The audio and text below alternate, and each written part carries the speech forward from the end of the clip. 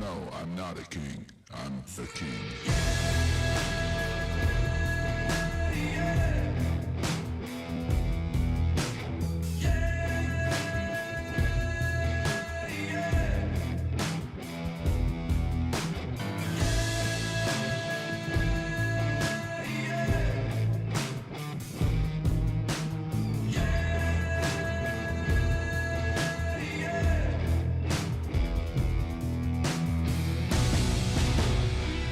Just wait a minute.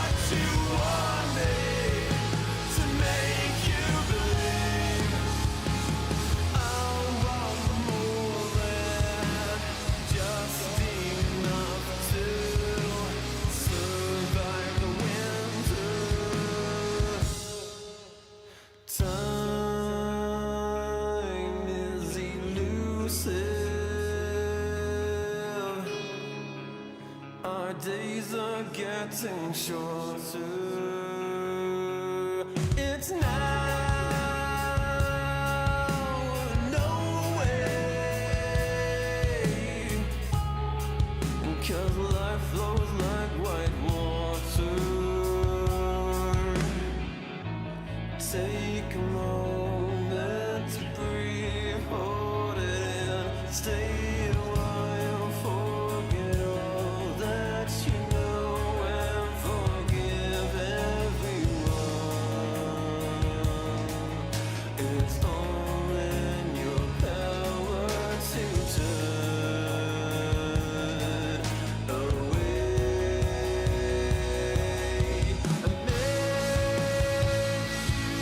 I've been blinded, 'cause all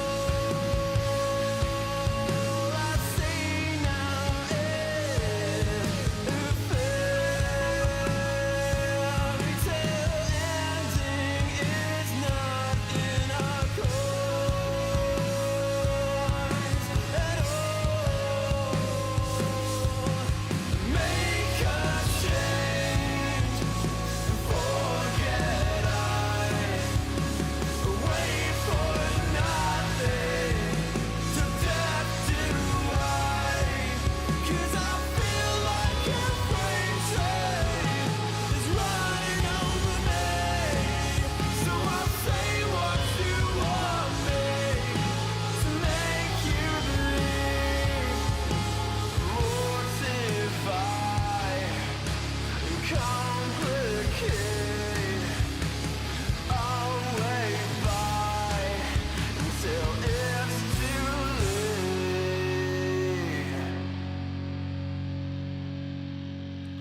But I think that you know much better. Wait forever. My head is on straight for once, and you will pay for it.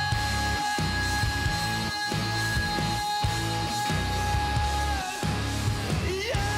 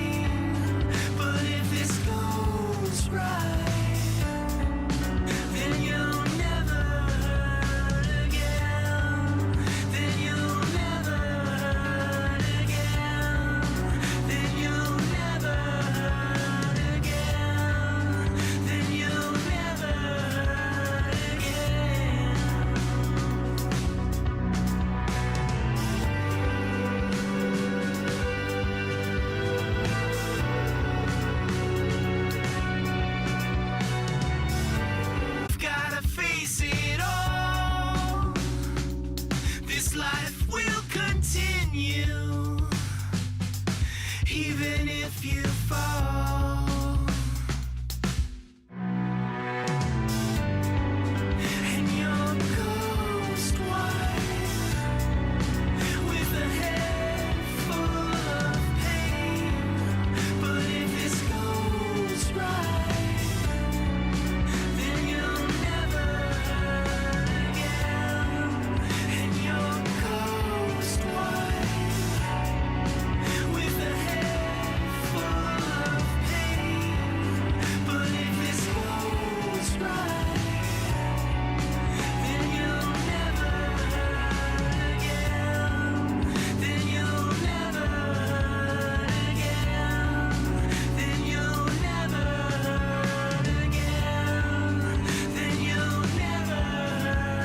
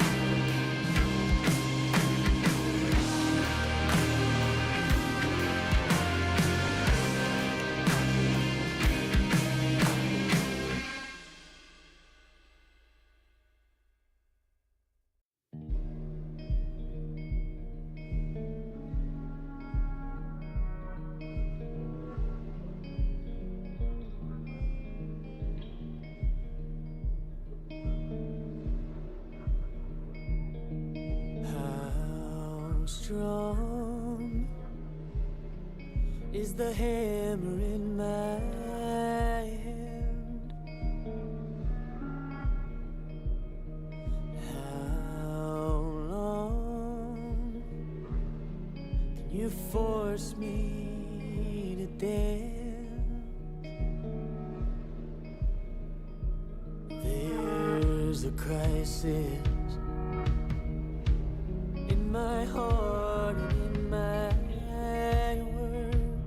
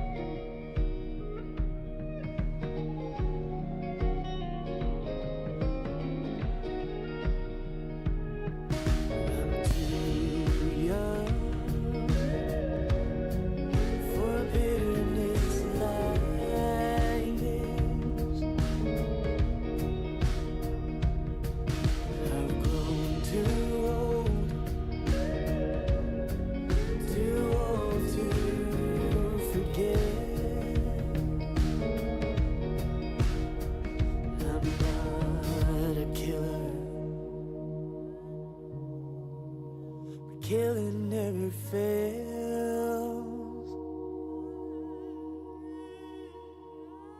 To a hater, every problem's a goddamn nail.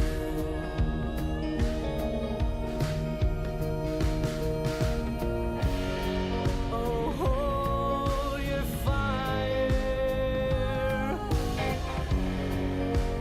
I don't belong here. I'm not calling you a liar, but I know you don't know me.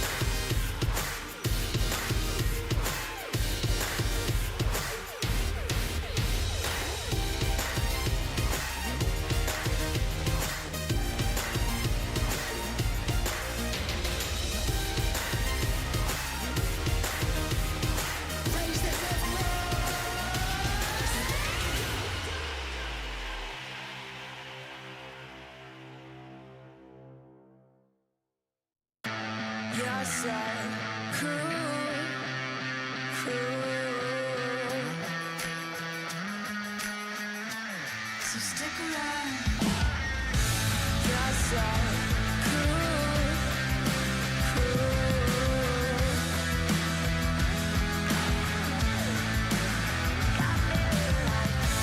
You're so cool, cool.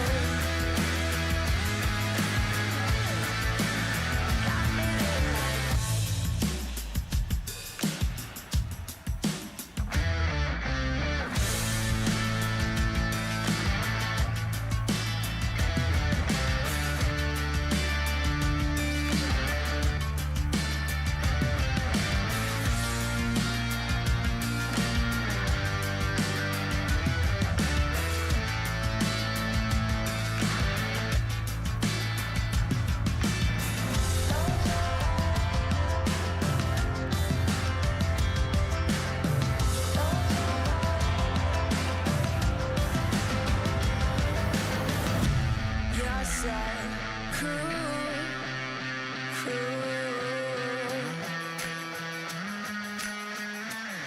stick around. Yes,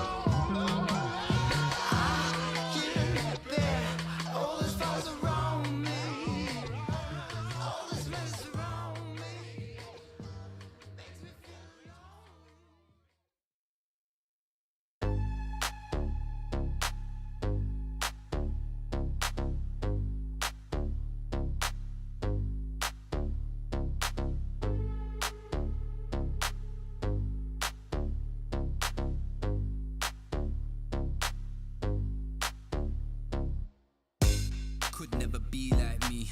Flow so hot, but the jewels I see. Never think much of a fool I see. Them type of man we are school and teach. Fresh to death, head to toe. Smell the best fresh cologne. Finesse the best freshest clothes. I dress the best. Oh boy, everybody, welcome back to the ESL NA closed qualifiers here for ESL 1 Birmingham. And I'm excited because it is not only going to be some great Dota today, but it is the final day and we will be crowning ourselves a champion, the team that will move on to the main event.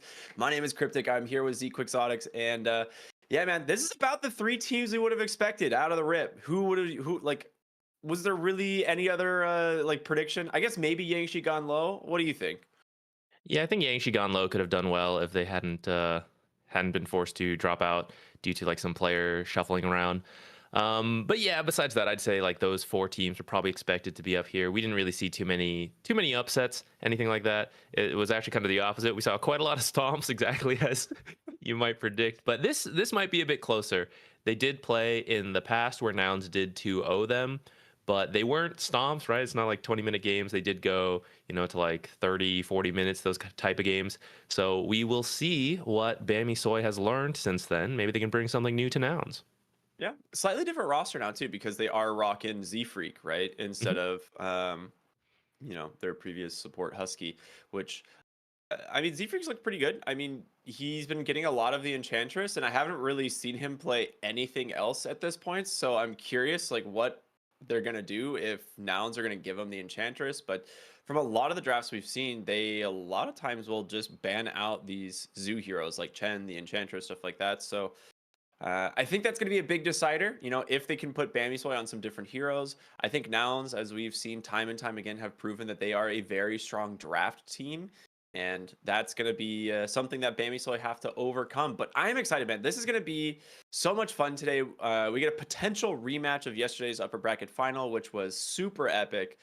Or we get the upset potentially, and Bammy Soy get their rematch against Shopify, which did not go super well for them last time. So we'll see if they can make it happen. But I think it is time to do this. So let's go ahead and jump into the draft here for our first series, the lower bracket finals. It is Nouns versus Bammy Soy. Thank you all so much for being here. It is going to be a lot of fun here today.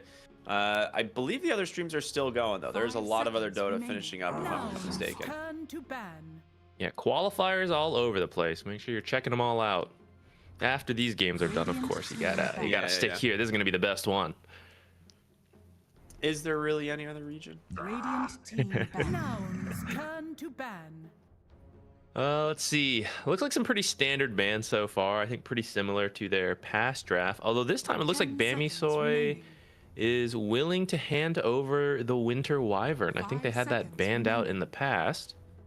It definitely was. I mean, these are the same bans Shopify went actually in game 3. If I'm not, games 2 and 3, I think, right? The Meepo, Chen, Centaur, and Doom. I think these were all the exact same bans. They get rid of Mobe's Timbersaw, and they actually get rid of the Abaddon as well from Nouns. We saw yesterday Bammy Soy actually first phasing the Abaddon, actually looking really good with it. So I like it. Some good draft choices here from both teams. Yeah, I see Enchantress. Oh, there we go. Removed. I was going to say maybe Nouns is deciding, hey, if we're going to take Winter Wyvern, there's a strong chance they'll take the Enchantress. Do we want to give them that or something else? Looks like they're just going to remove it. And if they're following a similar plan as before, and maybe what Bammy Soy is expecting, a Winter Wyvern here for first pick. 10 seconds remaining. It definitely could be. There's a difference with how they've approached this draft versus the Shopify one, right? Because when they were picking the Winter Wyvern, okay, so they go for the Vengeful Spirit. This is Fly's hero for sure. He's actually looked really good on it. I was gonna say, when they picked the Wyvern before, the main difference was that they were banning out the lane counters directly, right? Like they were getting rid of Arc Wardens, Troll Warlords, Morphlings, and then it's getting countered by a safe lane Lina, which I know Sammy plays very well. So maybe they're now a little bit hesitant to rip the Lina early, or rip the Wyvern early without having like a solid lane. I don't know. That's a great point. Maybe if they were second pick instead, maybe we would have seen that, because you're right, they did have 4 bans last time, which we noticed they were just full committing to all the carry counters to the Wyvern. So That is a good point. Something we can look forward in future drafts. But for now, they're just going to go very standard supports, Vengeful Spirit and Natures, both very solid in so many different lineups. Potentially both could be 4 and 5, but I think you're right. I think we've seen Fly play Vengeful Spirit the most. But these players can play a ton, right? So if they do see some reason to flex it, we might see that. Natures definitely can be on both roles. Excels everywhere. 10 seconds remaining. 5 seconds remaining. Radiant team back. See what they're looking for. I mean, Winter Wyvern still slipping through, so if they want to grab it later, potentially after carry has already been picked up, you can see that. Dragon Knight, maybe a bit of a respect ban from Nouns. We saw Mobe play a very mean Dragon Knight in some of his previous series. I forgot about that. Yeah, it might be a little bit of respect ban. It also could mean that they're looking for something like a Puck mid, and that opens up the window for Puck. It also opens up the window for something like an Invoker, because Invoker just does nothing to a Dragon Knight as well. They do ban the Troll, which is one of the heroes they were prioritized in banning when they want to go for the Winter Wyvern. Wow, my tongue went numb. Okay, when they were first game of the day, first game. Oh my goodness. Yes, it was one of the heroes they were banning against Shopify when they were going the Wyvern off lane. That's what I was trying to say. So I think it could be something that they're looking at, but it's also a decent laner into Magnus, which we've seen Gunner play a lot, and I see that still in the pool. Ember Spirit still in the pool as well, someone that DK does pretty well against in the lane. So, there's the Magnus ban, and they're actually going to steal the Winter Wyvern for themselves. I like this. This is smart. That Magnus call was really good. So let's see, is Nouns going to copy what Shopify Rebellion did? Maybe they want to pick up a carry now that could lane well into the potential Winter Wyvern off lane. I don't know if we've seen Bammy Soy play that, so it might just be a support. But Moo does have a very wide hero pool, I feel like. He's been playing for a while. Really He'll bring out some wacky stuff. Okay, they just go for the Pangolier here, a hero that... Dude, I feel like this hero conceptually might just be broken, because even in counter matchups, it just wins, and it's super weird. Yeah, you would think it's weak to the Winter's Curse, but I mean, I guess as long as you start far enough in the fight, right, when you roll in, you aren't affected by Winter's Curse. Like, you yourself can, the BKB piercing part can affect you, but you can just roll through and you're not affected to auto attack any of your teammates. It's a great pick for Lelis there. That means a lot of damage to throw into the Cold Embrace as well, so that just sets up like a free sharpshooter if you're trying to finish off a hero. Yep.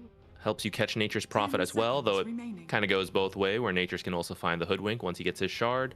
And then one nice thing for Hoodwink, I'd say, against Winter Wyvern is that Wyvern sits really far back, potentially as a core here, just applying Mage Slayer and Arctic Burn to everyone. But Hoodwink, if she chooses to build a Mage Slayer, you can throw that Acorn shot way in the back of the fight, hope it bounces around, you can start reducing some of that Winter Wyvern damage. Imba Spirit. I really like Bammy Soy's draft so far. Like, I'm looking at all these heroes, and I just think that they're a little bit stronger than, say, the counterparts on Nouns. The Nature's Prophet also, like, this is a super value shard game anytime you're playing into a hero like Hoodwink. That is interesting. A really quick Slardar pick. I think we've seen them run Slardar carry before. Okay, don't quote me on that. Be right. I think it's happened. Yeah, right. But they'll leave it open right now. Though they have the last pick to really decide. I do like this pick overall, whether it is core or carry, or sorry, offlane or carry. Just because I agree, I really like the 3 meta heroes they've got so far, but I did want one more like true initiator, which Slardar fits. Though now he's gonna have to lane into a Morphling, which might be a little bit tough.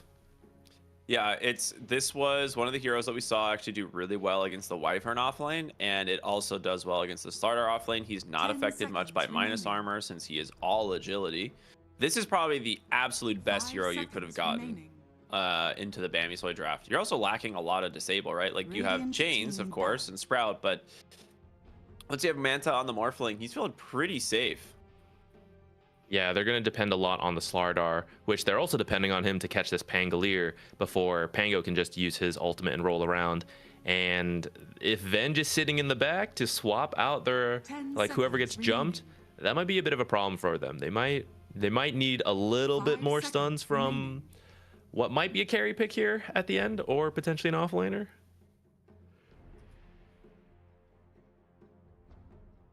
Trying to think what else they could do. I mean, I guess they could even run a support if they want to do some like Slardar carry winter off lane.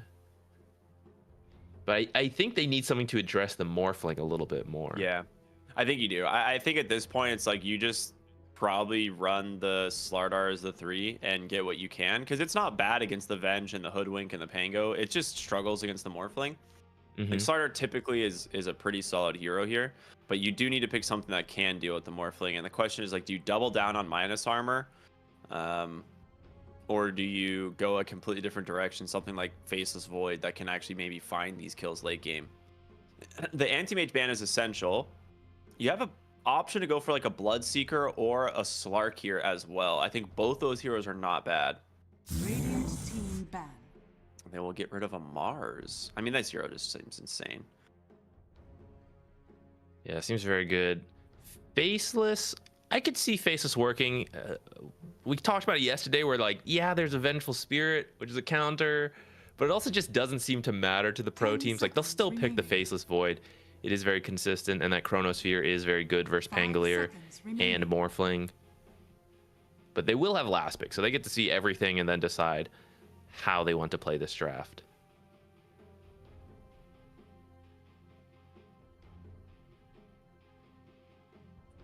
Running down the clock here. Nouns turn They're gonna have to to make their ban. decision. Okay, Kunkka Kunkka. ban.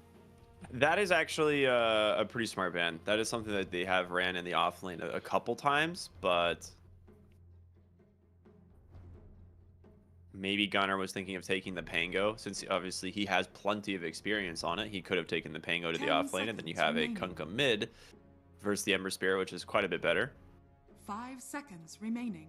That's true. If we're thinking about flexing the Pango to the offlane, which hasn't been super popular, but it is doable if they want to pick something that really dumpsters this Ember Spirit and just pretty much takes him out of the early game. That is something they could go for. I don't love this Pango offlane though, especially because they don't have the last pick. Bammy Soy could read that flex and pick a hero who could totally dumpster the Pangolier offlane. Yeah, I 100% agree.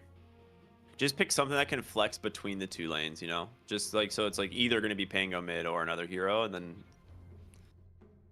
Bammy Soy have to deal with it. But I think for now, they're probably just going to keep the Pango mid and then look for what is going to be Gunnar's hero. Most likely. Trying to think what are some stuff that he's played recently that are still available. Because they could go for the Stormer like Visage again if they really wanted. But it doesn't have the same like tempo this game as it would. Yeah, there's the Bloodseeker ban. I like this one a lot. Yeah, they just go for a standard Tide Hunter. Nothing out of the ordinary. A good minus armor offlane, or like not really offlane, but Hoodwink can go for a Blightstone, which is like pretty easily applied, and then you have Vengeful Spirit eventually, who can rotate in with a Wave of Terror. 10 seconds So remaining. it's a pretty rough lane to play into. 5 Yeah, we'll see what they end up seconds grabbing here. The nice thing about Tide is even if your lane's really bad, you can do stacks relatively quickly. You just need a couple levels. So there is always a recovery for Tide Hunter if you get last picked countered too hard. And Select Terror Blade. Yeah, that's like a pretty like I don't give a crap about the lane pick, you know? Yeah, That's yeah. what this reads to me. He's like, whatever, have your Tide Hunter. I'm gonna go jungle. I don't care. It does do well versus Morphling once he picks up the Scotty. If Yeah. they stand still and fight, then Terrorblade can do it. But Morphling is a much more mobile carry, and I think what we might see is that if Bammy Soy is able to take, like, the fight works out where he's just standing and attacking, like, he'll win those kind of fights. But if it's a more like, hey, we picked off this hero, now it's like, oh, big Ravage, I'm allowed to hit, now I dodged the Terrorblade, right? 10 Then I think seconds remaining. now is going to feel perfectly fine with their Morphling carry into this Terrorblade. Yeah, I agree. I think the point I was talking about, like with the Tidehunter potential, like big minus armor for the lane was going to be like pretty useful, and then it's just completely nullified by the fact that they pick like a hero that gets 13 armor by level 3. So, you know, unlucky. But Z-Freak on the Nature's Prophet, it's a little bit weird because this is one of those heroes where he actually does really well rotating into the Tidehunter lane a lot of times. Like, this is one of the better heroes from the 4 position at dealing with Tidehunter, because you just TP in and you don't care about Kraken Shell because you just hit for 100+ damage. You usually have like a Blightstone and you just kind of go right through it, but he's actually just laning directly into the Tide, so you're not going to get like those potential 3 hero rotations to actually punish Gunner. I don't know. What do you feel? Which draft are you liking here?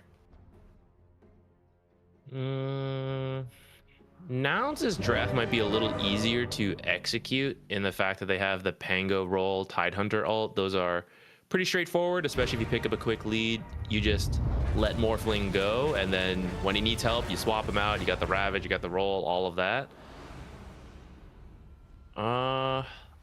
This Slardar, I want to see how well he does. I feel like if Slardar doesn't have a good time, he's the one who's going to have the easiest case of initiating, like picking up a blink and then just like blink stunning. It's easier and low cooldown than like Winter's Curse, which is sometimes a little hard to use with the way it works. It can kind of grief your team sometimes, and then Searing Chains being a little random. So I want to see how good of a game Slardar has into this Morphling, because if he has a really bad time, then I think you're just going to lack a bit of playmaking on the side of Bamisoid. Oh no. Well, Bamisoid is about to be giving up the first blood here, and it goes to the Tidehunter as well. Such good body blocks out there from Lelis against a difficult hero to body block as well, right? Like, all these illusion heroes have really small like collision boxes, but manages to get some really good blocks there. BNC will be able to grab the top rune. I mean, that's just a great rotation from Nouns, grabbing that first blood. And for Tidehunter, that's going to mean probably an immediate soul ring or something like that. We'll see. He has a full wand completed instead. Okay. It's like sometimes you go for like soul ring to get some extra armor against some of these heroes and then rush your phase boots, but looks like he just wants the completed wand instead. 2 for 2 on the rune. Sammy gets the click war, and he's just gonna, I mean, this is the problem. Like, Gush level, like, it's a good amount of damage level 1. Just brings him down to half HP. Z-Freak now in trouble, as he might be forced to TP, honestly, with Lelis here. Blood Grenade comes out. He's gonna give up a second kill here to the Tidehunter. He's waiting for one more auto attack, and that is one hell of a way to start the game for your offlane Tide. He just queues up a couple mangoes, and he is on his way to his boots. Yeah, I was gonna say the good thing about Samson dying so early is that at least he's gonna make it to the lane on time, not miss, you know, like you don't show up practically dead, you don't miss the first wave. But actually he still lost a huge chunk of his health coming into the lane, and now with that follow-up kill on Z-Freak, like they're here for the lane, but Gunner is just starting with a huge net worth advantage.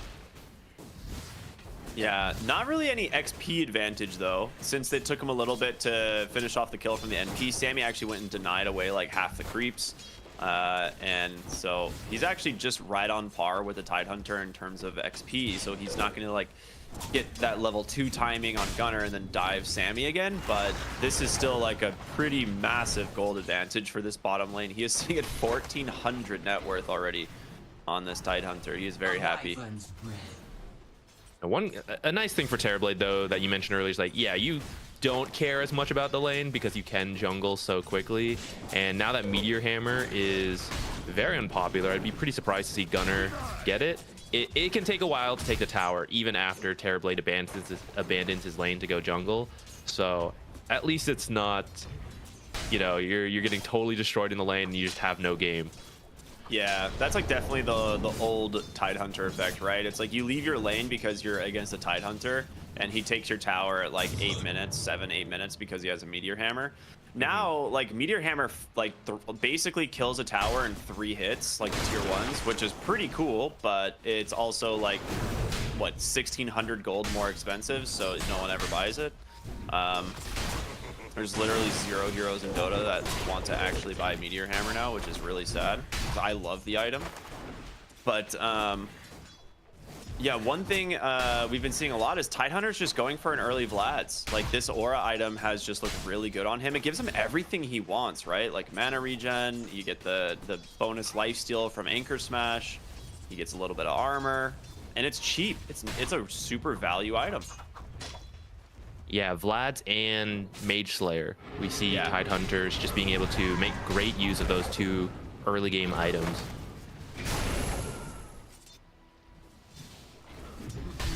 We haven't really even talked about pretty these side decently. lanes, but yeah, I was gonna say, look at Moo, man. He has 17-2 on this Slardar. Yeah, I mean, maybe Tidehunter got a couple kills early, but he is getting crushed in CS compared to this offlane Slardar, which this is not what I would have expected. Yeah, me neither. That bash does help, the extra damage. When you hit something a couple times, you can use that bash to secure some creeps. So maybe that's helping him out here, doing well for himself. Mid lane, I saw Ember had the lead for a little bit, but looks like Pango's popped back up. It's a pretty even lane so far, but the second water rune's coming up here. Doesn't maybe some supports are rotating over. What we saw yesterday in the Nouns versus Shopify Rebellion series is that the mid matchup would be kind of close. Okay, hold on. Moo's looking, he's going under this tower. Yeah, they got him. There's an Arctic burn up in 1 second. That should just provide just enough slow to find the kill. Yuma's low on mana, does have a Fairy Fire as well, but they will be able to just continue to dump in damage here. There's the Cold Embrace coming through. This is honestly, this is why Wyvern is so strong. The single point Cold Embrace is so good.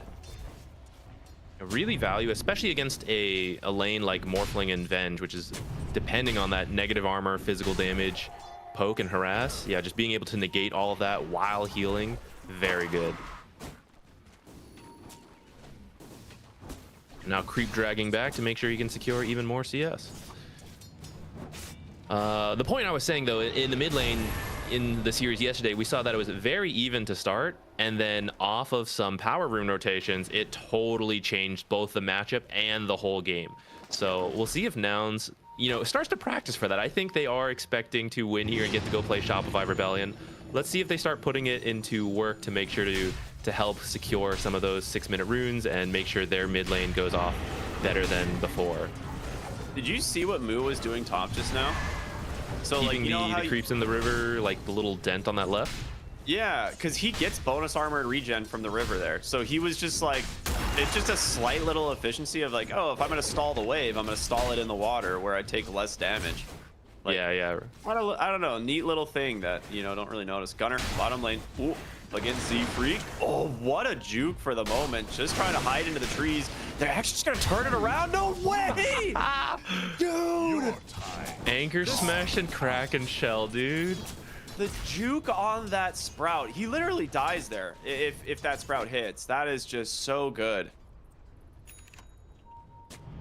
Yeah, he has a quelling blade, but when you're already in trees, sometimes the collision from the other trees will keep you in the Sprout even after you've, cut a tree and you're supposed to have a path out. Top lane, Moo getting a little low. He's got 7 wand charges, so I think he's okay. Oh, wait a minute, fly. Uh-oh. Oh, Stun just a little off. A little off on the crush there. I think he didn't realize how much damage that bash was gonna do to the Venge. I think it caught himself off guard a little bit. He's actually in a lot of trouble here. With Yuma, Adaptive Strike, does have a rain drop in 1. Okay, so he'll survive. As far as the first middle rune goes, it went to Mobe. Winter Wyvern and Nature's Prophet both came over.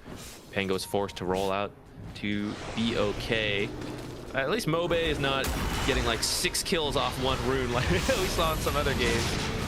Oh, the Cold Embrace top again, just saving this Slardar for now, and they're gonna try and turn the damage around onto Yuma. He's almost out of mana, still just trying to morph through all of this damage, but it's just too much. And Stormstormer without the Rolling Thunder, he's lacking damage for sure. The chain bashes are there. Will he finish off the Slardar? He won't. Oh no! What a disaster move, just chatting up on these guys, and this Cold Embrace, just that single point, completely resetting this fight again. That Slardar puddle value as well, just so much different sources of regen coming in, being healed from the Cold Embrace in his puddle. They're just doing nothing to him. I can't believe he just went from one hero to the next and didn't die. Bonk. All right, we were worried about Slardar's start, but it is looking great so far. Yeah. I wonder if he'll get a blink right away to start making plays, or if he's gonna keep. The lane seems to be going fine. Maybe he's just gonna get another item to like continue to smooth that out. Sometimes we see like Echo Saber, Mask of Madness, actually Mage Slayer queued up on him, so that's pretty cool. I've seen this a little bit. It's actually really sick for the. Well, we'll come back to it as there's a fight breaking out in the mid. Chains does manage to cancel out that Rolling Thunder though, and that might have been a kill onto the Nature's Prophet otherwise. He gets an Arcane Rune, so I mean Mobe is just having a great time mid here with these runes. Oh yeah, the Slardar. So one thing about Slardar that's really cool with the thing like Mage Slayer is you just like go to the ancient creeps and you just like can spam crush on cooldown and keep yourself like a puddle there to regen and tank through pretty much all the damage. Yeah, he really benefits off that mana regen because there's not too many mana items he wants to buy. The old one was Echo Saber, right? But like, yeah, this one's just infinitely better. Yeah, Mage Slayer is the item of the patch right now. Echo Saber, not so much. Deep movement here to try to find Samson. They're going to... Oh, they checked the wrong way. All right, Samson's out. That would have been a really nice kill. And he was close to the wall too, so they probably could have gone the roll just to lock him down the whole time, because he actually did take a point in Sunder. That's too bad for them. They kind of had a 50-50 guess on which direction he went. So that happens at the same time. There's like an aggressive move top to Yuma, right? And they push him off the lane completely. He almost died. Well, I guess he didn't almost die. It is a Morphling. Deceptively almost died. But he does have a Mask of... I always say Mask of Death just because that was the old name of this thing. The Morbid Mask. So he's gonna be fine, like recovering in the jungle, just kind of farming it up. Both safe lane towers should fall here relatively soon. They did bring a lot more heroes bottom to bring this one down, so Nouns have already grabbed that. Moo will eventually grab this with the help of Z-Freak and some others, but we're gonna see a fight break out in mid as there's another rune here, a swap out from Fly. The Rolling Thunder, he's just playing ping pong in the river with himself, and Mobe's out. Dire's top tower has fallen. It's tough to get these kills on this Ember early until maybe like a Blink Dagger comes out, because there's so much time to react to Avenge Stun coming out, a Hoodwink, Bushwhack, the roll. Yeah. It's tough to get him. I mean, they were definitely trying elsewhere on these like side rotations. They're just coming in to get the mid rune, which at least they did steal away that Invis rune from the Ember. He had gotten the previous two. I kind of like this like casual Orb of Corrosion pickup on the Slardar. This is pretty sick, actually. Yeah, really good versus the Morphling.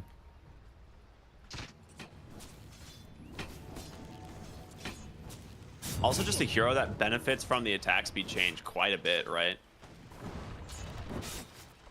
Yeah, Slardar loves that early attack speed. Especially because now that the Slitherine Crush gives him a little bit of a puddle, it just feels like he's so tanky, just even without buying too much. So now it's just how does he get in that extra damage, the extra bonus physical damage from that Bash of the Deep in the puddle, all of that. It's just all about attack speed. Mid lane. Z-Freak's gonna TP on in here. Bushwhack just barely off the mark. Mobe's been really good with his Quelling Blade usage. like spamming these every time he sees this like hoodwink come anywhere near him. He's just like throwing a quelling blade constantly on the ground near him. But I mean, Nouns haven't really been able to connect on a whole lot right now. Gunnar is very farmed on his Tidehunter. I thought he was going to go for the Vlads first, but he just has a Mage Slayer instead, completed at the 12-minute mark. And no points in Ravage as well. I was going to say we haven't quite seen them come together with the Ravage and the roll, but it's not even possible yet. Opting for a much stronger laning build by getting more points in his regular abilities. Gunnar does find the real Terrorblade. Works the real Terrorblade. Finds Terrorblade here. Yeah, you're just gonna go back to farming, staying bottom. I think for the most part, Bammy Sawyer are getting the better half of the map at this point. Like, yeah, your Tidehunter's finding net worth, but arguably the more scary thing is this Terrorblade is second on net worth, and he's closing in fast. Like, he will outpace a Morphling. And your Pangolier has really struggled to get off the ground, as he is still about 500, 600 gold away from a defusal, which is going to be his go time, right? Like, he still needs to get to the defusal timing. Yeah, almost done with it, so we might see them smoke up soon. Tidehunter did grab his point in Ravage now, so they're going to have a very strong team fight. They just have to be a little bit careful of Winter's Curse, I would say. But they should be able to take a fight, or at least force some objectives here.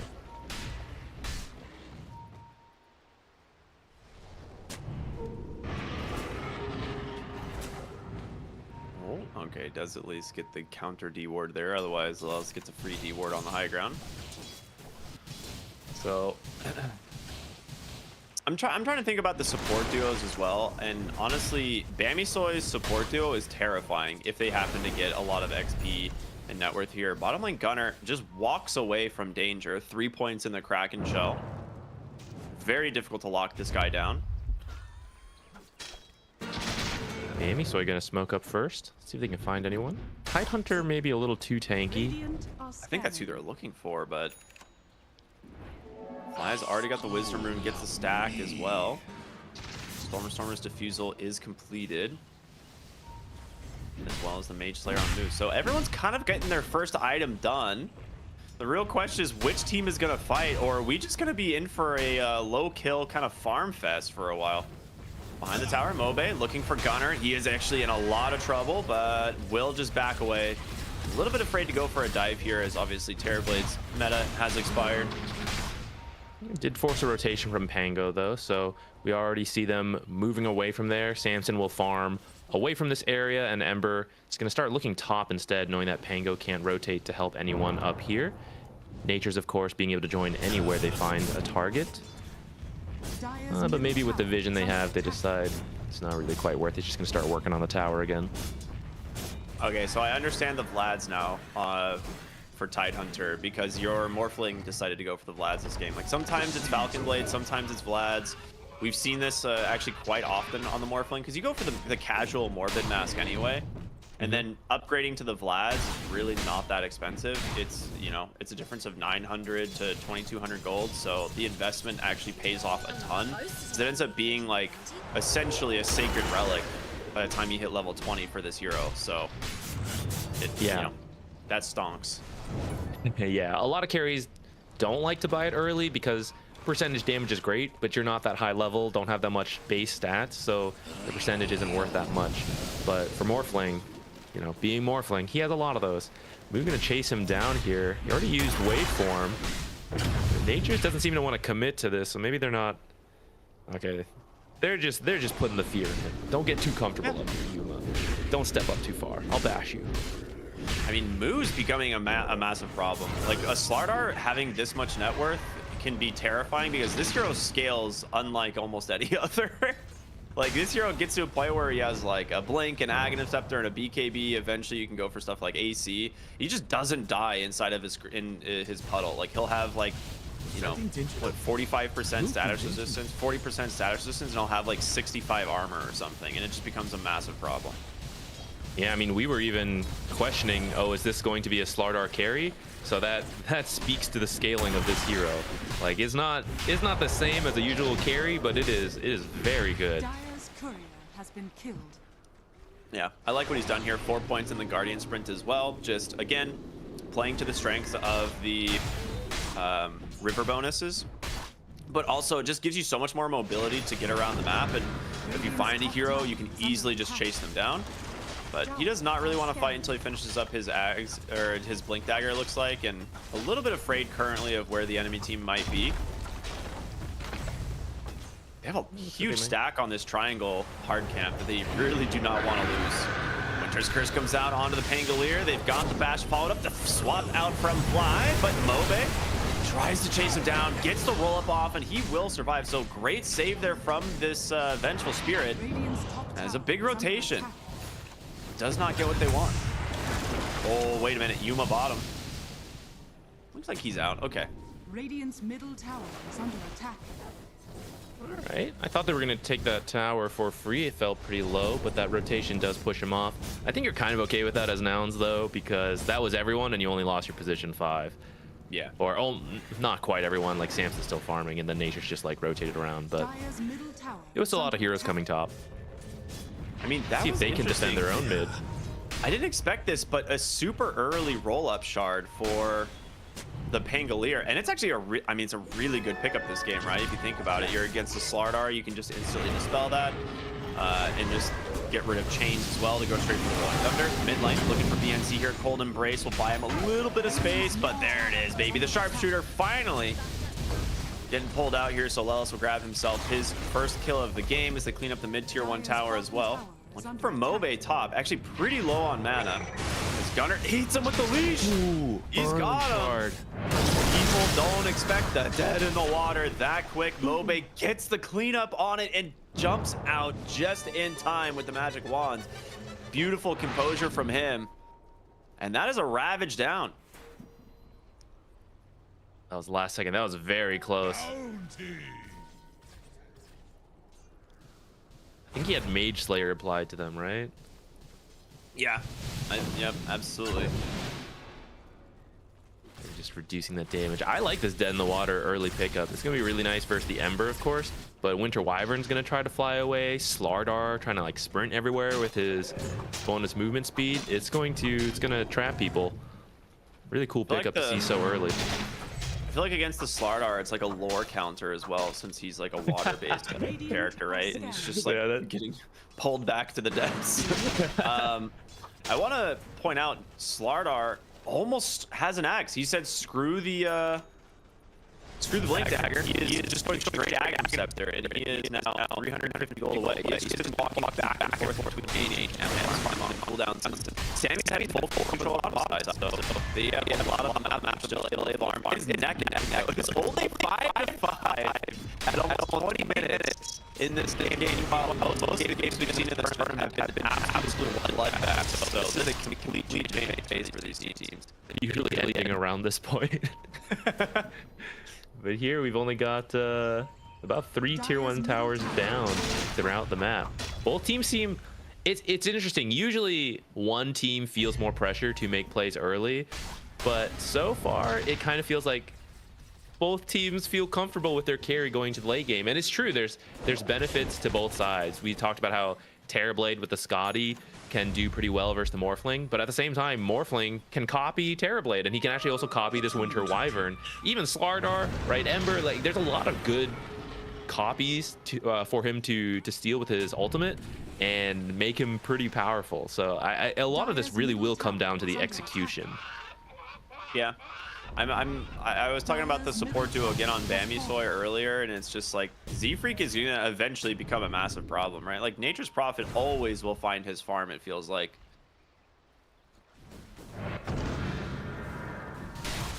I think both teams wanted to make a play, but now decided to back up, grab the Tormentor and their Wisdom Rune. And they're going to try to sneak Roche on Bamisoy because of this. They see the Tormentor notification, they know where they are. Slardar usually does make this quite fast. This is a little slower than I thought, actually, considering how farm they were, but they're getting through it. Yeah, they definitely, like, Roshan just feels so much tankier with the removal of Medallion, because that was one of those items that, like, you always had a Medallion so you could take Roshan. That's true. There it it is. Aegis actually goes into the Ember Spirit. Looks seemingly, my guess, Sammy will just be farming for the foreseeable future. But now may want to actually take a fight here. Gunner does have that Blink Ravage available, but Slardar is just not an option to initiate, especially if he's inside the puddle now. It's just not going to happen. Still keeping an eye on it, seeing if they want to jump. It looks like there's going to be a clean disengage, though. They're trying to maintain a low kill score this game. Yeah, and we do not want to get more than, 20 kills by the end of the game. That would be ridiculous. This is NA Dota. We're here to farm. We don't fight. Okay, so I'm curious. We've seen a lot of Morphlings go different builds. Yuma is going for the very early Conda. So he's got the Manta and the Vlads, builds a Phylactery, and the Conda will be his next. The Manta will get him to safety. Fly will just get beat down here by the Terrorblade. No way out of that one, but Moo is chasing. He wants more. Nice bushwhack. Stormstormer here as well. They're gonna sit pretty fine for the moment. They will take the tier 1 tower. Do not want to fight into that Terrorblade. Having that meta up. Also has a casual Diffusal himself. So eventually, obviously, you go for the Disperser. But the Diffusal at this point, I actually really like. Yeah, it's quite good versus Morphling. Even Pango hates having his mana burned off. And Tidehunter as well. Like, he likes using these low cooldown anchor smashes to do a lot of damage while also reducing the enemy's damage. And if you only get one of those out before all your mana's burned off, then, after a few seconds, all your damage comes back and you can just start pounding away at everyone.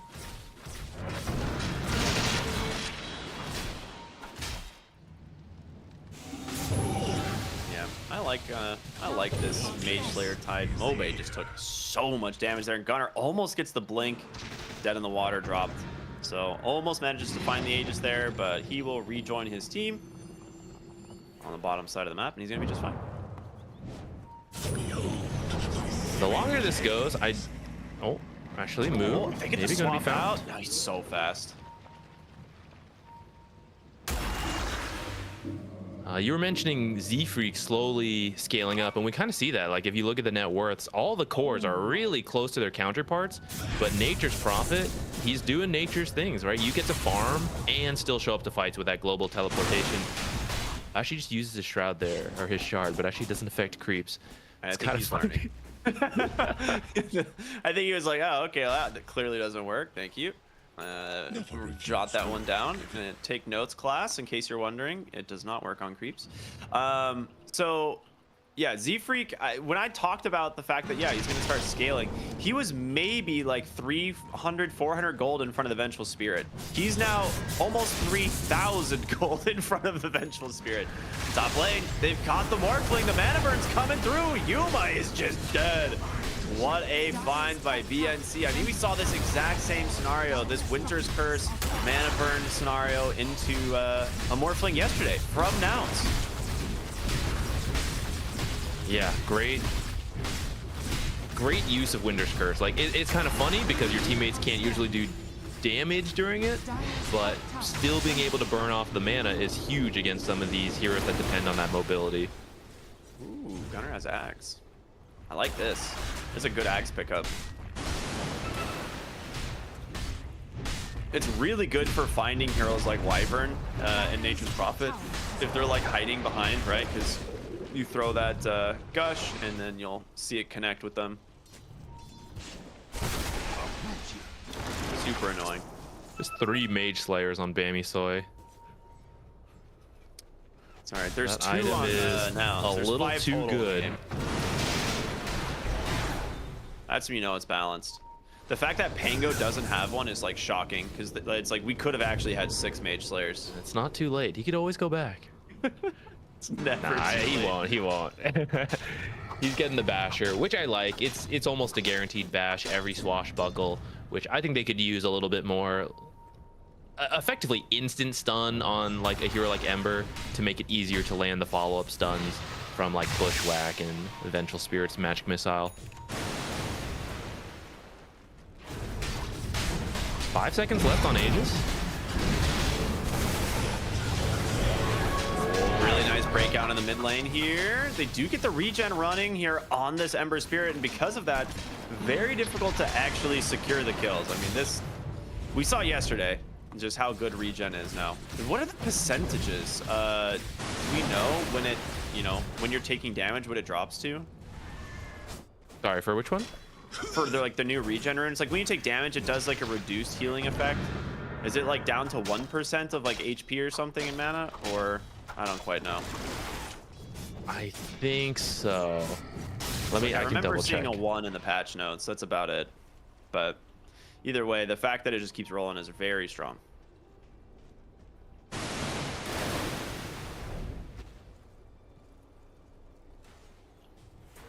Yeah, 1%. 1%? All right, nice. Dude, wow. My brain sometimes stores the most useless info. Shiva's pickup on the way for Ember. He's got the money. I think his courier's on the way. I don't think he'll save buyback, but that's really nice versus Morphling. You now have, I think he still has the Orb of Corrosion. Yeah, he still has the Orb of Corrosion. You've got a Spirit Vessel, you got a Shiva's, a lot of heal reduction. Ooh, great Winter's Curse from BNC, but what they don't know is Gunner's here on the backside. Gets the Ravage, they can't burst the Terrorblade. Sammy's gonna go down first. Moo on the run. Difficult kill for sure. Blink gets interrupted over and over. Can he get out of here? He drops the Crush for now. He's getting all that bonus move speed and armor, but there's just too many heroes. Moo will eventually go down. Beautiful Ravage there from Gunner. Yeah, that was a sick play from Gunner. We've seen him. They give him these heroes like Magnus, Winter Wyvern, this Tidehunter now. He finds the big ultimates. He is really good at it. Man, I feel like that's one of the first that's the first kill we've seen from Nouns in like over 10 minutes, I think. That's true. That's true. I'm gonna see the last time that they got a kill. It was, yeah, about 18 minutes. So it's been 10 minutes since the last kill from Nouns. Wow. Radiant's top tower is under attack. Gunner gonna grab an early, well, I say early, it's like his 4th item on AC's performed in this Tide. So AC will be really nice versus the negative armor and high physical damage from this Terrorblade, who we didn't even get to see any of that damage that last fight. Just got 100-0 burst killed off that Ravage. Is under attack. That Conda morph, dude, actually does so much work against this guy. You know, what's he going for next? Butterfly? Mid lane, looking for the Ember Spirit. He's got to kill this anchor, and he realizes it's not happening. Beautiful find once again here from Gunner. He's Dead got in the level water. 18 now. So long, 10 seconds. Yeah, you either kill the anchor or you die. There's just no way. Yeah, I think I caught a glimpse of it at the end there. Half the duration on Dead in the Water had expired. Oh, whoa, what a swap out from Fly there. Thank you, Fly. Ooh, yeah, tip your support, man. That was close. That was literally mid-Blink Crush animation. What was I just saying? Oh yeah, Dead in the Water lasting 10 seconds. Like, Ember survived through 5 seconds of that, and if it had been like any other stun, it could have been multiple stuns, and he would have been okay to just Remnant right after that. But because Dead in the Water lasts so long, you're right. Like, you have to kill that anchor, or you have to be able to survive for 10 seconds against a really farmed Morphling at this point, and that's just not happening. Yeah, who basically has his Butterfly. I mean, he's 140 gold away. He's just going to sell the Wraith Band, it looks like. So that is even more difficult to deal with now, because Terrorblade's not a hero that likes to build MKB, obviously. I mean, neither is Slardar. So this is probably one of the best items he could have picked up this game. There's almost no counters to this Morphling at this point, who also happens to get an Elven Tunic to add insult to injury there. Aggressive swap onto, oh my god. That was like 50% of his health disappeared on that Conda hit. Yep. That negative armor too. And the Solar Crest, which we don't get to see used aggressively anymore, but it's still a great item to throw onto the Morphling. Dead in the Water, gonna find another kill here. Yeah, they've got the Wyvern. He cannot escape. No point in dropping the Winter's Curse there. They repositioned really well, right? Pango just swashbuckles away and it's like, I'm not giving it for free, no way. Radiant's bottom tower is So under attack. Radiant's at this point now, it's starting to like put the pressure on pretty heavily. Like, they feel like in complete control of the map. I love the itemizations here from Hoodwink. He had a Maelstrom queued up first to maybe go for the Gleipnir, but ends up buying the Atos first. And they will be able to grab themselves the second Rosh. They get the Roshan's banner to add to that. Dude, this Wonder where it's Morphling is gonna a go. massive problem. Yeah, and he's going to have the space to hit. I mean, we're seeing Dead in the Water set things up for him, but he's also got the Ravages. He's got the swap saves. Like, he has a lot of things to make his life easy and to find, like, whatever fight he wants. And if he steals Meta or Winter Wyvern, or he morphs into them, right, then he can just attack from even further. Like, he's having a great time. Terrorblade, on the other hand, is having to start to deal with this Pango Aghanims as well. Just being able to constantly throw out these... like lucky shots, reducing his attack speed, possibly bashing him once that basher's finished. He's having a much harder time getting to just fight and attack. Radiant's middle tower is under attack. You know, I was worried about this Nature's Prophet, you know, picking up net worth and being scary, but it is not. It doesn't look like the rest of your team has kind of gotten much out of the map during these last like 10 minutes, basically. Like Nature's Prophet, yeah, he got a lot of farm. He's super farmed compared to the supports, but you know, your Slardar definitely starting to struggle now. Doesn't go for something like a Midas, which we see a lot of times. Oh, he is going to get a free kill onto the Roshan's banner, so that is not lasting. That is a little bit rough, but high ground here on the other side. They find BNC, the Rolling Thunder, and the Sharpshooter will easily clean up the Wyvern, and that means no Winter's Curse. He does have a buyback if they want to hold this. Radiant structures. Dude, this is exactly what we're talking about. He like morphs into the Wyvern, and suddenly you have an Arctic Burning Morphling throwing like 2,000 range. Insane. Autos. It's insane. As a support, you're dead across. Look at that. Insane range. It's crazy. Radiant's top barracks has fallen. Just TPing out. Wow. They actually don't cancel the TP. They still have 3 minutes on Aegis, dude. They can just do it again. I mean, they saw the Morph leave. They want to go aggressive themselves here, but they're not going to make it in time. They end up just swapping aggressively the Slardar here, and he's just stuck next to the Tidehunter. He's got to try to do something, but he can't. Great Ravage catching 3 Mobe, forced to BKB. Morph is falling a little bit low here, but the Bushwhack from Lelis as well, getting the job done, and in comes Stormstormer. He's got to find a Sunder target, but he can't get it in time. Double kill for Yuma, looking for more to finish off Z-Freak. Goes for the Sprout, but Gunner cleaves him down. Nice try. Nice attempt indeed, but a great win from Nouns. Fly surviving this through it all. Ends up being a 3-for-0. They force the buyback on the Slardar, and you don't even pop the Aegis. We see Samson has a BKB queued up, and I think he needs it. I don't know if it'll come online in time, but we see like the Ravages catching him, the Bushwhacks. He's just not being able. He's not able to attack like in these fights. And it sucks, like even when he gets BKB, a lot of his illusions, which is a big part of his damage, will still be stunned up by all these AoE abilities coming out here. Nice little headband away. Dude, how long do you think until they add like just a passive 5 damage a second to Corrosive Haze? Dire's bottom This tower is one of those abilities that doesn't also have damage tied to it. I mean, I thought he was already good, and then they nerfed him. They should have kept the bash to the deep damage. Look at him hitting Gunner. It's like barely doing anything. What do you mean? Tickling. He's actually taking 0 damage. Oh my goodness. They do manage to bring down the Morphling. Great swap out from Fly. You gotta be careful though. More second line. Great Winter's Curse here, but where's the damage? Yuma, he's got his eyes set on the Terrorblade, and he's got him. Now looking for more here. He gets the Arctic Burn off. Boo tried to hold his ground. Cold and Phrase will have a little bit of space for Bushwhack to finish it off. Z-Freak on the far bottom will get the TP on home, and it just seems like it might be too little too late.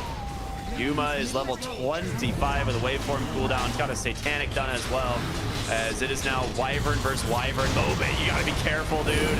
This guy is doing some serious work, goes in aggressively, will almost finish off Gunner, brings it down to 13 HP, but he gets out, and that's the GG. Game 1 will go the way of Nouns.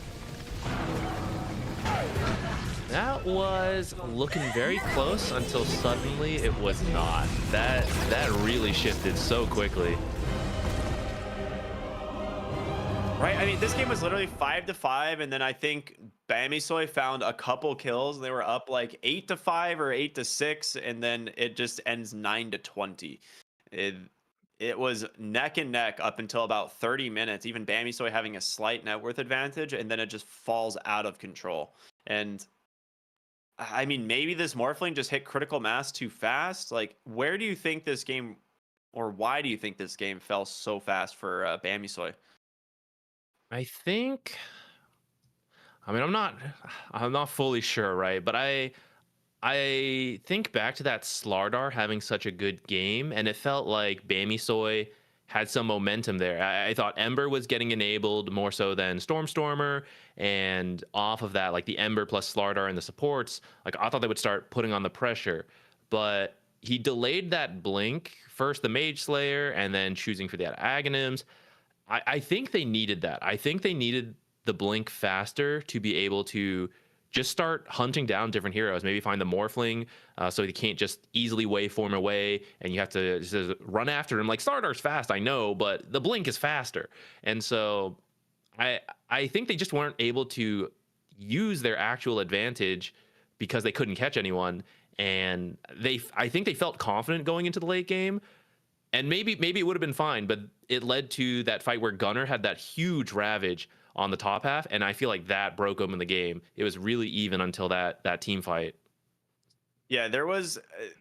It was really funny. I was looking at the talent choices from Gunnar in that final fight, where you're like, he's just taking no damage from a Slardar with, you know, all this bash. He ended up getting the Kraken Shell damage per anchor smash kill, and he had multiple kills this game from an anchor smash. So he had like an extra like 12 or 16 block damage like on that on the Kraken Shell. So it's just reducing so much damage that's coming through from Terrorblade, his illusions, from the Slardar as well. It was pretty nuts. But I think Wave of Terror was there reducing damage too, right? He's literally being tickled by 3 heroes. Oh my gosh, I forget that Wave of that was one of the weird changes to Vengeful Spirit that I just like glossed over in patch notes forever ago, and then I started playing Venge, and I'm like, wow, this is really broken. Yeah, it just felt like that one Ravage top, right, where they kind of thought they were going to get an aggressive play onto the Morphling, and then suddenly it was like a wrap around from the Tide. They get like the 3-hero Ravage, they kill everyone, they get Roshan, and then you're like, okay, this game started to fall apart, I think, at that specific moment. But you're definitely right with all the points you made. It's just maybe being too passive on Bamisoy and not playing to like the strength of like the global Nature's Prophet rotations and the Ember Spirit. I don't know. We'll see. We'll have to go to a short break, and then we'll be back with game number 2. Maybe Bamisoy can pull this one back. We'll go to a game 3. Fingers crossed. But for now, it is going to be a moment. So we'll see you after the break, everyone.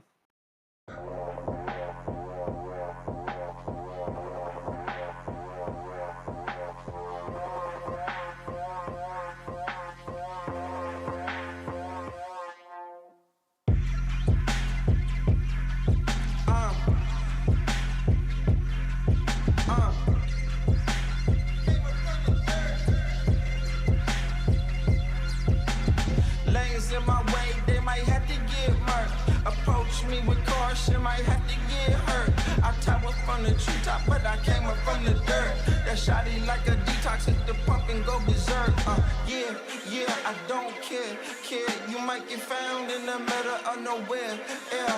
Approach me with caution, might have to get hurt. That shotty like a detox, hit the pump and go berserk. That shotty like a detox, hit the pump and go berserk. I think y'all in my way, so tell me which one going first. You end up in the hearse, you end up in the grave. That shotty like a detox, hit the pump and you enslaved. Hey, yeah, I don't care. You might get found in the middle of nowhere. Yeah, that shotty like a detox, hit the pump and go berserk. I think y'all in my way, so tell me which one going first. Scroll through my living room, chosen the pinnacle. I jump into the spotlight ever since I seen the hidden view. Move how I move, I don't know who you approaching. I'm Jordan, less suggestion, I don't need nobody coaching. All these niggas frozen, that's unusual. Every space I go in, that's not unusual. Approach me with caution, might have to get hurt. That shotty like them Reeboks, hit the pump and go berserk. That shotty like a detox, hit the pump and go berserk. I think y'all in my way, so tell me which one going first. You end up in the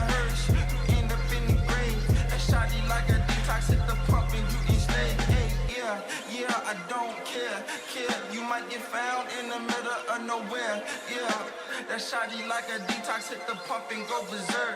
I think y'all in my way, so tell me which one going first. That shotty like a detox, hit the pump and go berserk. I think y'all in my way, so tell me which one going first. You end up in the hearse, you end up in the grave. That shotty like a detox, hit the pump and you can stay. Hey, yeah, I don't care. You might get found in the middle of nowhere.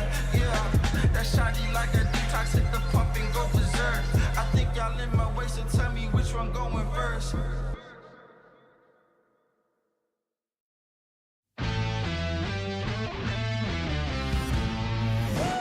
Yeah, yeah, yeah.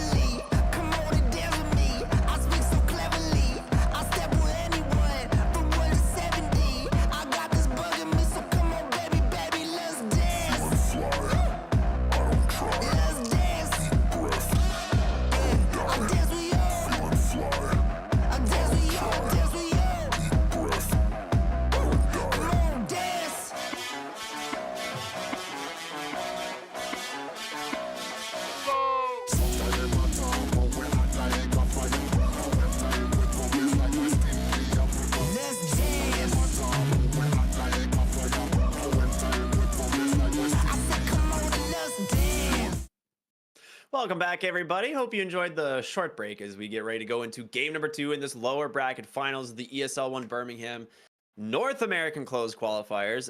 My name's Cryptic here with Z Quixotics, and happy to say we've got, I would say, hopefully a better game 2. To be honest, game 1 wasn't bad though, right? Like this was really close for like 30 minutes, and then the pendulum swung and never came back. It was a slow paced game, right? Everyone was taking their time, and then they're like, "Yep, I'm ready to win now." They just ran it down like within 5 minutes of taking the lead. Yeah, very close for a while, but we'll see what happens. As we're gonna jump into the draft here for game number 2, and a lot of similarities, but something that has managed to squeak through this time from Nouns. They, instead of banning the Enchantress and picking up the Venge, they've gone ahead and banned the Venge, picked the Enchantress. So a slight different approach to this last game. They still go for the Nature's Prophet on Bammy Soy. But other than that, no changes at the moment. Same other bans. We're going to see the DK Troll Warlord removed, both Mobe and Sammy heroes. I'm curious, why do you think they go for this like Enchantress over the Venge with how well, this hero has looked? I'm not fully sure. Maybe they're just wanting to try out a different strategy here. Or maybe there's something that they felt in the first game. Yeah, we won in the end, but actually it didn't quite go the way we wanted to. Enchantress is a stronger laner than Venge. Venge maybe has a bit more utility in the, like, we saw there, the damage reduction came in clutch in that game, but her laning itself is a little bit weaker than someone like Enchantress. So perhaps they wanted a stronger laning presence, or they, have another draft in mind. Yeah, that's what I'm mostly curious about, is to see if they're just trying a completely new draft and another strategy that they've maybe cooked up in the kitchen. And, I will say for Enchantress, one strength to her that Venge is not so good at is I really do want to see Nouns. It feels like in the last series and now this one, Stormstorm is getting left to hang sometimes in this mid lane on these power runes, and Enchantress is very fast, rotates very early, and maybe that's what they're hoping for here. Like, okay, let's help him out, because he does eventually catch up and he still does his job, but I'd love to see them give him a stronger start. Now I know it's easy to say. It's, winning 3 lanes in Dota is very difficult, so oftentimes you do have to sack one guy, but that was not working for them against Shopify Rebellion yesterday. At least letting Yopaj, just pop off with all these different runes. So maybe this time they're going to try to enable him a little bit more. Yeah, I mean, that's a really good point. I like this Enchantress, like seeing it make these other rotations, not only for runes, but also with that catapult wave in mid. And if you have a mid laner that can take advantage of it, who's also decent at pushing the wave, I think you could look at some really early tower pressure coming out from the side of Nouns. One of the heroes that we've seen paired with it a lot was the Dragon Knight, which is already banned. They'll go for the Ember Spirit. Okay, so they grab it this time for themselves. Pango is already banned, so one of the annoying heroes from last game. But, I mean, Ember, Hoodwink, Enchantress, not a lot of control so far on the teams. No stuns, really, outside of Bushwhack, which is not, entirely guaranteed. Plus, you don't really. A lot of people just like forego the point in Bushwhack, which is kind of funny. Yeah, Acorn Shot, the scaling on it, plus either Mage Slayer's typically better, but sometimes you'll see like a Maelstrom, a little bit greedier, but it's very high damage. It can be quite nice. But yeah, I would still love to see a little bit more of a consistent stun, which is sort of something we took away from that last game. I think, a lesson to the pub players out there too, just having the carry with what they believed, I assume, was the better matchup, the Terrorblade versus the Morphling. Simply having that counter pick is not enough. The whole team, the supporting cast, comes together to enable that. And we saw Morphling have a much easier time to be able to just attack different heroes, burst them with his Conda, whereas Terrorblade was just controlled up. So Nouns still has that room to work with here. Now seeing an Alchemist pick, which is pretty interesting. I can only assume... I say that. We have seen Alchemist play a couple different roles, but I don't think they do Alchemist support. Instead, they're going to go Alchemist Slardar. This is definitely Sammy's hero. They go back for the Slardar. We both thought Mood had a fantastic start on this hero last game. So I don't necessarily think that was the problem. I think we had a little bit of an issue maybe with the itemization and the fact that they just 10 ended up playing it seconds so remaining. slow. And Slardar is not a particularly fast 5 farming seconds hero remaining. unless you go for something like a Midas, right? Like he does not have a lot of tools for keeping up. You need like the shard, the blink, and you're like 20 talent, and then you're a flash farmer. You just run around, blink, crush, and everything around you dies. But until you have that, it's a little rough. So Nouns. Yeah, now with an turn to alchemist who battle. is going to want to be a heavy farmer, I definitely want to see a little bit more active play. And then now we see Nouns pick up the Terrorblade for themselves. So Terrorblade sick. into Alchemist, high armor hero on the Terrorblade. Alchemist having that negative armor usually likes to whack away at 10 people and seconds remaining. like have that advantage. But Terrorblade is so high armor naturally, along with the 5 fact that he's a seconds natural remaining. Scotty builder. Usually a good matchup into the Alchemist. yeah, absolutely. And lanes well into the Slardar. Similarly, like lanes well into the Tidehunter. It's kind of a similar idea where it's like you don't really care too much about the minus armor. You can fight the hero pretty easily with meta, but this time one of the main differences is you have an Enchantress in your lane as opposed to a Nature's Prophet, and that is a lot more kill threat. Just a single point in the enchant, even maybe rotating in a power creep as well. Like you can easily find kills onto heroes like Slardar or a Winter Wyvern with a meta. Radiant team. Yeah, so battle. looking to round out the drafts then, Nouns probably looking for an offlaner, but they have ran Ember Spirit in the offlane before. They don't get last pick though, so they're just gonna have to decide and either do something flexible or just commit to a pick right away. And Nouns. I turn to think battle. carry Alk probably does make sense, but you could run like a mid Alk who fights more and pick up a different carry. You know what? Alk was almost always considered a traditional counter to Ember Spirit mid.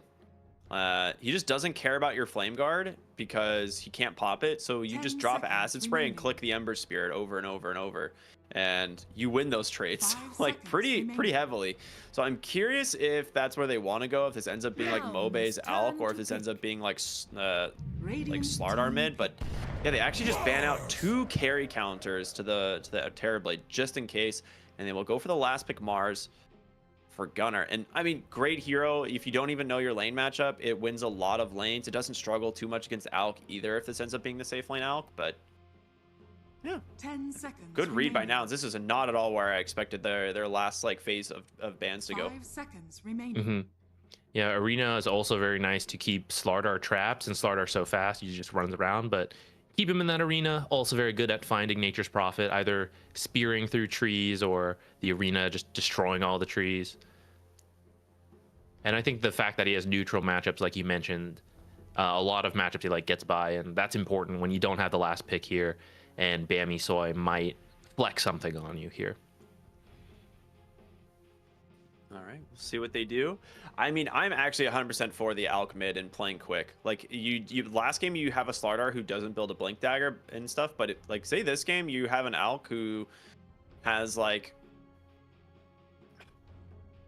I mean it's different because you used to be able to go like Solar Crest Blink on like an offlane or mid lane Alk, and there's no Solar Crest like build for this hero anymore because it's not minus armor. So I don't know what like the utility mid lane Alk would be. Maybe Vlad's Blink Dagger or something. You just run around hitting people. I don't know. It seems pretty weird. I think you might have to still go Radiance, especially against a Terrorblade. Yeah, I was thinking like you could get a Radiance, but it's also going to be copied.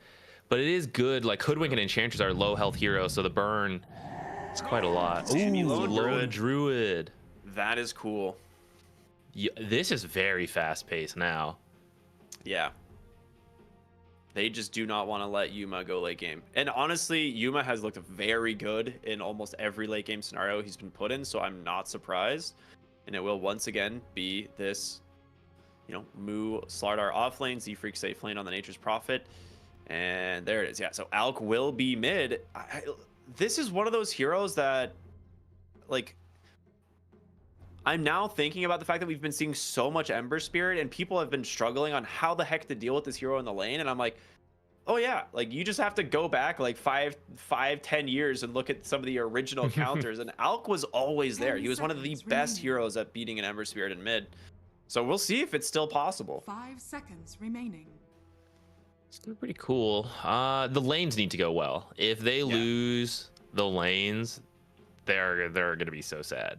So they do all have like relatively strong laners, so I think they should be okay on that front. But there's always room for outplaying, especially this Enchantress. Like Enchantress comes online so early, and if she wins one lane, she's fast enough to go win another lane. So Fly could potentially have some huge impact to this game.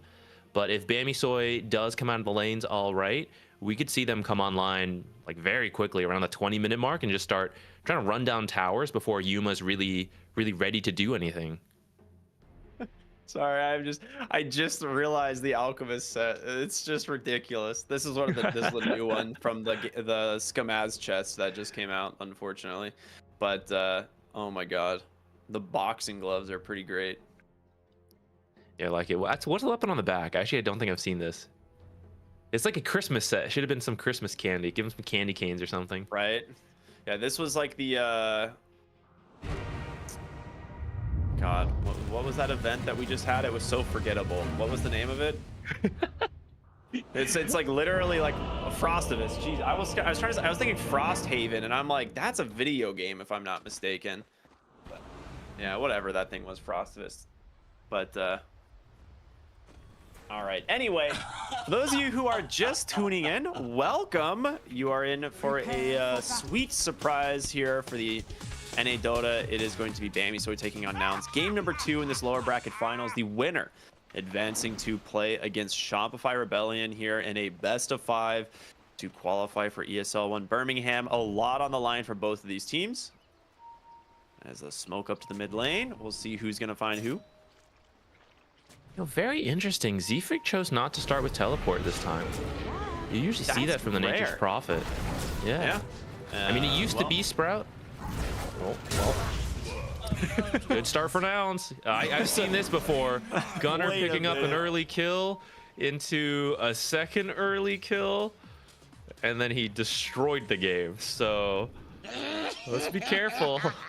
30 seconds. I mean, Wyvern does get a decent ward placement there, but again, typically that ward you place so you can have information for a level 1 fight, and it has turned into Nouns getting first blood again. So pretty rough. What were you saying though before you were rudely interrupted by a first blood? I think I was saying how Nature's like used to start Sprout. Then he like everyone's getting Quelling Blade, so he switched to teleport. He's like he's now completing the cycle. It's like everyone expects me to teleport. I'm gonna get Sprout. Is it gonna work here? No, we kind of see why we've moved away from Sprout. That Quelling Blade just allowing him to get out. I'm curious. I'm gonna keep my eye on this lane. I'm wondering what his logic is here that he chose to start with Sprout this time rather than, you know, teleporting out for wards and then teleporting for the bonus damage in the lane.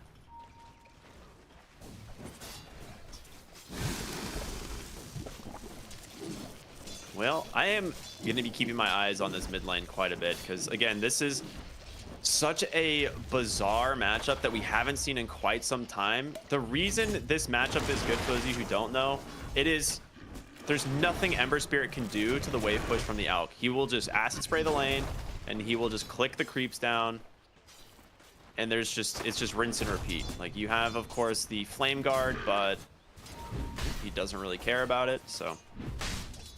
Is it too crazy to like Embers used to build Spirit Vessel? Like, how crazy is an Orb of Corrosion Spirit Vessel build on Stormer to just totally shut down this Alchemist? It'd be... I don't think it's bad per se, but I think the problem is the reason this matchup is like also like really pause. Perfect time to talk about this. The reason this matchup is really bad is because Alk completely free farms this lane. Like, you have no pressure against this Alk, and unless you have a hero that can rotate in and kill him, he's gonna have whatever item he wants substantially faster than anyone else because of Greevil's Creep. We do see another kill top. We were watching it. It's just, you know, we were talking about some other interesting points. Fly finding the solo kill there onto BNC, quite nice. But yeah, it's like Alk will just free farm the lane. Like, there is just not much that you can do about it. That is true, and because he's free farming, he could pick up a Dispel really quickly. I just think it's so good this game, though. There's so many tanky heroes. The Lone Druid, the Cold Embrace, Slardar's tanky. There'd be so much value, but I think you're right. It's a little off the very meta build of Mage Slayer. Dude, I can't believe they did it again. Man, they hate BNC. So we talked about the difference between an Enchantress or nature, like versus a Nature's Prophet in the 5. In bottom lane, a solo kill comes out from Z-Freak, so a lot of death in these side lanes. But yeah, I mean, with an enchant, you actually can kill your lane opponent, right? As a Terrorblade popping the meta, and it ends up netting them a second kill onto the Wyvern, so he has to make a long walk out, and this is just a fantastic start for Yuma's Terrorblade. Wave is under his tower. He's got near perfect CS in the lane already. He's big chillin'. Yeah, Terrorblade also much more aggressive than Morphling at the start. Meta giving him so much extra damage, and then the reflection also providing that slow, a little bit of extra damage from the illusion too. So yeah, we're seeing that come into play already. BNC already at 3 deaths. Far more kills this game than last. Yeah. Yeah. See how well this keeps going. We haven't really talked about bottom lane though. So Sammy here on the Spirit Bear, or on the Spirit Bear. He's not actually a hero. You just play the Spirit Bear now. On this Lone Druid combined with a Nature's Prophet. I mean, they got the Nature synergy here in the bottom lane. I mean, that's kind of nice, potentially. But how do you think, like, Gunnar doesn't seem to be struggling at all. He seems to be chilling pretty nicely on this Mars, as he's got his Bracer going for his phase boots pretty much right away. Yeah, the bear did get nerfed. The armor especially dropping. At level 1 it used to be 3 armor all the way down to 0, and we see them taking advantage of that. Acorn shot with the Blightstone, Mars being a high physical damage hero. This bear is a lot lower health than you might have seen in the past, and I think because of that they're getting by just fine so far anyways. Maybe as the bear picks up more levels, gets its armor back, they might start to struggle here.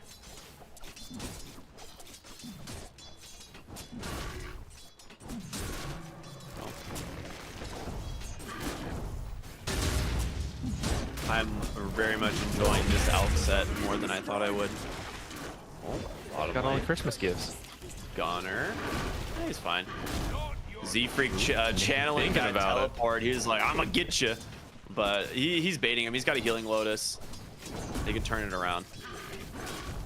Lela's doing a lot of work on the Hoodwink here, just with that casual Blightstone. Like you said, the armor on the bear a lot lower than it used to be.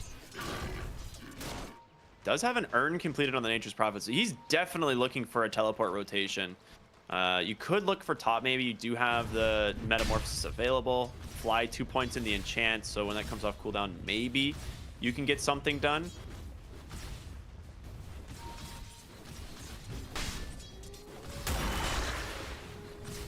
Dire's middle tower is under attack. 6-minute runes. Oh, they're gonna go for it. The TP a little bit defensive, and they don't actually have the damage. They managed to just walk away. Slardar with that sprint, the boots first.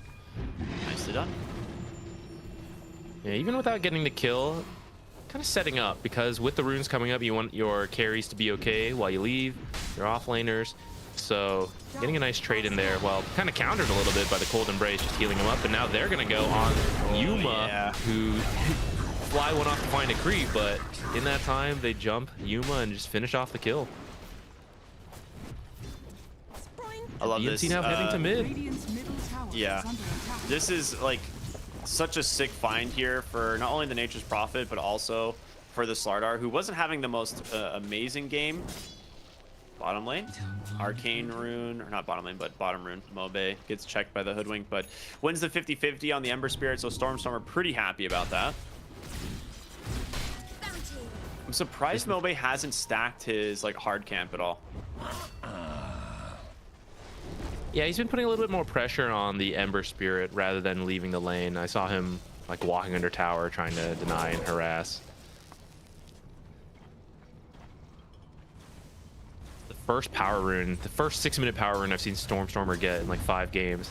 And we see he's gonna put it to use right away. He's making his way bottom with this arcane rune.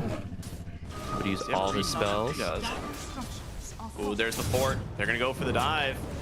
And Sammy, he's just going to catch an enchant. He has the stomp to follow, and that is going to be a pick off. Beautifully done. Great rotation there from Nouns. And immediate TP to the rune. Z-Freak is already here. We'll try and sprout away Lelis, but he gets him. Z-Freak will now be forced to TP on home. Spear? Close.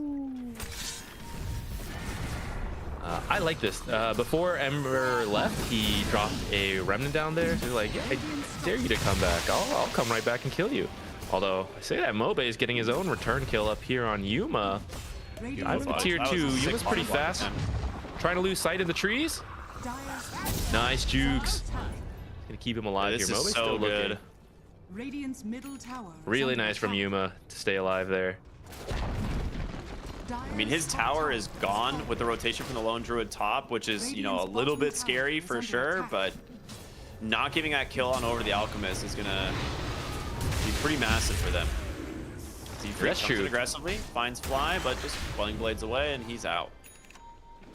Even though Alchemist didn't get the kill, at least making the space does help a lot.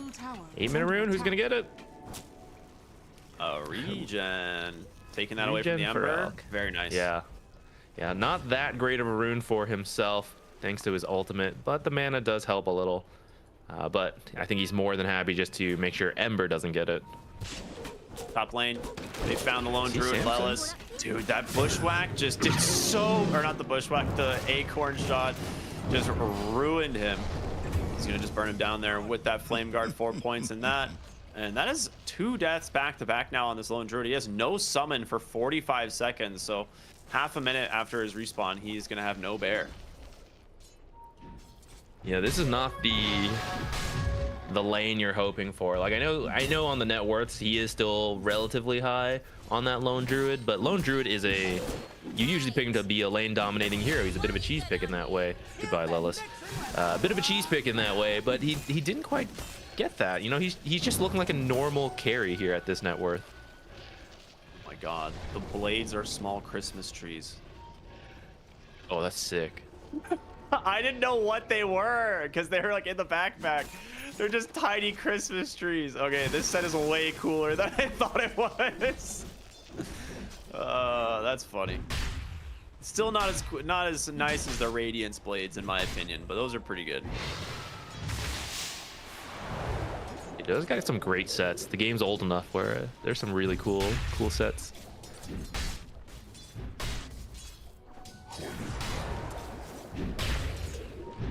Alc channeling the stun.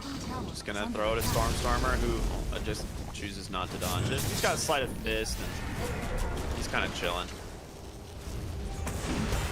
Yeah, has to remnant away. Good sprout block there from Z-Freak actually, and Moo's coming to the bottom rune here. Level 6 on the Enchantress makes it a little bit difficult to bring her down. Nice bushwhack, but there's gonna be a concoction from downtown, and that minus armor, baby. That thing hits hard. That is a 4-point concoction. Yeah, concoction doing physical damage in case anyone didn't know. So all the negative armor actually just amplifies that damage. I think did like 480 damage. Trying to cancel that storm or that Ember's TP. Gunner has the arena. Does he want to use it? He's trying to get Mobe. He grabs him, catches both onto the backside. The spear connects. The chains are there. They've brought in the Terrorblade. Yuma will fall. I'm sorry, Mobe will fall. But in comes Samson on the Spirit Bear, trying to tank through this damage. He's going to lose it. He has no resummon once again. And a spear connects. Oh, great Winter's Curse onto the Enchantress. Terrorblade finds the kill. Moo now on the run, does have a sprint. BNC in some trouble. Gunner a little bit afraid to go for more. Does have the Crossing Haze expiring now, though. That was the widest spear I'd ever seen. Yeah, right? Nature's Prophet was like the way edge of that. All right, they get a tower out of that too. Very nice arena rotation. Yeah, getting the Alc is pretty huge, especially to start the fight. And he is now queued up the Radiance. He had an armlet queued up for a moment, but now deciding that Radiance will be his item, it seems. Yeah, bottom tower is pretty low as well. So if Nouns manages to take that as well, then they are going to really start restricting the map of the Alchemist. And you've got a lot of heroes who want farm. You got a Lone Druid, you got an Alchemist, you got a Nature's Prophet. Slardar is, of course, a core as well, looking for farm. So as you start losing your map this early, that's pretty concerning, because I do think Bamisoy needed to really come out ahead of these lanes. And although Alchemist is looking like he's in a good spot, I don't think the Lone Druid and Slardar lanes went as well as you were hoping. That's true. He is just getting an uncontested tower mid, though, which is pretty sick for him. Top lane Mobe taking a lot of damage here from this Ember Spirit, and the enchant as well being quite annoying. But there you go. Go ahead and pop the Chemical Rage there. Just get away from the chain, so he's going to be safe.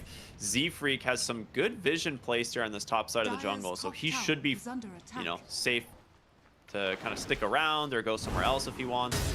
Going for that early Vessel, which... Tier 1 token on the ground. Wait, where? Sorry, I cut you off. No. That's. I mean, that was all I really had to say. I didn't have anything else. Of value. Gunner just picked it up. I don't know whose it was. I don't know if it's his team or... I don't know. Let me check the inventories. I was just so shocked. Couldn't believe it. It's just on the ground. Pick up your toys. That's really sad for... Okay, I think it was Bamisoy's, which is sad because the bear... You only get one neutral for Lone Druid, so when you get the tier 2, like, that's when your hero and your bear can both get one. So now someone's just out of a neutral for a while. Stormer, bottom lane. That concoction does a ton of damage with Boo on the chase. I think they... Oh, dude, big they got hit, him. too, from the Wrath of Nature. That was sick. That was a really nice grab. That concoction came from, like... It looked like so far away. That thing was from downtown. Yeah, you can't disjoint concoction, but if he's in sleight of fist, like while it's trying to connect, he will dodge it in that way. But yeah, Or like if you run over it, right? Yeah, I think that'll also work. But yeah, Mobe being able to throw off that concoction, I can't believe it led to the kill. But yeah, the chain stun bash from Slardar. Good thing he had the right amount of bash hits for that. All right, overall, pretty good start to the game here from Bamisoy. I mean, it is only a 1,000 gold lead. You are running an Alchemist. It is an Alchemist, you know, mid though, so he hasn't been getting like as much farming priority. That being said, he is cleaning up a massive stack in the triangle with his newly completed Radiance, and he is going back for his armlets. So this gets a huge influx of gold there, as he is now sitting at almost 10,000 net worth at the 15-minute mark. Moo was working towards, I assume, a Mage Slayer. He's got an Oblivion staff, but he's actually switched over to a Blink, which I think this'll line up nicely with this armlet from Alchemist, and they can start just running at the enemy heroes.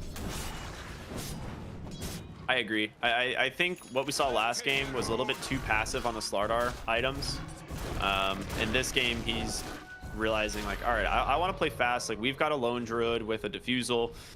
He's going for, you know, standard Lone Druid items after that. We have a super farmed Alch. Like, we can't delay this game and allow like the Blink Daggers and BKBs to come out on Nouns.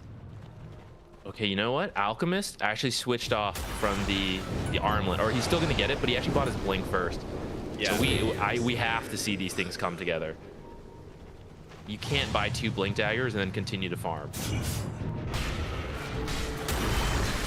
I really like this decision.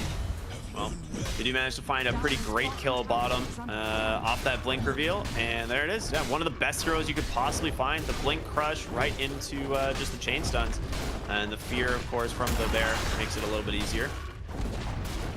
Dire's bottom tower has fallen. Oh, Alk self-stunning in the mid lane. He was looking for the hoodwink Lelis, protected by a ward, at least for the moment. As we Mobe's will grabbed the eventually go DD. back. Well, yeah, that's scary. That's a great rune for this timing. All right, I like it. They're all up here on the enemy's half. They're in this triangle. Like, we're playing up here. Say that. Maybe they're going to find this Alchemist. His ult is running out. expiring. Yeah, they do manage to catch the Ember Spirit on the back line. The Fear does not connect in time, and here comes the Amplify damage as well. Sammy going in aggressive, does get the True Form off. They manage to spear the Slardar into place, but they've got to finish him off. The Virtuous Dale, the Cold Embrace, they've managed to buy some space, and Yuma gets a solo curse onto the backside. He will take down BNC. This high ground ward is winning them this fight. Ember Spirit goes down, but Sammy's gonna join him. 3 for 1. A fantastic win here for the side of Nouns. Dude, like going up onto the high ground there is great if you have the vision advantage, but that ward just destroyed them. Yeah, Alchemist getting caught off there. Like, he was joining his team, and once he makes it on high ground, I think he's good. They'd be able to sit there and wait for the Alchemist ult, but the timing just worked out perfectly. His ultimate was ending. The Noun saw him heading over, so they caught him right at the entrance before the rest of the team, rest of Bammy Soy could go help that Alchemist, and Alchemist just had to leave that fight. Yeah, otherwise he would have died. Well, he did die anyway, but you know, like, he was just in retreat mode. He wasn't ready to fight there with his team. God, that's just so funny to watch. It's like Blink Crush, Amplify Damage. I actually used the old name for Slardar's ult. Jesus. Corrosive Haze into the 4-point stun and Wrath of Nature, and Bambi just instantly dies. I mean, that shows that they clearly have the damage, right? So it really did come down to the execution of that fight, that high ground ward, like you mentioned, giving them such an advantage there. It has now been dewarded. They realized what happened off of that. I hope they don't stop. I know losing that fight like that hurts, but I still think they have a good timing here with this double blink to just hunt down heroes. Yeah, and they have the Mage Slayer coming out on Moo as well, so it's like he is still getting closer and closer to the items that he wants to do damage. The enemy Ember Spirit is definitely struggling this game. His Mage Slayer is done, but he has to build a Yule's now. They're going to see an Orchid coming out on this Lone Druid eventually. Rare miss from Gunner. Maelstrom first, but yeah, great jump here. Gunner gets a good arena, trapping the Slardar. Winter's Curse doesn't connect onto anything. Mobe snipes the Enchantress on the backside. Slardar just get beat down by Yuma, and now BNC stuck in the center of it all. Great finds from this Mars as Sammy now will finish off both supports, fears himself away, goes to the True Form, but in comes the Alp, the Spear way into a self-stun. You got no Alp to help you, and the Spirit Bear is falling. It's down to 1 HP. It finally dies, ticks down to the Mage Slayer, but Mobe looking for more. Maybe they will just respect this and cut their losses. Back away at the moment. A very close fight. All right, it wasn't a missed spear. It was baiting the enemy to think that he had missed his spear. So they're like, oh, guys, he wasted it. Let's go. Turnaround fight there. Yeah, the Winter's Curse just not quite catching what they needed to. Arena keeping Slardar separated from his team, so he got killed off right away. And Mobe joined the fight a little late. I missed where he was at the start, but it needs to be around the Alchemist. Alchemist is a lot of the power right now. Ooh, speaking of which, very close. Where's the concoction? It's gonna hit Yeah, eventually. where did it go? Maybe Yules dodged it, or maybe it literally landed like as the remnant was going out. Yeah, that is possible. Let's even grab the rune here. It's a regen top. He might just take it. Yeah, happy to take that away from Stormer. We saw yesterday the power a regen rune can have on an Ember. Okay, Smoke play bottom. They're gonna head over to the Wisdom rune and the Tormentor. Oh, the Wisdom rune's not up yet, but they're gonna set up for it. I actually really like this. This is such a sick play. Let's see if Nouns realizes this is happening. When they see that pop up, they might think it's, you know, Bammy Soy taking their own Tormentor. Well, for now, they're just looking for Samson. Gonna guess the wrong way, though. Yeah, and they're gonna stick around here on the Nature's Prophet for sure, just to try and get this Wisdom rune. So, unless someone from Nouns TP's back, they're gonna lose their Tormentor and their Wisdom rune. And that is brutal. And the second Bootless Tormentor now will fall. Slowly walk into it, secured. That's the scariest 5 seconds of his life. He's terrified. Get me out of here. He does have Grove Bow done, the Shard, and the Spirit Vessel. One of my favorite builds for the Nature's Prophet is he's going to finish with an Orchid as his next item here. So, good stuff there. You have no BKBs coming out on the side of Nouns, it looks like anytime soon. They've got a Manta and a Yules, however, on Yuma and Ember, but no BKBs. Nouns didn't find anything with that smoke, and they lost their Wisdom Rune and Tormentor, but they are going to grab this Roshan, which is pretty nice for them because I do think Bambisoy wants to keep playing aggressively, and they would have liked to grab this first Aegis, which would have been easy with the negative armor from Slardar and Alchemist, along with like all these right-clicking heroes. But yeah, Nouns is gonna get that. They're gonna have some space, sticking on their Terrorblade, so he's safe to farm, do whatever he needs to do. He's really close to his Scotty.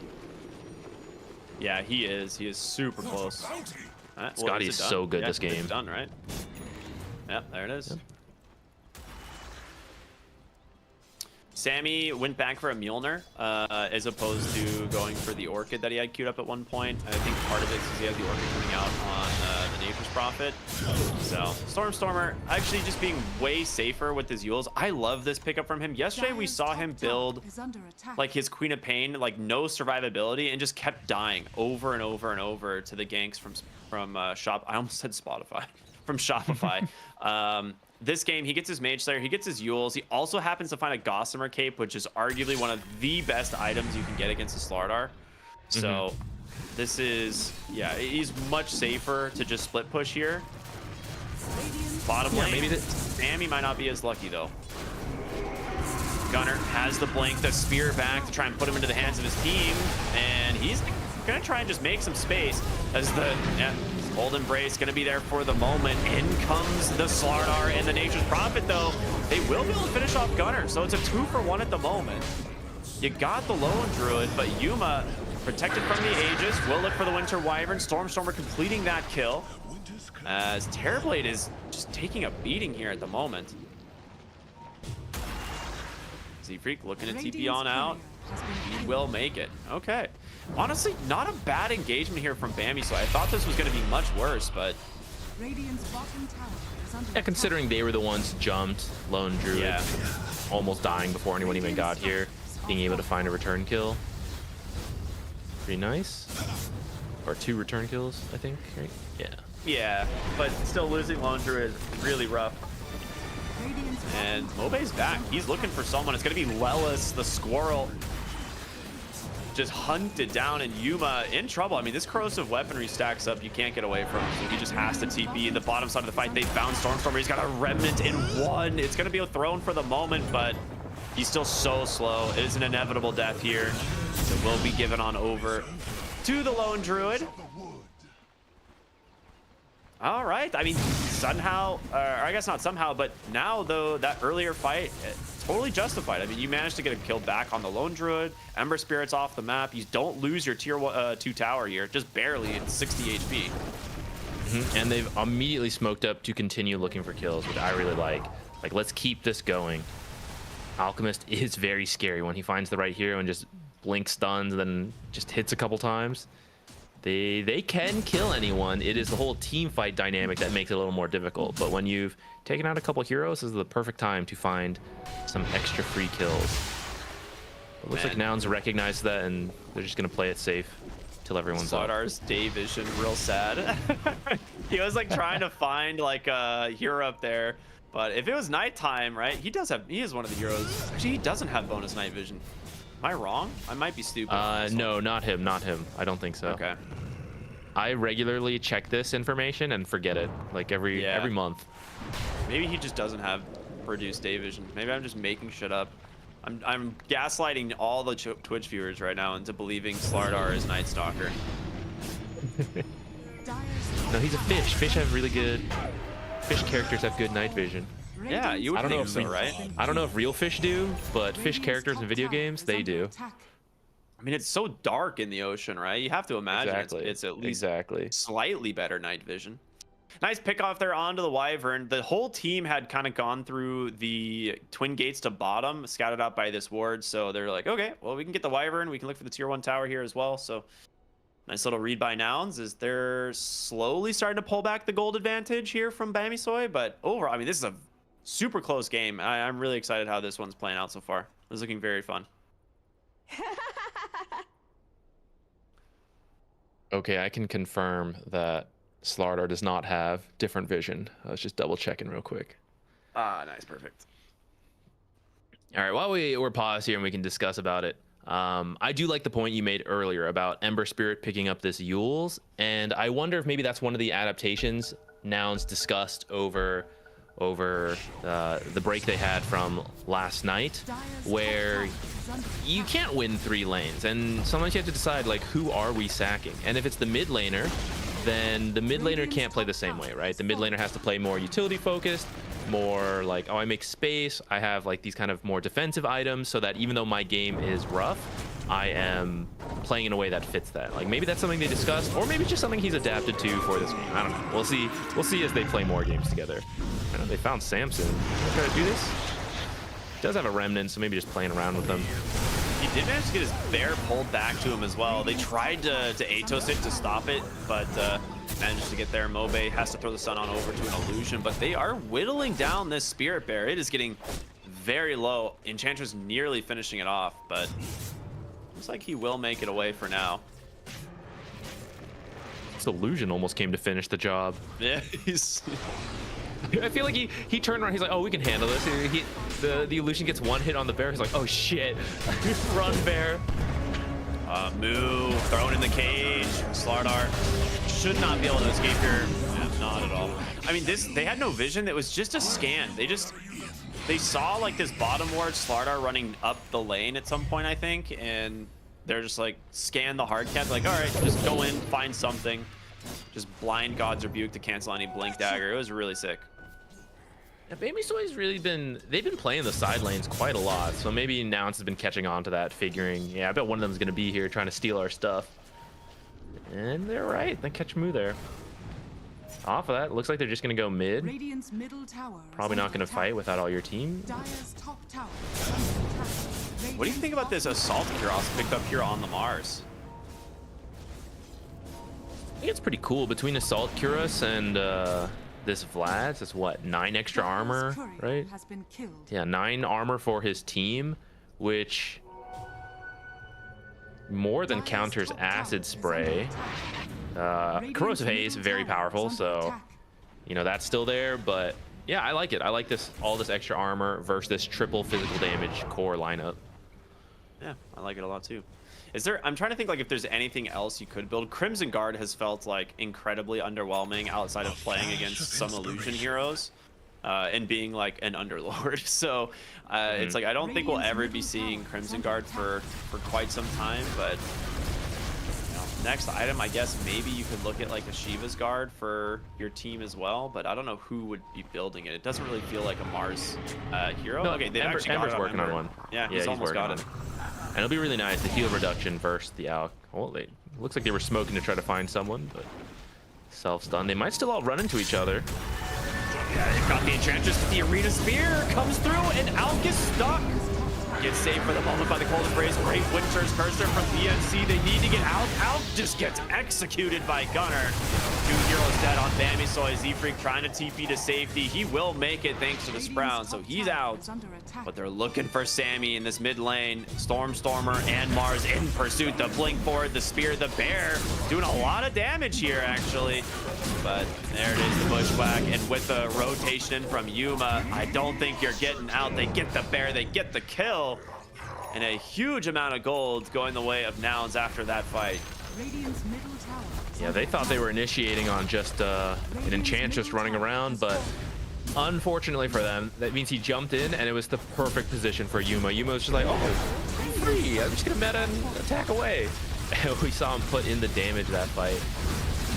I mean, you talked earlier about in the draft, like why the Mars versus like Slardar and these heroes is so good. You don't have BKBs on anybody. Like there's no BKB on the Lone Druid. He's not a hero that builds it. You don't build BKB on Slardar, and you have an Alchemist who went Sanj and Yasha this game for some reason. So you drop an Arena, and those heroes are stuck there indefinitely. So it is just overwhelming in these fights, like how much you're getting out of the value out of this single Arena.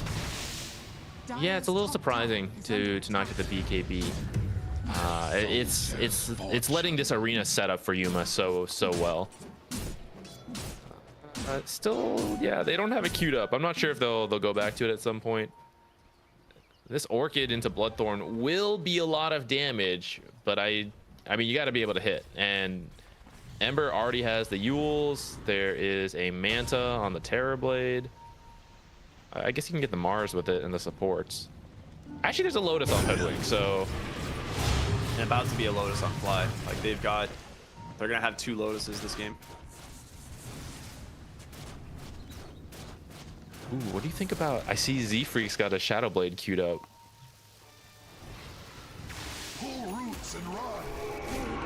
That's a weird one. Well, Sammy just gets caught out alone. Pumps the Disperser, able to get himself some space, but just be a little bit careful here. All right, what if I tell you Winter Wyvern also has one queued up? Okay, well, that's interesting. Big fight here breaks out, but Mobe just getting beat down by this Terrorblade as well as the Spirit Bear. The Bear's gone. The arena comes out, traps in 2. Slardar's gonna fall. Yuma still searching, looking for PNC. The Winter's Curse gonna be short-lived though, as it doesn't catch on anyone. And a great Atos into Bushwhack. BNC goes down, double kill for this godlike Terrorblade.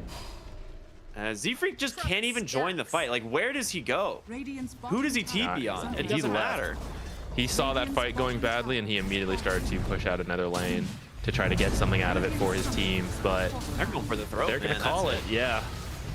They're predicting no buybacks. Even if there are, you at least force them out. Hurt the economy. You still have the meta, right? Why not? I got AC meta. Cold Embrace does not save you against these heroes. And just like that, the GG comes out. And it's very similar to last game. We hit 30 minutes, and now it's just like, all right, we're going to win the game now, guys. Don't worry about it. Simply win. It's that easy. Just choose to win. Just will it into existence. Guys, the only reason you're losing your pubs and losing MMR is because you just chose to. You didn't believe hard enough. Let that be the lesson for NA pubs, man. Okay, but actually, Nouns, I mean, it's part of their draft. It's why they can do it, right? They have a hero like Terrorblade, and he's the kind of hero, especially with an AC from Mars, which is that if you get to the base is gone. That's, it is what it is. It's same like with a hero like Luna, Troll. There's several heroes we're seeing in the meta right now that if you allow them to the base, they will destroy it. Which actually, the same is true for Bamisoy. If they had made it to the enemy base, they could have taken it. But I liked what they were doing, the adjustments they made this game. We saw the Blinks come up together for the Slardar and the Alchemist. The lanes maybe didn't go as well as they would have hoped, but I think they had a better idea, and the execution just didn't quite connect. I think there were a couple fights where like the arena just had so much impact. Yeah, I think they just underestimated that, right? To be honest, more than anything, I think they underestimated the value of the arena this game. Like, you needed BKBs, and you needed to just play quick. Terrorblade ends the game like 11-1 and 10 highest net worth, highest damage dealt. And there was a point here where, Bamisoy was like 7,000-8,000 ahead. But with no BKBs, there's just no ability to fight into the Nouns draft, like, at all. Like, you actually cannot secure these kills. They've got way too many ways of kiting you around. And it was, just really good performance overall. Nouns look good. They look really good. And I think I'm very excited for their rematch against Shopify. Like, yesterday's 3 games were super hype.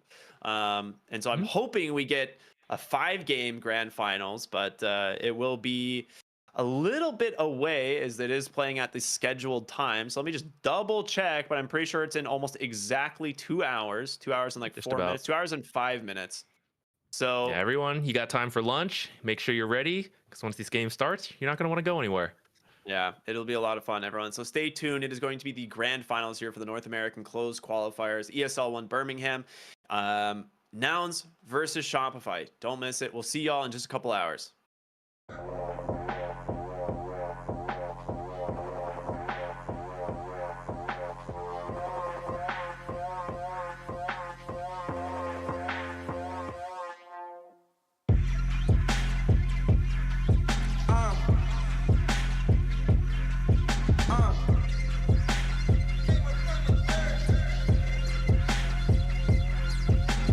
Lanes in my she might have to get hurt. I tower from the treetop, but I came up from the dirt. That shotty like a detox, hit the pump and go berserk. Yeah, I don't care. You might get found in the middle of nowhere. Approach me with caution, might have to get hurt. That shotty like a detox, hit the pump and go berserk. That shotty like a detox, hit the pump and go berserk. I think y'all in my way, so tell me which one going first. You end up in the hearse, you end up in the grave. That shotty like a detox, hit the pump and you enslaved. Hey, yeah, I don't care. You might get found in the middle of nowhere. Yeah, that shotty like a detox, hit the pump and go berserk. I think y'all in my way, so tell me which one going first. Scroll through my living room, chosen the pinnacle. I jump into the spotlight ever since I seen the hidden view. Move how I move, I don't know who you approaching. I'm Jordan, less suggestion, I don't need nobody coaching. All these niggas frozen, that's usual. Every space I go in, that's not unusual. Approach me with caution, might have to get hurt. That shawty like them Reeboks, hit the pump and go berserk. That shawty like a detox, hit the pump and go berserk. I think y'all in my way, so tell me which one going first. You end up in the hearse, you end up in the grave. That shawty like a detox, hit the pump and you enslaved. Hey, yeah, I don't care. You might get found in the middle of nowhere. Yeah, that shawty like a detox, hit the pump and go berserk. I think y'all in my way, so tell me which one going first. That shawty like a detox, hit the pump and go berserk. I think y'all in my way, so tell me which one going first. You end up in the hearse, you end up in the grave. That shawty like a detox, hit the pump and you enslaved. Hey, yeah, I don't care. You might get found in the middle of nowhere. Yeah, that shawty like a detox, hit the pump and go berserk. I think y'all in my way, so tell me which one going first.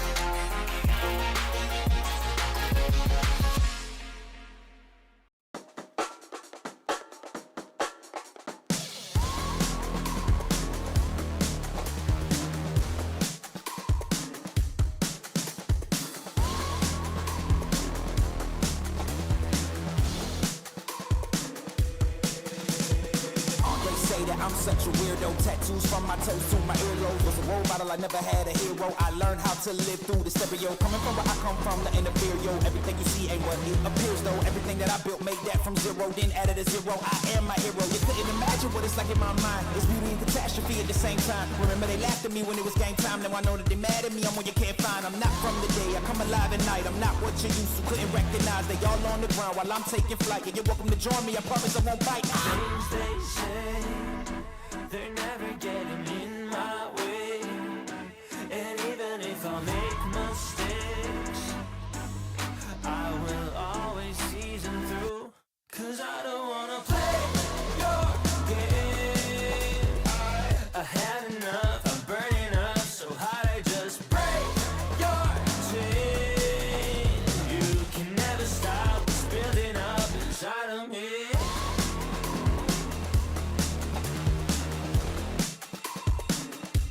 Inside of me.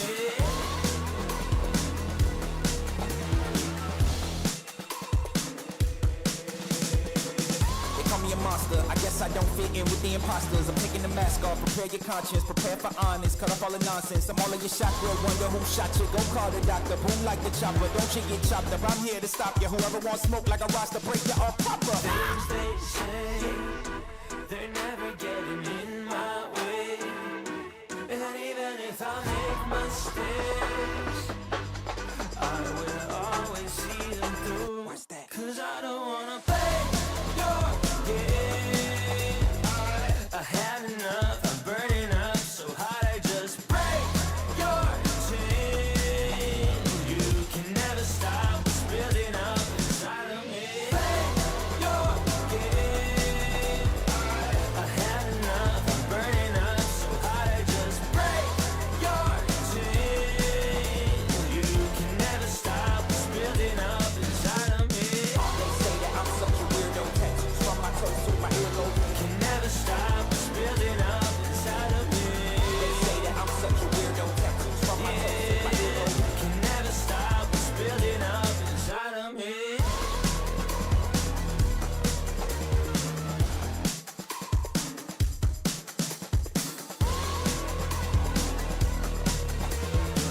Can never stop what's building up inside of me.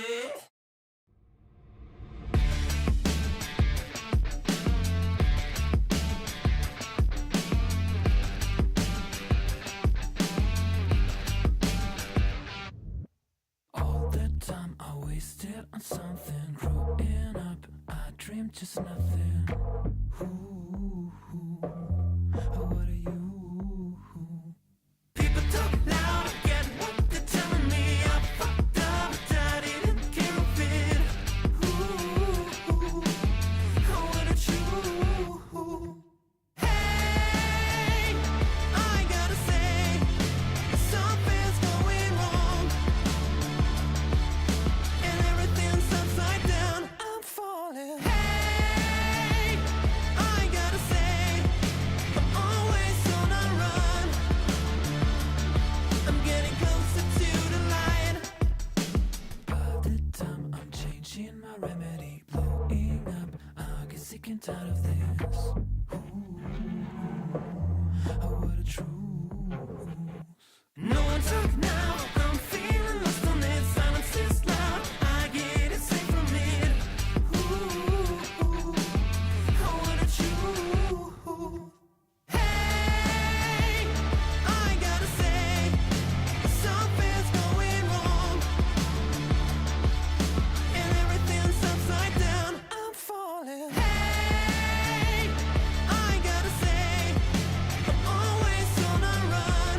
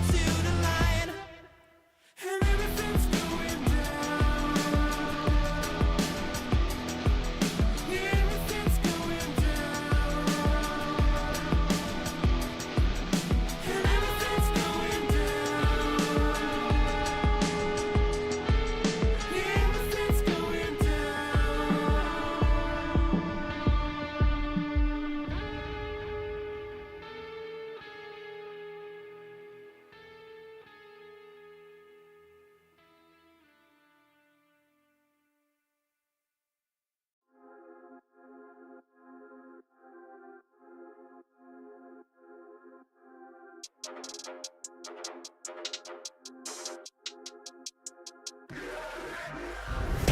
can't manage this, can't break this, boy, I'm funded.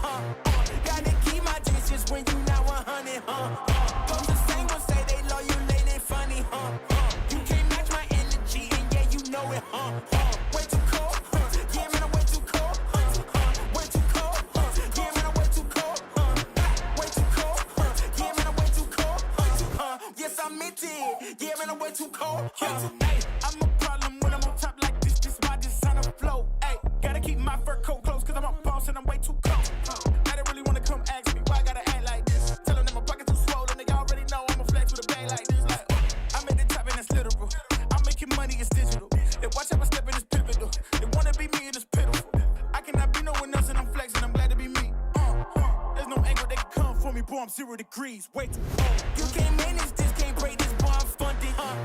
Gotta keep my distance when you not 100, Those the same ones say they love you, late and funny, You can't match my energy, and yeah, you know it, Way too cold, yeah, man, I'm way too cold, Way too cold, yeah, man, I'm way too cold, Way too cold, yeah, man, I'm way too cold, Yes, I meant it, yeah, man, I'm way too cold, Yeah, I'm killing it, I'm the realest.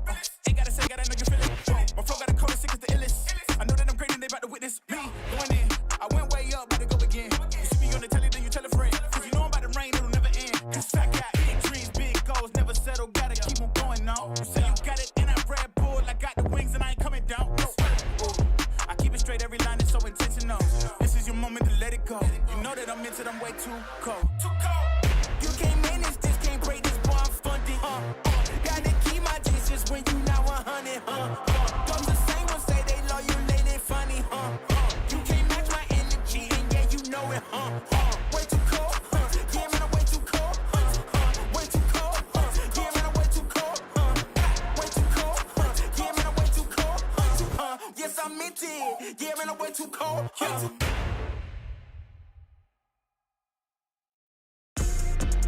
If I gotta do it, I'ma do the most. Since they paid to see a show, got the South overflow, yeah.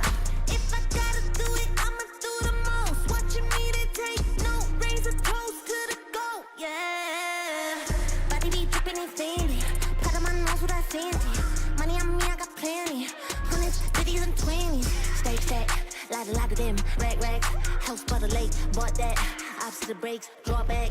Paddock on my wrist, I'ma hit 'em with a drip. They gon' pay the VIP to get a pic with me. I'm a star. Brand new keys to the car. I'm the boss and the king and the czar. Got 'em so high, so addicted. Telling me I'm the only queen of his heart. Guess I let it co-star. If I gotta do it, I'ma do the most. Since they paid to see a show, got the South overflow, yeah. If I gotta do it, I'ma do the most. Watching me, they take no razor toast to the goat, yeah. If I gotta do it, I'ma do the most. Since they paid to see a show, got the South overflow, yeah.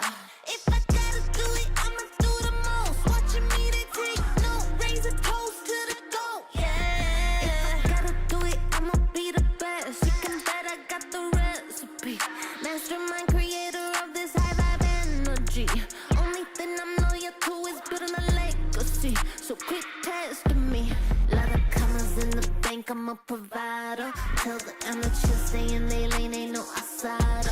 Bought a mansion in LA, right next to Mariah. Write a song, get filthy paid, price going high, yeah. If I gotta do it, I'ma do the most. Since they paid to see a show, got the South overflow, yeah.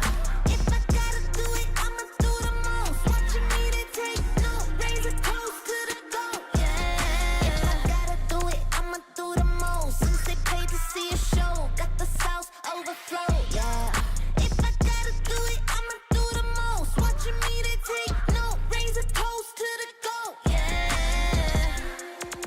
Yeah. It takes a lot to be the best.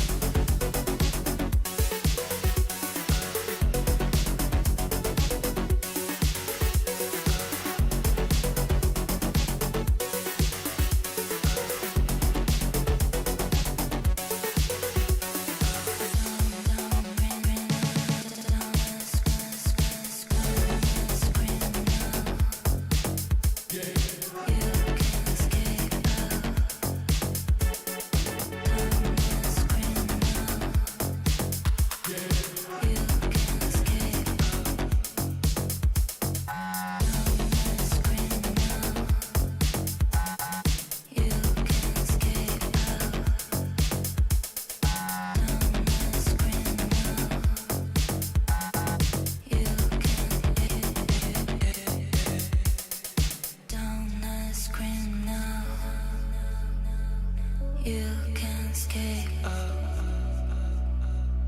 down the screen now.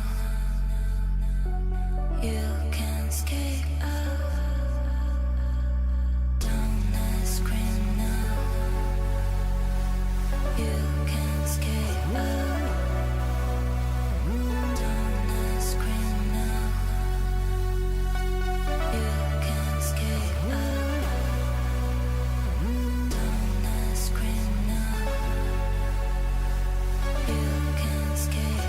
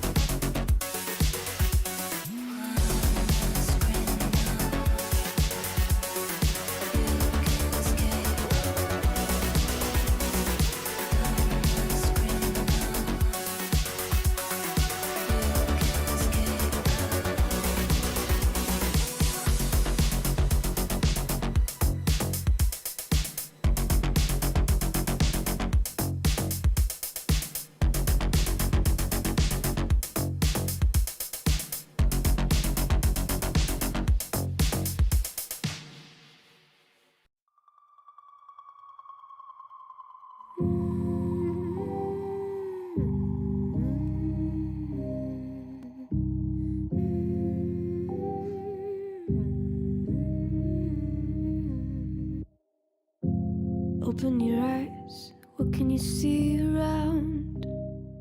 Wind of the open sky, over the siren sounds. This is a dream, getting the royal scar, holding a diamond blade, throwing it far. Holding your breath still, you jump the fire. We'll just sit and wait till you see me fly. You know they'll never catch me for it. See me fly, the way I put my finger on it. See me fly, you got it, then try to tell me you got the wrong guy. See me fly, you know they'll never catch me for it. See me fly, the way I put my finger on it. See me fly, you got it, then try to tell me you got the wrong guy.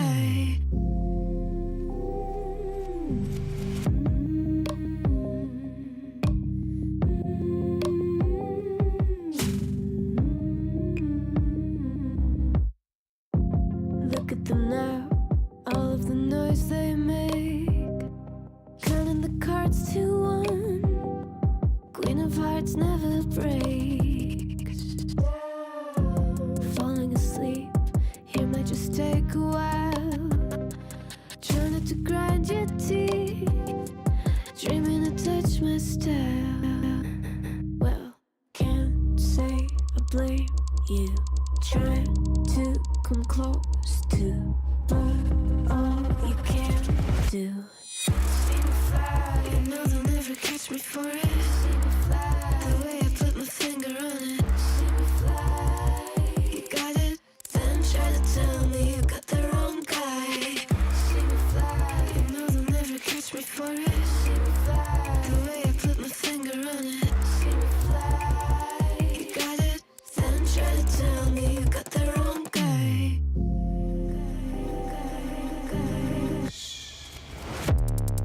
Got the wrong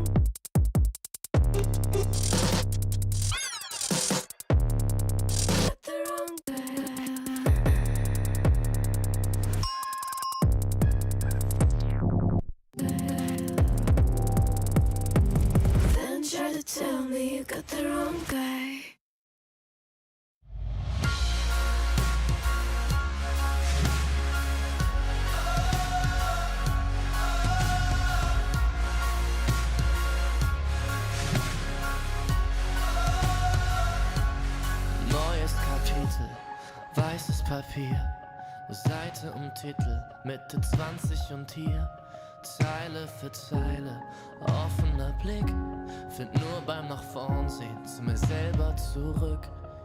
Und auch wenn's irgendwie nur eine Plattitüde ist, der Augenblick zerfällt, hält man ihn fest. Und wenn ich's richtig sehe und verstanden hab, dann sagt er selbst, wenn man ihn ziehen lässt, ich geh einfach nur los, irgendwo hin, auf jedem Weg. Ob klein oder groß, wartet ein Sinn und wir haben's erlebt.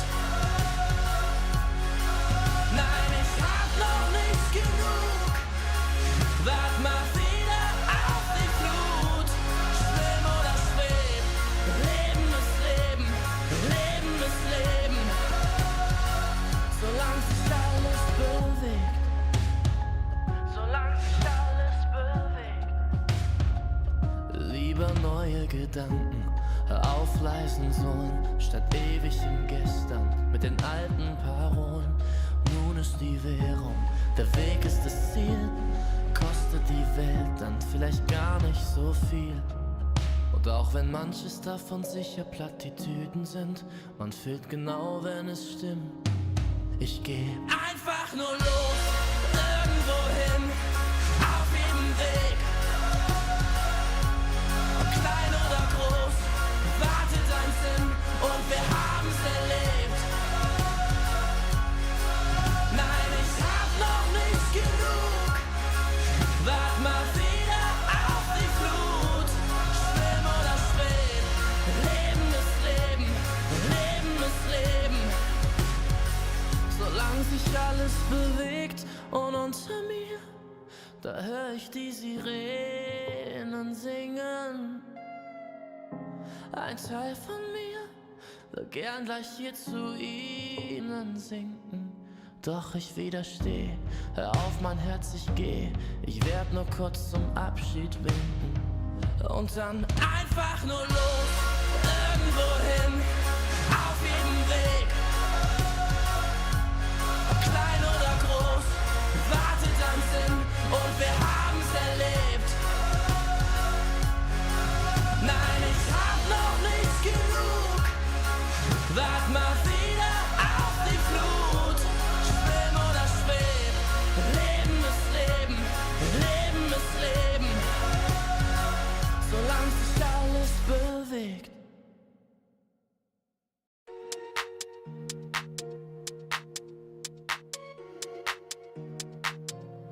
Ich sitz auf meiner Fensterbank, die Nacht zieht vorbei. Ich blick über den Tellerrand, trinke Sekt auf Eis. Ein Teufel und ein Engel tanzen auf dem Parkett. Vielleicht sind wir unsterblich, müssen nie wieder weg. Ich sitz auf meiner Fensterbank, die Nacht zieht vorbei. Ich blick über den Tellerrand, trinke Sekt auf Eis. Ein Teufel und ein Engel tanzen auf dem Parkett. Vielleicht sind wir unsterblich, müssen nie wieder weg. Backpack, Kippen und Drinks gegen Tristess. Großstadtbild, komm mir nicht weg. Kopf fragt, mach kein Pisstest, nein. Ich will nicht auf deine Party gehen, nein. Engel und Teufel tanzen Schwansee. Von deinen Lippen tropft der Chardonnay. Ich küss ihn weg, bevor du schlafen gehst. Ich sitz auf meiner Fensterbank, die Nacht zieht vorbei. Ich blick über den Tellerrand, trinke Sekt auf Eis. Ein Teufel und ein Engel tanzen auf dem Parkett. Vielleicht sind wir unsterblich, müssen nie wieder weg. Ich sitz auf meiner Fensterbank, die Nacht zieht vorbei. Ich blick über den Tellerrand, trinke Sekt auf Eis. Ein Teufel und ein Engel tanzen auf dem Parkett. Vielleicht sind wir unsterblich, müssen nie wieder weg. Faded auf den Wohnzimmerdielen. Baby, sag, wieso sind wir hier? Kann sein, dass wir den Boden verlieren.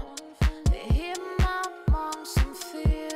Ich sitz auf meiner Fensterbank, die Nacht zieht vorbei. Ich blick über den Tellerrand, trinke Sekt auf Eis. Ein Teufel und ein Engel tanzen auf dem Parkett. Vielleicht sind wir unsterblich, müssen nie wieder weg.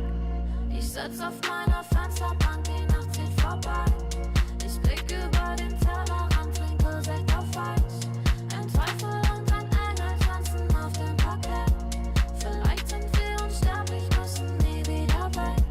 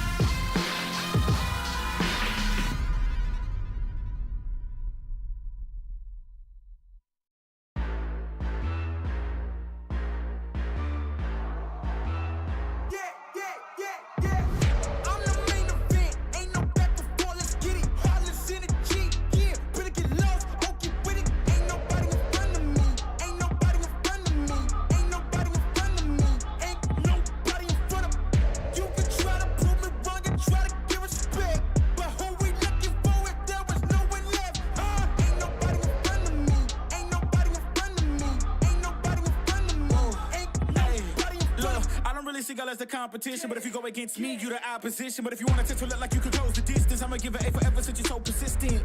With you, I'm just practicing, cause I'm back to back, let's get back to winning. As a matter of fact, I'm not that forgiving, cause you did this to yourself, that's a bad decision. I don't see no one in front of me, you is a ghost, you ain't got a soul. Whoa, always say that they gon' come for me, knowing they won't, they doing the most. Whoa, chasing my, gotta get already, not selling my, you on the, y'all moving, ready to, whoa.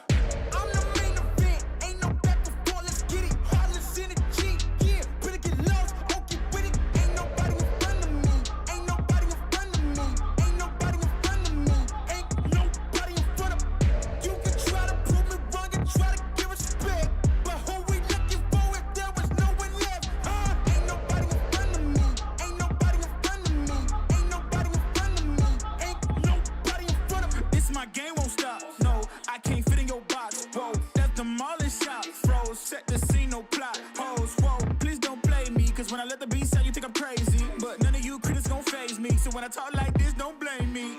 I know I'm bad with it. Go against a goat, that's bad business. All of y'all are jokes so sad with it. To me, you just a ghost, don't get mad with me. Just it's a my gotta get already. Not selling my.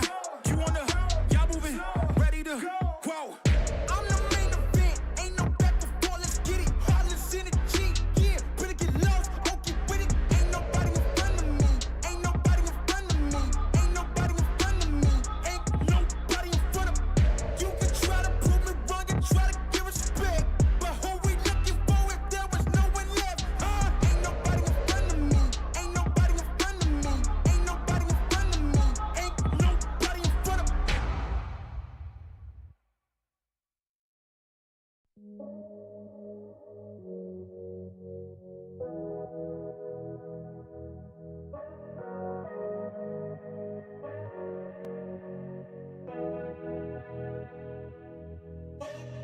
Landstraße in den Süden, Kickdown, Moto Guzzi, Sozius, Traumfrau, Monika Bellucci, High-Res, Roadtrip, Neapel, Rom, Overnight, Truck Stop, Insta, Snapshot, Polaroid, 40 Love, Korken knallen, Karte Door, Spa-Time, Bubble Bath, Aftershave, Miyake Sport, Private Coach, Crunches, Lunch Break, Yacht Club, Seafood, Aperol und Lachsteak, Küss den Ring. Wir haben Erfolg, Millionen Dinge und dein Lächeln spiegelt in meiner Persol, Pilotenbrille, Holz knackt im Kamin. Es werde hell, wir lieben uns die ganze Nacht, nackt auf dem Bärenfell, Wüstenstraße, weiter Himmel. Kawasaki, Speedboat, Karawane, F1, Abu Dhabi. Du bist meine Nummer 1 und nicht nur diese Nacht. Ich nehm dich zur Frau, trag dich die Marmortreppen zum Palast. Blaue Stunde, Promenade, Lippenstift an deinem Glas. Soda, Zitrone, Haut glänzt, Haare nass. Ich schenk dir nach, du sagst, wie schön ich bin. Ich küss deinen Hals und du lachst wie eine Königin. Leck die Lippen, ich bin dein bestes Pferd im Stall. Sind am Drippen, trinken Daiquiris aus nem Bergkristall. Schrimps und Limette, Monaco, Saint-Tropez, Dachterrasse, Whirlpool, Eiswürfel, Corbusier, Casino, Hopping. Die ganze Welt ist hier, Drinks für zwei, Champagner, Elixier, Traumpaar, Undercover, Americans, unsterblich, Grace Kelly, Cary Grant, allein unter Palmen und dazu kalter Cider, Sommerwind, Küstenstraße, Sonnenbrille, Alpha Spider, Hors d'oeuvre, schwerer Wein und klarer Kopf, Zigarren aus dem Humidor, Cohiba und Davidoff, Candlelight, sanftes Licht, Candelabra, deine Haut, China White, Seidenkleid, Balenciaga. Was die Leute denken, wenn sie uns reden hören, Open Water, Seychellen, Hochseeangeln, Segeltörn. Du bist meine Nummer 1 und nicht nur diese Nacht. Ich nehm dich zur Frau, trag dich die Marmortreppen zum Palast. Blaue Stunde, Promenade, Lippenstift an deinem Glas. Soda, Zitrone, Haut glänzt, Haare nass. Ich schenk dir nach, du sagst, wie schön ich bin. Ich küss deinen Hals und du lachst wie eine Königin. Leck die Lippen, ich bin dein bestes Pferd im Stall. Sind am Drippen, trinken Daiquiris aus nem Bergkristall.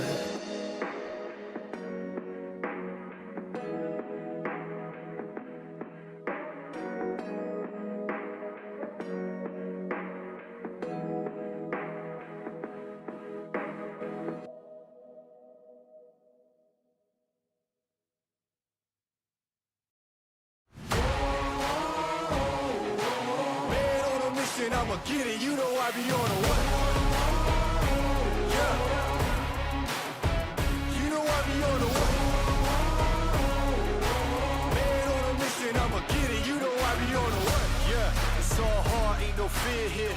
You ain't giving this at all, you steer clear. Never beat, I've been down and I reappear. You got some money on the line, you better put it here. Rolling in and doing that work. Check priorities, I'm doing that first. Checks big and I'm sure that hurts, but it's checkmate. We ain't selling short, no to work. Ain't nowhere to hide.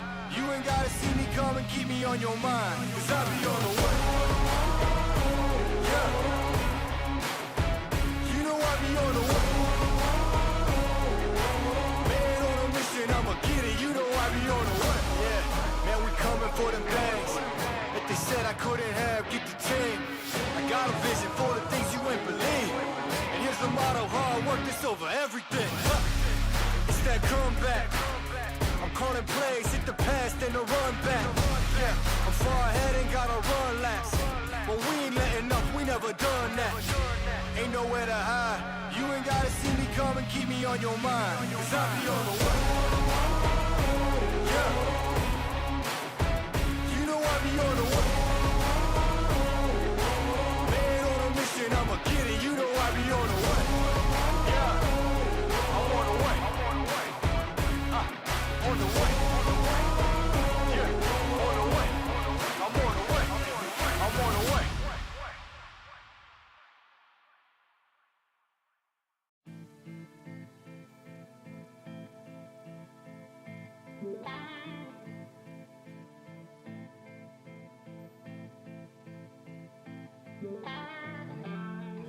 Takes more than money to force a change.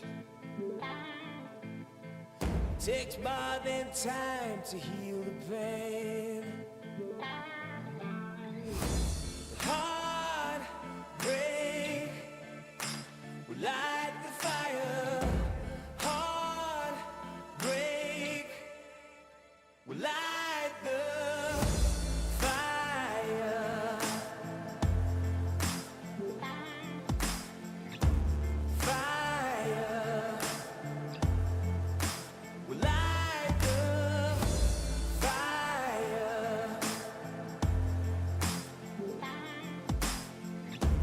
Fire will light the fire.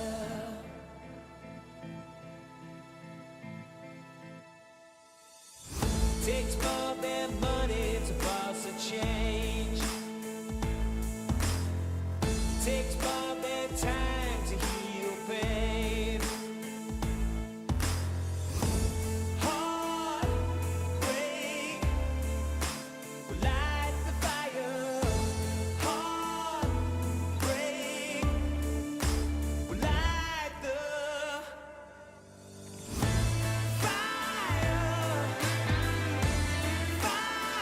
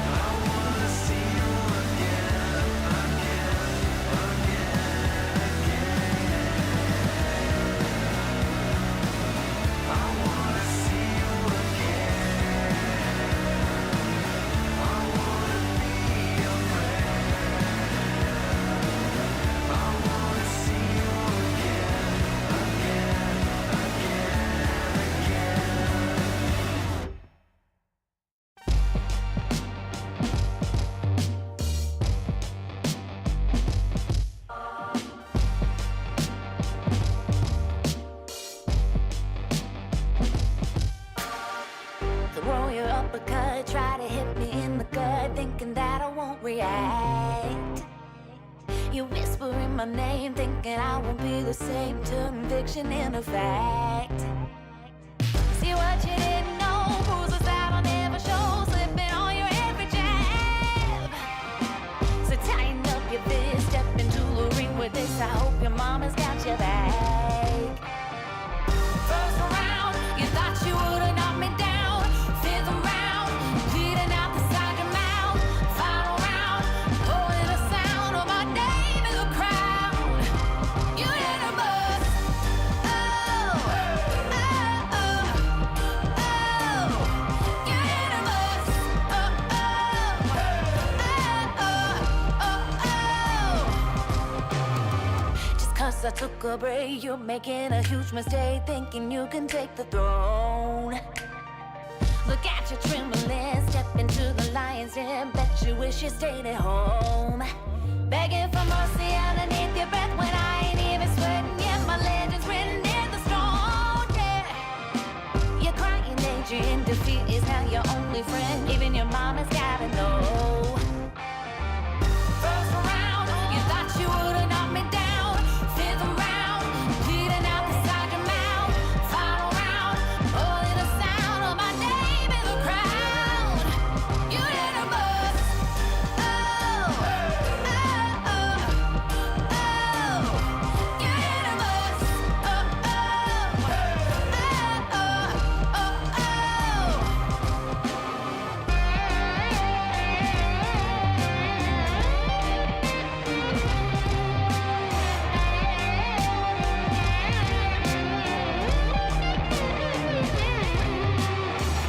First round, fifth round, final round. Oh, yeah. First round, fifth round, final round. No. First round, you thought you would've knocked me down. Fifth round, bleeding out the side of your mouth. Final round, holding the sound of my name in the crowd. You hit a buzz. Oh, oh, oh, oh. You hit a buzz. Oh, oh, oh,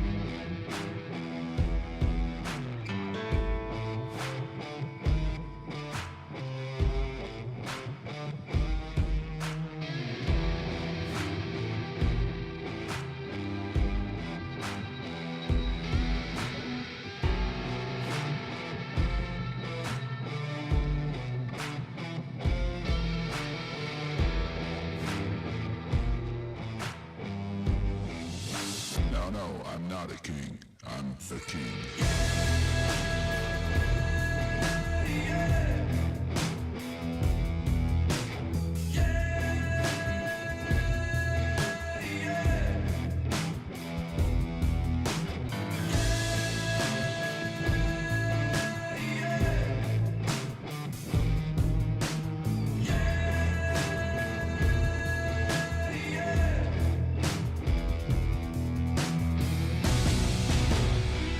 Just wait a minute.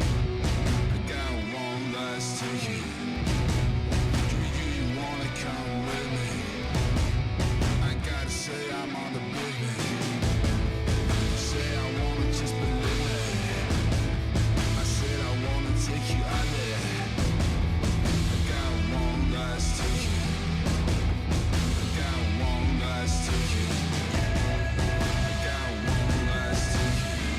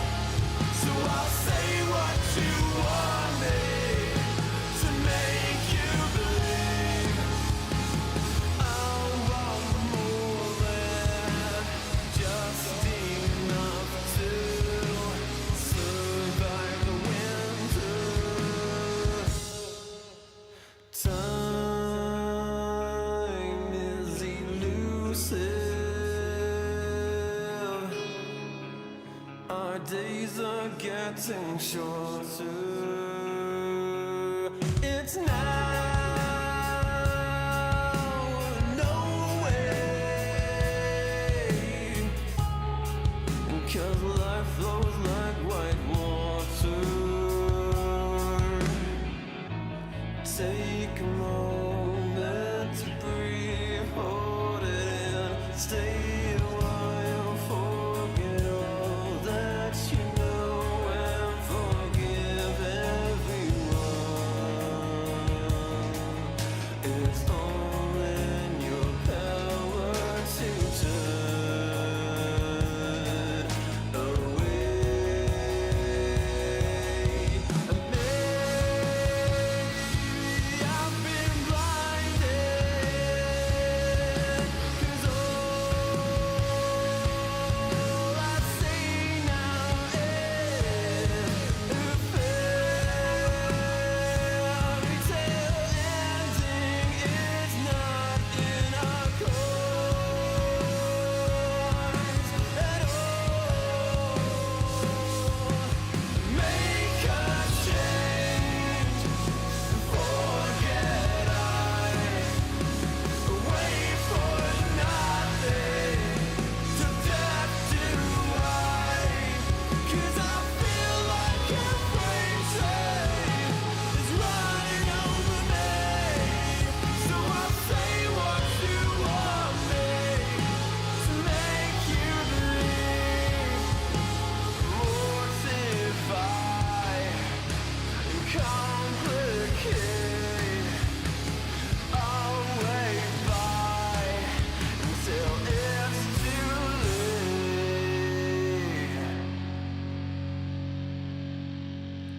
But I think that you know much better. Wait forever. My head is on straight for once, and you will pay for it.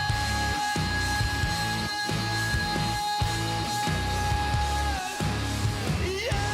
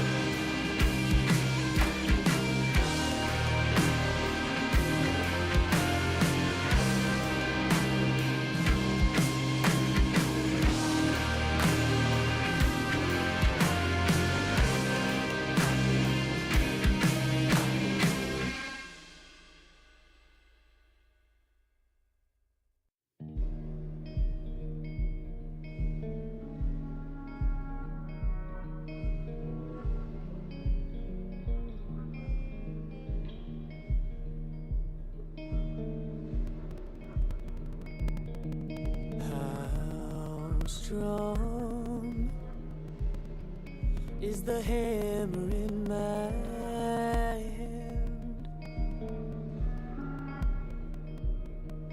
How long can you force me to dance? There's a crisis in my heart and in my words, and I saw you smile when I fell into the dirt.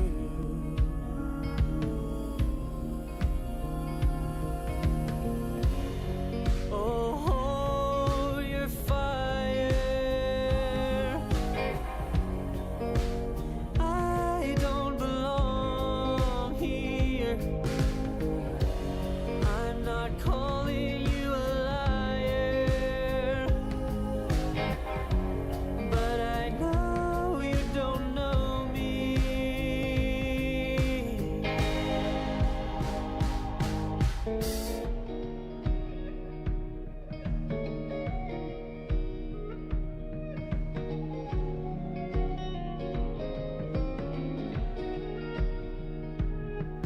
I'm too young for bitterness like this. I've grown too old to forget.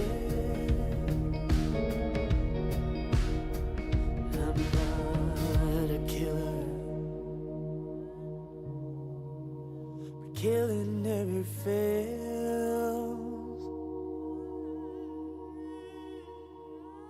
To a hammer, every problem's a goddamn nail.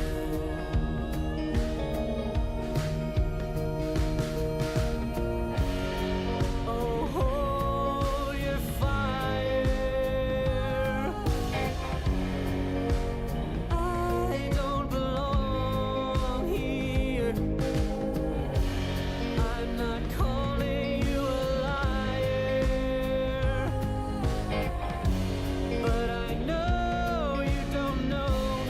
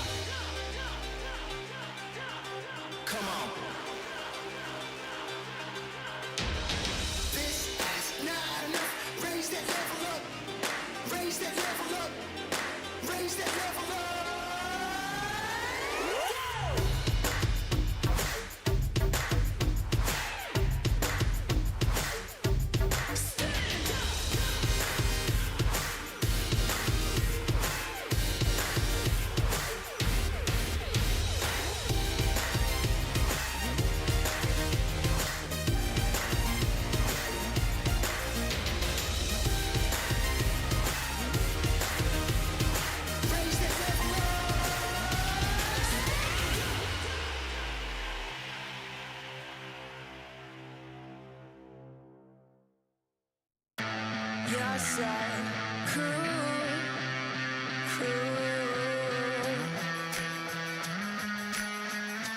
So stick around. Yes, I could.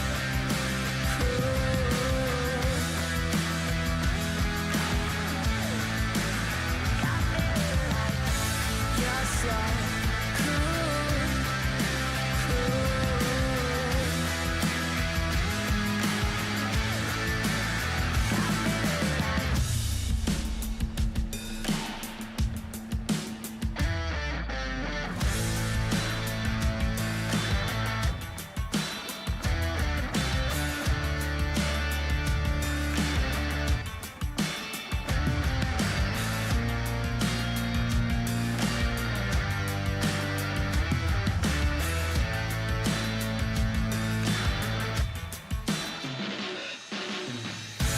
Yes, I could.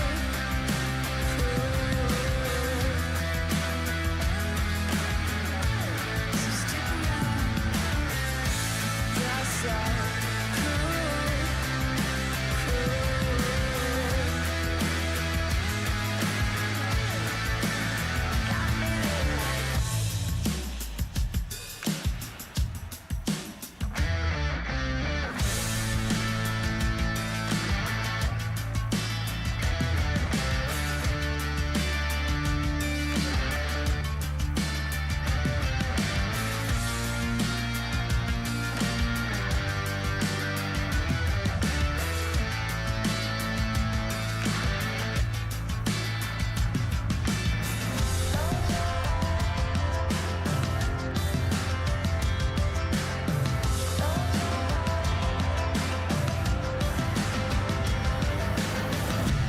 Yes, I could.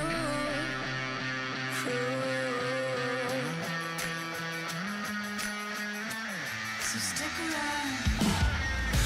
Yes, I could.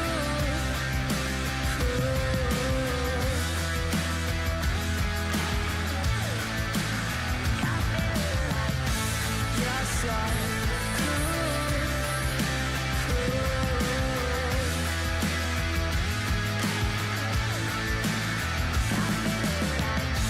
Yes,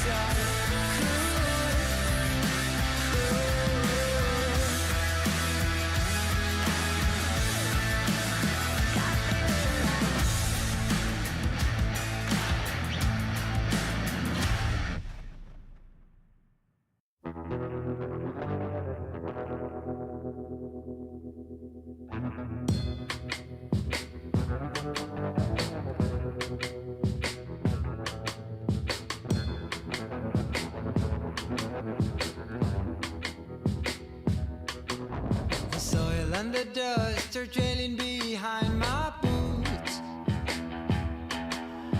Blown by the wind, showed me a piece of my past. The soil and the dust is where we go. 6 feet under, whatever your uniform says. The smell of the dust is sticking onto my clothes. Burns my throat, sends shivers down my spine. The smell of the dust makes us just the same.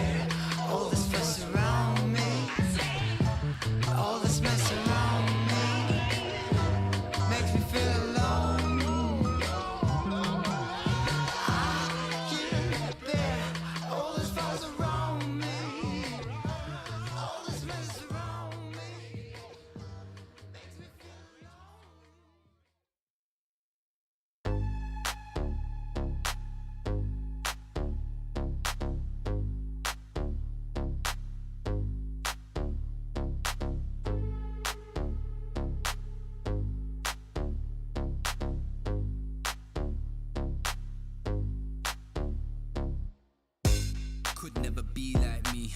Flow so hot, but the jewels I see. Never think much of a fool I see. Them type of man we are school and teach. Fresh to death, head to toe. Smell the best fresh cologne. Finesse the best freshest clothes. I dress the best, yes you know. I'm that guy, pose for the photo, never been shy. Drips in the chokehold and I got vibe. Wardrobe looking so cold, put it on ice. Yeah, I'm that guy, pose for the photo, never been shy. Drips in the chokehold and I got vibe. Wardrobe looking so cold, put it on ice. Ice.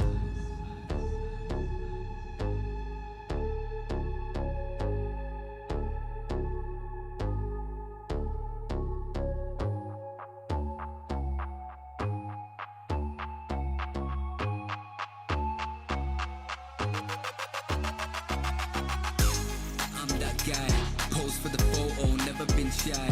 Drips in the chokehold and I got vibe. Wardrobe looking so cold, put it on ice. Yeah, I'm that guy. Pose for the photo, never been shy. Drips in the chokehold and I got vibe. Wardrobe looking so cold, put it on ice. Ice. I'm that guy. I'm that guy. I'm that guy. Put it on ice. I'm that guy. I'm that guy. I'm that guy. Put it on ice.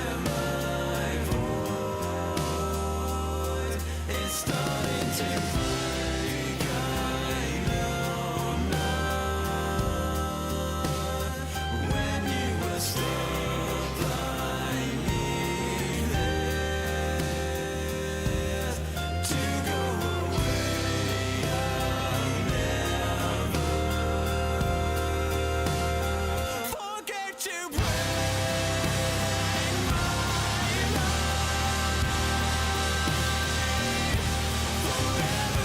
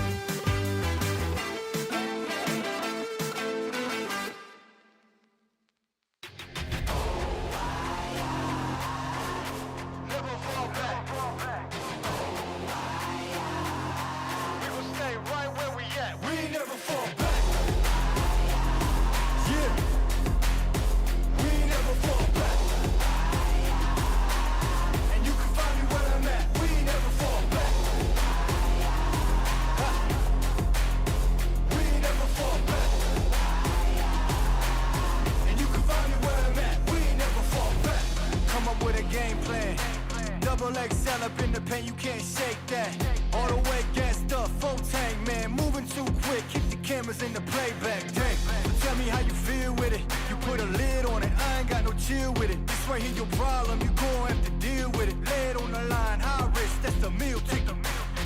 Yeah, we ain't never fall back. Hold our ground where we at. Never fall back. No lies, no facts. We gon' stay right where we at. We ain't never fall back. Yeah, we ain't never fall back.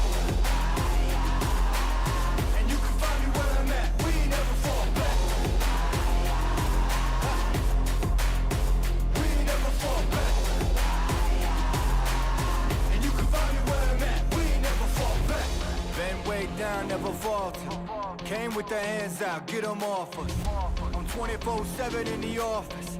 Pay attention cause I ain't repeating offers. Yeah, never met a man I've been scared of. Careful, you gon' get exactly what you asked for. Here for whatever you bring me, getting handled. I answer to no one, I don't need to hassle. Yeah, we ain't never fall back. Hold our ground where we at. We ain't never fall back. Hold our ground where we at. Never fall back. We ain't never fall back. Hold our ground where we at. Yeah. No lies, all facts. You can find me right where I'm at. We ain't never fall back. We ain't never fall back. Yeah. We ain't never fall back. And you can find me where I'm at. We ain't never fall back. We ain't never fall back. And you can find me where I'm at. We ain't never fall back.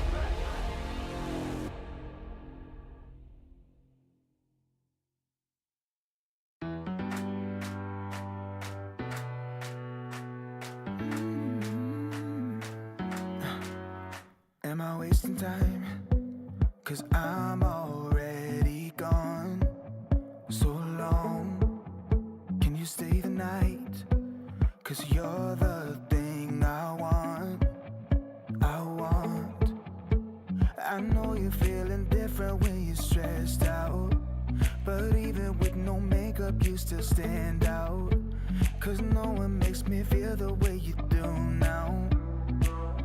Like you do now. The way that you move your body, you make it look like a hobby. Every time that you touch me, it's electricity. Things we discovered underneath last night's covers. Everything came so easy. It's electricity. Electricity. Whoa. It's electricity. Electricity. It's electricity. When it's late at night, I feel you on my skin. My skin. You're all that's on my mind. It's finally sinking in. You're it. I know you're feeling different when you're stressed out. But even with no makeup, you still stand out. Cause no one makes me feel the way you do now. Like you do now. The way that you move your body, you make it look like a hobby. Every time that you touch me, it's electricity. Things we discovered underneath last night's covers. Everything came so easy. It's electricity. Electricity. Oh, it's electricity. Electricity. It's electricity.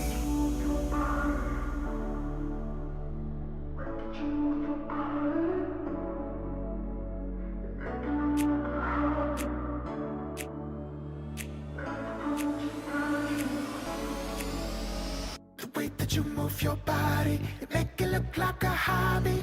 Every time that you touch me, it's electricity. Things we discovered underneath last night's covers. Everything came so easy. It's electricity. Electricity. It's electricity. You move your body. Electricity. You move your body. It's electricity.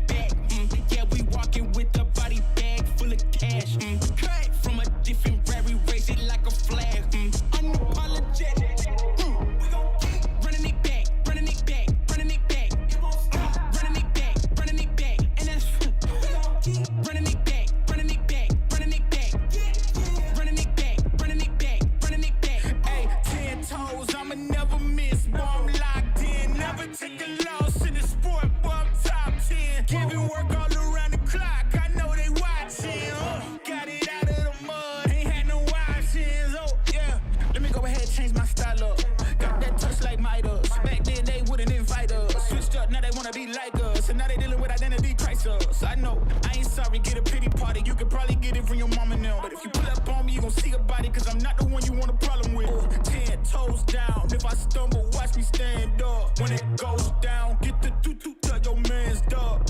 You can blame it on your homies, got you hyped up. Whoa. Everybody trippy, yeah, we coming, yes, they're back. Yeah, we walking with a body bag full of cash. Cut from a different rare, we raise it like a flag. Unapologetic. We gon' keep running it back, running it back, running it back. It won't stop. Running it back, running it back, and that's we gon' keep running it back, running it back, running it back, running it back, running it back, running it back. Hey, look, hand me the ball, I'm running it back. Answer the call, I'm all in my bag. They want me to ball, I charge on the max, and then they promo cause they paying me tax. I'm the solution and I'm the problem. If it ain't profit, it ain't an option. If you try to play me, I'm gon' get you packed up. If it's up, then that's up. Nothing's getting passed up. No, we bout to act up. This whole game is wrapped up. Talk will get you smacked up. Refresh, you should back up. Hanging up these plaques up, it's fast, bro. Know that I'm a menace, catch you lacking with your hands up. 10 toes down. If I stumble, watch me stand up. When it goes down, get the doo-doo, tell your man's dog. You can blame it on your homies, got you hyped up. Whoa. Everybody trippy, yeah, we coming, yes, they're back. Yeah, we walking with a body bag full of cash. Cut from a different rare, we raise it like a flag. Unapologetic. We gon' keep running it back, running it back, running it back. It won't stop. Running it back, running it back, and that's we gon' keep running it back, running it back, running it back, running it back, running it back, running it back.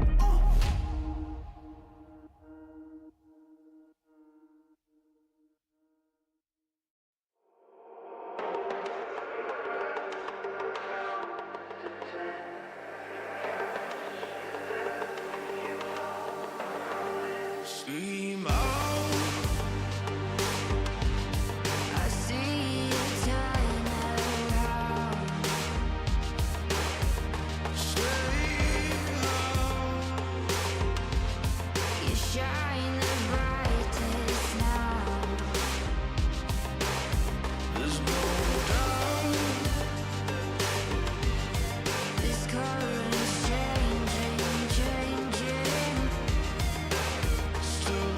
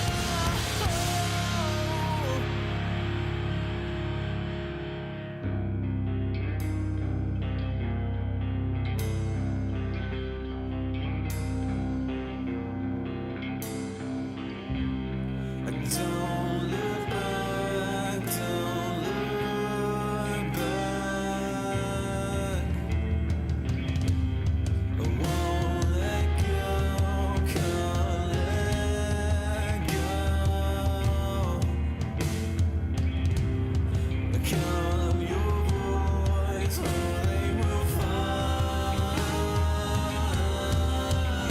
you will face an impossible words and make undeniable my faces, getting tired of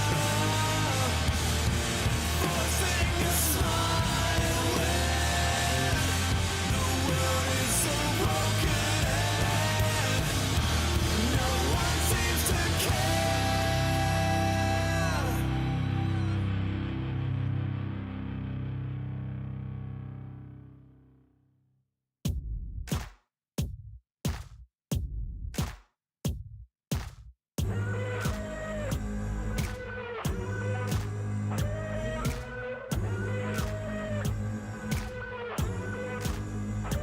I've been shot down, I've been hurt, I've been left down in the dirt. I've been lied to, I've been cheated, but I'm never coming to my knees. Needed a way out, needed a way out, needed a way out, needed a way out. Oh no, no, no, no, never gonna break. Oh no, no, no, never gonna break. Oh no, no, no, never gonna break. Oh no, no, no, never gonna break.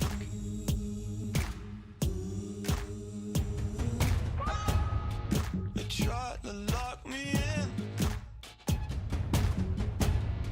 They tried to lock me down. But I ain't never giving up. I ain't never giving up. I ain't never giving up.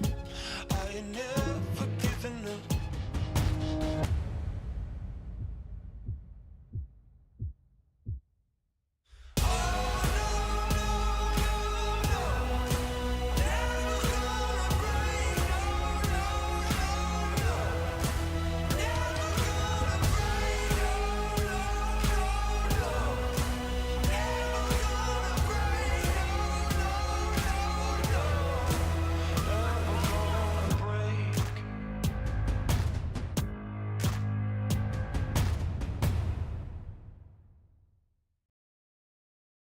I'ma keep winning, winning.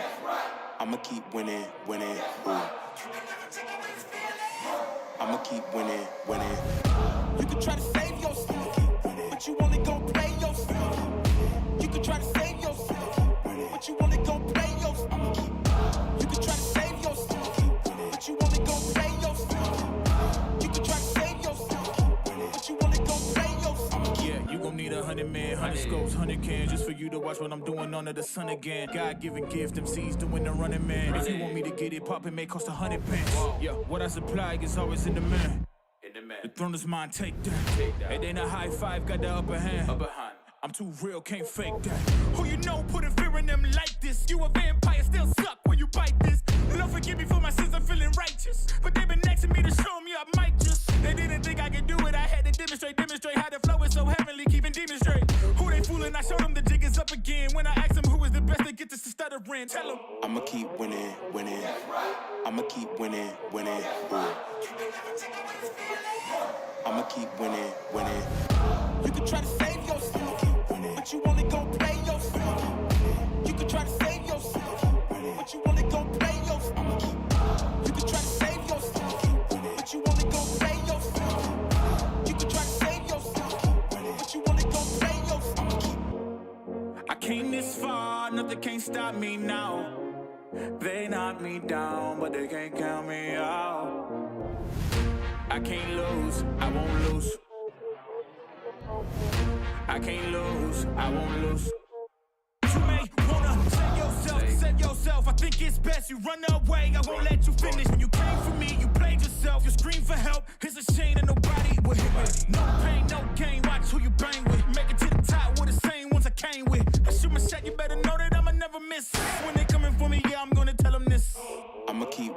winning. I'ma keep winning, winning. Ooh. I'ma keep winning, winning. You can try to save yourself, but you only gon' play yourself. You can try to save yourself, but you only gon' play yourself. I'ma keep. You can try to save yourself, but you only gon' play yourself. You can try to save yourself, but you only gon' play yourself.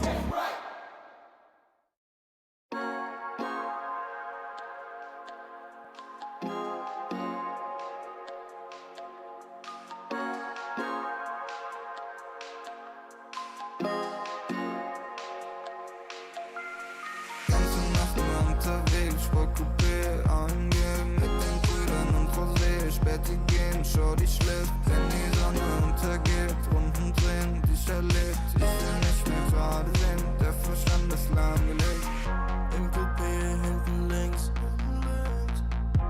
ich schreibe und ich trink. Mit den Brüdern und wir chillen. Heute Abend ohne Sinn. Sie will, dass ich sing. Doch ich mach mir noch einen Drink. Ich brauch nur die Klick. Und sie weiß, dass es stimmt. Die ganze Nacht nur. Die ganze Nacht nur. Die ganze Nacht nur. Die ganze Nacht nur. Die ganze Nacht nur. Die ganze Nacht nur. Die ganze Nacht nur.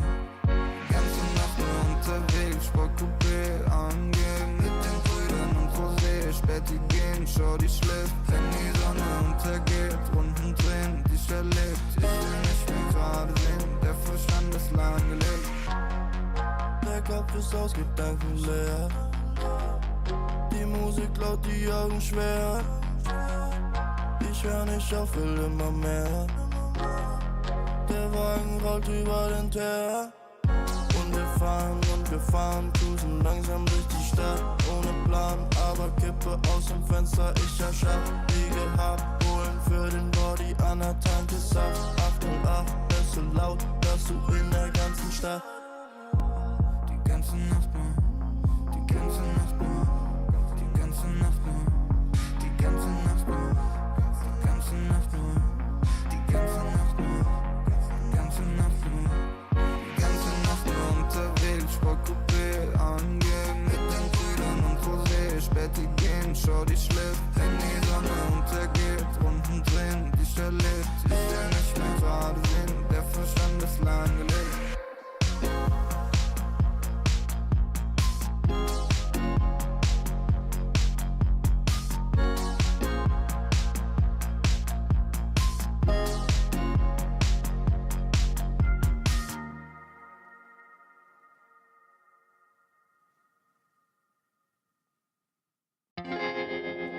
Voices in my head, they say I'm lost, but I found myself in the dark.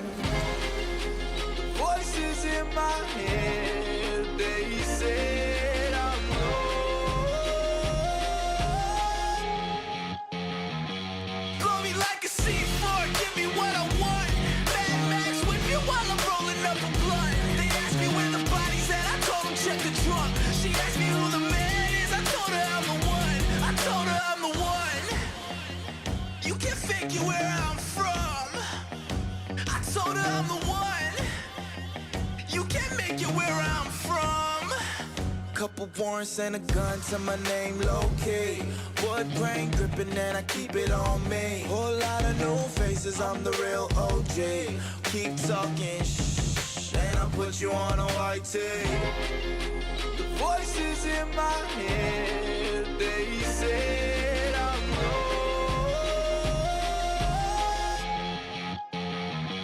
Blow me like a C4, give me what I want. Mad Max with you while I'm rolling up a blunt. They asked me where the body's at, I told them check the trunk. She asked me who the man is, I told her I'm the one. I told her I'm the one. You can figure where I'm from. I told her I'm the one.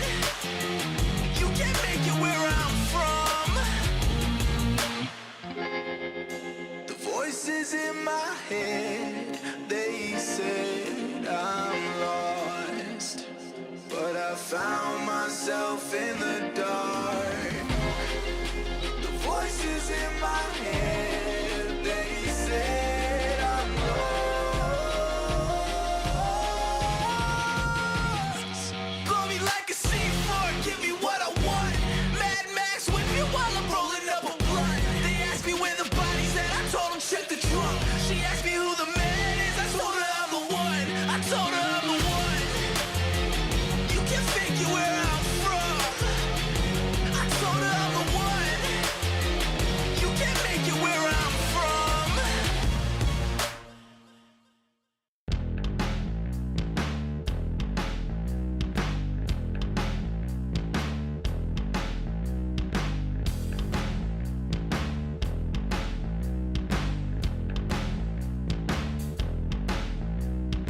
Everybody wants to see what they will do to me. They'll be up early and driving to town to get a good seat by the sea.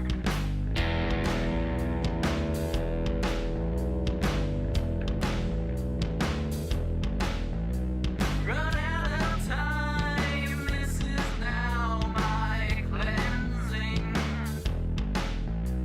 No alibi, I'll even try my gun.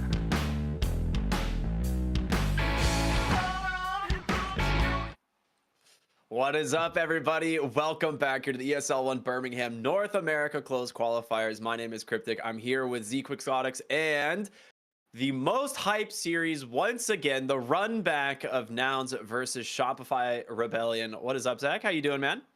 I'm doing well. How about you? I am great. I just ate some good food. I am feeling good. And now I get to watch some incredible Dota. So this is a top tier day for me, I would say. Yeah, agreed. This is the NA peak Dota. Let's go. We've seen these teams play before. They keep trading games. I think Shopify Rebellion right now looking a little bit stronger, but Nouns. I mean, teams can improve really quickly sometimes, especially when they're recently formed. As you know, different ideas come up and things just start clicking. So it's hard to say if Shopify Rebellion will continue to keep looking better, or maybe Nouns has figured something out. Yeah, I mean they've got to try and do something here. I think like we talked about a lot in the last series, like Shopify was definitely giving Noun some of their more comfort drafts and kind of experimenting, being like, can we beat this? And if we can, like, these are the different avenues that we have thought that might work. They end up losing game 2 as a result, and game 3 they win it out and go to the grand finals. So again, I think they knew that this was going to be like the rematch, so they kind of just used this first series as a almost like a testing, case for what they want to do for the grand finals. And Shopify, I think, are in a really good position for that.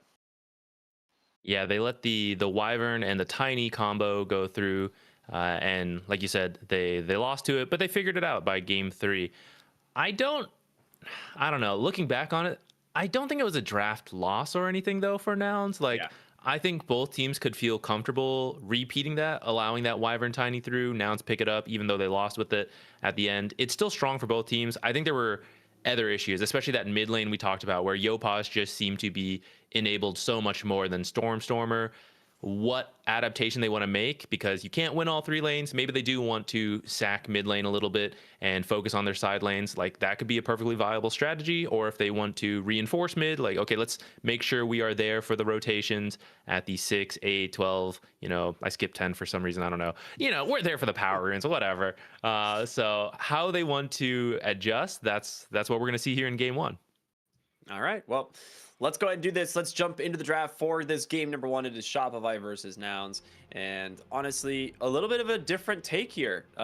Same bans coming out from Shopify, the exact same 4 that we've seen in the previous series. We see the Pangolier removed and the Templar Assassin removed from Nouns. And they go opening with a Timbersaw. So this hero, very strong. A lot of teams are first phase banning this. But a little bit of a draft adaptation here from Nouns, which I like, right? This is good stuff. This is making Shopify do a little bit something different. Yeah, and this Timbersaw could be mid, could be off lane. You have that that flex there in that first pick. And like you said, it's still a strong hero wherever it goes. And it's actually such a strong hero. It has really good matchups. So if they did end up getting a good matchup, then maybe you don't need to help Stormstormer so much. But I kind of imagine, like, here we already see the Wind Ranger pick, who would be fine versus the Timbersaw. That's kind of the downside of picking Timbersaw. You're not likely to run into your, your preferred matchups. Yeah, and this is likely, I would say, to be Arteezy's hero more than anything. Like, they've had no problem picking Arteezy's heroes like early on, which is why we actually see the Arc Ward and TA bans here, because they will first phase them. But I think at this point they're fine running carry Wind Ranger, and if Timbersaw is mid or off lane, like, the matchup is good. So you've already got one hero that can deal with the Timbersaw fairly well. The question is going to be that tempo. Like, if Timbersaw hits like a decent item timing and can start trying to snowball some of these lanes, use his like really strong burst damage early on, yeah, he becomes pretty scary. Yeah, agreed. I see them taking out Lion for nouns. I would be okay with taking out another stunning support as well. I feel this is a very general overview of the Dota heroes, but if you need crowd control from the mid lane, many of those heroes tend to be melee heroes, which Timbersaw would have a good matchup into. So you can actually remove a lot of the stuns from the supports, and Shopify Rebellion ends up picking some of those like Pugna type heroes who don't really bring any lockdown, and then they feel forced to grab some kind of initiator from the mid lane. That would get some value back from that Timbersaw first pick. Shopify Yeah, I like that idea. Razor ban, okay, as well as the Lion. A little bit interested by the Razor ban and where this is gonna go. I do remember Arteezy playing it. I mean, I haven't really seen him play it much at all, is the thing, but I imagine I have to imagine it's something that they don't mind picking up. Yeah, I'm pretty sure Arteezy has played it relatively recently. Like, it's not one of his most played, but I'm pretty sure they did flex it for him before. And Timbersaw, I mean, once you have Timber Chain, you're not that scared of the Link, but it's difficult to bully out a Razor. Yeah, absolutely. All right, well, they go back for the Enchantress, a hero that's looked pretty good against the Wind Ranger early on. Is, this hero, a lot of times we've been seeing go the 4 points Wind Run, and you just hold the enchant for that. So it makes actually rotating and ganking this Wind Ranger a little bit easier. So I like that pickup. The question is, what can you pick with it? Because you do need some stuns now. You've got a Timbersaw, which offers no stuns. You got Enchantress, which, I mean, best case scenario, you're bringing like a Centaur or something to the fight. But you're going to start needing some lockdown to deal with this Vengeful Spirit. Okay, they go back for Lelis's Hoodwink. Yeah, they've played well with this hero. The tree, maybe they'll even get some cool tree plays with the Timbersaw. Or maybe there will be some counter synergy. It could easily go both ways, where Timbersaw cuts the tree that you're trying to bushwhack. Hopefully we don't see that for the Nouns fans. But this will bring a lot of damage. Timbersaw going that Veil Shiva's build most games. Hoodwink bring a lot of that magic damage. If you get the shard, you further amplify that. So it can be a lot of burst damage. Wind Ranger, she's tankier than she used to be now that she's a universal hero. But with Wind Run, she's really resistant to right-click attacks. So if you bring a lot of magic, speaking of which, we see the Viper being picked up, and the Tiny actually also even more magic burst. These are sick picks here. So that's like likely to be your 3-4 off lane, right? So what we're probably seeing here is still the potential flex of the Wind Ranger. Your 3-4 of Viper Tiny. You could still potentially move Tiny mid if it ends up being a decent mid matchup. You could, do some stuff like that. But I don't think they want to really show their hands too much. Having 24 pick, though, means that you don't know exactly where this is going for Nouns. Like, no matter what they do here, they just have to kind of assume, like, all right, Viper's definitely the offlane hero, right? And then hope none of this stuff gets flexed around. But this is a really cool draft from Shopify at the moment. Yeah, I'm liking it a lot, especially because they left that Winter Wyvern open. Maybe Nouns is hoping to catch him off guard. Like, oh, we're actually not going to take Winter Wyvern. We're going to grab someone else. We're going to grab this Timbersaw. But Shopify has had really good answers to it. A very quick Wind Ranger pick, which you already mentioned, like, oh, safe lane Wind Ranger versus the off lane Timbersaw, or mid Wind Ranger versus mid Timbersaw. Now the Viper, Tiny Response. These are very squishy supports, Enchantress and Hoodwink. They tend to be weak to Magic Burst, which we are seeing Shopify pick up. The Viper, Break versus Timbersaw. And he's really good against many melee heroes as well. For example, Faceless Void, a very popular carry right now, does not have a great time versus Viper. Okay, so they grab Stormstormer's Invoker, and it does give you a little bit more lockdown in terms of where they want to move their heroes on Shopify. I mean, 10 I think seconds honestly, remaining. Viper or Tiny could technically flex to mid lane against an Invoker if they absolutely 5 feel like they need seconds to. remaining. Yeah, I mean, yeah, you actually have 3 heroes you could put mid into this Invoker matchup, and I don't think you're actually going to mind too much. Rebellion's So turn to ban. Shopify Rebellion's they have kind of turn full to ban. control over what they want to do with this draft. They're going to ban out the Kunkka. TA's already removed as well. What are one of the other like really big Invoker counters to the mid lane? 10 seconds remaining. Puck, maybe. It's a pretty decent Puck game, but 5 seconds Yeah, I remaining. wouldn't mind Puck. More Magic Burst for the supports. Good lockdown for Timbersaw.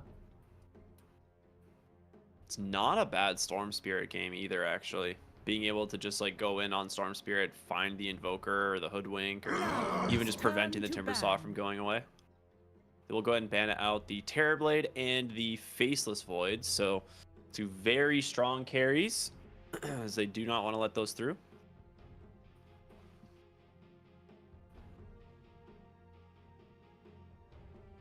Ten seconds remaining. Yeah, the nice thing for Shopify Rebellion too is that I think their 5 draft's seconds already in a good remaining. spot, but they're also going to get last pick here. I think that's what Nouns is struggling with on trying to Nouns turn to identify. Yeah.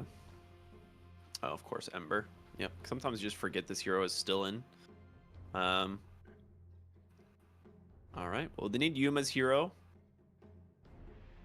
What are you feeling? Because you're playing into most likely Viper Tiny. You have an 10 Enchantress seconds support. remaining.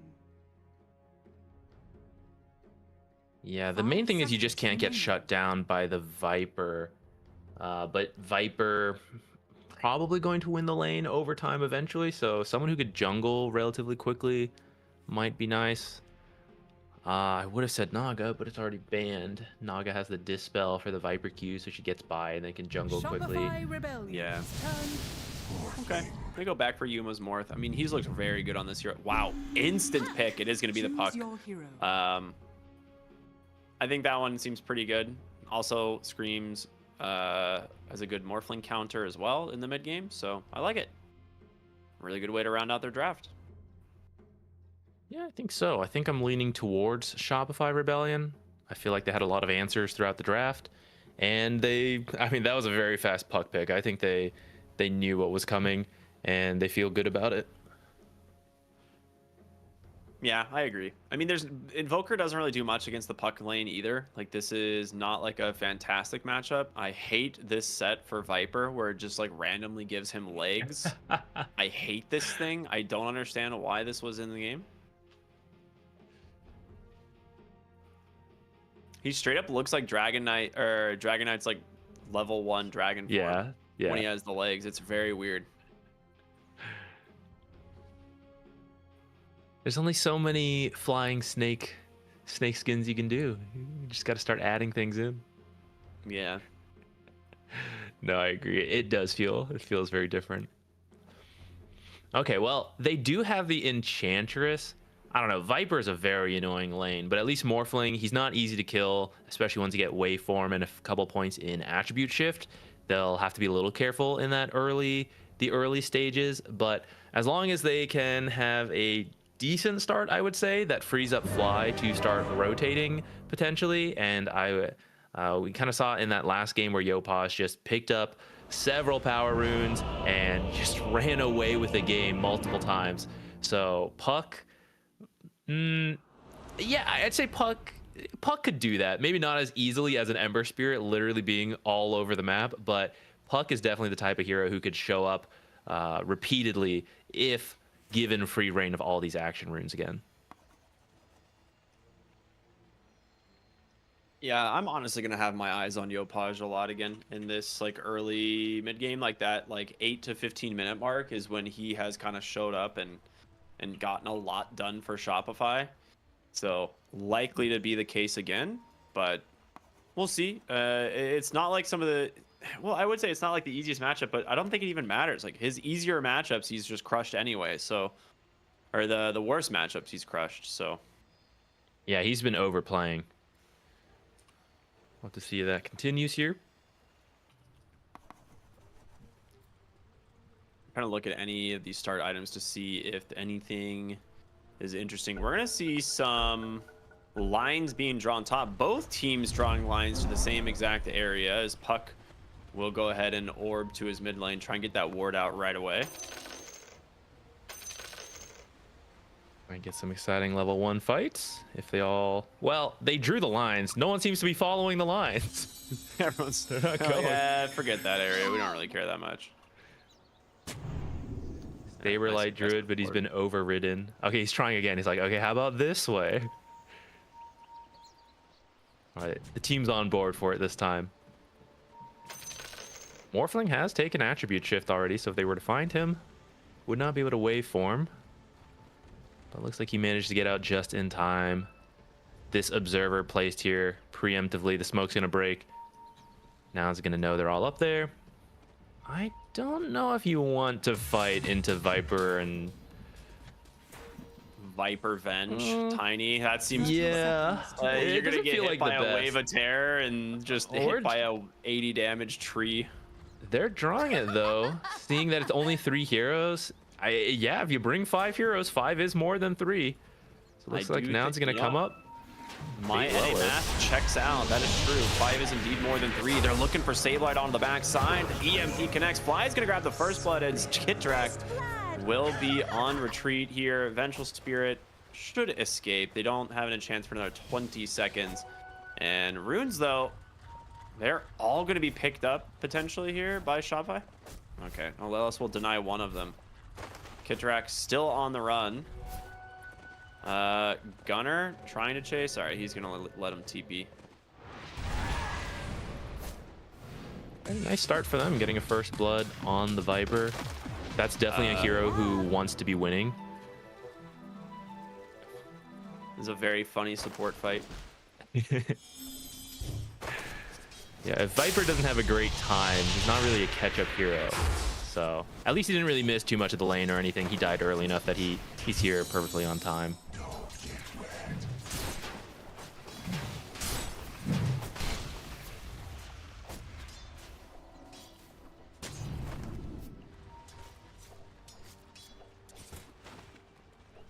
All right.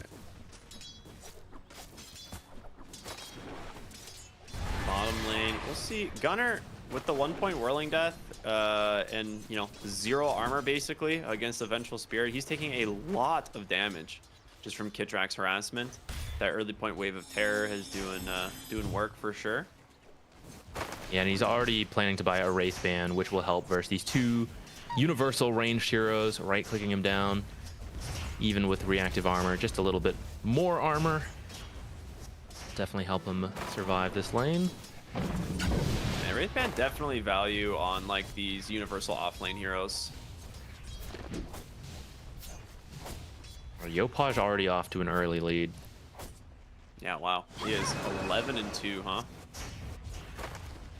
I mean, he wanted that snap pick on the puck. He was like, yeah, I'll win this lane, guys. Don't worry. I got this.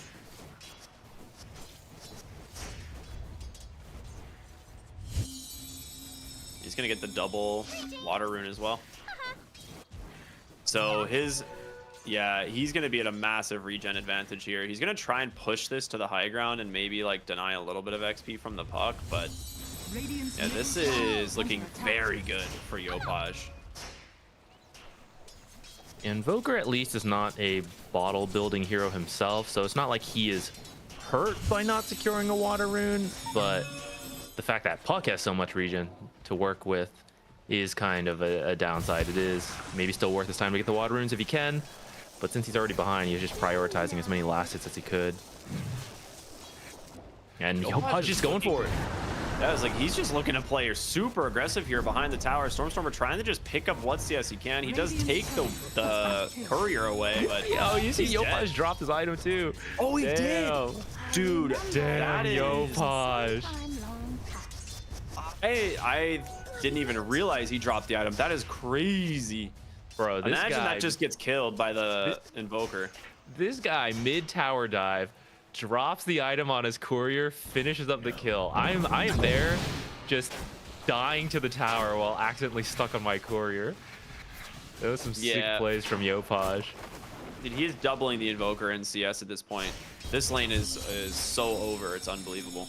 Yeah, you have to bring people in at the 6-minute rune. This puck cannot be allowed to pick up a haste, regen, arcane, amplify damage. Like, so many runes could be disastrous for the side lanes. And they may even need supports to come for the 4-minute runes. Yeah, I was like, speaking of the side lanes, I mean, these aren't even that going very great for Nouns either, right? You have Wind Ranger farming perfectly fine. Mm-hmm. And then, you know, offlane Viper is offlane Viper. You know, what are you going to do against this guy?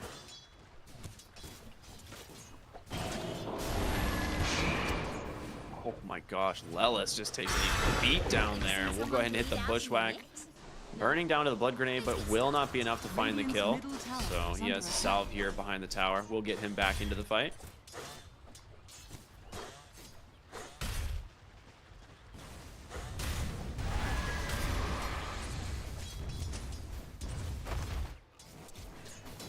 Fly's got this level 2 creep. Hopefully that's going to help bring a little bit more power. Viper doesn't want to be wasting his poison attack trying to kill this creep.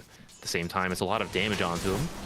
Yes, a lot of damage with that aura as well. So great toss under the tower though. Yuma is just gonna go down, I think, right? Gets the attribute shift. Can he keep himself alive? Fly trying his best as well. Yuma's able to survive, but no more mana. One more poison attack, up to 3 stacks now on this Enchantress, but she's still got the Nature's Attendance, has a salve as well to play around. Yuma will survive. A very close play from all of these heroes on the top side. Uh-oh. The salve. He doesn't find it. Okay, he's fine. Ooh, he's got a centaur coming now. Big boy.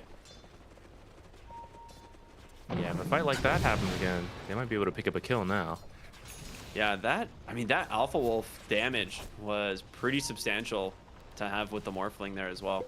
It should be okay. Okay, I was about to say Saberlight's out of mana, so they should feel a little safe, but actually he's just brought himself a clarity. So he'll be good to go in just a few seconds.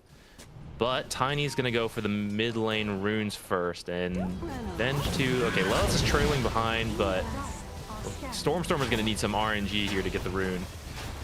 I mean, I don't think he can really contest his top lane. They will get a kill. A nice dive there thanks to the rotations in these mid lanes as Yopaj gets the amplify damage bottom. Has the arcane rune to play with, or has the coil to play with if he needs it, but he's just gonna click him down, gets the kill. Kittrack on the backside trying to maybe bring down Lelis, but yeah, that is massive. Not only do you get the kill, but you get the D ward as well.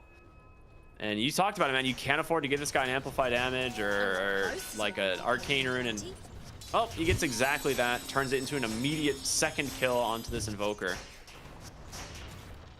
Yeah, and Kittrack there with the preemptive sentry. I swear he was TPing out at first, but then he canceled it to go for that kill. I guess he knew.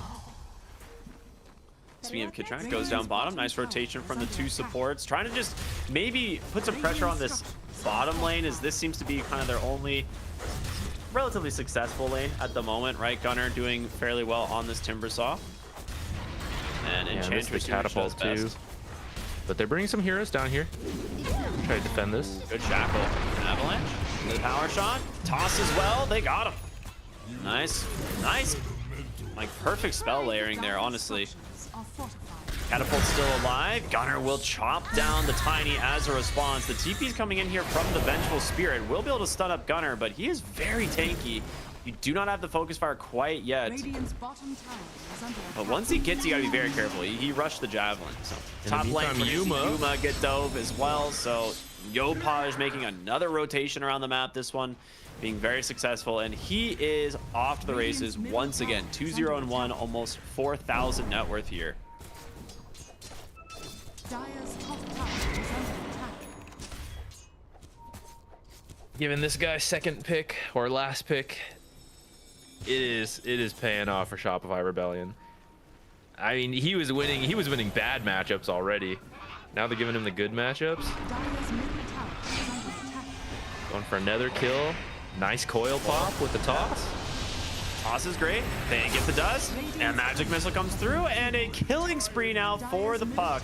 Is under attack. Oh boy. Come get healed. Gonna grab a shield rune as well now. Yeah.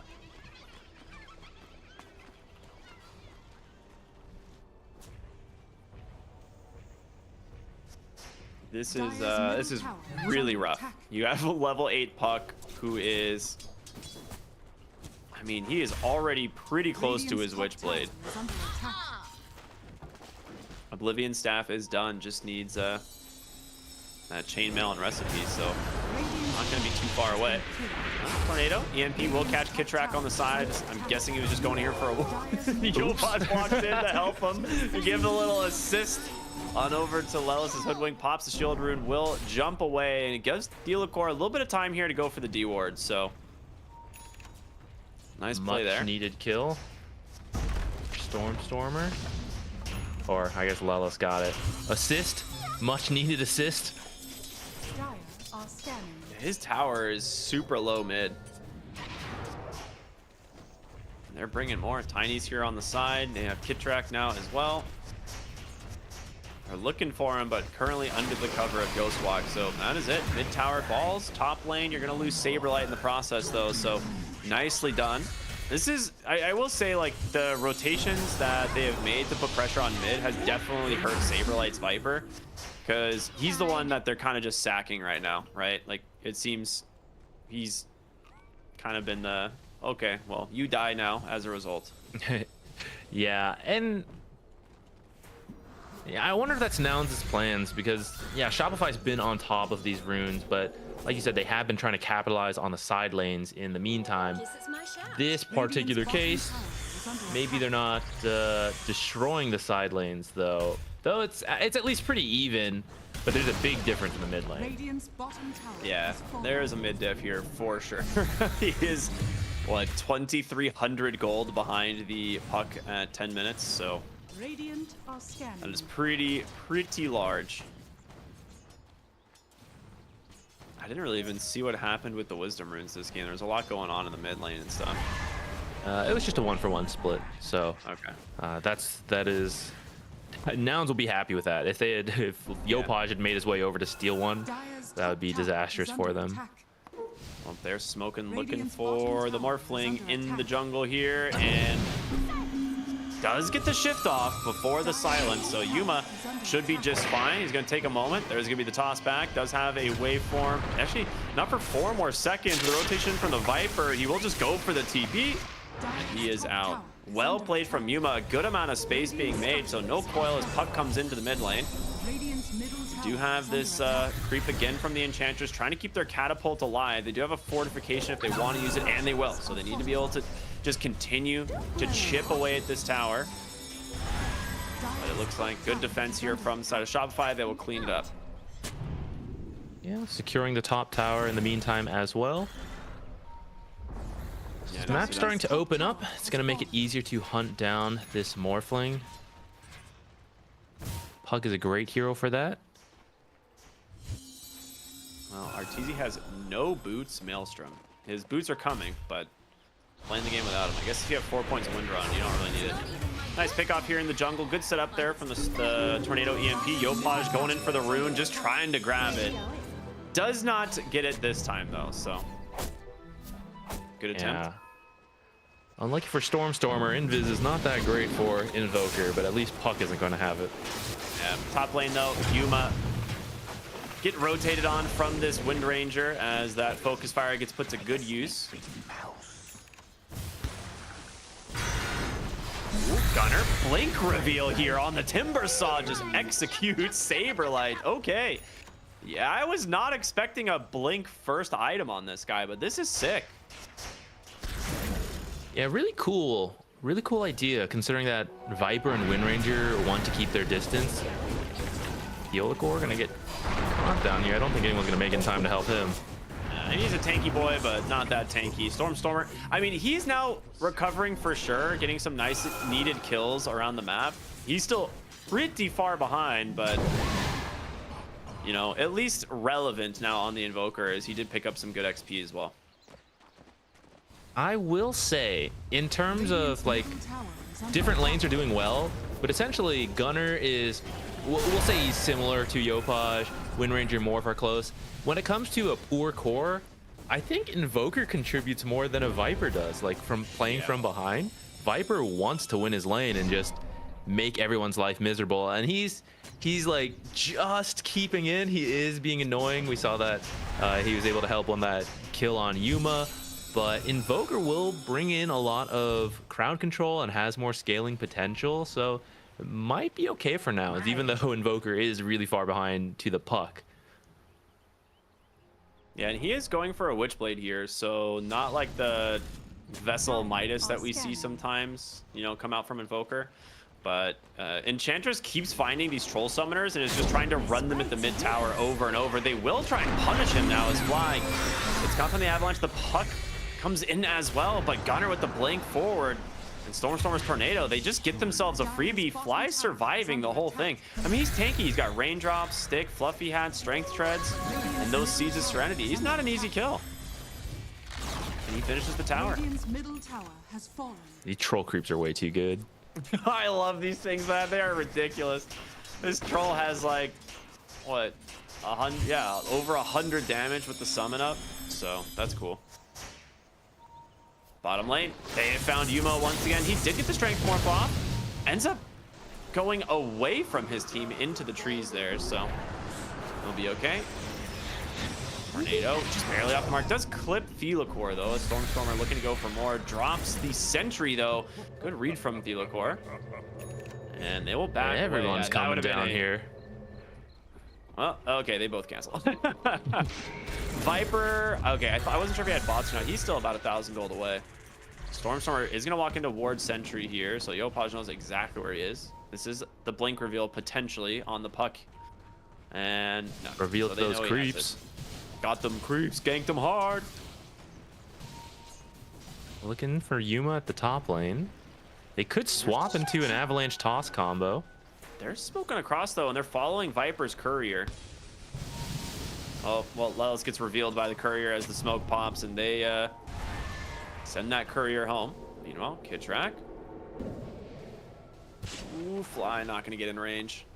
I'm surprised they didn't go for like the tornado or anything there.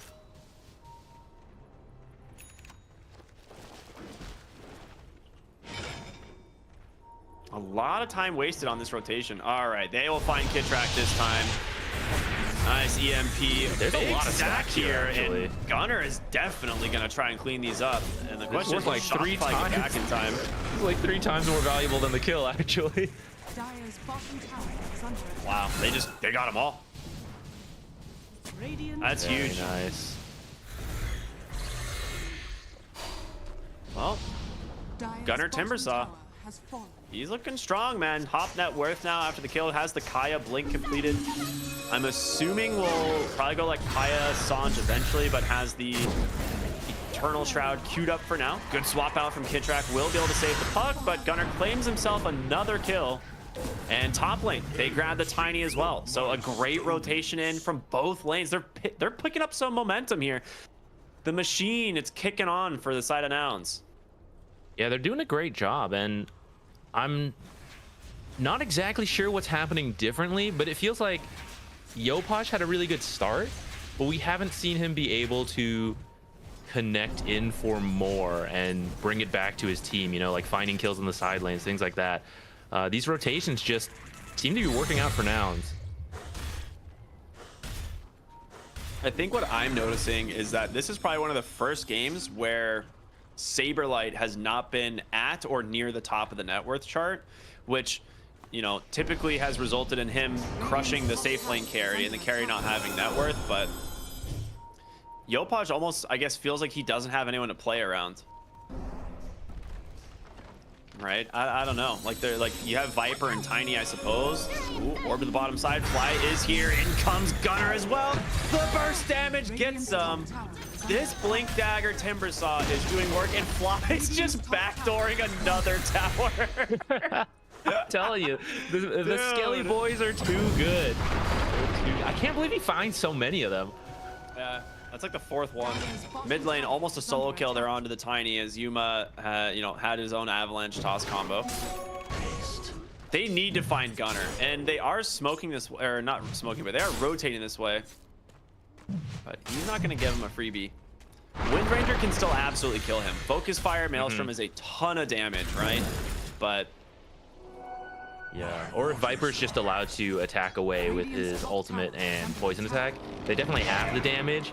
They just need the control as well. So, I mean, they have the tools. That's kind of what it means. I feel like they can do it. Just like the rotations aren't quite connecting for them. I mean, the Viper, rather than going for the bots, he's gone back for a Dragon Lance. Does get lucky to find the Grove Bow, though. The absolutely best item you can find on a Viper, but I mean, because of this hero is super slow. I mean, at nighttime he's walking around the map with 320 movement speed. Like this hero is crawling around. Maybe that's why this set has feet. They're like, all right, he's really not that fast. Arteezy has BKB on the way. I imagine we're gonna smoke up. There we go. And let's see who they can find. At the same time, Nouns is also smoked. We might get a really big team fight here if they meet somewhere. Gunner finished up his Eternal Shroud. Yuma TPing in? Oh my goodness. Yuma needs to be very careful to toss back. He's got him end style, but he's just dead. What a grab from Shopify. They're TPing in these heroes. Looks like they want to try and contest it. Gunner goes in, just deletes Kick Track and almost finds the puck as well. He will blink away for now as the Viper now on the run, but Gunner's not done, man. He wants to chase. He's got that Eternal Shroud stacked up. There's going to be Avatos. The coil comes through. Gunner, he needs help now, and they manage to finish the kill. Stormstormer gets a great EMPs, holding these heroes down. A Bushwhack grabs Steelcore as well. Double kill now for Stormstormer. The disarm onto that Wind Ranger, but Yopaj picking off these heroes on the backside of this fight. BKB comes out from Arteezy, and he will make it to strike him in the base. Oh, that's not where Arteezy TP'd. Oh. He TP'd to the bottom tower. He's got farm on the mind. That would have been sick. He also probably would have. He probably was like, if I TP base, I'm getting Sunstriked, and he didn't really know. I think he 100% calculated that. That being said, Fly's going for a solo kill here potentially. He's just pushing Arteezy out of bottom. And that was a really good pickup on Yuma. That was really nice of them to wait there, knowing someone would rotate in. But then, that burst from Gunner opened up that fight, almost killing off Puck and Venge right off the bat. If they kill the Puck, that fight is so different for Nouns, because Gunner definitely wouldn't die, right? He gets coiled the second time. He's got max poison attack stacks from the Viper, and Puck has Parasma. So those stacking debuffs ended up being way too much magic damage. Not even the Eternal Shroud could soak it up. So yeah, this Parasma, really early Parasma pickup. I was not expecting that. But gonna go back for Kaya Sanj. It's a great item for him. BKB done on try a Roche here. What's going on here, team? All right, they smoke have a instead. good ward. Yeah, they saw the smoke come out from Nouns. They know they're about to walk right into him. And if they find Yuma again, oh, Yopaj gets revealed, goes in, trying to just poke here at the Morphling. There it is, though. Tornado, cold snap, but a little bit of miscommunication as Gunner's in trouble. Huge Avatos back, and Gunner trying to get to safety. Stormstormer falls, and Wind Ranger cleans up the backside. Yuma just going to be forced to try and TP home, but the shackle is there. 3 heroes dead, and maybe more as Fly is on the run. Oh man, that tornado botched your whole fight. Bit unfortunate on that timing, yeah. And then all the cores try to go in at the same time as well, just lining them all up for a huge coil into the Tiny combo. And yeah, a little bit. Toxin. Yeah, all fighting the Toxin the whole time. Yeah, a bit of a messy fight there, and because of that, they're going to lose Roshan here. I mean, they got him with like what is going to be like a cold snap bushwhack, and instead it turns into Puck having you know, the whole tornado duration to stall out and then just coil, dream, and go phase shift again. So that was just incredibly unfortunate for Nouns. And with that, I mean, this game is handedly in favor of Shopify, even though the gold lead is fairly stable, right? Like it's about even now. But Nouns had about a 3.5 to, or I'm sorry, a 5.5K gold lead at one point. But it's swinging back the other way for sure. A lot of small rotations and fights going Nouns' way, but that really big fight into the Roshan has yeah, like you said, it says it's even, but with this Aegis, they're going to be looking to start cleaning up some tier 2s, I imagine, start getting some map control. They have some nice wards down, so they could go probably mid, or this bottom tower would be safest with the wards they have. Yeah, I mean, I like what Shopify's doing. I think they've got the good, like really good itemization at the moment as well. Like this early BKB on the Wind Ranger, and he's actually the one who like feels confident to just like run in with the Tiny, which is kind of funny, right? You have like Viper and you have Puck, and these heroes are still somewhat tanky, but it's just like RTZ with BKB Wind Run running around the front of these fights, like happily tanking up any spells. And if you don't focus him, he'll just melt through these heroes. And we saw that with Stormstormer, right? He just got focus fired down by this Wind Ranger, died so fast through his BKB, didn't matter. Yeah, Yuma doesn't quite feel online yet either. So even as like Wind Ranger's killing, you know, another hero, if your carry can get some return kills, but I think Yuma still needs to finish up another item or two, maybe. He has like BKB and then the Phylactery queued up for the Conda, and eventually Conda is a great item for this hero, but yeah, he needs some serious help. He is the poorest core on his team, which is very different from what we saw on his Morphling earlier today, right? Like his Morphling was crushing the net worth. He was like neck and neck with the Terrorblade basically the whole game before, like, you know, one big fight, and then he just blew away. But yeah, the pickoffs that Shopify Rebellion has been finding, a lot of them have been on Yuma.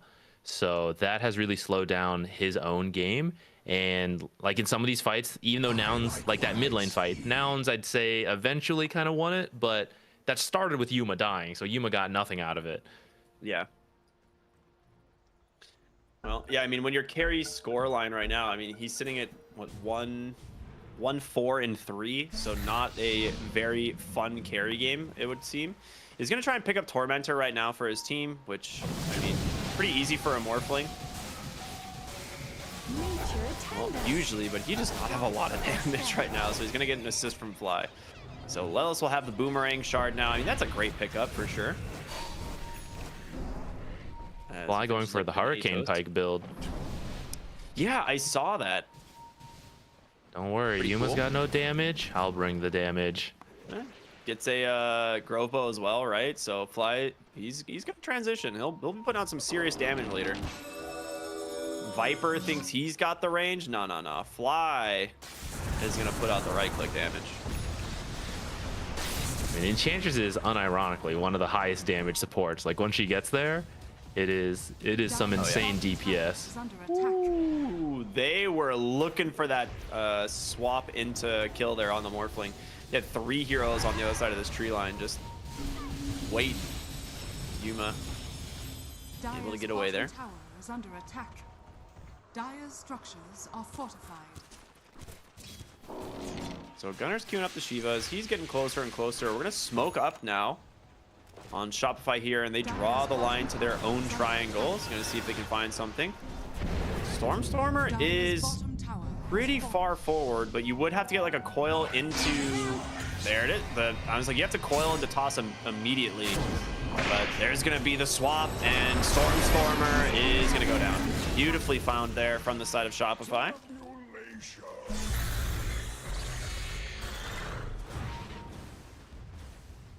It's not the way you'd like to use the BKB, but with that, Shopify can push up now. I mean, Invoker's dead, but even when he's back, there's no BKB. So that's a very good pick off from them. Looks like they're gonna get this mid tier 2 tower. Yeah. Dire's middle I also tower love has Arteezy's fallen. build, going for the Bloodthorn next. Obviously, one of those heroes that scales well with Bloodthorn, but you're playing against a Timbersaw who doesn't want to have to build something like a Lotus or a Yules or BKB, right? Like, he just wants to build his armor and damage. Top lane, they are hunting Fly here, as Thelacore does have the Blink available. Found another troll. He just drops the sentry. He's like, oh god, they see me. No way he's getting out of this one. Arteezy with a typical carry contribution coming through. Good on Thelacore. He doesn't blow off all the spells right away. That is very tempting to do, but he knows the only way he's getting out of here is the TP. Yeah. Oh, the shackle and the focus fire. Timbersaw taking a lot of damage, and there's the Orchid follow-up. He's dead, man. So much damage coming through from that Wind Ranger now. And just like that, with 3 heroes gone, your high ground exposed, it is time for Shopify to start forcing the objective. Dire's structures are fortified. Dire's I Fortification love how will ease him up Yopaj. the creep wave. I love how aggressive Yopaj is playing there. Knows Yeah. he's fine, just pushing people off. Look at Boo! Manage that Witchblade spam. It's a lot of damage with the Pharasma and that Grove Bow, right? So Radiant's bottom tower That's a great point. is under single auto attacks like 400 damage. He has to go heal off in the base. But still has an Aegis for about a minute. 9 seconds till your Timbersaw is up. Can you find anything? Morphling farming for his BKB is about 150 gold away, so doesn't look like he's gonna get it in time, and that will be your melee barracks. Radiant's bottom tower is under attack. Dire's top tower is under attack. There's a good ward top here. And Yopaj, ooh, looking for Lelis. Ends up going right to Stormstormer on this Invoker. Needs to be a little bit careful. Swap aggressively. They found Gunner, but a good force staff. And Yuma just deletes the Vengeful Spirit. Okay. He's sitting on full Agi. They ate through that barrier instantly. Radiant are scanning. Stormstorm is so close. Are they going to find him again? Dire's top tower is under attack. It's a 3k gold advantage. It's 18 to 18. 1 melee barracks taken now for Shopify, but it's not like this game is like still easy for them. Like they have to bring down the Timbersaw in these fights if they want a chance at you know, going high ground. Yeah, and the longer this goes, Yuma will, like, he's slowly climbing back up there in terms of the net worth, so he's going to start bringing the damage. He even has a DD right now. It doesn't look like they're going to find anyone, but they might be able to take this tier 2 tower real quickly. Yeah, I think you got to try and do this. I think you have to try and grab yourself a tower, because they're just going to start chipping away at the top tier 3 if you don't. Both teams are watching the buildings get hit by creeps, and, like, they're not showing. I don't know what to do. Everyone's being really cautious right now. All right, Puck is showing. Yuma, Yopaj feeling good. he's still not going to go for it, so. Okay, he's got a shield rune. He's chilling. Well, tier 3 down to about quarter HP.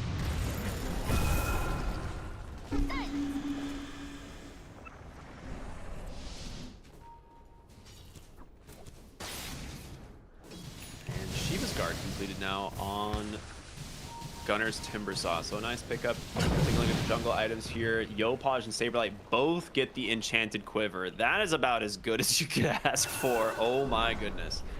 Those are huge. And then Wind Ranger getting a Nemesis Curse is amazing. Just flat damage, great single target hero. This is one of the best items you can find.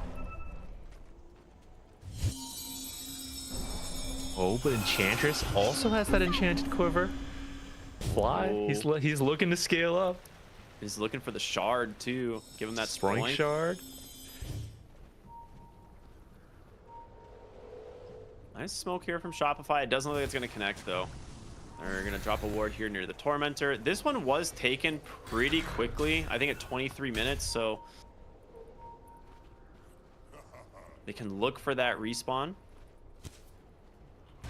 But Bloodborne is now done here on Arteezy, so this is a massive item.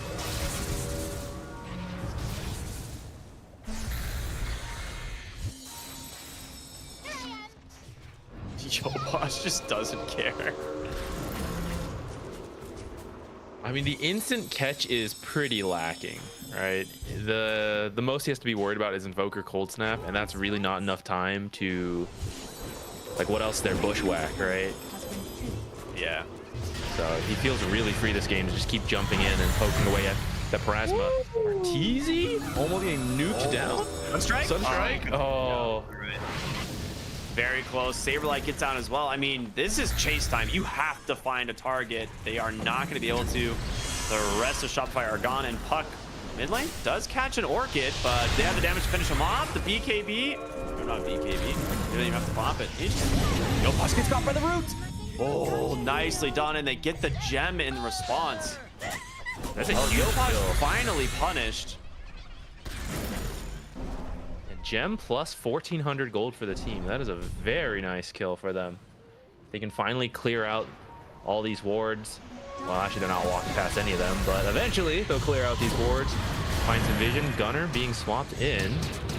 Yeah, that Bloodthorn damage is huge. And just like that, Gunner goes down. The regen rune, not enough to save him. Saberlight to the backside, gets the break onto the Enchantress, has the BKB as well, so Fly will go down. Stormstorm on the run, but in comes Yuma. Can he help turn this fight around? He has a BKB of his own. Sharpshooter connects. Viper in trouble. The Force Staff to get him to safety, but Yuma trying to chase. Does have a Wind Run available. The BKB still available.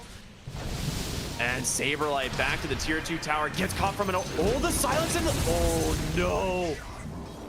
That is not supposed to happen while Puck is dead. Was his Chrysalis in his backpack the whole time? I actually just don't know. I cannot believe Vipers lived that long. The constant Force Staff Tiny helping out with a bunch. Oh, yeah. Friendly Tiny Airlines. Puck being dead, that was supposed to be Nouns' time to find these kills. The Bloodthorn just brought so much damage, and this is why you still have to be a little careful how you move out, even when it's like 5 versus 4, because when Gunner's on his own and found by 3 heroes, that is not a numbers advantage for you. So they just finish off Gunner, they're able to take the rest of the fight, and then Bloodthorn's back up to finish off the Morphling. And Gunner's probably going to need to get his own Dispel. Unless he's got a Yule's queued up.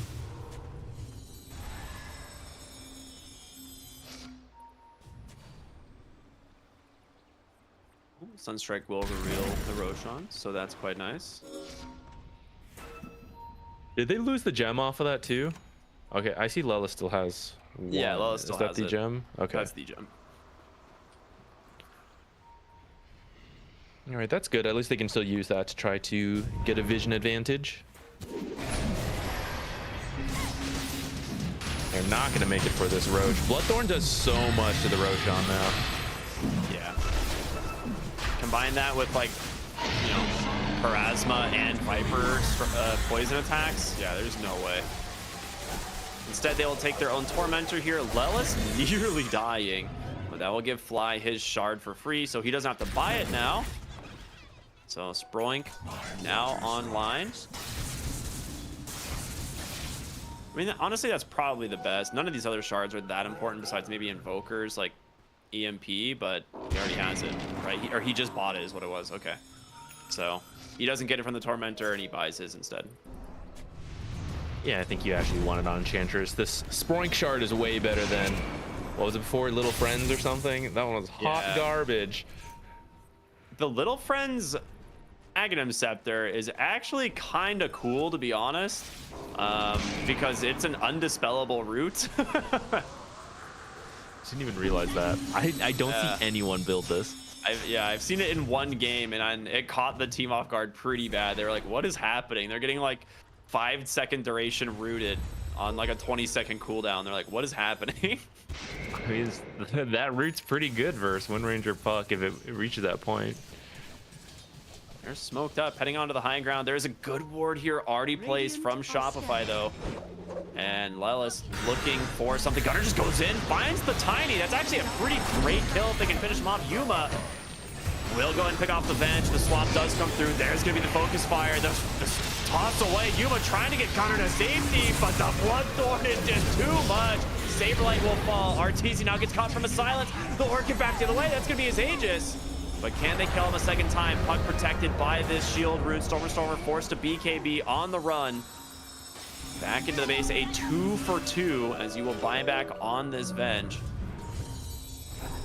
Yopaj could actually just kill Fly here. Okay, he's not gonna. It's not going to this time. Not this time. All right, he's going for it. He's looking. Yeah, Avalanche. Oh, nice swap out once again. Arteezy coming in on this Wind Ranger, but the Vacuum actually able to keep them at bay. So they will get the dieback now on the Venge, which is nice. Yuma trying to keep this puck occupied. Great deafening blaster from Stormer to keep Arteezy back. Fly, gotta be careful. Still alive for the moment. 1 second until this Hoodwink comes back. They keep their base alive. Incredible defense here from Nouns. Pretty good, all things considered. That was the Aegis that Shopify had. The catapults do end up finishing off a ranged barracks.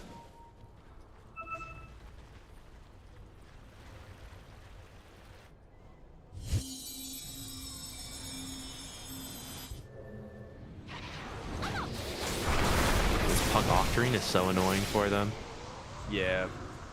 He's just going for an Aeon disc now. He's like, I'm never going to get caught and die again. Never again. Yeah, they don't have, like, Hex isn't on the way anytime soon for these heroes. So Puck is going to continue to have free reign, just like running around.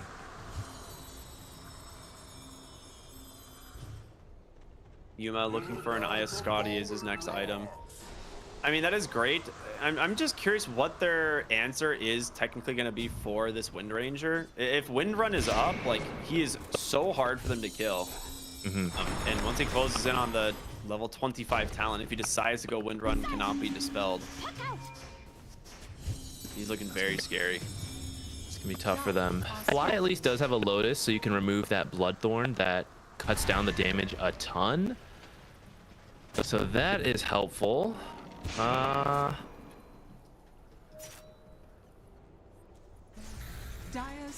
a Rattle Cage. That is quite good for the Timbersaw. A lot more armor for him, as that's pretty much all he's dying to is the Wind Ranger's armor, or physical damage. Top tower is under attack.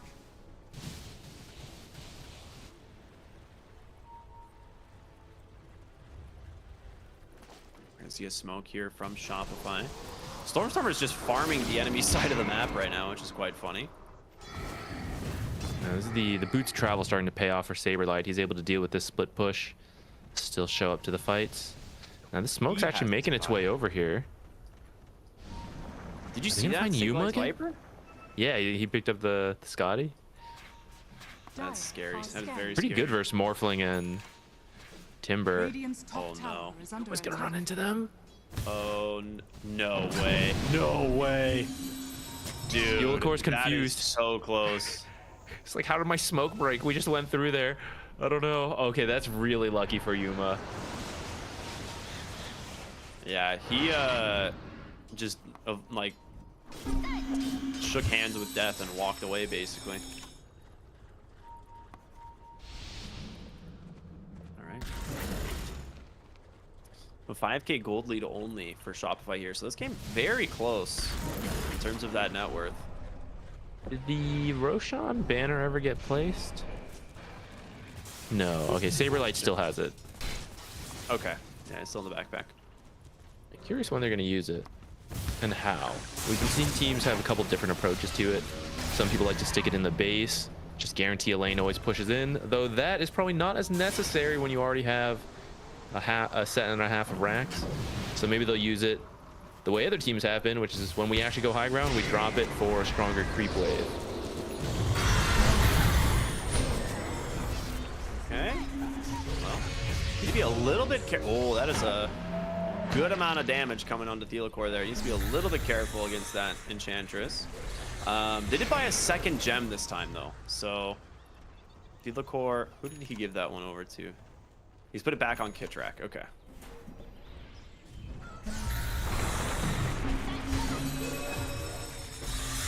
Well, going high ground. No, definitely not going to be an easy task here for Shopify. They could wait till next Roche. You do happen to pick up the Ancient Guardian here for Arteezy, and he is almost to his level 25. Finds an amplified damage as well. So this Wind Ranger does about as much damage as you could ask. Yeah, anyone is dead, and looks like you're going to push off of that too. I was briefly wondering if they're going to wait for that 25 on Wind Ranger plus Roche, but I feel this amplified damage rune is too good of an opportunity to pass up on. I mean, they need to enchant it or tornado it. Nope, there it is. And it's gone. Arteezy forced to BKB and run through the court. Get the toss back, finds Fly, and the break is there to help find the kill. It does return the Viper Strike the other way, as Arteezy will TP to safety. Delacour gets out as well.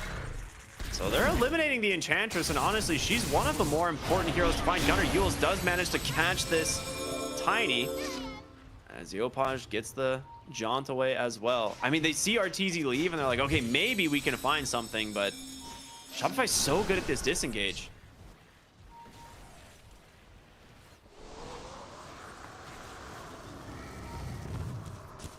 We're about to see Wind Wakers come out too. Things are going to get hectic in these team fights.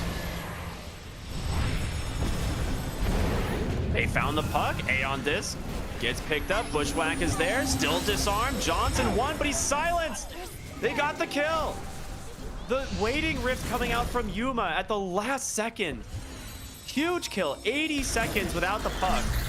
And that Roshan is going to be up in just about 50 now. So they'll have a 20-second window if they scout it in time.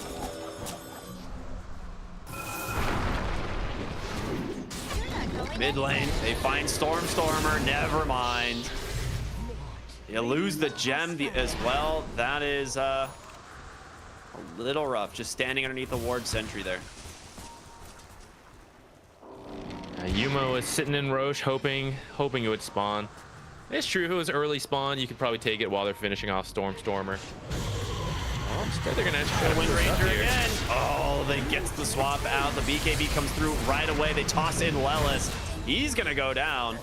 Good pick once again by this Delacour Tide. Like every single time some fight happens, he just like finds a support, tosses him to their death. Yeah, and he's so tanky himself. Along with the Force Staff plus Wind Waker means like he's not even dying anymore. Like when he does that, he gets the toss out and then still escape. Yeah, that's sick. He's so tanky actually. They will find the Roshan here, so I think gonna be a very quick Roche kill now that Arteezy's on his way down. Does have his Wind Run, cannot be dispelled, and his Agony Scepter picked up at the exact same time.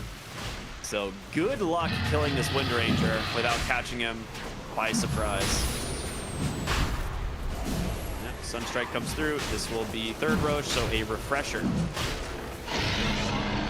going their way. Would they just give that to? I mean, normally I'd say puck, but you don't have the Aghanim Scepter build, so I think, yeah, you just probably keep it on Arteezy for it. Like, that means this gives him the ability to like use BKB and everything on his first life, and then can just refresh when he comes back. Mm-hmm. Yeah, we might. I don't know if we'll see them do it, but I don't know. Can he just like BKB focus fire a building and then walk out? I mean, definitely. Especially with his arcane rune. Low cooldown on all this. Nah, he gives the Yopaj. He's been playing so well. He even has his Octarine. He's going to be able to poke in here, land a Parasma hit every like 5 seconds now. Another Tormentor taken here from Nouns. I mean, Flamethrower is kind of meh. I mean, it doesn't really offer a whole lot, honestly. And there it is. Yeah, walks up, focus fires, brings the tower down to 40 HP. And that is a lot of damage from that sharpshooter.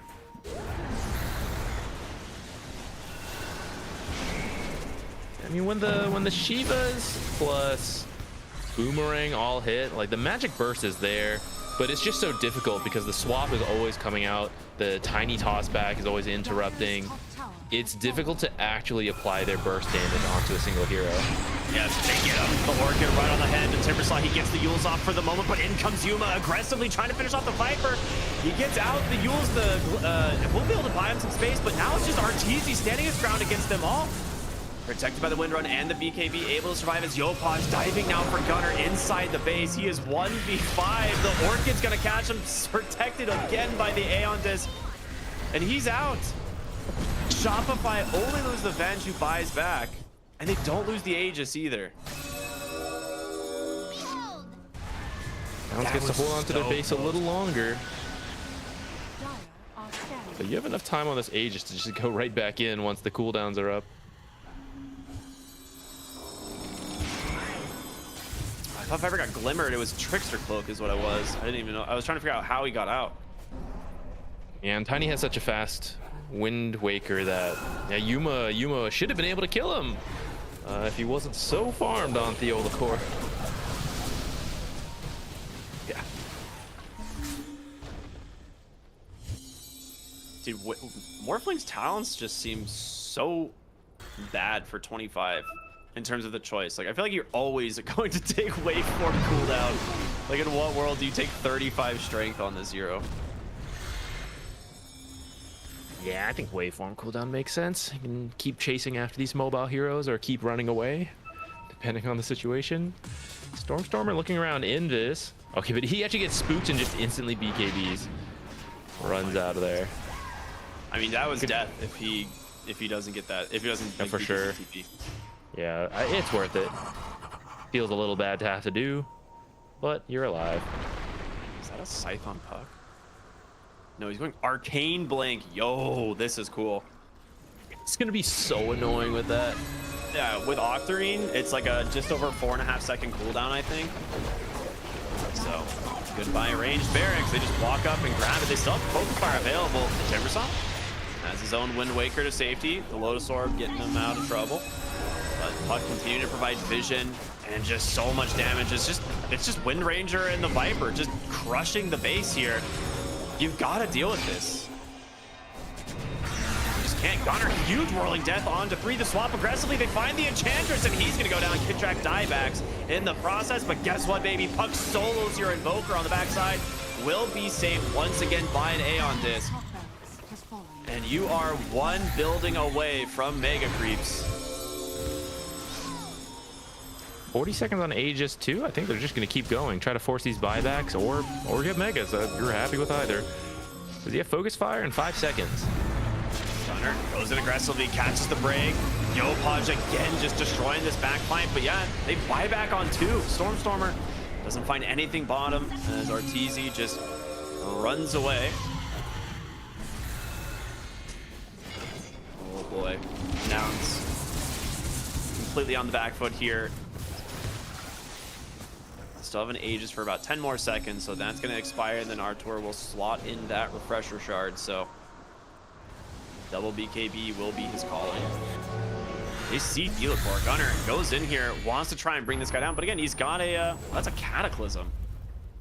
Okay, a little bit of a scouting Cataclysm there. From here, Shopify Rebellion will just, like they still have the gems. They're just going to maintain a vision advantage. Wait for a pickoff. They don't need to get too hasty. Just find a pickoff. They could come for the barracks. If they don't find anything for a while, they'll just wait for Roshan. And at that moment, they'll just run Arteezy and Focus Fire that last melee racks. And that'll be the megas. Yeah, I think you're right. It is. There's so many things that have to go right for Nouns at this point, and a lot of it comes off of Shopify just getting caught out of position. Looks like they do have their own gem actually on Nouns. I think Lelis may have bought one. So they will at least be able to keep their side of the map a little clean, I say, unless we get picked off. Lose the gem right away. Okay. Fuck. I want to just... Dude. The Arcane Blink range is so ridiculous, man. Alright, Arcane Blink is 5.3, Parasma is 5.3. Get the BKB out of the Wind Ranger. And Shackle just off the mark there. He will go ahead and sproink to safety. Yopaj just get a little bit careful as they manage to catch Yuma up on the side. Meanwhile, Stormstormer trying to find his own kill. Gunner goes in aggressively looking for the Wind Ranger. Again, no BKB. Cataclysm is there, but it doesn't really connect onto much. Yopaj still alive. Aeon Disc will proc. But they've got to find an opening. Yuma needs to find a stun here. Ends up getting silenced. The Hex comes out and Yuma goes down. The swap aggressively. Stormstormer's in the wrong spot and they are just going to bring him down next. The buyback's coming in from this Morphling. Kidtrack will fall.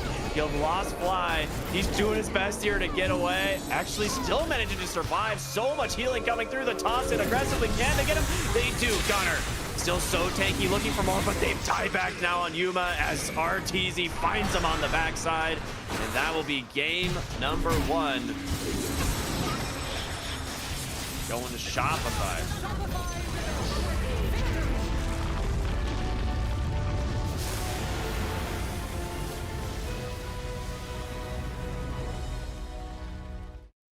I need to see Yopaj have a bad game. I think, like, if Nouns wants to win, how does this guy keep doing it? He keeps winning his mid lane, keeps going around. At this game, we even said, like, it didn't feel quite as much impact in that early stage off that strong lane, but as it went back to that mid to late game, man, that guy was so annoying. He's blinking in past towers, making space for his Wind Ranger to poke, being so annoying in these fights. A lot of things going well for Shopify Rebellion to win that game, but every game, it seems like Yopaj is consistently performing well. Yeah, he's definitely been the MVP of the qualifiers in my eyes so far. And if he keeps the trend, like, he will definitely earn that title. RTZ still finishes the game deathless, 8-0 and 17. So an incredible performance on the Wind Ranger. Even with what looked like an amazing start from Gunner's Timbersaw, but they just never found the kill. Like, they could not bring him down. The swaps constantly out from Kidtrack. The saves from Tiny as well was just really, really, really well done. I mean, yeah, this was a sick game from Shopify. Nouns super close multiple times to bringing this game back. They had a decent lead early on, but a couple bad fights, and Shopify ended up taking pretty much full control of the map at that point. Yeah, I do think I like that Shopify Rebellion. I feel like they had a clear plan. You have Yopaj being annoying, making space, keeping people away. You're letting Arteezy just poke away at buildings on that high ground siege where a lot of teams end up throwing, but he's poking, already being a difficult hero to kill, with the Venge ready to swap, the Tiny ready to toss, Avalanche, even got a Wind Waker, right? And then Saberlight just gets to kind of like back all of this up, like maybe poke a little bit, wait for people to come in, like Viper strike the Timbersaw coming in, or Yuma if he comes up close. Like, I feel like they were just very methodical at the end, and it was so hard for Nouns to find an opening. Yeah, I agree 100%. This was a very fun game number 1, but we're going to be going to a short break, everyone, and we'll be back with game number 2 in this grand finals. It is Shopify versus Nouns. Stay tuned. We'll see you after the break.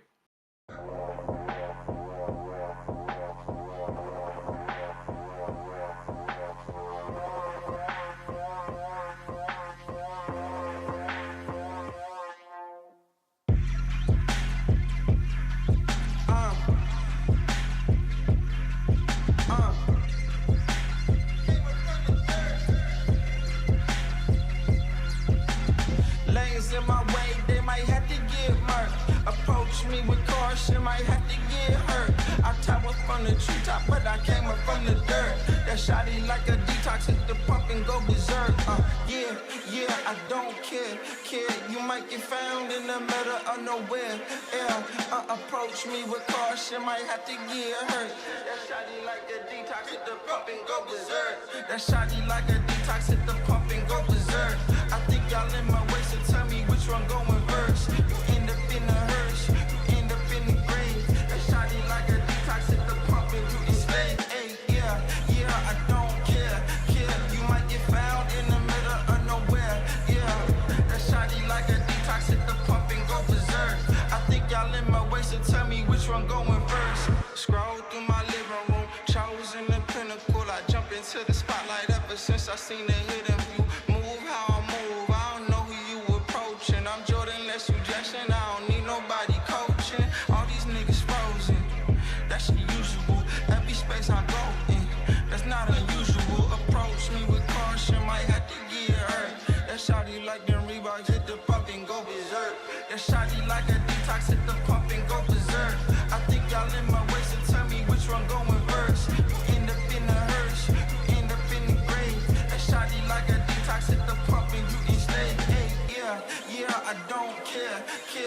might get found in the middle of nowhere. Yeah, that shawty like a detox, hit the pump and go berserk. I think y'all in my way, so tell me which one going first. That shawty like a detox, hit the pump and go berserk. I think y'all in my way, so tell me which one going first. You end up in the hearse, you end up in the grave. That shawty like a detox, hit the pump and you in stay. Hey, yeah, I don't care. You might get found in the middle of nowhere. Yeah, that shawty like a detox, hit the pump and go berserk. I think y'all in my way, so tell me which one going first.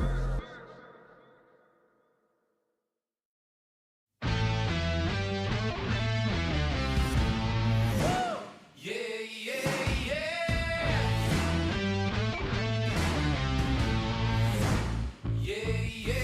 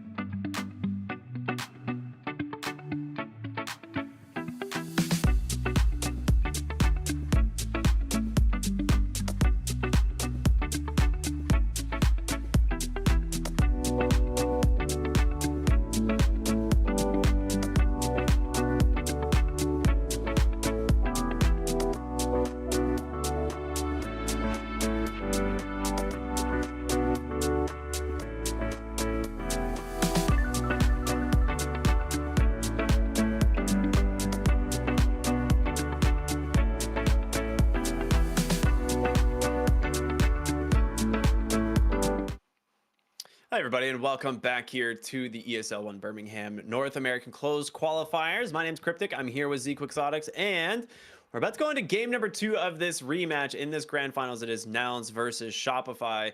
And man, it's starting to seem like Shopify are just a really, really consistent team.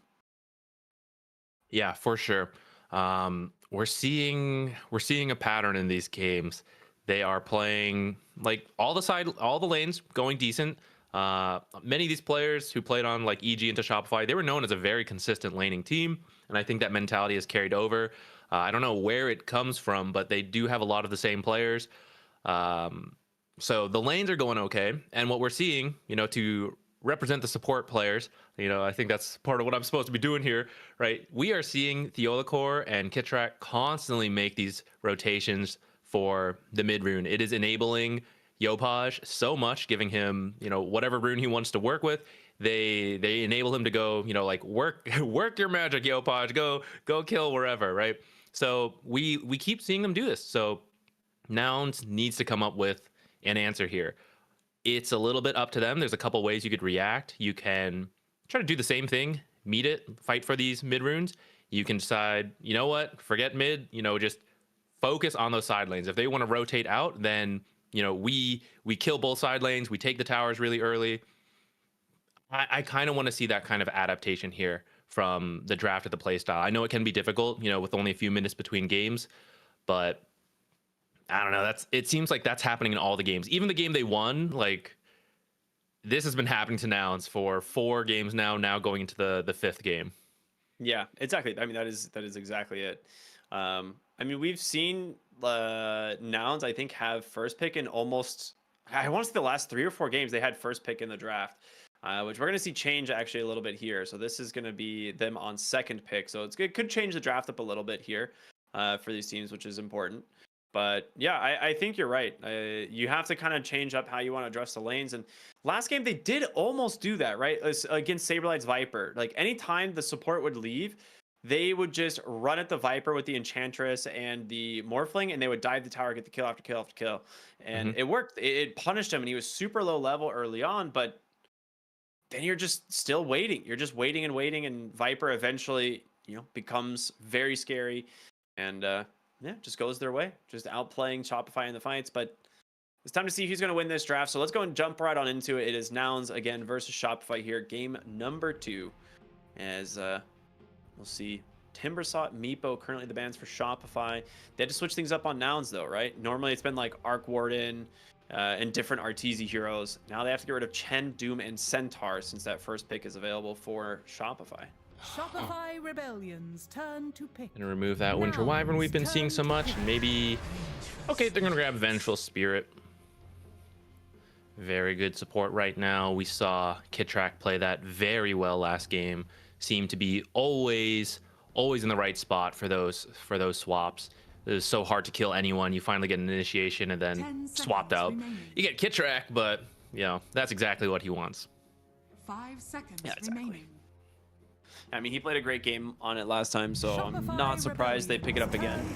And they will just grab the Pangolier right out of the gate. So something that we've seen pretty much every mid laner want to be able to play is this Pango, and Stormstormer gets it. They will be able to protect it with one more ban, but this just means Yopaj has whatever counter pick he wants. The Ember Spirit, the Puck, stuff like that. So yeah, I'm okay with it. I don't mean this in any way, right? But Yopaj right now seems to have Stormstormer's number right now in this laning stage. So I think going ahead and saying, hey, Pango has been a very consistent mid laner, and even when you get counterpicked, Pango offers the role. He has the Diffusal Swashbuckle, right? So if we're gonna lose this mid lane, at least we'll have a hero who performs very well even from behind, and maybe now we can put more attention on the side lanes, especially considering we have last pick on Nouns. I think that could be their mentality. Like, here's our mid hero, feel free to counter it. You seem to be winning that lane anyways. We're gonna get our side lanes going, and that'll be 2 out of 3 lanes. I like that. Yeah. To get rid of the Fly Phoenix. This is Dude, his Phoenix has looked so good. They get rid of the Naga Siren as well, which does lead into a potential Viper pick once again here for Saberlight, but he also could just go for his Mars. They do go ahead and ban out the Ember Spirit, and they will grab the Lion.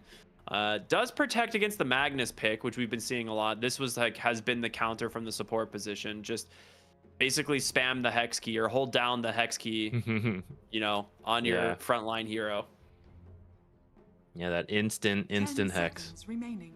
And you know what? Lion is also a good hero at rotating mid if they still want to try that, because when you fight over the power runes, even though you are weaker than the enemy mid who's fighting you for it, if you just stun them up for 4 seconds, right? They can't get to that rune in time. Templar Assassin. Oh, TA. Wow. I haven't wonder been if this is seeing- Yopaj's hero. I mean, it could be either way, right? You could run it mid, but potentially in the side lane as well. That is a lot of negative armor coming out from Venge plus TA. 10 seconds remaining. Dang, yeah, I hadn't actually thought about that. Remaining. That is a scary minus armor lane. Nouns turn to pick. Oh, And then I love this Techies. one. We're getting all the base resistance reductions. We got negative armor, we got magic resistance reduction. Techies has been a very good support. Just long range, combos really well with all these Shivas builders. The Shiva plus the mines. There's just insane bursts coming out. You made a point earlier that Techies has been the highest damage support and often highest damage hero in many of the games he has been in. I'm reading this as they're looking for Saberlight's Mars as his next hero. Like, when you pick something like Techies, you want another like lockdown and a burst hero in your offlane. And they've ran Techies Mars like multiple times. It also works really well with Venge and TA. So I mean, I have to imagine that's something they're thinking about. And if you're Nouns here, you don't really want to pick a Mars yourself because the TA crushes it in lane if this ends up being Arteezy's TA. You do Magnus. Magnus is really good versus Techies. 2 spells interrupts the blast off, but I'm not sure how well you lane in TA. You're still this melee hero that TA could hit. Wow, so they just go for Yuma's TB. And I mean, with this, yeah, you need some teamfight hero. Well, they're just going to pick up Fly's Enchantress instead. So they will kind of hide where their last, you know, offlane pick is going to be for Gunner. Probably the best thing to do since you do have 24 pick. You don't want to be like last picking an Enchantress here, so. Yeah, and you know what? Gunner has been playing really well, I feel like. He relatively recently switched from mid to offlane, and there's always questions about how a player is going to do in a new role. But I feel like he's been performing very well. So they're gonna trust him with the last pick here. And TB being a high armor hero, if this is a carry TA, that's a decent matchup at least. And if they do counterpick a new carry into the Terrorblade, then you'll have Gunner's counterpick to at least try to ruin that carry's life in laning stage.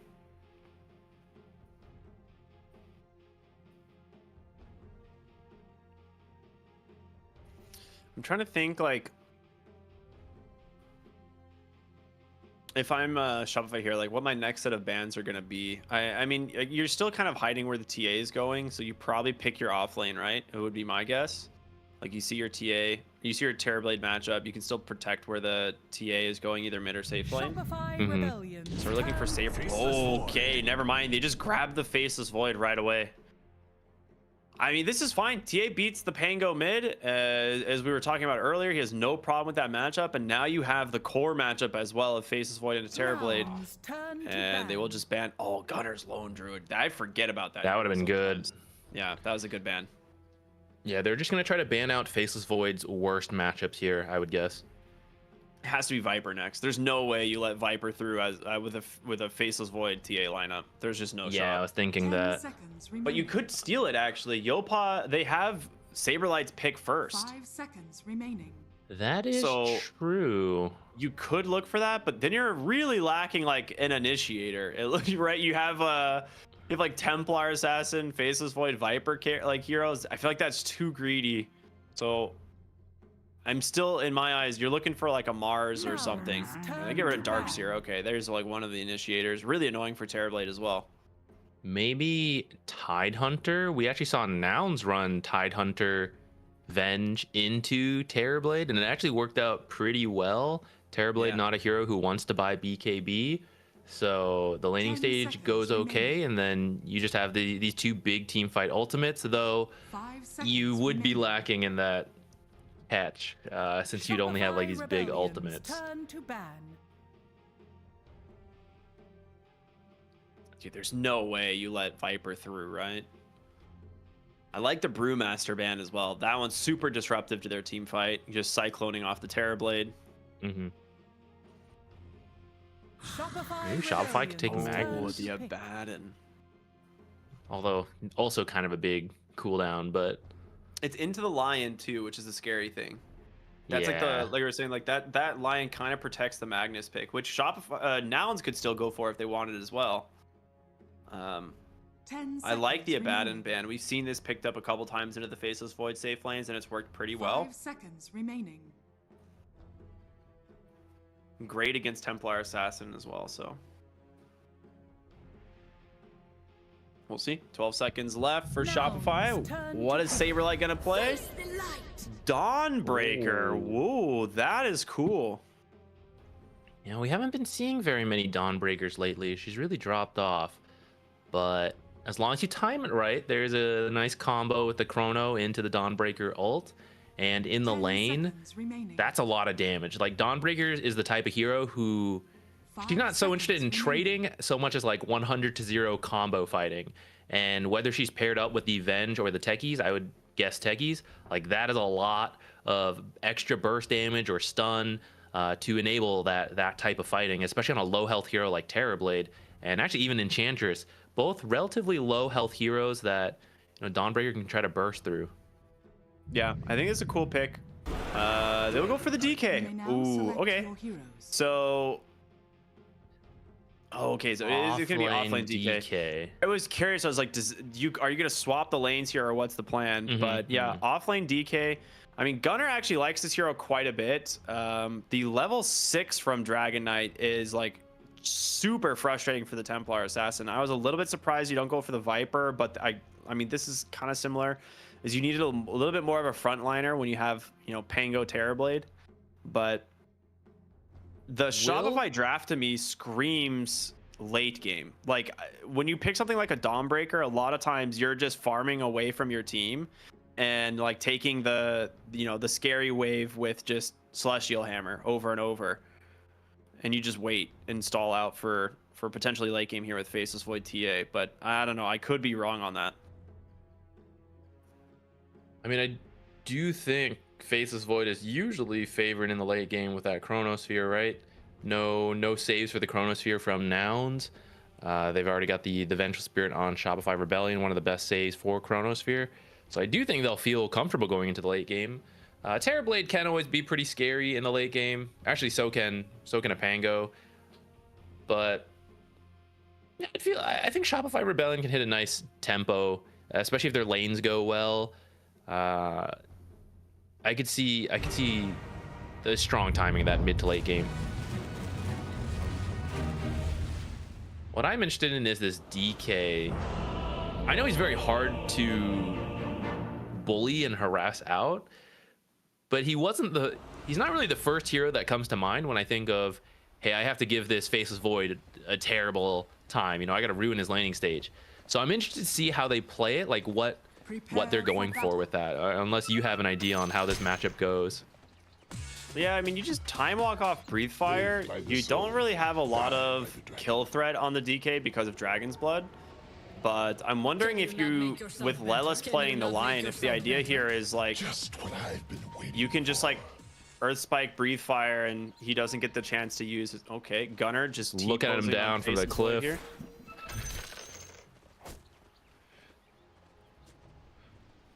Lags.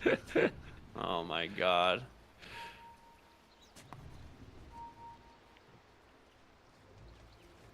Good aggressive ward again placed from Lelis on this Lion. Again, just looking for this top side of the rune. 30 seconds to battle.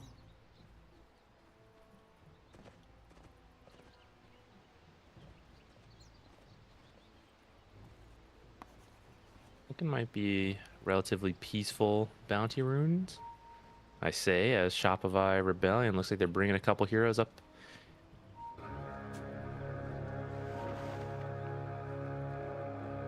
You gonna get this? I mean, they're gonna try. Battle begins. Lelis with the wrap around does have the Earth Spike, but no, they Dragon Tail at the same time too. I was gonna say, if you go Dragon Tail against the Faceless Void, it is almost the full duration of Time Walk, but that is a Blood Grenade onto 2. He has another 2 hero stun here, but Lelis needs to be careful. Sticky Bomb available from Thelacor. Will connect, another Blood Grenade available. We'll have to stun up the Faceless Void as Lelis starting to fall very low. Another Earth Spike gets thrown out. They really want this tower or this first blood, but they will not get it. And now Gunner actually body blocked up. He's dead. Just not respecting the damage from this Venge Wave of Terror. Yeah, trying a little bit too hard to, like, they were focusing on Lelis. He was trying to get as much value in as possible, but stuck around just a few too many seconds long, and pays with his life. That's not the start you want with your last pick, DK. Yeah, not at all. And Lelis is just like mostly through his health bar already. I mean, he will have to ferry out some regen, which assuming it's coming on correct. Yeah, he's got a salve as well, so have that available. What I was going to talk about is if with the DK's Dragon Tail, it's a 1.8 second stun at level 1. Time Walk is 2 seconds of backtrack damage, right? So if you follow it up with an Earth Spike, you have, you know, the inability basically to backtrack off the initial burst that comes out.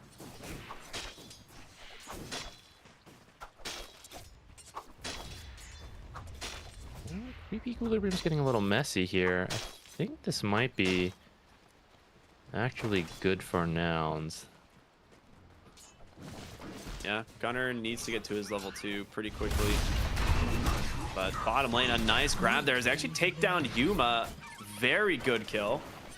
I mean, the thing here is, like, this is just level 1 techies as well. And just the all-in kit from Dawnbreaker hitting level 2. So now that techies has blast off, it's even going to be more and more difficult. He's actually going to be really careful they don't just do it again. Actually, he doesn't have enough mana. Meta for that too.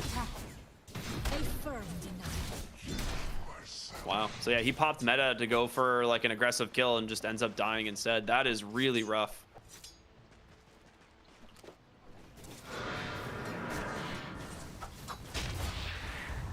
Well, we can talk about mid lane. We've kind of like glossed over this one for now, but Yopaj on his Templar Assassin. He's very good at this hero, very well known for it. So a little bit of a comfort pick for him. Pango though, we've seen it just absolutely crush game after game. So rather than what seemed like, oh, top lane, RTZ taking a little bit of damage there behind the tower, but he's gonna be okay.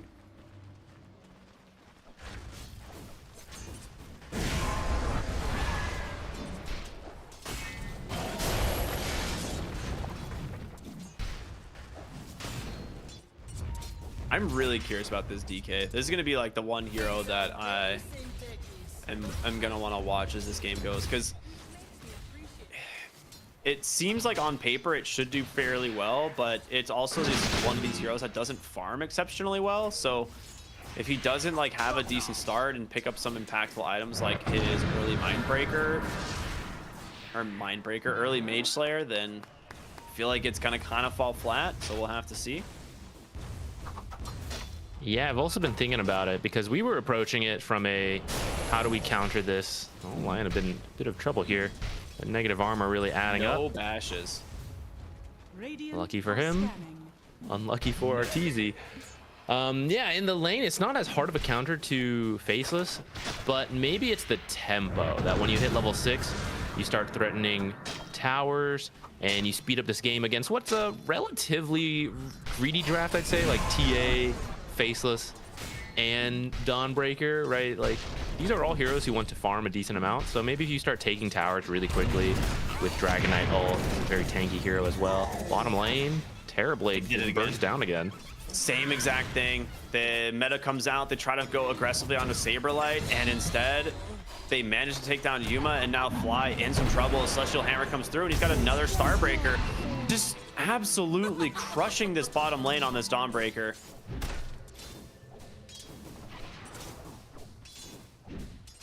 She needs techies to bring her south.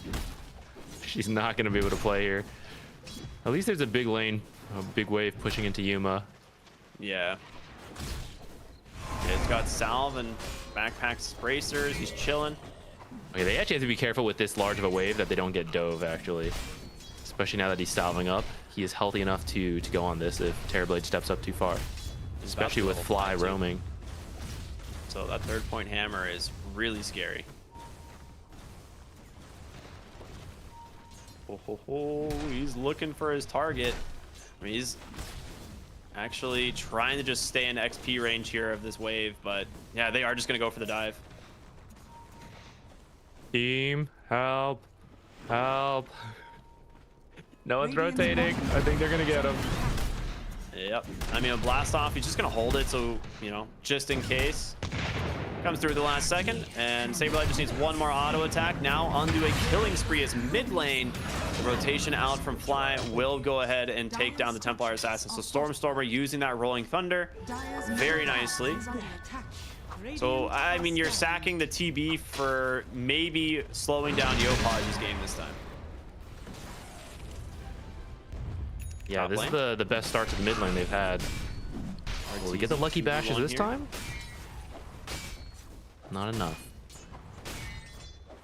It might work out. I do think this is a bottom lane that will eventually go to Shopify Rebellion anyways. Like at some point, the burst damage is just too much for Yuma to deal with. Even though he went for Bracer, he tried to get this Belt of Strength first as part of his power treads. Going on Gunner in the top lane. Blast off. Yeah. Beautifully done. They should be able to get him eventually. You have another magic missile in a second here. Gunner trying to just hobble his way through the trees. He's actually quite fast. It's really fast with his boots. Jukes him out. Okay. So he can just TP back to his tower pretty safely. And he's got a big wave pushing in. So he's very happy about this. Meanwhile, 7-minute runes comes out and Fly manages to snipe the other wisdom runes. So that rotation actually costing them a lot. You don't get the kill onto Gunner and you lose your wisdom rune in the process. Well, they're gonna try for the kill again, and with Dawnbreaker, yeah, they got him, right? There's no way he escapes. Well, Rolling Thunder, it's close. All right, 7 heroes here behind this tower. Well, TZ trying his best here, but Stormstormer finished the kill. Now looking for a Saberlight. This is the best possible scenario for this mid Pango. He's just gonna completely take over this mid game. Fly gets a double kill. Ends up being a 3-for-1 behind the tower. That was a really good series of events for Nouns. Starting with Gunner making so much space, getting those wisdom runes like we talked about, and then this bottom lane was not going well for them, but rotating out. Okay, trying to get Stormstormer. And they don't want us to talk about it. Constant action going on here. Stormstormer gonna get caught by the blast off and finished off with one more right click from Yopaj. Fly trying to finish off Thelacore and should be able to. Yep, he can. Mind you, this is a level 6 enchantress now. He tried to hurricane him up. That would have been cool. sick. Yopaj is no mana, trying to Psyblade onto Lelis. The stun comes out and they got him. Gunner gets another go. Your supports are level 6. You have Finger of Death available. This is huge. This is a really good start for Nouns. I mean, I know it looks like a 1k difference, but if we just think about where this was just moments ago, Yuma being kicked out of his lane and everything looking a little messy, but this was the best the mid lane had gone. They were investing in Stormstormer, and that allows him to rotate top with the roll and clean up. I think it was like 3 heroes here, right? And they just got the Dragon Knight, lost the 2 wisdom runes. So now we have a support difference and a mid difference, and Yuma in the meantime has just been jungling. Terrorblade is a great jungle hero, so even though that lane wasn't good, he's like, okay, goodbye. He's still gonna farm. And Fly with his level advantage comes mid. The 3 points in enchant, just making this creep super tanky. Rolling Thunder to the mid lane. They're looking for Yopaj. They're gonna get him. The Finger of Death's available. He just needs to throw it, and there it is. Yopaj goes down. You're bringing in the Dawnbreaker as well, as Stormstormer's Rolling Thunder will expire. And Lelith's just gonna try and run away here. I don't think he's gonna make it. Starbreaker's available. They're right on top of him. Enchantress trying to offer some help. They get the enchant. Lella's falling low. He's got another Earth Spike, but the knife there with the Celestial Hammer will find the kill. As they're trying to chase for more. Swashbuckle in one. Saberlight gets salves up here behind the mid tower. The last hit on the tower will go their way, but meanwhile, bottom, we've got another fight. Yuma in some trouble. Gunner's rotation stuns him up, keeps Yuma alive. No way. That was Chrono and everything behind the tower. Oh man, that was so close. I swear he leveled up Sunder after that fight and was about to swap Gunner. Yeah, he was. Gunner put a salve on him. He was like, all right, I'll let you keep your health then. Wow, what a series of events here from Nouns. I mean, Yopaj has a huge stack here in the jungle to pick up some, you know, extra net worth. Dawnbreaker is still having a fantastic game, but look at Arteezy on this Faceless Void, level 6 compared to a nearly level 8 Enchantress. Well, I didn't get to play core enough last game. Core. Yeah. Get that Hurricane Pike is like, no, I can do better. This game, this is it.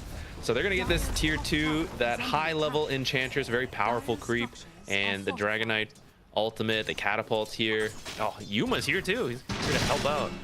Try to get a tower last hit, some extra gold for him. Yeah. Starting to close off this map.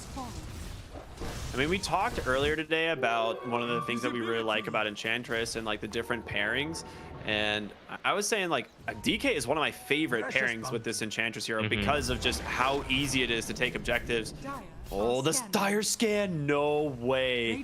Arteezy reads it perfectly. That was almost certain death for him. But mid lane, Belacor about to walk right into a Lelis and ends up blasting off to the high ground, stun off the mark. Nice play from the techies. The literal one direction he could have gone before or without dying. Very nice. Dragonite has rotated in the bottom lane in the meantime, both to protect this tower, but also it's the next tier 1. He's gonna have his ultimate here in 20 seconds. I wouldn't be surprised if Fly makes his way down here as well. And in fact, they're actually just gonna invade this triangle. Try to take over this area. I mean, they've got some good traps here, which make it really difficult to actually push into the enemy team. Fly does get a good D ward though, and I think with that, Yopaj is gonna kind of just find a new area of the map to go farm. Yeah, we see Lelis and Fly connecting in with Gunner. Yep, dragon forms up. You've got a creep. Time to take another tower. Rinse and repeat with these guys. And not as many troll creeps this game for Fly. He used them all up last game. This would be going even faster if he had the troll creeps.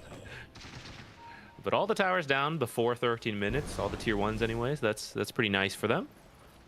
They're going to be able to keep invading into this triangle area, the enemy jungle, which is like Saberlight wants to be able to farm these back jungles and then just ult into fights. But now that everyone's been on the back foot, you know, who's starting these fights for Shopify Rebellion now? I think Yopaj has kind of identified that because he's gone Blink first, so that usually means you're going to be a bit more active on a TA. But yeah, you're running into some high-level supports. It's a little tough for you. Dude, there's just sentries all over this like aggressive mid lane area because they just do not want TA to be able to like have traps here to like kind of block the areas that she wants to farm in. It's actually so sick. It's so smart here. They've even blocked off like the medium camp around mid. They've blocked off the ancients. Like, look at this. It's every camp is blocked. Yeah, this is really cool. Knowing that they've already restricted the map, they're now cutting off the camps, and it's usually not worth it to do this actually because the map is so large that sentries being limited. It's like, oh, you block this camp, I'll just go farm one of the other like 15 million camps in the game. But actually, when you lose map control and you're stuck on your half, then these camps being blocked does really hurt. The poor supports now have to spend their sentries unblocking the camp, so just a bit of a snowball effect. Really cool play by Nouns. It looked like they were aiming to steal this wisdom rune for a moment there. They were grouping up down here, but I think they saw that too many heroes are here. They just gave up on that. But that could have been really nice. Stealing another set of wisdom runes. Yeah. I will say Arteezy's done a great job at recovering. He's nearly got his Maelstrom down to, I mean, he gets it on this next creep. Meanwhile, Yuma on this Terrorblade has not really managed to find a lot of space to farm. Like, he's still pretty poor, respectively. Rotating down Smoked here, they're trying to bottom find lane. Gunner. This is a tough kill. But they have the heroes. He's on the low ground. That's all the nighttime, though. You will see Kitrak now. The swap not going to get in range, just barely. Oh, That was man. so lucky in terms of like nighttime switching and then a little bit of pathing there in the trees and everything. That was very close to being a Gunner kill. Yeah. This is Mage Slayer 2, so he's pretty tanky. 3 points in the Dragon's Blood now. And Stormstormer does have that Diffusal finished up, has an Arcane Rune at the ready. Why is are we no on joke safe? trying to outscale here. He's right behind Arteezy. Hey, he's got a Dragonlance. Just he stopped leveling Enchant and went to 4 points Impetus and bought a Dragonlance. He is just rushing for the pike at this point. He's feeling it like, oh, Yopaj, I'm not scared. He's hoping for a Grove Bow. Well, he's gonna fight Stormstormer for the rune. I'm the core.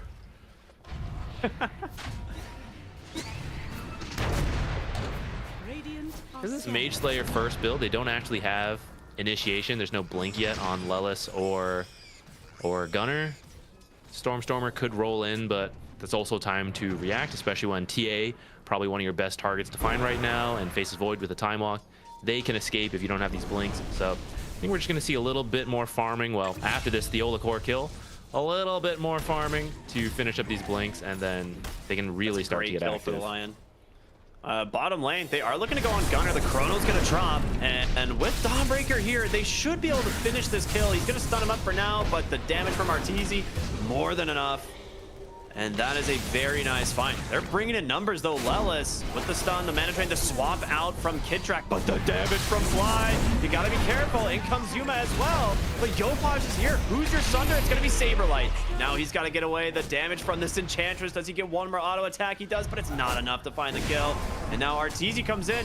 He has a stick available. Fly still looking for more, as the TP out from pretty much everybody.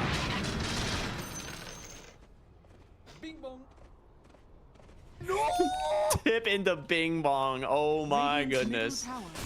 Saberlight. A little bit of a messy gank, so you know they gotta get some mental warfare in.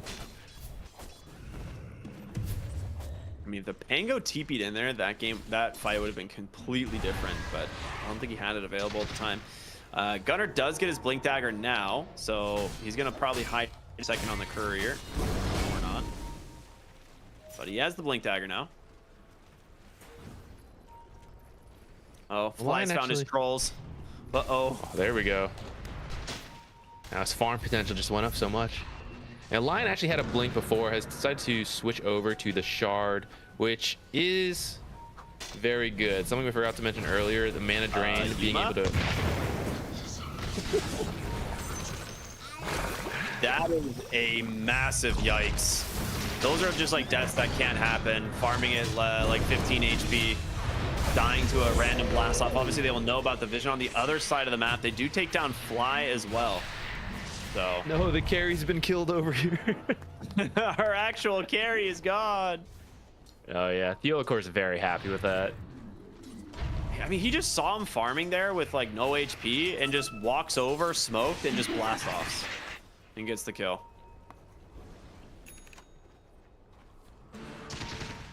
How much was that worth for him? He got Nice, 500 600 gold. Yeah.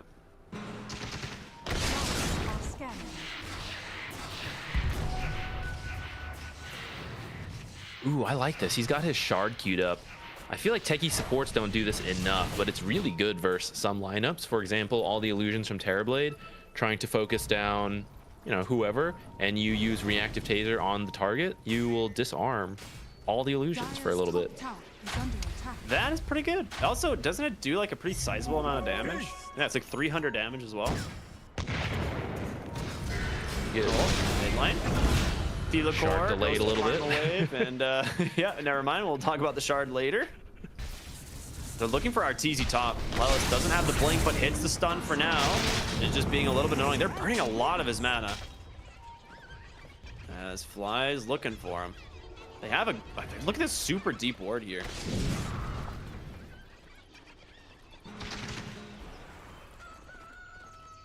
All right, this tier 2, I imagine they need to start putting some pressure onto these towers. You've got Gunners, level 2 Dragon Form.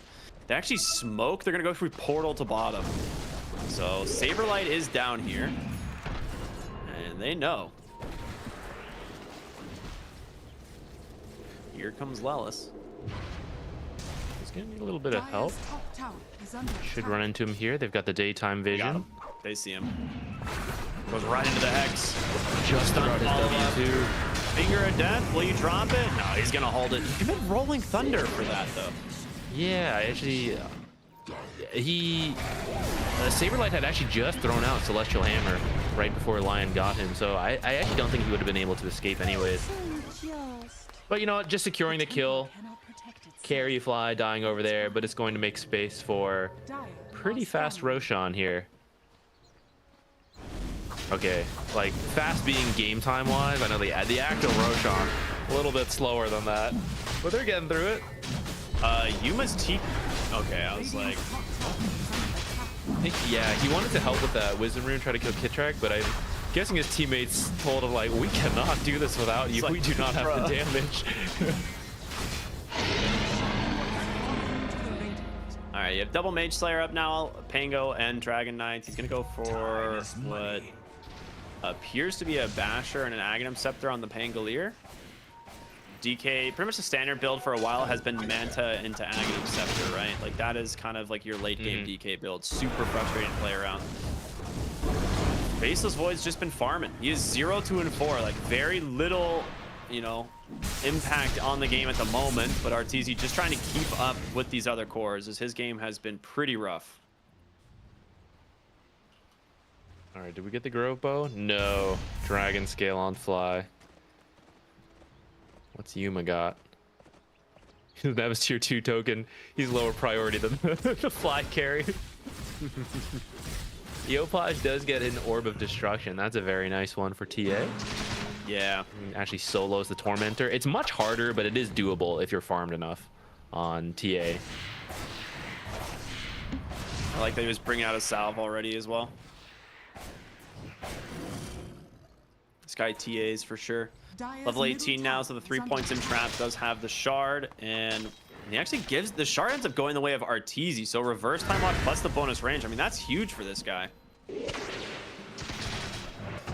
It's such a really high level. Dire's top tower is under attack.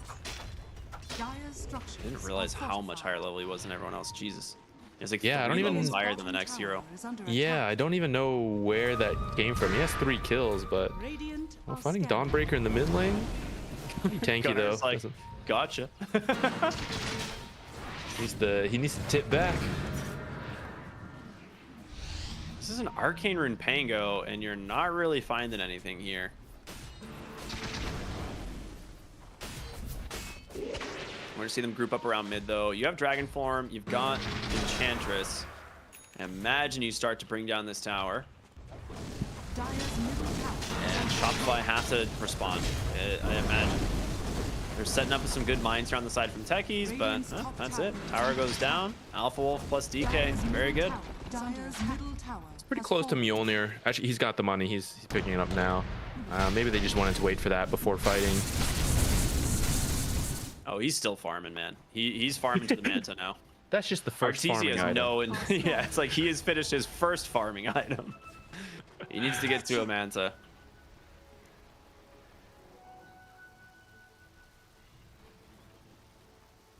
Gunner's got a little bit more time on this. I thought he was going to poke tier 2, but he's just cutting the creep wave. It's really nice to do. The splash damage from the second ultimate is so nice. It feels like Dragon Knight just picks up so quickly once he hits level 12. Yeah, that combined with like the breathe fire dot as well is just so sick. Dire's top tower is under Yeah, they are it's a looking really to take the tier 2 now. Okay, coming up, feeling strong. Dire's structures No are ultimate fortified. on Dragon Knight, so I don't think they'll commit too hard, but just seeing, you know, will Shopify actually defend? If not, we'll take a free tower. Dire's They're top tower trying to is escort under a attack. wave here. They're like afraid that Saberlight's gonna cut it, but he Radiant's actually just bottom TP'd out. tower is under attack. Very cool play. But yeah, heads up from Saberlight to dodge out already.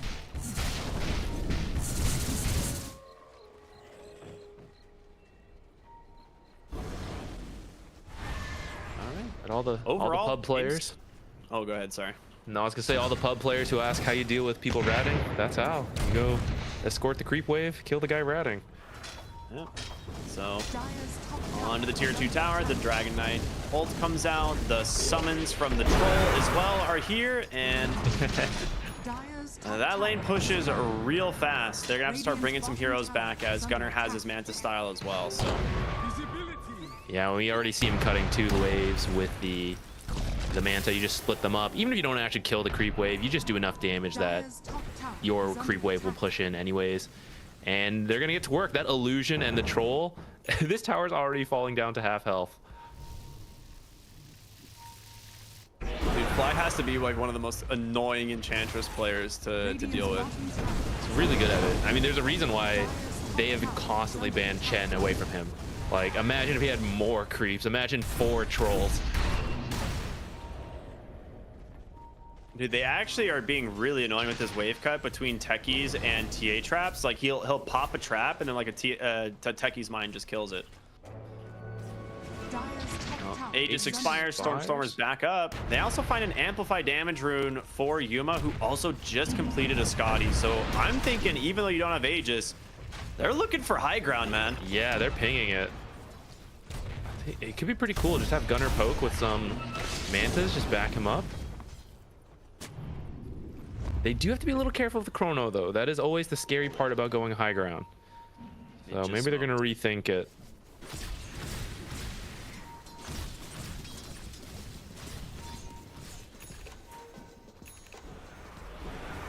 Radiant's bottom tower is under Yopaj attack. is not far from his team either.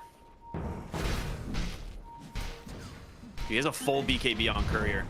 They want to take the fight 100%. They look for Lelos. They found him. Just gets 4 staffed away. He's alive for now, but the Chronosphere's caught the Pango.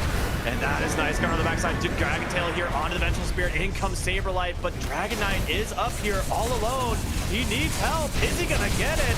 It's just Arteezy bringing him down. Time walks the safety. Yopaj, Kitrak, Saberlight all kind of huddled up here together.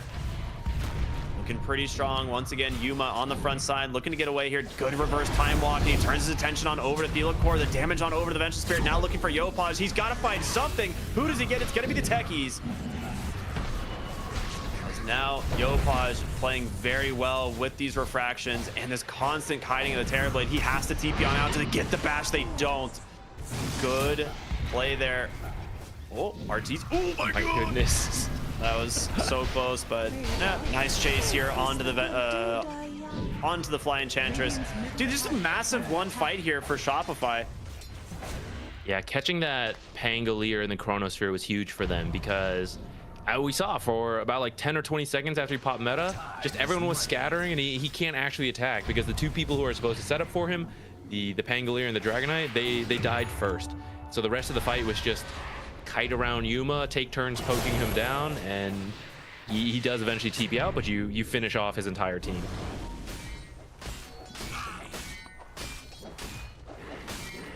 Yeah, I'm curious how they want to try and Are scanning. play this now, because like honestly, Arteezy got relatively low, but for the most part, like if Stormstormer doesn't have a Rolling Thunder rolling, then I don't think you can fight at all on the side of Nouns.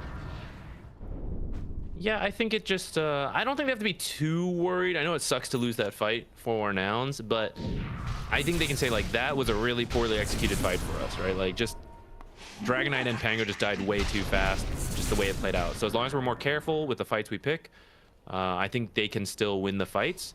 Roshan is coming up here, so they can try to set up for that. Roll is good around Pit, but so is Chronosphere, so is Dawnbreaker ult. There'll be another fight that gets determined a bit by execution. Gunner's watching this TA. Oh, flawless. No one's actually with him, though. He's managed to catch the techies. In comes the Dawnbreaker, though. Rolling Thunder will stop him for the moment, but the Glimmer Cape just absorbs so much of the Finger of Death damage, and Stormstormer, he's got to do something. They will look to bring down the techies. One more auto attack does it, but Orchid into the roll-up. BKB comes out from the phase one. Chronosphere's up in 1 second. He wants his target, but Yuma's not that far away. He can Sunder save his ally if he needs to, but instead it's just the damage that's overwhelming. Stormstormer turns it back the other way. Swashbuckles through, but Saberlight finishes the kill. He's going to try and TP on home. He's going to make it out, but Kitrak will not be as lucky. A 2 for 2, but honestly, another one fight here for Shopify, it seems, as they get the Pangolier. Yeah, I think they're pretty happy with that for Shopify Rebellion. All the cores get out alive after killing Stormstormer. This will give Nouns the space to set up for Roshan. It's pretty close. He's checking now. He might miss it. Is he gonna leave an illusion there? Okay, Fly's bringing in a creep. But he just TP'd out. Oh, you can always twin gate back, I guess. They're about to see Roche spawn right now. I just heard an Orchid. Saberlight has an Orchid. Okay. Get back here, Yuma.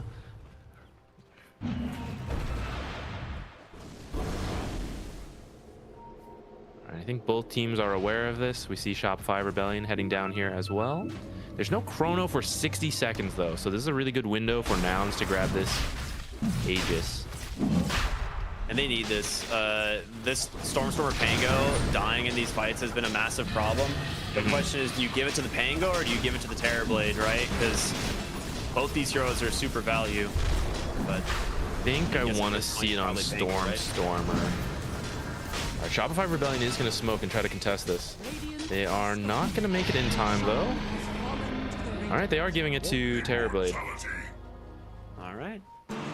He's almost got a butterfly completed, which will be super helpful for him. MKB already queued up, though, on the Faceless Void as he sees that. Okay, we're going to see how this plays. Maybe they'll just put Terrorblade out on front to kind of like bait out these spells, because I agree the way they've been losing these fights is that Pango gets caught out by these Chronospheres and then Yuma gets kited. Gunner did just complete his act. He needs his level 18 at some point to get the Black Dragon, of course, but for now we'll just have the annoying blue dragon to run around, cut some waves, provide some vision.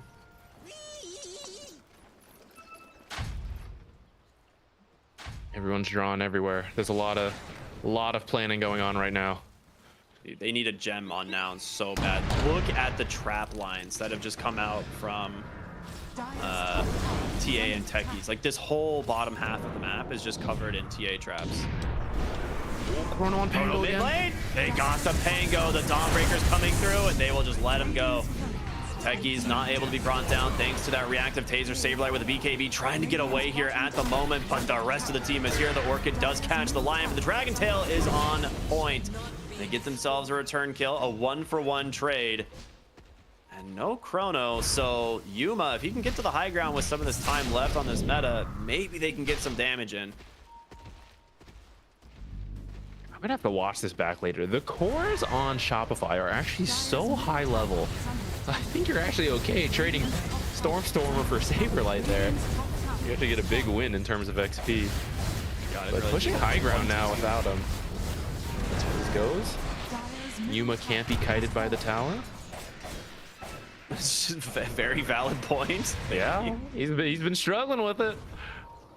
All right, well, tier 3 down. That will, of course. Am I blind? Oh, never mind. They already lost a tier 3 tower top. I forgot about that one. I was like, should refresh the fort, but they have no fort now. And they do have the gem on Fly now, so he's doing some de-warding. Hopefully he doesn't run into Arteezy and lose it too quickly. Oh yeah, big old gunner here. Hits the level 18, immediately pops the dragon form. And he is chipping that range barracks top, man. It is slowly but surely falling. Yep. Here we go, the good old DK split. And now that you have this Aghanim's Manta, you don't have to force it that much. You can actually just repeat. Oh man, Arcane Rune too. He's gonna Manta spam here. Yeah, you can just keep sending these illusions in. They're so tanky too. Like supports can't even deal with it if you don't have like the insta kill. Even TA takes a couple shots. He just clicks the range barracks for each of them. He's like, I will eventually get these, you know.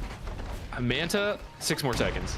Like if he just sits here, for another minute, like he actually will get both these range barracks. Oh, they're gonna lose their dragon form now, which is a little unfortunate. But there was a bug for a while that even the melee form keeps the dragon. Yeah. So I don't know if that's still the case. It is. No, it still doesn't. The melee form still had the corrosive breath. Yeah, it still hit the tower. It was fixed. I thought it was fixed. I mean, I guess they did leave the dragon form, but they still had the effects. Okay. That's funny. Well, meanwhile, bottom lane, Tormentor ends up being taken here from Shopify, which is surprising. I felt like they had pretty good control over the game, but they do manage to get their own Tormentor. Arteezy finishes up his MKB for Yopaj. He is almost to his Daedalus. Let's do a quick buyback check here. Just Yopaj. That is a little scary.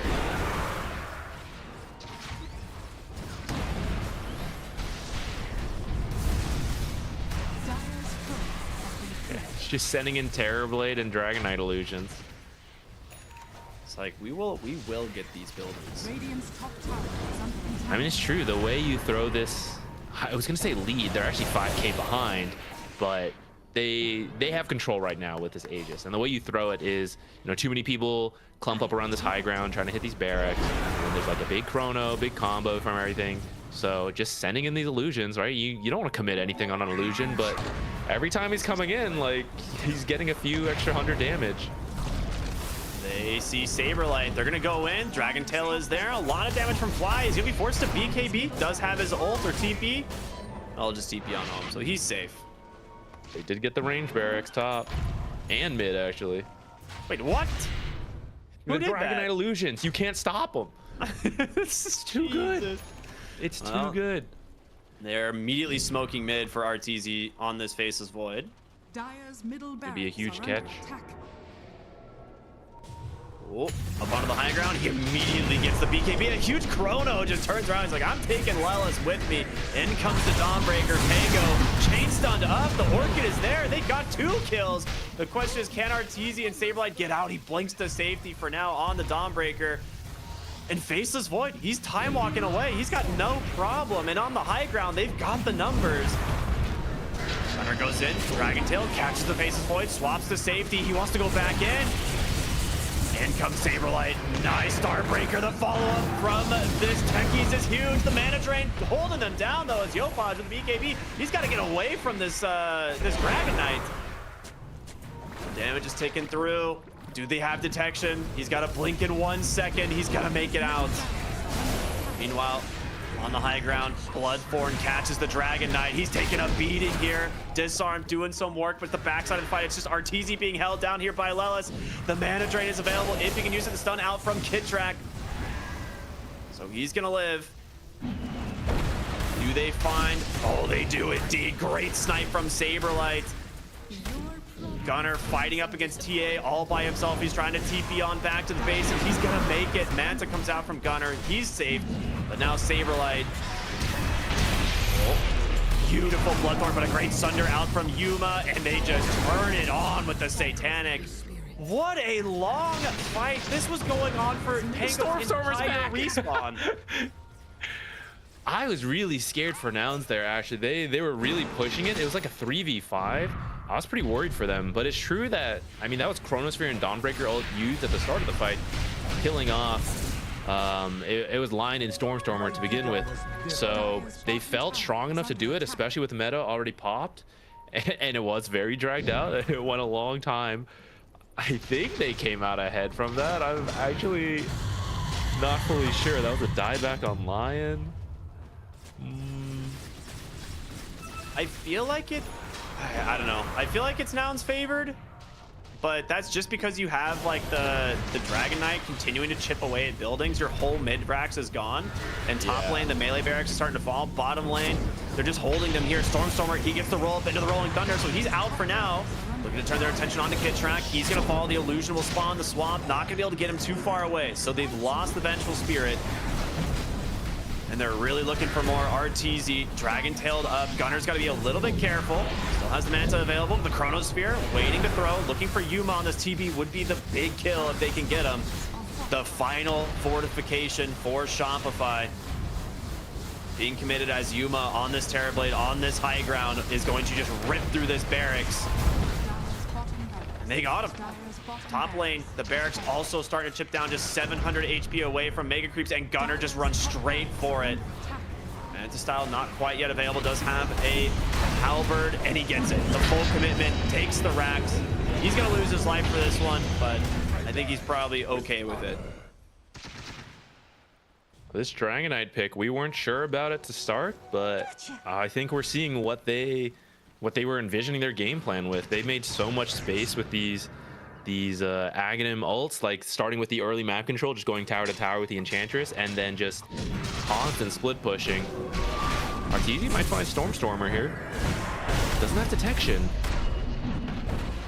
An Invis Rune is actually just saving his game right now. He could have just like Shiva's real quick to break the BK, to break the blink out from Saberlight and maybe turn it around, but he's just happy to live what there. An Invis Rune, yeah. Yeah. Ooh, Desperation Divine queued up on the Faceless Void. Still a ways away though. Do you need that? Is that necessary? I mean, okay, in terms of megas, TA, Dawnbreaker, pretty good at holding it and still joining fights. Oh my God. Do you see Fly? Carry Fly, what's he got? His own Divine? No, just wait. It's coming on Courier. Oh yeah. Oh hell yeah. Oh yeah. Oh, hell yeah. He's got a Scythe of Ice, baby. This guy is just ready to rock, and he grabs a telescope as well. I mean, this is fantastic for him. Don't worry, guys. I'm totally supporting. Wink, wink. No, this is really good. Telescope, like ignoring the attack range stuff, the core part of the Enchantress. The long range Hex is really nice. Yeah, and that's what I was getting at. Yeah, might catch RTZ off. Like, you think you're chronoed and you're like, oh, I'm on the other side from the whole team, they can't get to me. But the long range Hex might catch him off before he gets the BKB. Dude, look at this wraparound. They are wanting to contest you. I was like, do you have RTZ? He comes through the portal. The BKB comes in. He grabs the Chronosphere onto Yuma. He's got an Aeon Disc. Oh, it's in his backpack. No! Yuma! That is a disaster. Gunner trying to fight for the Roche. Everything hits the deck. Gunner goes down with nothing. 3 heroes dead on Nouns. Cleared inventory trying to best takes down Kittrack. He's looking for Thelacore next. He gets another double kill from the Enchantress. A Hex now comes out, but he has no shot of escape. That is the literal worst case scenario for Nouns. They didn't have anyone set to smoke break. Big Chrono coming in there. Dire's middle tower. Gunner almost stole it. No one had the inventory space cleared for it, but Gunner got killed, and then RTZ had a moment there to clear out the space to pick up the Aegis. So that's a really big win for them. They are still mega, so Nouns doesn't have to panic. They did just lose the Aegis though, which is unfortunate, but I mean you're still in a pretty good spot here. You have all your tier 2s. That did give RTZ a lot of gold. He did pick up his Divine Rapier, and he has the Aegis. So yeah, Nouns got to be careful coming up here. Like, make sure everyone's got buyback. Make sure Aeon Disc, okay, out of the backpack, fantastic. It shouldn't happen again. I was watching him when they were fighting the Roche in the first place, and I'm like, he has a disassembled Aeon Disc in his backpack. So he has to assemble this to pick up the Roche items. I'm like thinking this to myself. I was like, he has to assemble this to get the Roche items, otherwise he can't pick them up. So what is he gonna do? I was like, probably put boots in backpack, swap in an Aeon Disc, and like wait for Aegis or something. And then like, Yeah, I don't know. That is a really unfortunate timing there for the Terrorblade, and Gunner gonna get found here.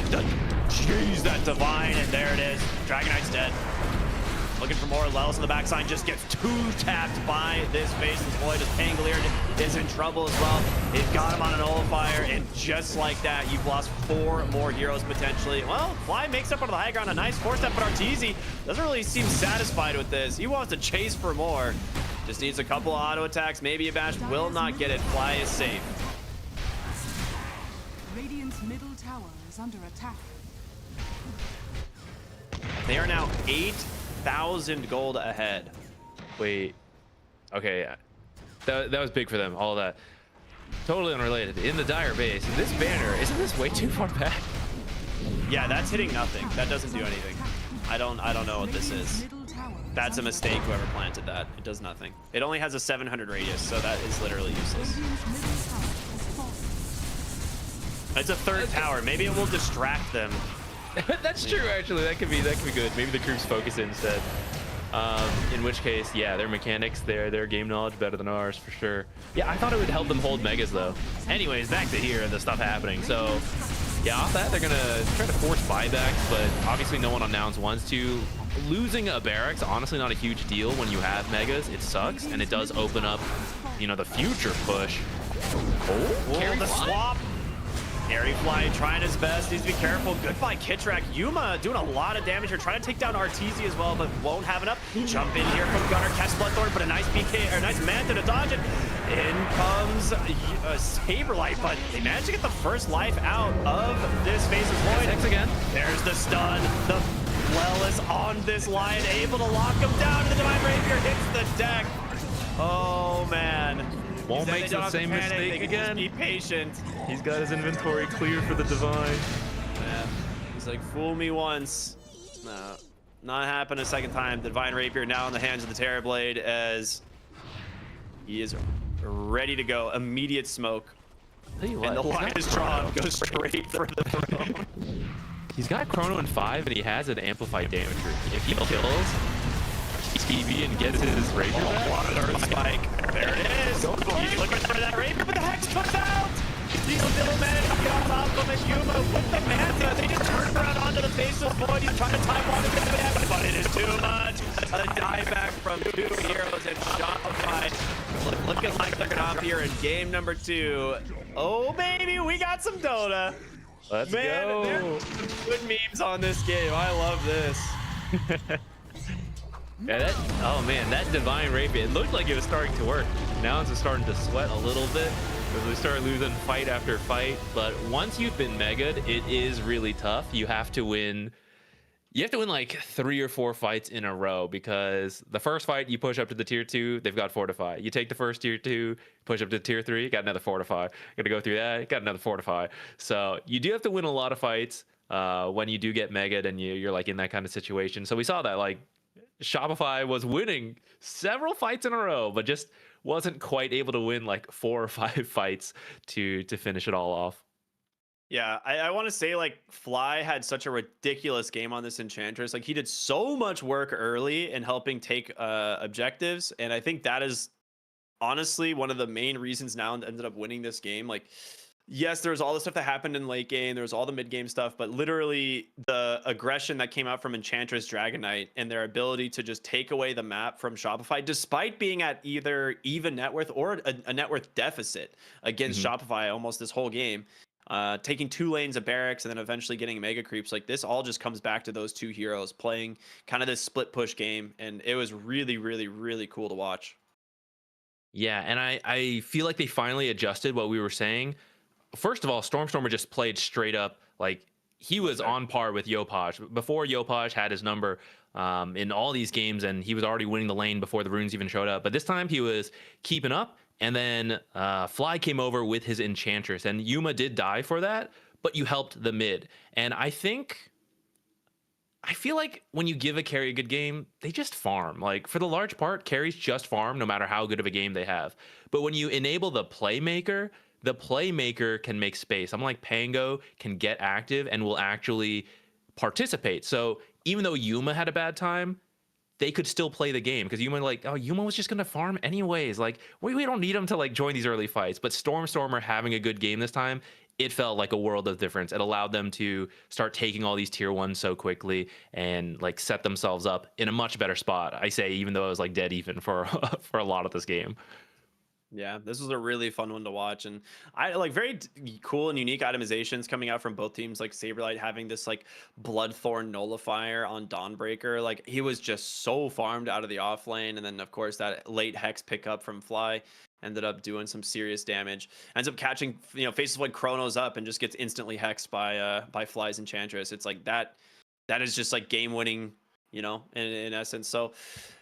Really cool. We are now tied at 1-1 between Shopify and Nouns, and this is a best of 5 grand final. So we have a lot more Dota to be played, everyone. Stay tuned for more as the ESL 1 Birmingham closed qualifiers. We'll see you after the break.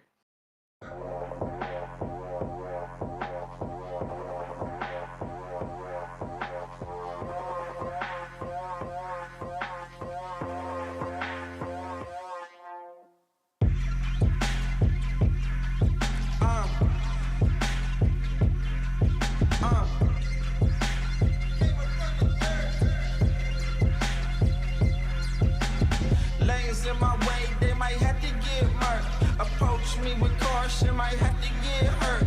I top up from the treetop, but I came up from the dirt. That shotty like a detox, hit the pump and go berserk. Yeah, I don't care. You might get found in the middle of nowhere.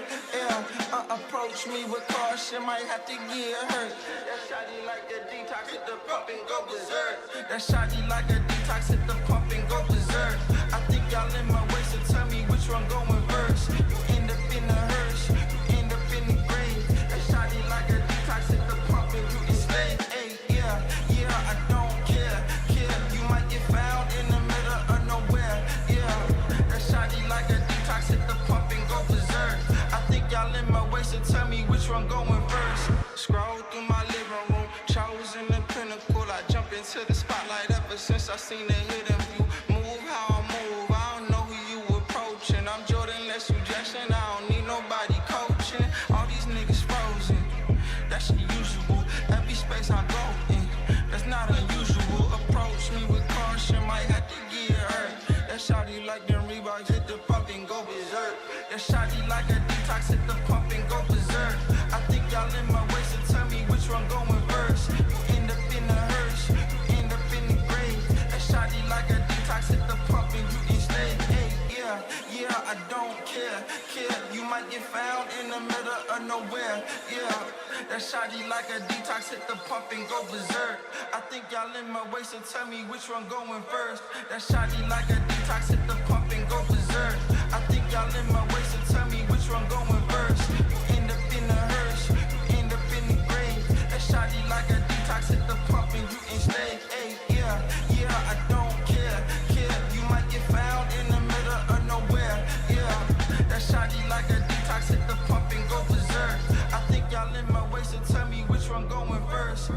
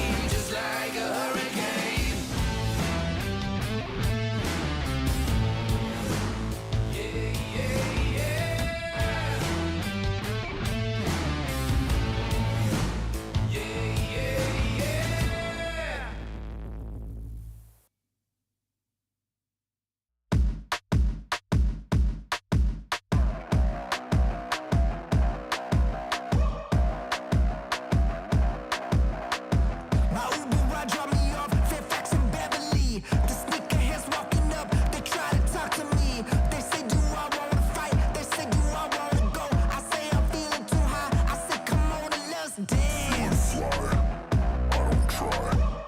Deep breath, I don't die. Let's dance. Fly, What? I don't try. Let's dance. Breath, I don't die. We stop at Bodega Lose. I get my favorite cake, the sweetest one I can find. That mango saccharine. She asked what else do I want. I say you don't wanna know. She say I really do. So I say come on, let's dance. I don't try. Yeah, Deep breath, I don't die. let's dance. Fly, I don't try. Yeah, Deep breath, I don't die. let's dance.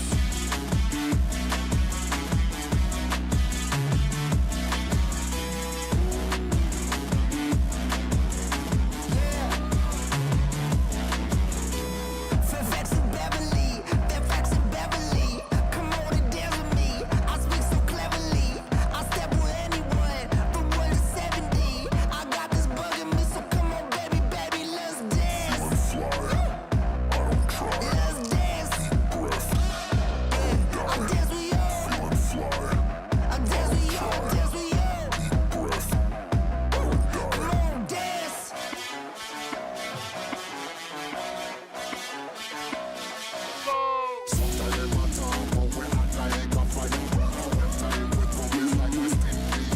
Let's dance. I said, come on and let's dance. Yeah.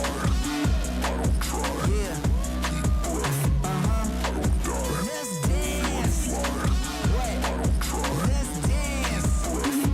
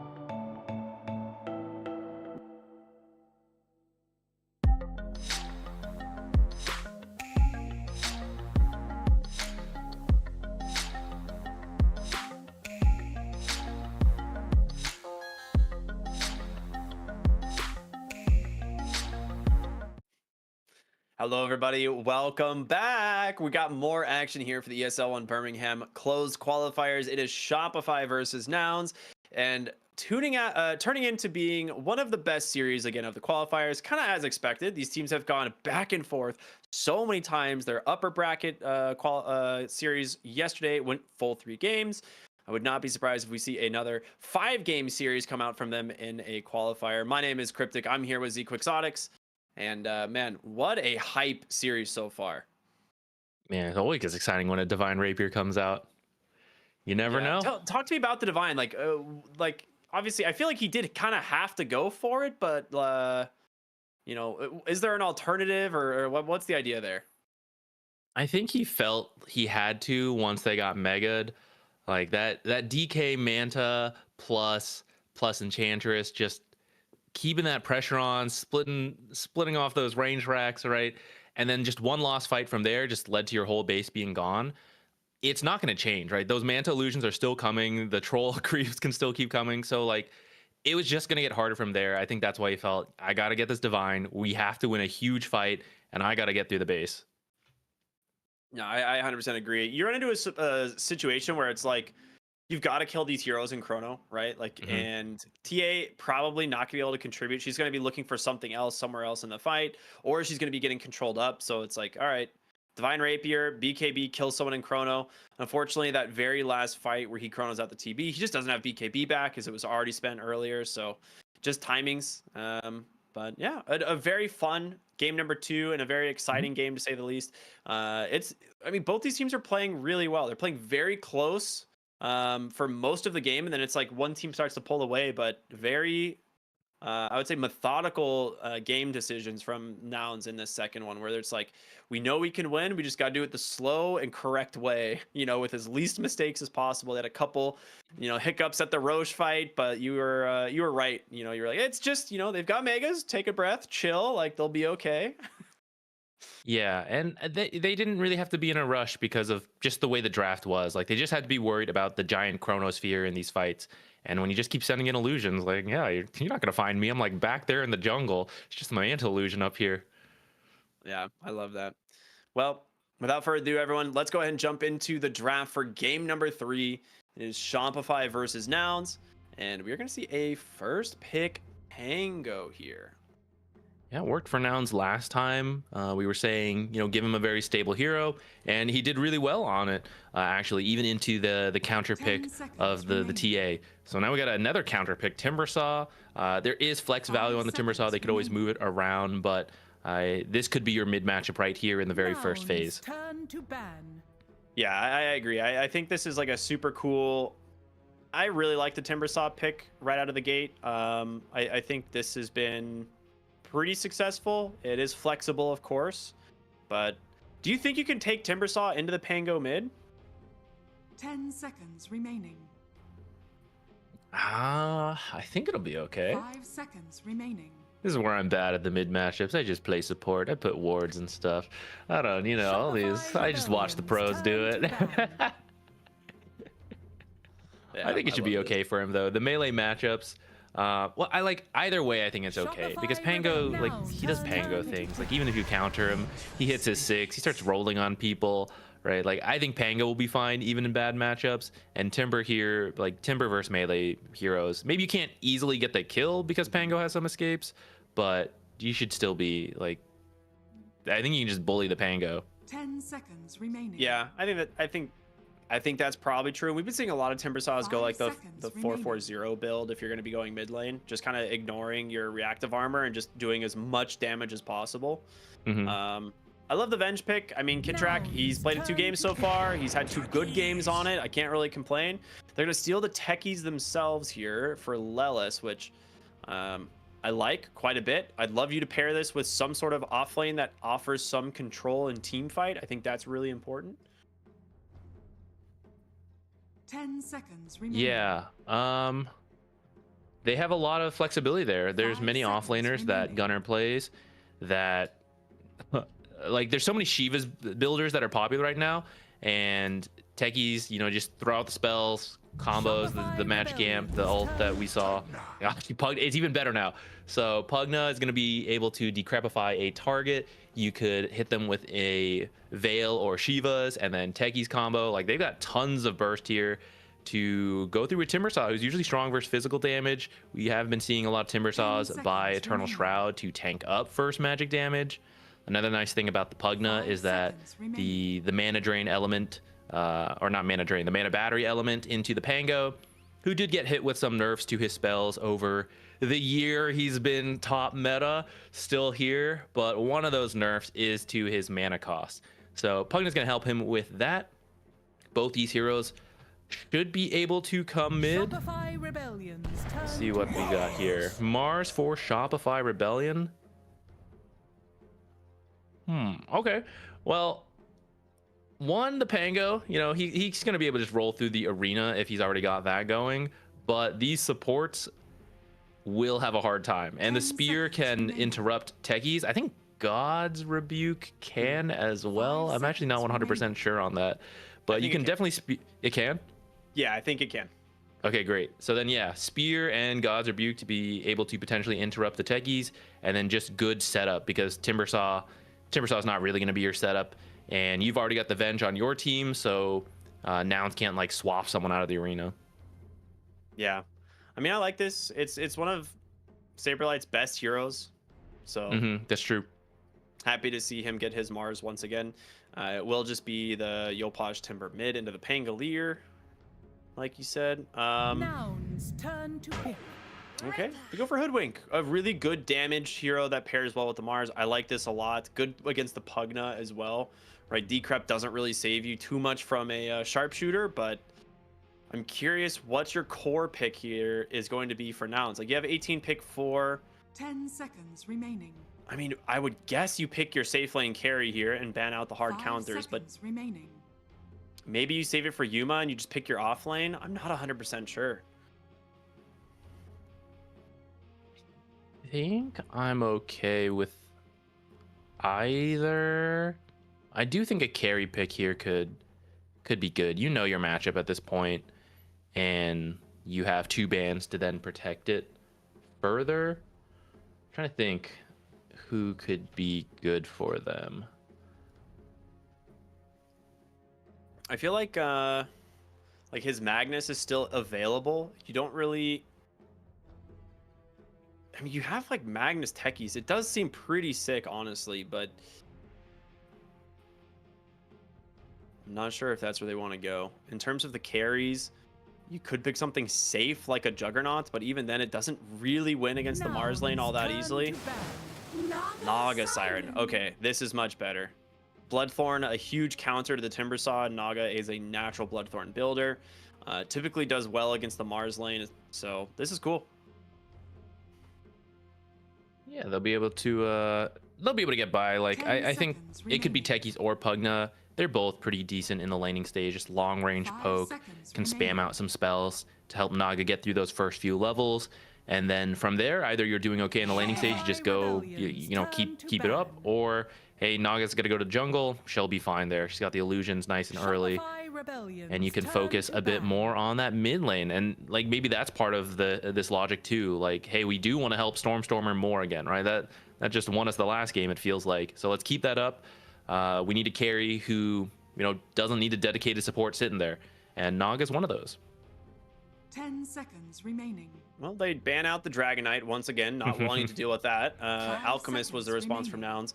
I mean, their Wyvern is still available. You just don't have the hero like tiny in front of you, so it's a little bit less desirable. And you could still maybe run it, because late game you have these Naga Siren illusions that are going to be super annoying to deal with. So I wonder if that route is open to them. They will go ahead and ban the mag. So that's probably one of the more successful, more like often picked heroes here for Gunner. I feel like they want someone with catch. Yeah. 10 seconds remaining. I kind of want to catch Veil Builder, but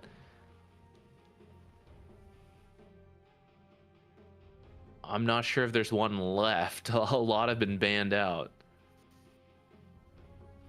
I mean, Primal Beast Nouns turn to pick. is one. And I mean, actually, Luna is a pretty decent ban here as well against the Naga Siren. I just don't know if you want to play Primal Beast into Mars Timbersaw. That sounds so rough. Yeah, and that's why, like, Tidehunter, I thought we saw him play earlier pretty well, but it's like kind of the same thing. Like, there's that Timbersaw, there's the break already from Hoodwink. 5 seconds remaining. And I don't think you can pick the Winter Wyvern in this game either, because like RTZ gets his matchup of probably going for something like Alina again, right? So Shopify Rebellions turned. No, I'll play about it. I keep forgetting this hero exists for them. I wasn't sure if they would want to do it since it doesn't have that much catch, and the fact that he doesn't really want to build BKB, so he could get trapped in arena. But he's very consistent. Even if you try to counterpick him here, like, he should be okay. He's not going to build that Shivas, though. Absolutely not. Anti-mage. Choose your hero. Oh boy. Arteezy Anti-Mage. Now, I have played this hero a couple times into an Abaddon lane, and it does not feel great. Like, Abaddon, like, yeah, you burn his mana, but he hits for like 15 extra damage every single time. The benefit that you have is you have this Vengeful Spirit, right, who can put the Wave of Terror out, reduce some of that damage, reduce the armor, and maybe you can trade effectively against the Abaddon, but I'm not sold on the Anti-Mage, I'll be honest. Not 100% sold here. They don't have a lot of catch, maybe? I don't know. I keep going back and forth. I think it could work, but as anti-mages go, you need a good lane. So we're going to see how this plays out, this Abaddon versus anti-mage. I can see the benefits to both sides. Like you said, don't really need mana to be a universal hero with a passive, just whacking away. Plus you have, looks like they've chosen to have techies as the position 4. So just a lot of poke onto this anti-mage. And yeah, Ven's just like a decent laner, but she's not the strongest out there to guarantee you a great lane. So yeah, if he has a rough start, I mean, we've seen Yuma play pretty well on Naga, who could grab a fast Orchid, and if she's having a really good game and that Orchid comes online before the Manta from Arteezy, we could see like several Song into Orchid kills. Yeah, I do like that, and I think for the most part, Yuma has played this Naga Siren fairly quickly. Like, when they do pick it, it's not something that they just like sit back and farm on for an entire game. It's like he finds farm, but he's playing aggressively with it. He's farming on the enemy side of the map, like cutting waves and like looking for pickoffs, playing near his team. So I'm curious to see how this one's gonna go. I think Nouns should be pretty happy with everything they got in their draft. It kind of checks a lot of boxes. The mid lane Pango versus Timbersaw, I think, is going to be the big question mark for the lane stage. Like, if Yopaj crushes this lane and he's able to just start, you know, completely overtaking, you know, the Nouns team, like across the map, I think you're gonna have a really rough time. Yeah, they do have some supports who might be able to kill a Timbersaw who's popping off, though. Like, bringing that early magic burst could help secure you a Timber kill to break his momentum. So at least they have a little bit of counterplay there. You've also got the silence from Gunner on this Abaddon if he's able to attack just a couple times on that Timbersaw. So he's saw answers there. Stormstormer actually having to deny his own observer. You think he misplaced it? And the enemy saw it? I think he literally just misplaced it and was like, well, this is useless. Oh, man. That feels bad. He gets handed over the other observer ward, and he's like, all right, I guess I'll just This is place it on some my big... head out here." Okay, guys, it was intentional. It's like, I'll pretend to deny it in front of them. They'll think I won't have a ward. Boom. Second observer. They have no idea. They would never think I'd put 2 observers on this side. Definitely not. Unless they, you know, saw the inventories and saw him, you know, drop the ward. But we'll have to get back to that. Couple fights potentially breaking out, but the bottom rune here, Yopaj needs to be a little bit careful. Obviously, Whirling Death level 1, it's strong, but good amount of damage. Half health off of Timbersaw right off the bat. You need all the help you can get as a Pango here. And it is 2 for 2 on the runes. Yeah, all right, so even start.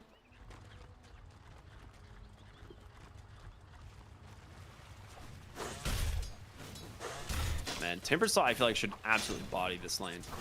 Like, I'm looking at it, and on paper, it's like Timbersaw's damage gain per level is 5.2, so he technically gets a little bit more damage than the Pango.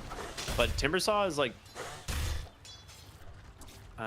Whirling Death is just going to make it so hard to CS against, I think, but we'll have to see. Just keeping it loose.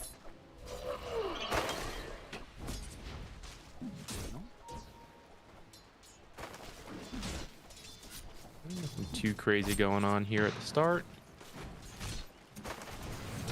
I'm keeping my eyes on top a little bit. This, Naga Siren should be interesting. I'm trying to think if they actually have kill threat at level 2. My scary combo is going to be the Mars, like, Bushwhack Spear, like Acorn Shot, God's Rebuke. Like, these are 4 really good nukes. So it's like you could find a kill onto Fly potentially if he's a little bit out of position, but Pugna's pretty quick. Not an easy hero to grab, and they have cut literally every tree away here, so they have none to play in, no one to Bushwhack, no one to Spear to. So it's actually kind of cool from the side of Fly and Yuma to go for that. Yeah, Fly grabbing a Quelling Blade of his own. And now when you see Acorn Shot come out, you can just spam click your Quelling Blade to try to cut the tree to prevent that double stun, which I agree could net them a kill, but having all these trees cut, I think they should be okay. Meantime, in the bottom, they've hit level 2 first. I'm going to play a little aggressive, but not quite finding anything. Thanks for letting me know that. Courier has been killed. Ooh, that is a nice find.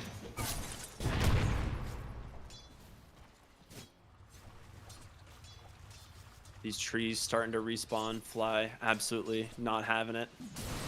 Just keeps chopping them down as soon as they come back.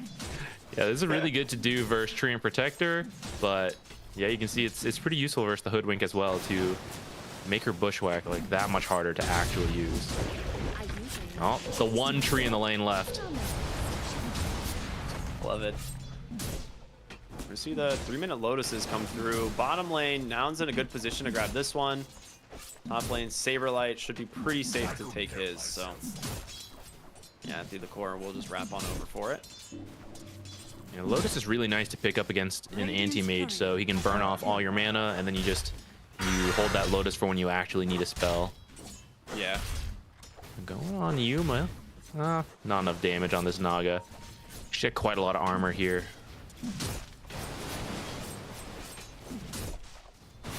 That's actually a really good point. The Naga Siren into these 2 heroes, like Delacor or Hoodwink in general, like you typically rely on Acorn Shot and just right clicks to really like bring down these other heroes, and Mars relies on God's Rebuke a lot of the times, but yeah, Naga Siren is just not a hero that you're going to be able to easily pressure out with physical damage. So Saberlight's actually gone for the 2 points in Spear early, and Delacor picks up an early point in Bushwhack as well. So yeah, the illusions can also eat up some of the Acorn Shot bounces.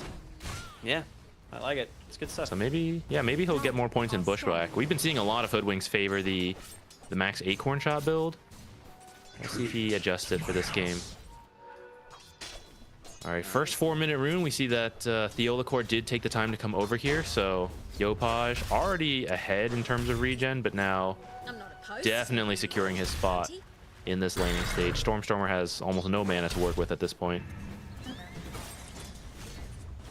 Yeah, he is very hard to bring down at this point. He actually goes for the 2 points in the reactive armor in the mid lane. I can't imagine he puts any more in there. Like 2 points is probably enough to sustain through the lane, and then at this point he's just gonna max Whirling Death, get Chakram, Timber Chain, and start rotating around once he has it.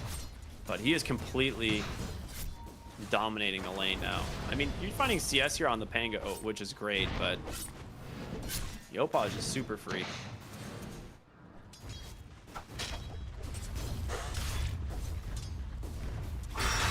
How close is he to 6? That's when things get really scary.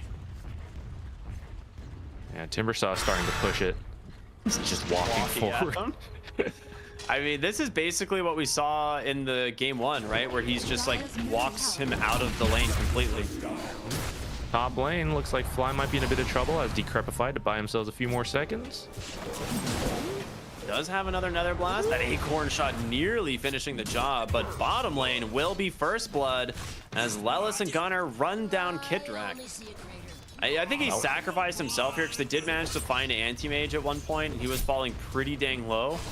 And then Kitrak kind of has to like throw his body in. That's gonna free up Lelis to head over to the mid lane, where Kitrak actually also teleported over for the bottle refill. Ooh. And go for it. This is level 6. It is indeed, and Stormstormer, he's got no spells left. A nice jump in here from Lelis, but Stormstormer's dead. So much damage. He's gonna continue to chase. Goodbye, Lelis. An immediate 2 kills. A haste rune. Oh no. We could see him make his way to another lane. I've seen this he before. Could haste TP bottom immediately if he wants. Yopaj with a haste rune. Bloody bounty. Not gonna do anything yet. Gonna push in the mid lane a little further. Tango has no TP. He had like just TP back, so he has to walk to lane now. So he's gonna be level 7 on the Timber Saw before he gets his level 6. He's looking to cut off Stormstormer. He knows Stormstormer has to walk. Oh my god. What are you gonna do? I have haste rune. I'm gonna chase you.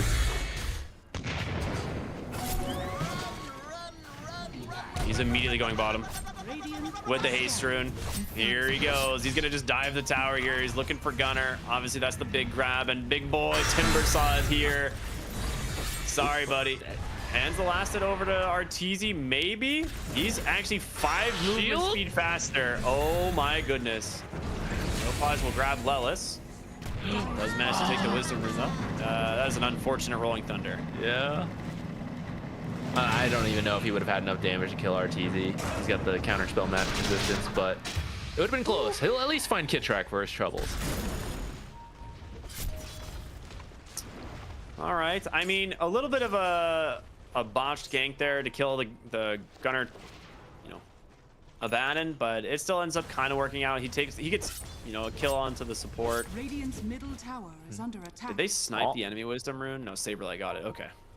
All things considered, this mid lane's probably going all right. Like we did expect Yopaj to win, but Stormstormer's not too far behind. Okay, I spoke too soon. No, we're good. We're good. Taking so much damage.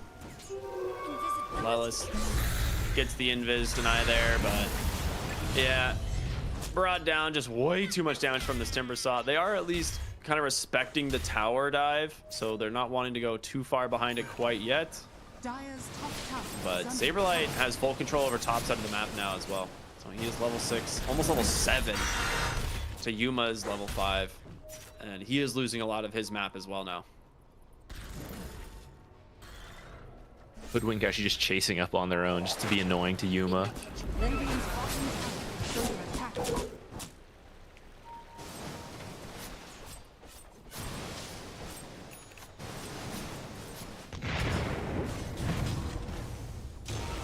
Link on cooldown. Stormstormer's here. Yeah, Arteezy maybe did not want to run back in there. Okay. Well, it is a bait as here comes Yopaj, the real damage dealer. Oh my god. Jeez. That damage. Nearly finished off Stormstormer. He wanted to get more, but Radiant's middle Yeah, as long as they get tower out, this is really good. Killed Anti-Mage, made Yopaj rotate down here. No kills in return. structures are fortified. The only downside is that Saberlight has been consistently whittling away at that top tower, and it's going to fall relatively soon if they don't bring any heroes up there.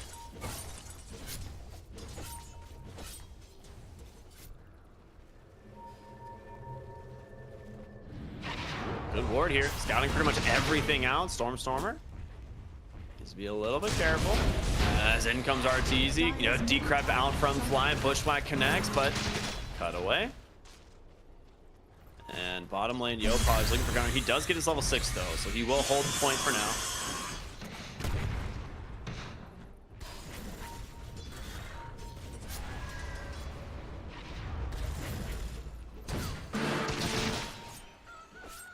Okay, they secure a rune here for Stormstormer in mid. Quite nice. It's an illusion, which is not really the most powerful rune he could have gotten, but I'll take it for the bottle refill at least. Dire's top tower is under Yeah, I mean, he is level 8. He's actually doing fairly well. Does have the Spark of Courage too, so one of the better jungle items you can find on this guy.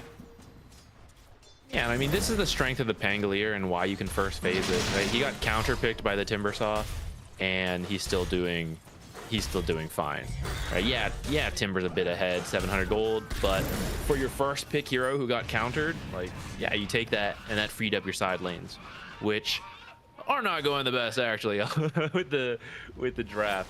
The Naga has been kicked out of this lane for a while. Top tower looking to fall here, and they might be able to start hunting down this Naga. Yeah.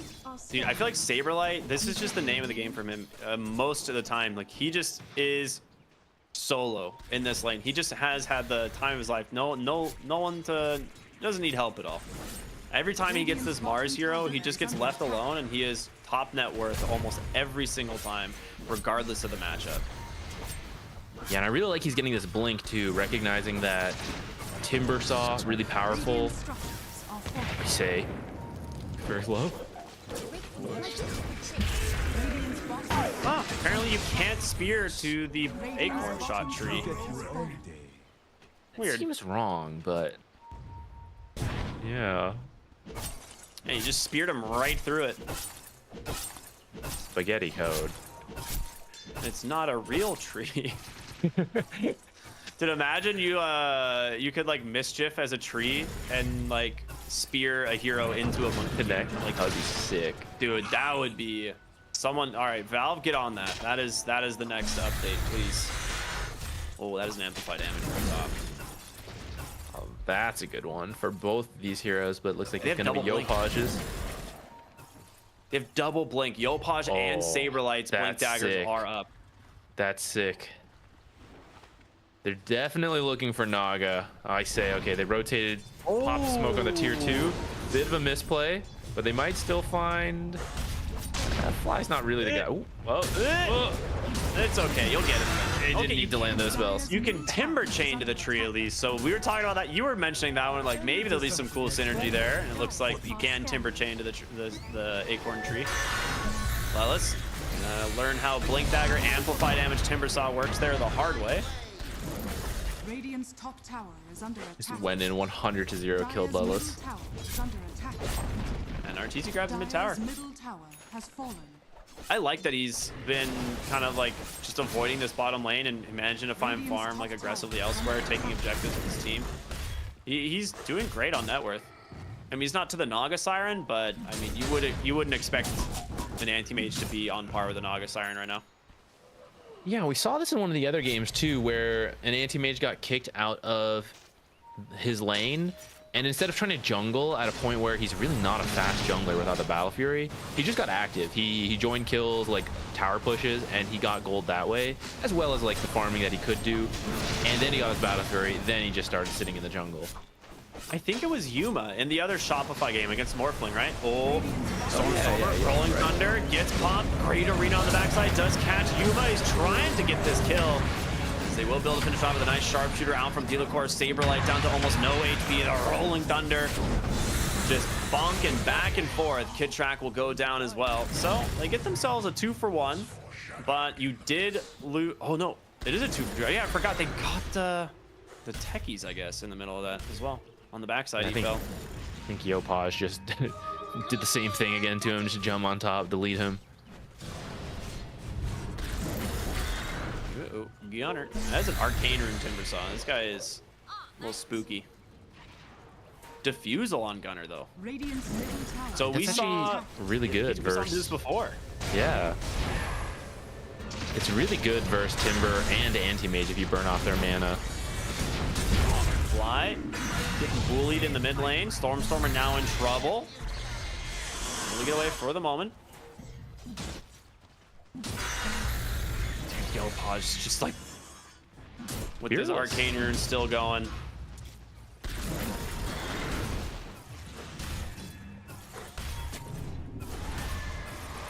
Anti-Mage's Battle Fury is on the way, about to be delivered by the courier. So his farming speed's about to jump up a lot. He's about 1,000 behind Naga right now. But, well, at the same time, Manta just finished on Naga, so she can probably keep this small lead.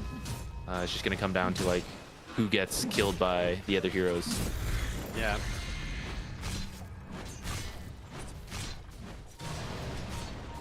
All right. Well, for the most part right now, it looks like both of these teams are probably going to be looking to kind of just I mean, I take it back. Shopify is going to be looking for pickoffs. I think Nouns are mostly just going to be looking for kind of split push. Looking to get aggressive here onto Kithrak, but the spear comes out from Saberlight. They will not let you get away. So Gunner will go down in the mid lane.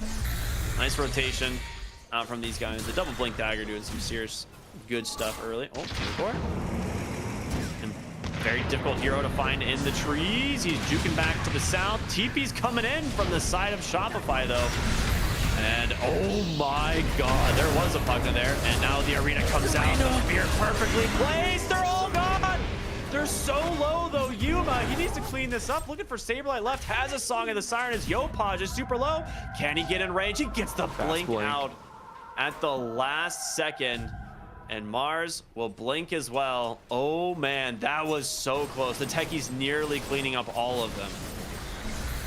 That arena timing was sick, just as the Pango ult ends, and it knocked him back into it. Man, if you had cleaned up those kills, that would have been so much gold. It would have been massive.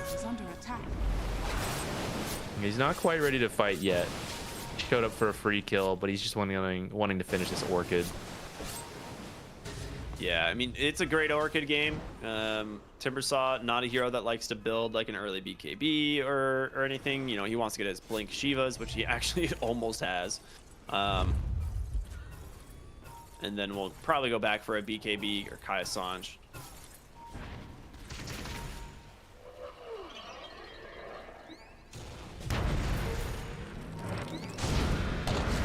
Triangle here. They're gonna find Saberlight. He's getting pretty low. The swap out. Pango gets sniped.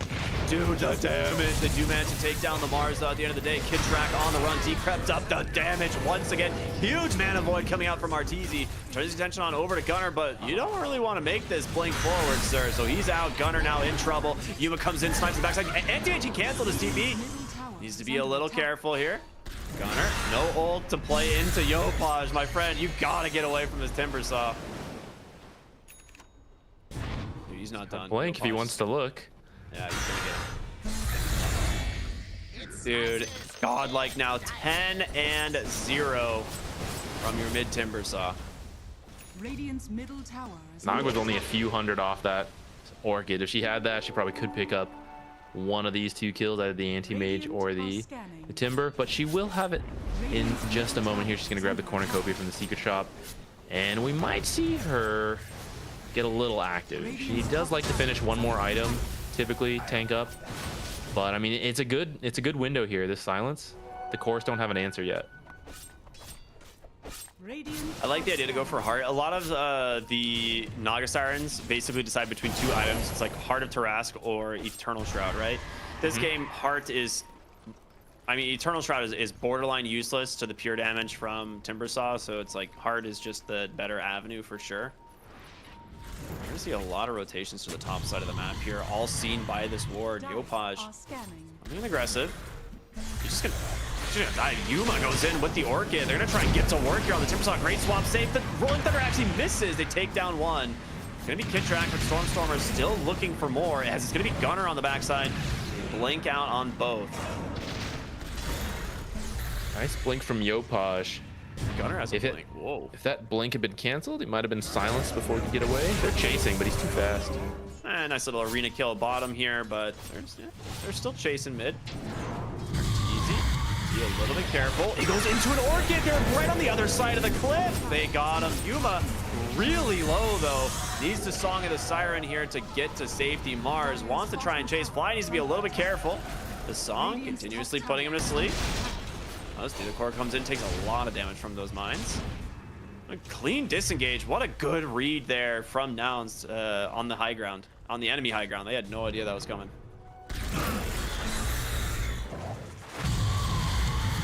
You looking for this? Oh, just trying to get this farm. Okay. He's like, stop chasing me. Go away. Silence for good measure. Oh, he is going Eternal Shroud. All right, everything I said about Eternal Shroud, if you guys could remove that from your brain, because Eternal Shroud's so good this game against all of the coming out from Shopify. Gunner mid lane, he's dead. He's got no ult for a few more seconds. Great pick off there. You are not safe, my friend. Dire are scanning. Pango gonna grab a Mage Slayer here. That'll help reduce the damage from this Timbersaw, since it's spell damage. Doesn't matter if it's magic, pure, or physical. That'll be really nice. This Timbersaw has been causing them some problems. Dude, seriously. Yeah. They are in a position here to fight for the Tormentor and the Wisdom Root. Oh, Ego needs to get out. He gets the Wisdom Root. He's gonna run. There goes your Timber Saw, and Stormstormer will TP to safety. Lelis now looking to get out as well, but running from a Blink Dagger Timber Saw is not gonna be easy, as well as an Anti-Mage. I mean, these two heroes are gonna chase you to infinity. Dire's bottom tower. So Find Lelis here. Mission success though. They did steal the Wisdom Rune. Gunner's got a blink. He's looking for. Wait a minute. Wait a minute. Saberlight. Radiant's middle tower is He can't under blink that way. Going for the TP. Okay, apparently he can just blink Can that blink way. that He's way. fine. I was wrong.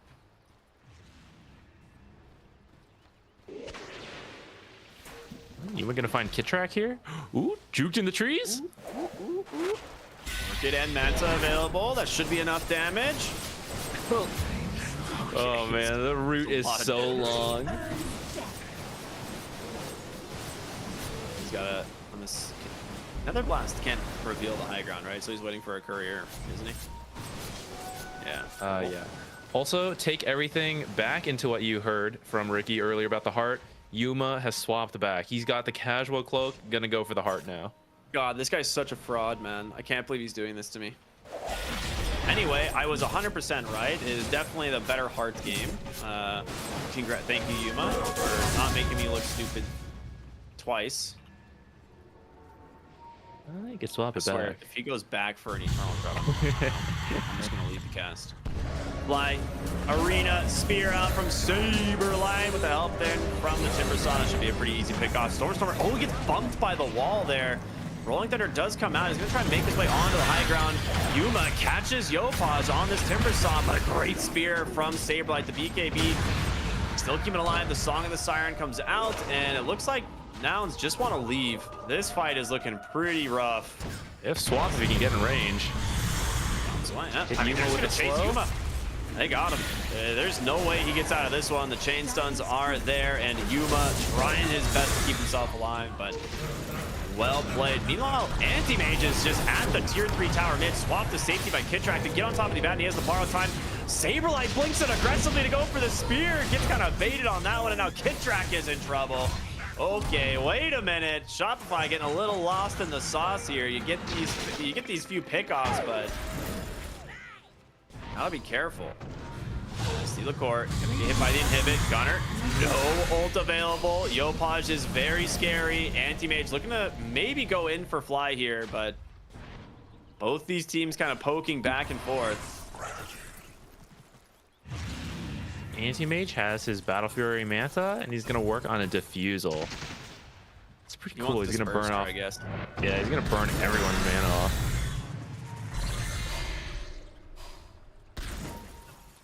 Nice little D-ward once again here from Fly, the exact same area. Another amplified damage rune for Yopaj. Yeah, why not?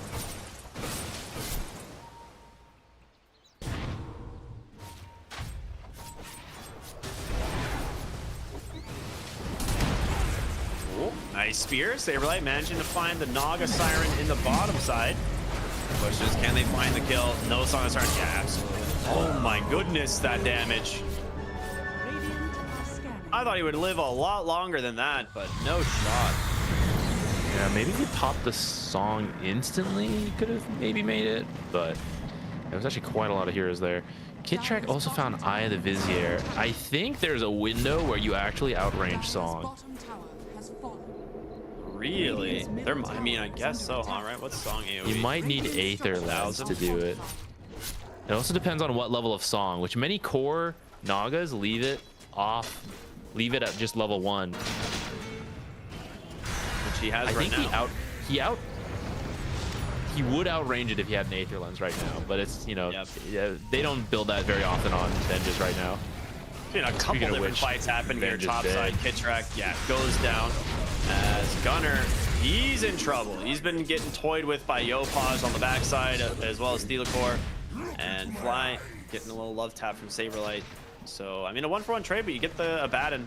Absolutely worth it for Shopify here, as they really want to start pressuring this tier 2 tower. Dire's bottom tower is under attack. Shiva's BKB now done on this Timber Saw.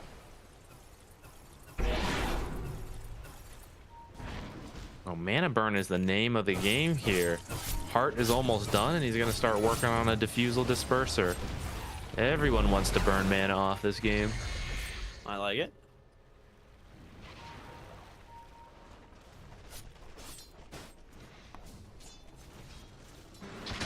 Saberlight's just going Hex.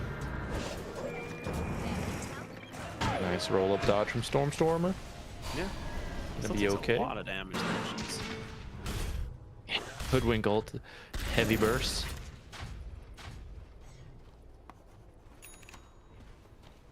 Dire's top tower is under attack. 6K gold lead here for Shopify. RTZ now at the top of the net worth, and he's feeling pretty happy. I mean, this last fight where he was up against the Naga Siren, with the help of the Mars, obviously, but just chewed through his health pool. So I feel like they're looking pretty good at the moment. Up on the high ground, stun number 1 will connect, ends up swapping him right back in. They will go ahead and hold fly in place. The Song of the Siren is there, as that will just return the remainder of the duration here. But do you just get out is the question. Yopaj is not going to let Fly escape. They look for the Hoodwink on the front side and at least a little bit of a trade, but now Antimate's chasing for Lelis, does get away for the moment, but the chase continues. Orchid is out. He's still got a Manta to play with. The Mana Void will find the kill, and Gunner, no borrowed time available, just getting chased down on the other side. They're going straight up to the high ground. Net will hold the Antimate in place. He's losing a lot of health here, but gets the blink out at the last second. Saberlight with another spear connecting onto the Pango, and the jump in from Yopaj chops him down. Beautifully done once again. A 4-for-1. Shopify are just destroying them in these fights. Yeah, they're having a lot easier time just like testing the waters. Like, do we want to fight? Throw out some stuns. Do we hit anything? Okay, let's not do it. But they just get to keep doing it until they land some stuns and they're able to grab some kills. Whereas for Nouns, they just have this roll, and as soon as the roll does not quite work, like, they're having trouble keeping these heroes still or like disengaging. Yeah, and this offlane of Baden has just had absolutely no game as a result of this Timber Saw. Like, his ult gets popped almost instantly in fights. Like, it's ridiculous. And then as a consequence, he's just got no Manta. He's just sitting on his Diffusal. So he's not really doing the kind of, you know, silence utility, keeping these heroes quiet, you know. Yeah, he is getting close to his Manta though, which I would say would help him land silences, but at the same time, the illusions will also be burst pretty quickly from this Timber Saw. And Timber Saw actually also has his BKB already, so even if you silence him, the timing of this silence has been missed. Yeah. This Scythe device is nearly done on the Mars as well. He has 50 gold away. So Roshan will get finished up just in time. Naga Siren sending the illusions in. Gunner in some trouble. He's getting chased around on the backside for the fight breaking through. Saberlight just drops the BKB. Rolling Thunder does come off. Yuma is just stuck here. Has the Song of Siren available. He's got broke, but the Hex comes out. It got delivered. Yuma falls. Beautifully done. And Saberlight just barely surviving, but ends up going down to the Pango. Beautiful chase down here from Gunner. Nice find. Yopaj and BKB turning around onto Lelis. Do they have the damage? Just going to TP on home. So Shopify, they get their one big kill there onto the Naga Siren. It cost them 3 lives. But man, that was close. That was close. They kept the Aegis as well, so after everyone respawns, they can... Maybe they'll... I think they'll still feel okay, although, yeah, it was a little painful. That wasn't as clean of a Roshan as they would have liked. Uh-oh. Gunner. Some trouble here. Fly nearby. Just going to start dumping some mana on him. Does get the constant silences out to the Timber Saw, but yep, there you go. The illusions cleaned up. He's got no BKB for a bit if they want to try. They have the Pango coming through. Swamp and Pit Track is available. Pulls him up to the high ground. Pit Track now needs to be careful. There's the blast off, so they got him. Venge goes down for Yopaj. Pit Track has been positioning so well. He is constantly saving the heroes throughout this whole series. At the same time, you can't like ban it away from him because there's so many other good heroes to ban. So you just have to deal with this. The saves have been so nice. GT's just role-playing the Naga Siren at this point. Radiant's middle tower He just is under attack. he just killed. Wait, what? Almost, dude. That was ridiculous. He's got Disperser Orchid, so he like blinked in, Disperser Orchided the Naga Siren and just nearly killed her. Wow, that was a sick play from him. He buys an Orchid, almost to the Bloodthorn, or not almost to the Bloodthorn, but queues up the Bloodthorn. Very neat anti-mage build this game. Yeah, you don't want anti-mage to be able to just feel comfortable soloing your Naga, but seems like they weren't quite able to slow down anti-mage where he feels threatened by the Naga. Ooh, a rare miss from Saberlight, missing the stun on Stormstormer. Yeah, it's like he's gonna be forced to BKB, but they got the silence onto Stormstormer, and now Gunner forced to try and run away here. They've managed to catch Pug down the backside as well. 2 dead. Well, yeah, 2 dead. Maybe a third, as yep, they will find Fly. So huge play. Saberlight tipping Gunner in the process. Oh. All right, guys, if I hit my spear, I'll only kill Pango, but if I miss the spear, I'll bait them in. We'll kill more of them. All part of the plan here for Saberlight. That's what the Scythe of Ice is for. It's to bait them into a false sense of security, and then he just hexes the actual target he was going to spear. Yeah, there you go. All right, they get some kills right by the enemy base, so they can transition this immediately into the tier 2 tower. They're going to even fortify. They don't want to wait for the next creep wave, which Naga actually had cut. Looks like she missed 1 range creep, but the mid push would essentially be dead if the creep was killed off, which it's getting low. Okay, there we go. There's the fortify, killing off that creep. But actually, this 1 range creep that flips through is going to, yeah, it's going to keep backdoor down. It feels bad for Nouns. That should be a tier 3 tower. And it looks like they will obviously all be back up here to defend Elena Barracks.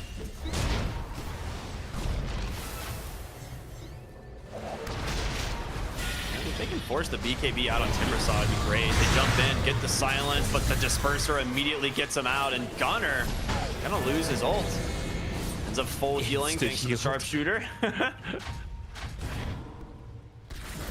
But that's borrowed time down, so Shopify Rebellion has how much longer on this Aegis? About 45 seconds. Yeah, dude, Delacour is so farmed. He's almost level 20. Gleipnir with a Mage Slayer done. And I can't believe it, but Arteezy is gonna finish the Bloodthorn before Naga. Dude, he's 4,000 ahead almost. That is wild. Anti-mage attacks really fast. I'm excited to see him Bloodthorn someone. Dude, especially with those illusions, it's nuts. He immediately jumps top. I think he saw the Pango under a ward for a moment. Yeah, he did. Pango's got no Dispel. Oh, wait. I didn't expect him to blink this way. Oh, does not connect. Just barely. So he's safe. Meanwhile, mid lane, might be seeing a fight break out here.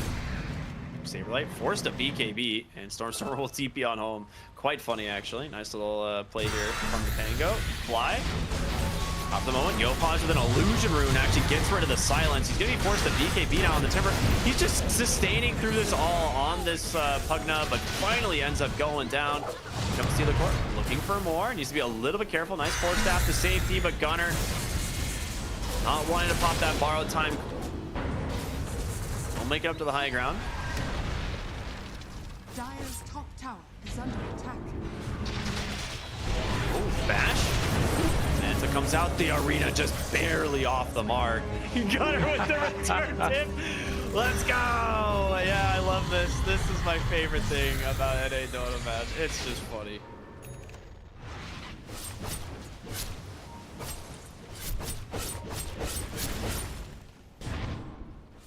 God, Lois is setting up a bunch of mines here, but they see this all under a ward. Sometimes you forget. You know, the techies' minds last forever.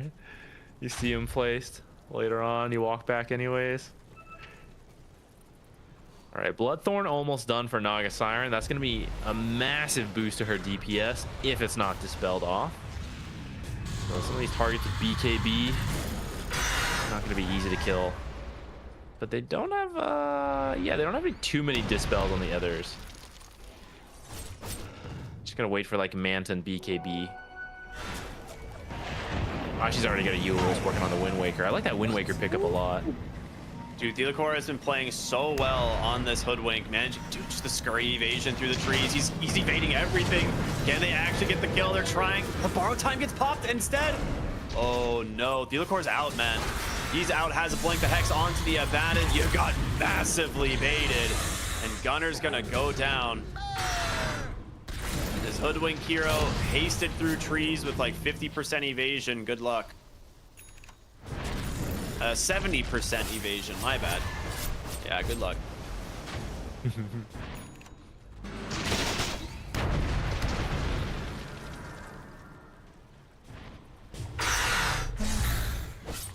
Alright, Aegis is about to respawn. Let's see if it's a short spawn or a long spawn. Shopify Rebellion just kind of waiting for that.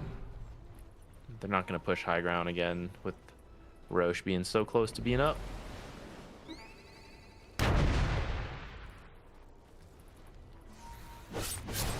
And that is a super, that's like a super rough death for Gunner. I mean, his game has been non-existent, to be honest, for quite a while. Like, he is basically just like a support.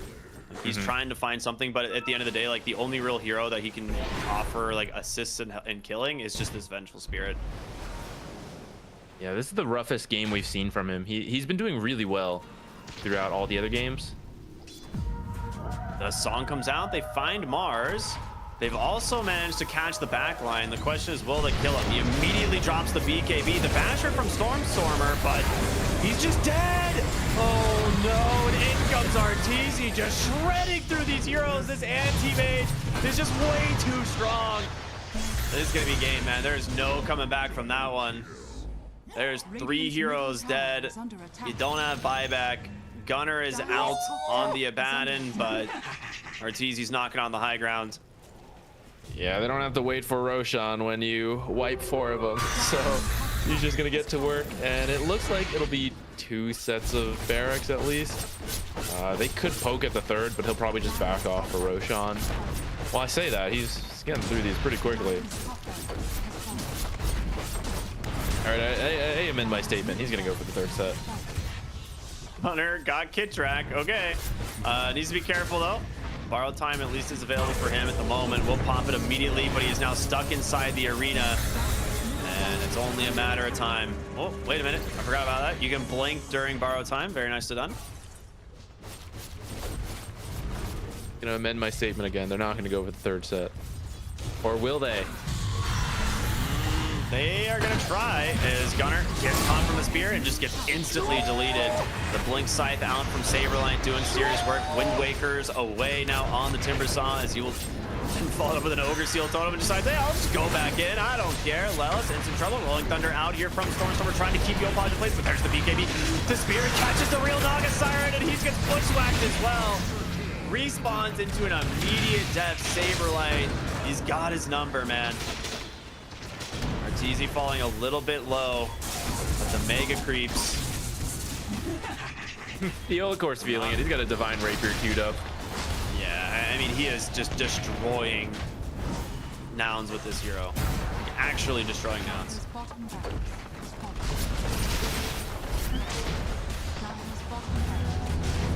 That is it. The Mega Creeps are secured. Arteezy will head to base. And still 30 seconds without the Naga Siren. Have the Abaddon coming up soon, but Lelis gets sniped on the backside. They look for the Pugna now as well. Trying to bring down Saberlight, almost gets him. But he will survive. Stormstormer swapped in aggressively. Buybacks everything for Pango. He gets the arena down. Saberlight dies, but the question is, can they get more? Blinks away. Timbersaw's out as well, so yeah, you got Saberlight, but Mega Creeps are done. Arteezy is back with a completed Abyssal Blade. And he's looking for Stormstormer. Bushwhack connects. Abyssal Blade comes out, but a nice save there from Fly. Okay. I mean, he has a Manta. Will be forced to BKB pretty much right away. Instead just jumps aggressively in. For fly? But he was decrept. Song of the Siren will allow them to set up potentially here on the Hoodwink. A very big nuisance of a hero, but Yopaj now his turn to go in aggressively. Double Chakram is available. Looking to try and stay on top of Yuma. But they've got a lot of saves. Bloodthorn up onto the high ground. Huge mana void out from Arteezy. Stormstormer jumps up, gets the swashbuckle to safety. Trying to be safe here from Fly. And now the silences are going to head through. Gets the jump away. Can Arteezy get brought down? Gets caught from the root. He's holding his ground. Doesn't seem to really count much, but there's the blast off, and they finally get the kill. Kitrak coming in just a second too late. The swap not going to get him to safety. That being said, your tier 4s are taking a beating. So yeah, I mean, you get a couple kills. Shopify maybe having a little bit too much fun here. Yeah, he just tips RG. He's like, yeah, thanks, bud. Now we're still in the game. Yeah, the safe play would have just been to wait for the Mars, and I forget who, one of the supports was also dead. Just wait for them, go get the Roshan, and then just push up with the Aegis, the Mega Creeps. Heck, you can get Roche's Banner to buff up your Mega Creeps. That would have been the safe play, but they were feeling the lead. They kind of went in for like a 3v5 fight, and it was kind of working for a bit. But yeah, sticking around too long. That happens again too many times. I mean, that is how you throw. But I think Shopify is still in a very good spot currently. Well, yeah, 45 seconds to maybe try and find something here. Yopaj get caught, but a nice Orchid, or I'm sorry, a nice Wind Waker. Stormstorm up onto the high ground. Will just continue to try and hold the Timbersaw in place, but Gunner needs to get out of here. Through the court with a BKB. They've got the arena on the other side catching Techie. Stormstormer still just rolling on through, but here comes the Refresher. Saberlight looking to find an opening. Song of the Siren's gonna buy him a little bit of space, but here comes the Venge, TPing on through. Can Saberlight find his target? He's looking. Yopaj goes in aggressively through the court with a nice pushback, but chopped away. Stormstormer's gone. Yuma is next. Bloodthorn connects onto the Mars. He's just gonna pop a BKB, the spear into the arena. And that is it. Now it's gonna lose 3 heroes in immediate smoke. They're TPing to the mid lane as well. They want to end this one. Sneaky Blink X. Yeah. Gets the spear back. Artur already onto the throne. Wait a minute. Mars? Okay, Gunner kills him. Tip him, Gunner, Time tip comes him. out. Yeah, you should definitely tip that. I'm looking for You need the mental victory. Tip him. That being said, the throne is the thing that matters, and Arteezy's got it. It just BKBs kills it, and that will be game number 2, or game number 3 going to Shopify.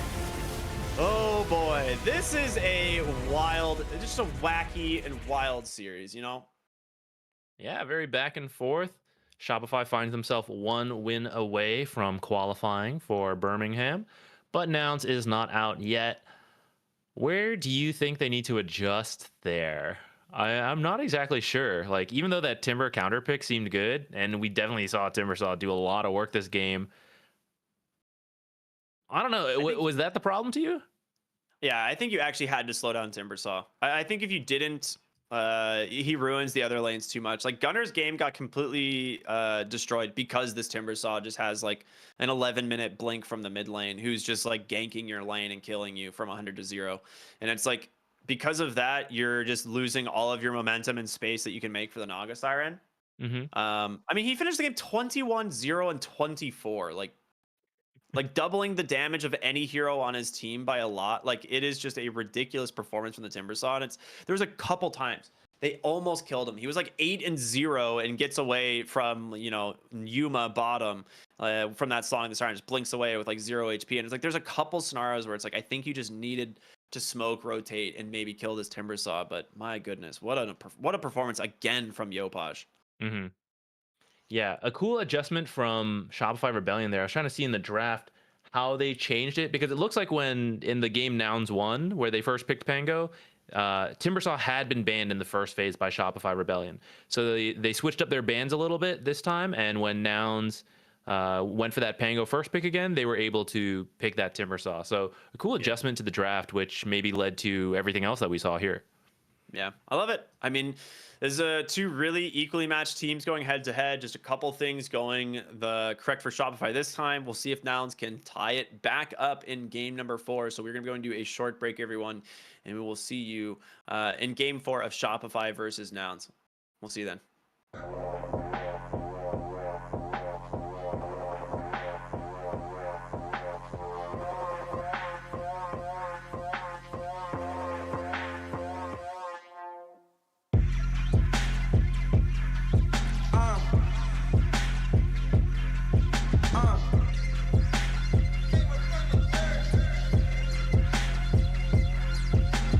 Lanes in my way, they might have to get murked.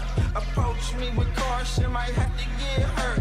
I top up from the treetop, but I came up from the dirt. That shotty like a detox, hit the pump and go berserk. Yeah, I don't care. You might get found in the middle of nowhere. Approach me with caution, might have to get hurt. That shotty like a detox, hit the pump and go berserk. That shotty like a detox, hit the pump and go berserk. I think y'all in my way, so tell me which one going first. You end up in the hearse, you end up in the grave. That shotty like a detox, hit the pump and you enslaved. Hey, yeah, I don't care. You might get found in the middle of nowhere. Yeah, that shotty like a detox, hit the pump and go berserk. I think y'all in my way, so tell me which one going first. Scroll through my living room, chosen the pinnacle. I jump into the spotlight ever since I seen the hidden view. Move how I move, I don't know who you approaching. I'm Jordan, less you Jackson, I don't need nobody coaching. All these niggas frozen, that's usual. Every space I go in, that's not unusual. Approach me with caution, might have to get hurt. That shawty like them Reeboks, hit the pump and go berserk. That shawty like a detox, hit the pump and go berserk. I think y'all in my way, so tell me which one going first. You end up in the hearse, you end up in the grave. That shawty like a detox, hit the pump and you enslaved. Hey, yeah, I don't care. You might get found in the middle of nowhere. Yeah, that shawty like a detox, hit the pump and go berserk. I think y'all in my way, so tell me which one going first. That shawty like a detox, hit the pump and go berserk. I think y'all in my way, so tell me which one going first. You end up in the hearse, you end up in the grave. That shawty like a detox, hit the pump and you enslaved. Hey, yeah, I don't care. You might get found in the middle of nowhere. Yeah, that shawty like a detox, hit the pump and go berserk. I think y'all in my way, so tell me which one going first.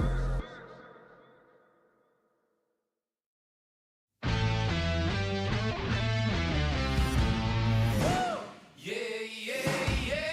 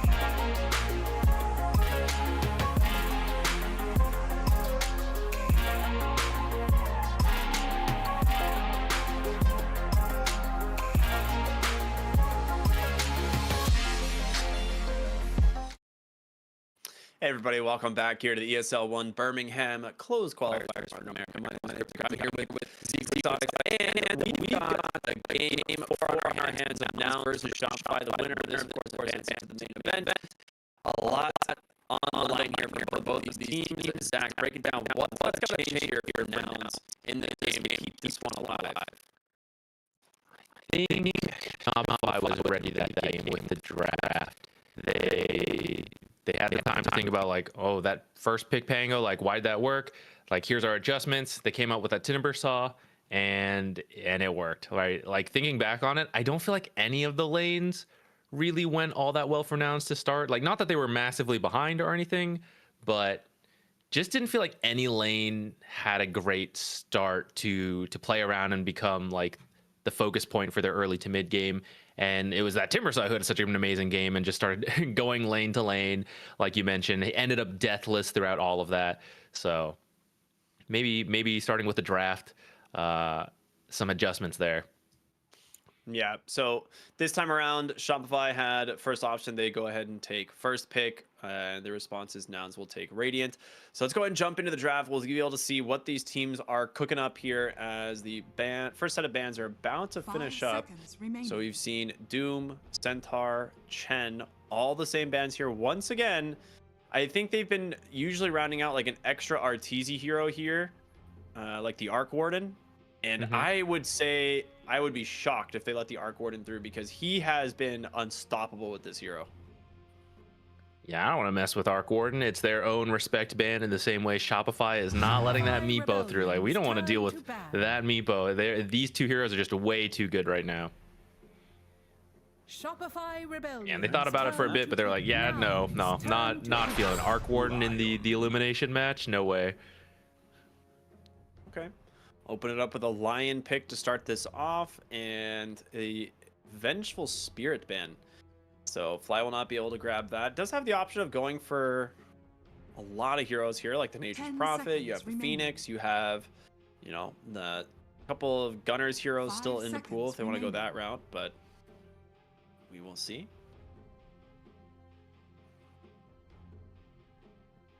I mean, they could take the Timbersaw themselves if they really wanted. You know, they've left Wyvern in as well again. Yeah. Maybe Nouns not feeling as confident in it after losing the last series off of that.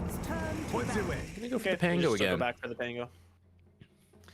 Yeah, I was wondering if this was an adjustment Shopify was making because last time they were first pick, it was the game's Nouns won, and they've been picking Venge themselves a lot of the times, but that was the Venge into the Pango response by Nouns. So I feel like Shopify just adjusted and they're like, we would rather have a Lion a first pick Pango, and it kind of makes sense. The blink Hex stun a little bit better to catch out Pango than the Venge, where the stun has a lot of time. You can react, you can roll up, you can like swashbuckle further back. So maybe the line will be better for them. Yeah, I think you're probably right. And yeah, I mean, it offers a lot. It also, again, kind of works against the Magnus that we've seen over and over again. So I like that. It's a little bit of a like kind of like pseudo bans the Magnus hero, right? You don't have to worry about it as much. You can focus up on some of these other heroes like the Dragon Knight, which has been really annoying. Also, the Dragon Knight game, I think the reason that was so successful is they had no way of really dealing with the illusions, whereas Lion is one of the best heroes at dealing with like illusion split push. Yeah, very true.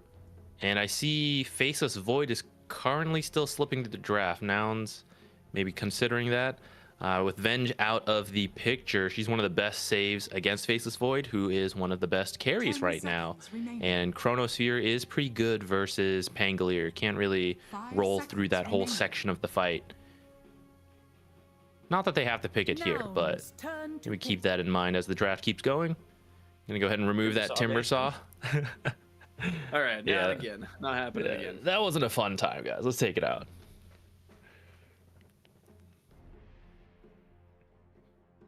I mean, if they wanted to, they could still go back for the Wyvern. It can still be a support or an offlaner. Very flexible here. Well, you're going to go for the Phoenix instead. Yeah, steal that away. Shopify Rebellion has been playing around Phoenix themselves quite a lot. And Yopaj Ember once again. Noun's turn to pick. Well, There's the grab techies again. Solid double pick there from Shopify. I like both of these. Doesn't really reveal too much about their lanes. Obviously, Saberlight's hero is still protected. They can go for it on 18. I mean, his Mars is still in the pool. A fantastic partner to the techies. 10 seconds remaining. The question is, what do you want to pair now 5 on Nouns? seconds Because remaining. you've got to pick your other support. You've got to get something that can play with the Phoenix as well.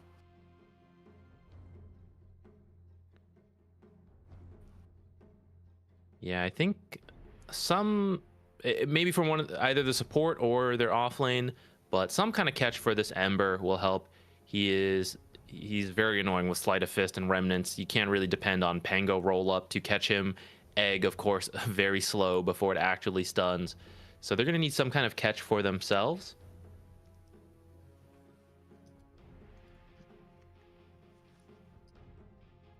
Well, they're really going through the support time here, or their reserve time here. Yeah, I'm trying to go take a look at some of the other supports still available, because we actually, quite a few of them have been banned out. That's true, actually. I think I mean, they definitely need to pick some sort of control here for their forward position, right? I feel like Lelis needs to pick a hero that has some sort of stun, because you currently are running a Phoenix Pango. It's not super reliable control between these two, and you need to be able to try and like have stuff you can fight around this Phoenix Egg. Dude, they are just out of reserve time. They're down to 20 seconds. Yeah, they're gonna have to think fast for the rest of the draft. Okay, going for the Hoodwink. We've seen both teams make use of this hero. It's not quite that instant catch for the Ember, but it is strong. And when Lion sits to mana drain, that sets up an easy bushwhack in the laning stage. If you are laning against him, you outrange him as well. And just a very good support right now. 5 seconds. Shopify Rebellion's turn. Okay. So that changes things up quite a bit. I think that Avalanche means we're tosses seeing catch. Yeah, but I think that means we're seeing Pango off lane.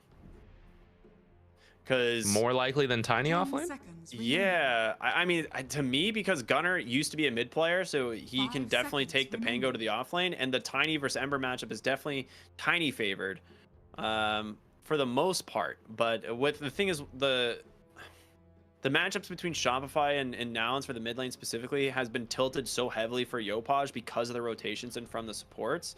So it's like, yes, Tiny should win the mid matchup, but if Lion or Techies comes mid and they kill the Tiny, this matchup falls apart completely, and then Ember runs away with the game.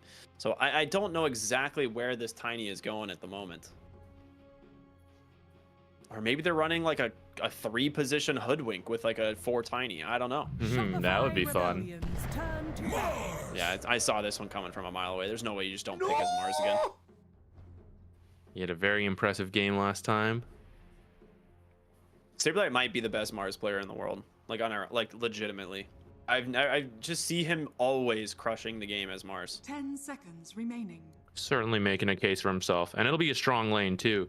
They're not 5 sure what they're seconds playing remaining. into quite yet, but Mars Techies, a lot of burst, a lot of poke from that long range Techies harass, eventually into the combo. Noun's turn to ban. What are we taking out? Terrorblade? You think both teams need their carry, right? Unless you want to run Tiny carry, but that's not very... We haven't seen that for a minute. Yeah, I agree. I think for the most part, like, you're 10 seconds remaining. probably...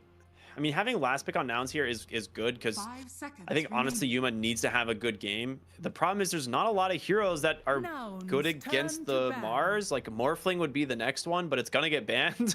Like, you have the Naga Siren as well as an option, but I think Terrorblade, a great first choice. They're gonna get rid of the Faceless Void next. 10 seconds remaining. What other Arteezy hero are you worried about?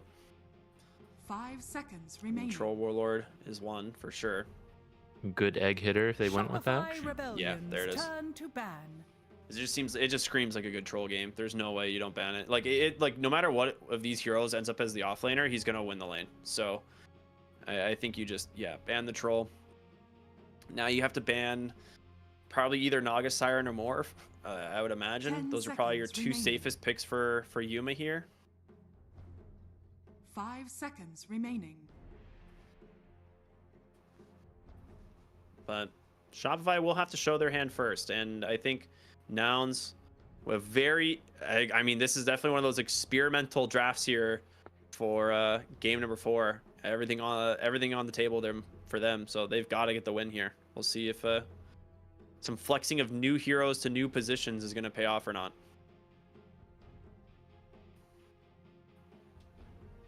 Yeah, a lot of those top carries are banned out too, so I'm not sure who they're gonna go for here.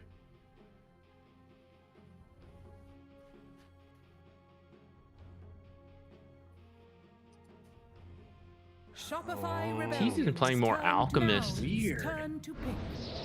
Oh, they're gonna go for Wind Ranger actually.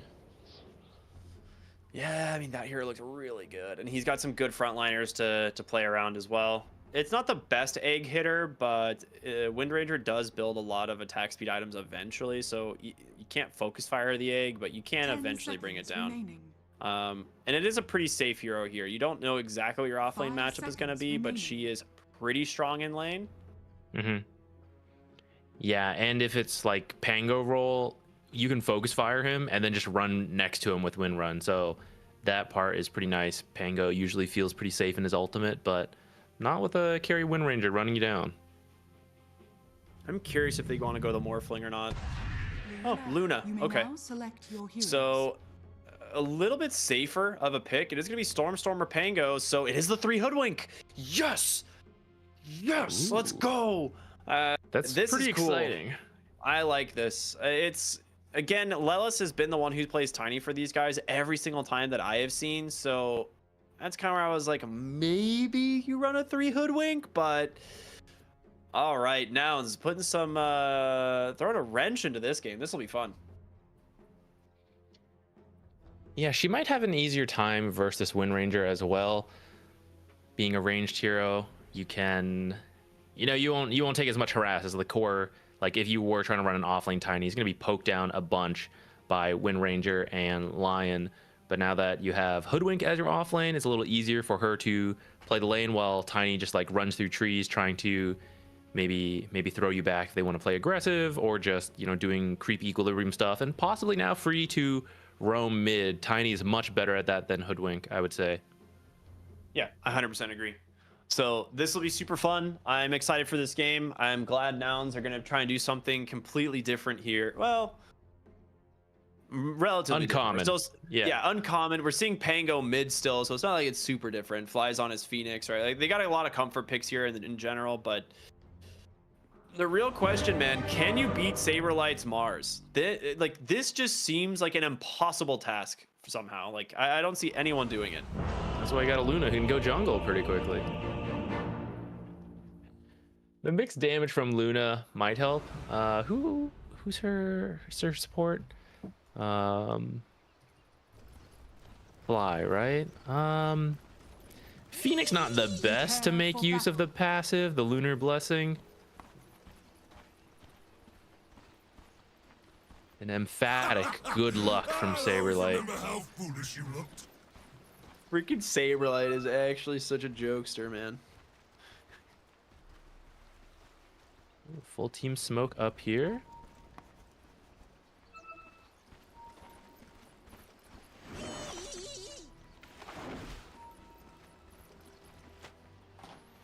This is a really interesting smoke. I'm not 100% sure. Oh, I see. They're doing the same thing that just happened to them.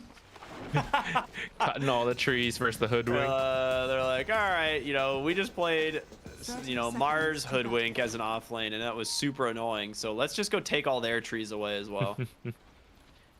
Yeah, and in case there's any, I'm interested by this like really deep observer. I'm wondering if it has to do with spotting any lane rotations, like swapping, like lane swapping, I mean.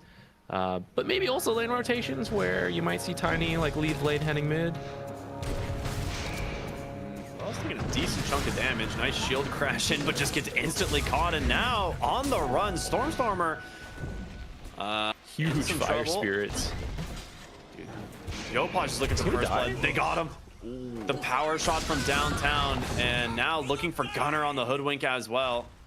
He does have an acorn shot to throw it back and do a decent chunk of damage there, but mid lane, Yopaj, he's chilling.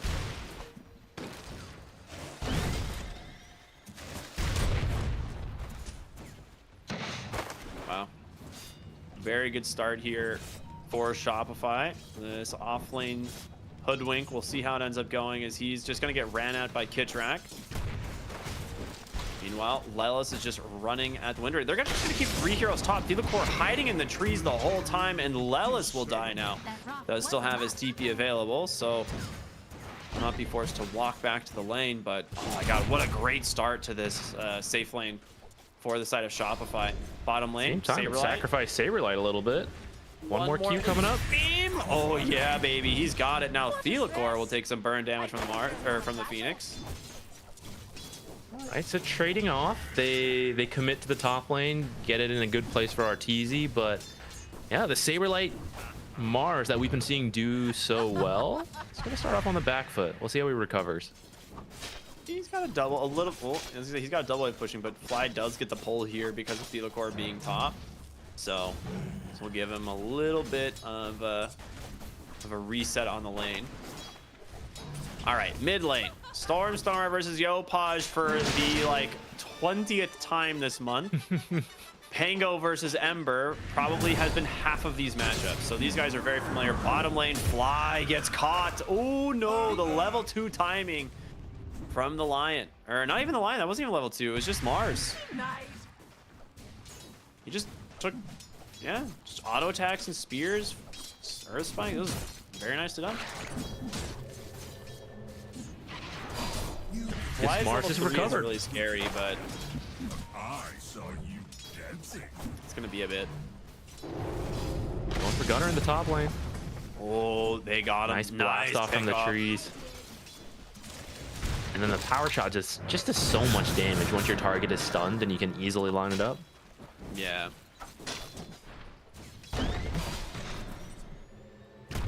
Well, offlane Hoodwink. You know, definitely struggling at the moment.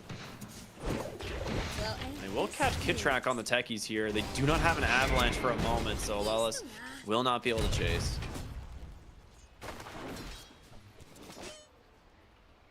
But the 3-minute wisdom is coming, and honestly, yeah, that one's gonna definitely go for Nouns. There's no way to, or not wisdom, Lotus. They will get both Lotus actually in each lane. That's pretty nice when dealing with the burst lane like Tiny. Or sorry, like Techies. Well, they're gonna try for Gunner again. Yeah, I mean, he's super low. They do get the Lotus off, but yeah, Techies has got the damage, just walks him down. Hoodwink is a very low health hero here. Even with Wraithband's finish, he's still sitting at like 620 health. Very weak to this burst damage.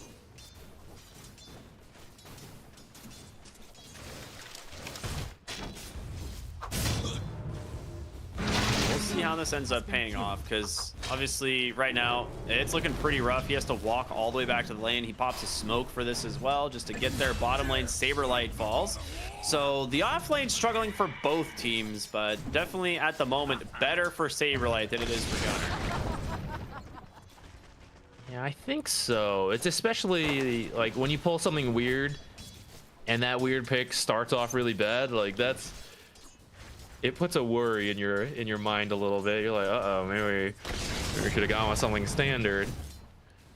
But to be honest, I don't see offlane Hoodwink too much, so I'm not fully sure on the power spikes and timings of the Hoodwink. So maybe a weak landing stage, not too crazy. I'm gonna go on a limb here and guess the power spike coincides with a Mage Slayer. That's probably a pretty good guess. Very strong item this patch. Offlane, maybe you could also get a Maelstrom if you wanted. Look at Lelis, man. This is actually a pretty cool rotation from him. Yopaj? Yeah, avalanche. The Taunt gets sent up into Nice. a swashbuckle, and finally, it's gonna be Nouns putting the pressure on the mid lane.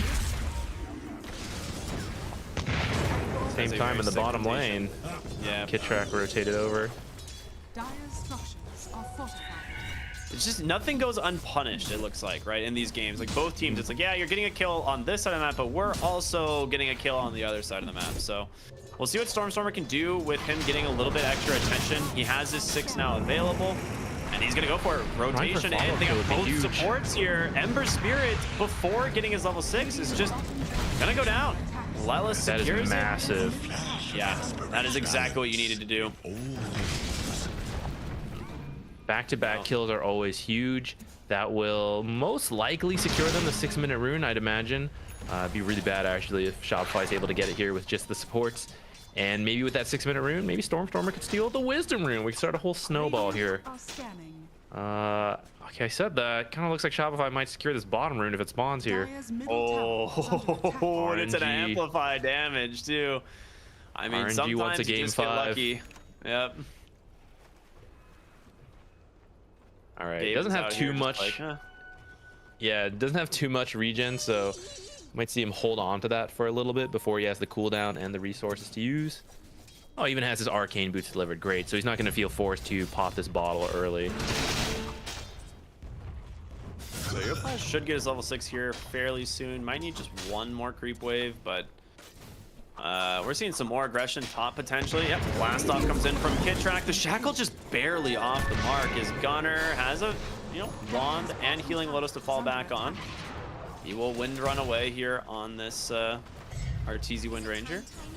As they even TP'd Stormstormer and popped the amplified damage rune. So that is super unlucky for him. That is not how he wanted to spend that first rune. Radiant Yeah, are a little bit scanning. awkward. At least they'll get their Wisdom rune. Gunner will pick it up. Radiant's middle tower Needs is a little bit of under help. attack. Having a really rough start at the bottom for all the cores right now. Never refuse. They're looking bottom. Ember Spirit's here. Doesn't have a power rune, of course, but he is level 6 now. Sleight of Fist. Does connect, and here once again comes Techies. This time scouted by the ward, though, so Fly will just be sacrificing himself here. Luna's gonna head off to the jungle. Mid lane? Okay, Stormstormer Radiant's just bottom tower is messing with under him as he attack. comes back in. Well, there is an avalanche coming in a moment, and that flame guard's expiring. Do they have the damage? It's gonna be close. They do. Oh my goodness. They won a game Well 5. read. This is probably the best their mid lane has gone in all the games they've played lately. Yeah, absolutely. Of course, this is also probably the worst lane Gunner has had. Finding the Black not gonna balance, connect. finding the balance between helping mid and not totally sacrificing side lanes is tough. Just gonna get run down by the focus fire there. Lelis is more farmed at this point than your Hoodwink. So it was a tiny offlane pick. All right then.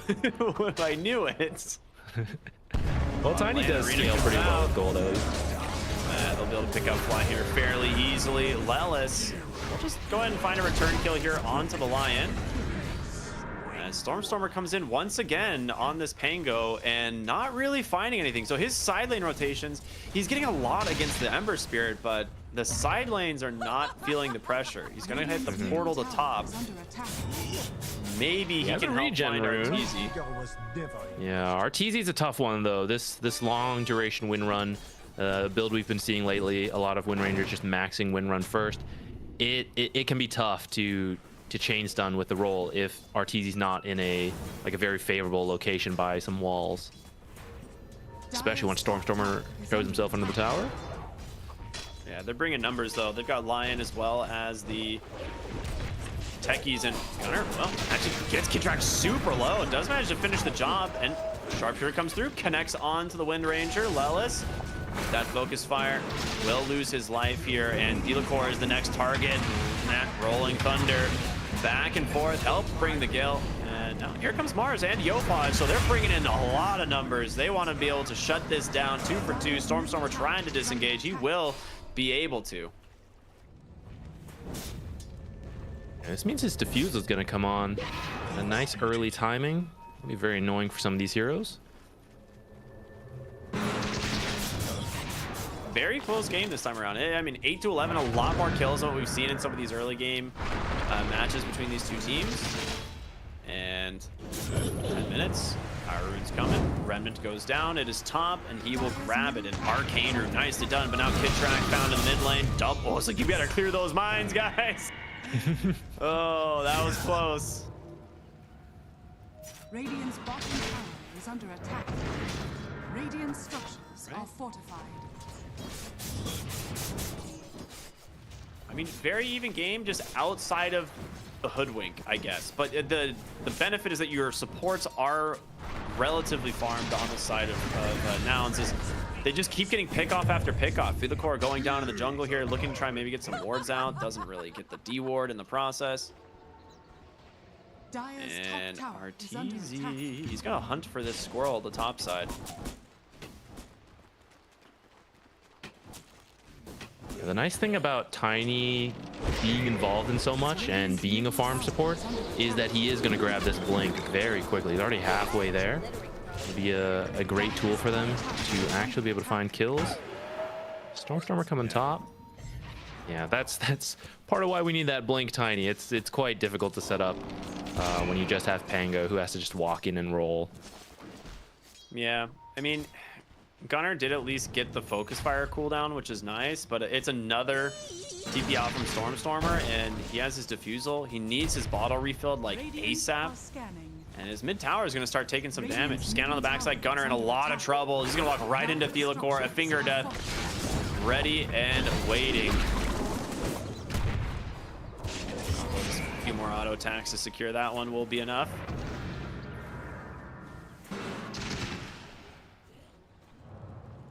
And dude, I mean, this is just exactly what happens every time he gets this Mars hero. He's just been sitting bottom by himself, just playing his own game of Dota 2. Yeah, and like you pointed out, very close to the top net worth. This time Stormstormer actually hang on to it for a little bit, I say, as he's now passed. So Vlad's finished for Mars, and now he's going to work on his own blink. I like that Vlad's pick up this game. That's pretty cool. He's going to TP top, see if he can catch Gunnar, followed by a tip, I imagine. Well, Ellis is here smoked up as well, though. I think they saw that Mars. They definitely did, but...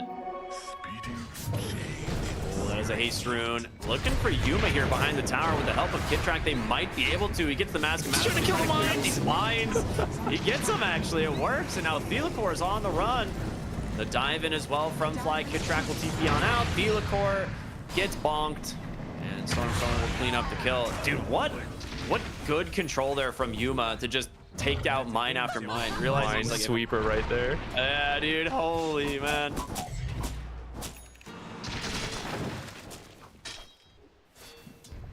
Keep him alive. You only lose a line for that, though, so it's not too bad. Bottom tower is under attack.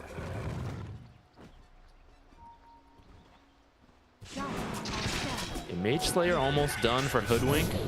Even though he's had a bad start, he's gonna have a lot of impact in these team fights, applying it to everyone. The timing. It's the timing. Bottom lane tower goes down. Arteezy with that rotation makes quick work of it. They have Lelis sitting up here at this portal, right? Just to make sure that these heroes aren't coming through. And they'll back away now. Kittrack mid lane might get punished on the techies for this one. And it looks like he absolutely will. We'll get him kill on over to Fly. And he almost gets the mid tower. But bottom lane, it looks like they're looking for Yuma. A potential wraparound from Theliacor? No, he's going to let it go. But Arteezy's here. And there's the shackle, the focus fire. Can he make it to his team? He will. He'll be okay for now. Ember's coming in. He's actually underneath the sentry. Yeah, he's been healed up to full, though, from that sunray, so I don't think Yopaj is feeling like he's got the power. Especially with the rough start he had. Come on, someone just hit this tower. And it's going to be Yopaj. There you go. Well, fortify. A little bit more annoying. Wasting a little bit more time. Dire's top tower is under attack. Might buy him enough time to finish up this top tower before Shopify feels they can rotate over. Dire's top tower has fallen. I will say this about Gunnar, because like I've seen him play a lot of Dota. I've talked to him about Dota a lot. He's very calm when it comes to playing his heroes. Like, even if he's really far behind, like if he had a really rough game, like he doesn't really care all that much. So, dude, this... Hold on. There's no... Are they actually doing Phoenix here? Yeah, they're looking for him. Yeah, they got him. Wow, that was sick. The fort onto the creep for the extra vision is literally what they go for there. That is really cool. Steal a stack, too. Here comes Gunner, though. Oh! He didn't plant. Toggle. Yeah.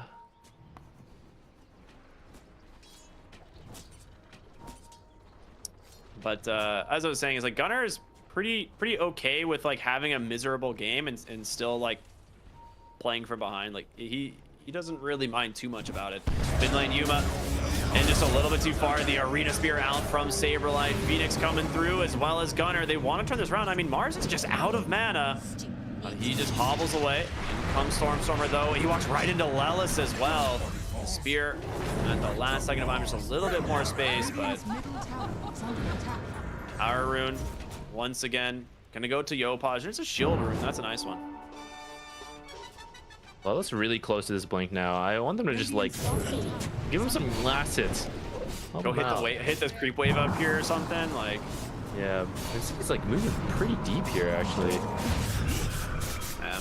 Well, Phoenix goes down mid. Nice kill there from the Ember Spirit. Takes the egg as well. As Gunner on the run needs to be a little bit careful. Oh, oh! Is he gonna burn down this? No way.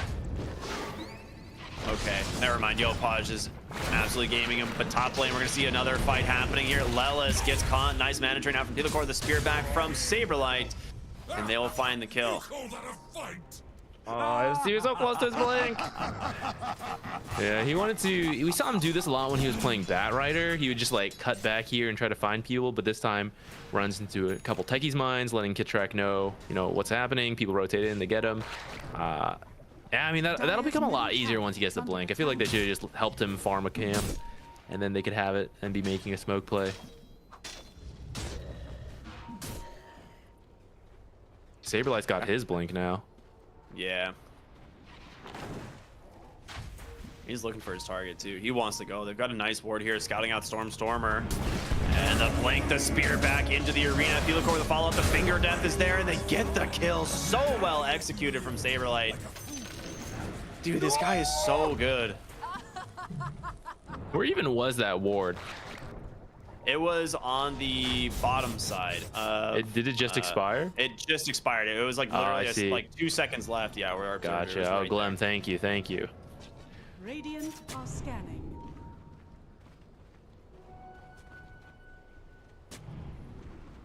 Well, just got his blink, but ooh, fast fingers. Not today, Mars. Not today.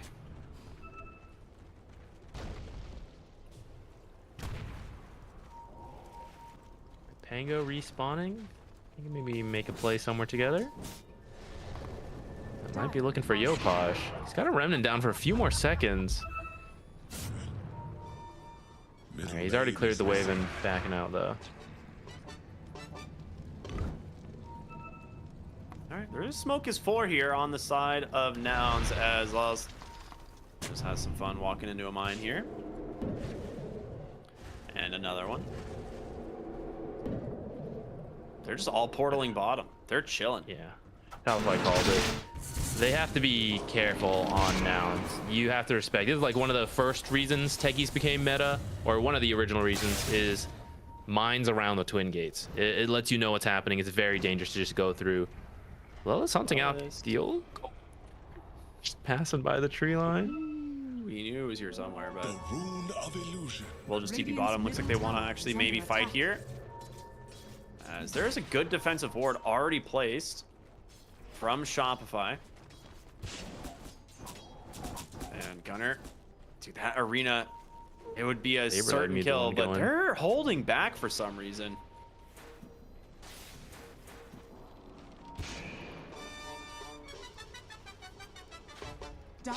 Tense moment here. Everyone's looking for each other. There's no actual action, like they're not meeting, but everyone's moving and positioning, trying to find these fights.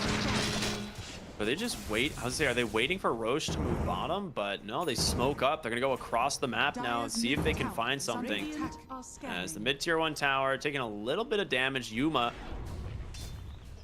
will send in the illusions as well. Oh, he's baiting. He's baiting. This is so sick. This is such a sick bait. Oh, there you were right, man. This guy's a gamer. No, they do manage to catch him anyway. The arena into the shackle. They can't keep him alive. Yuma.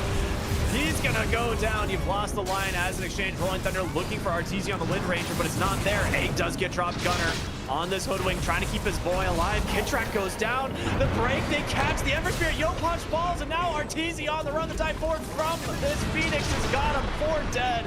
About to be a bit, maybe a Saberlight. Needs some help, but he's got no one there. What a fight from now. An incredible egg from Fly.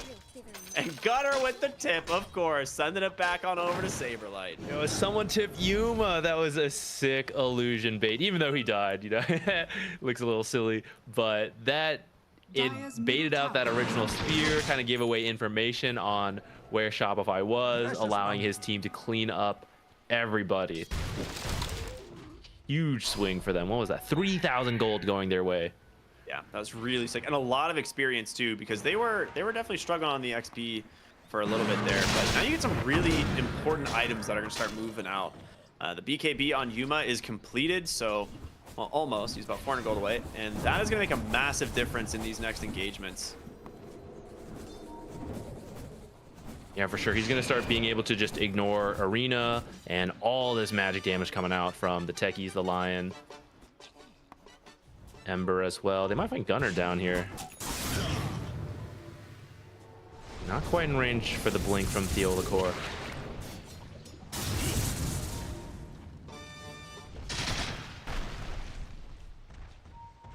All right, Arteezy making his way bottom, and they're pinging out Roche. They do have decent control of this area with the mines and the different sentries.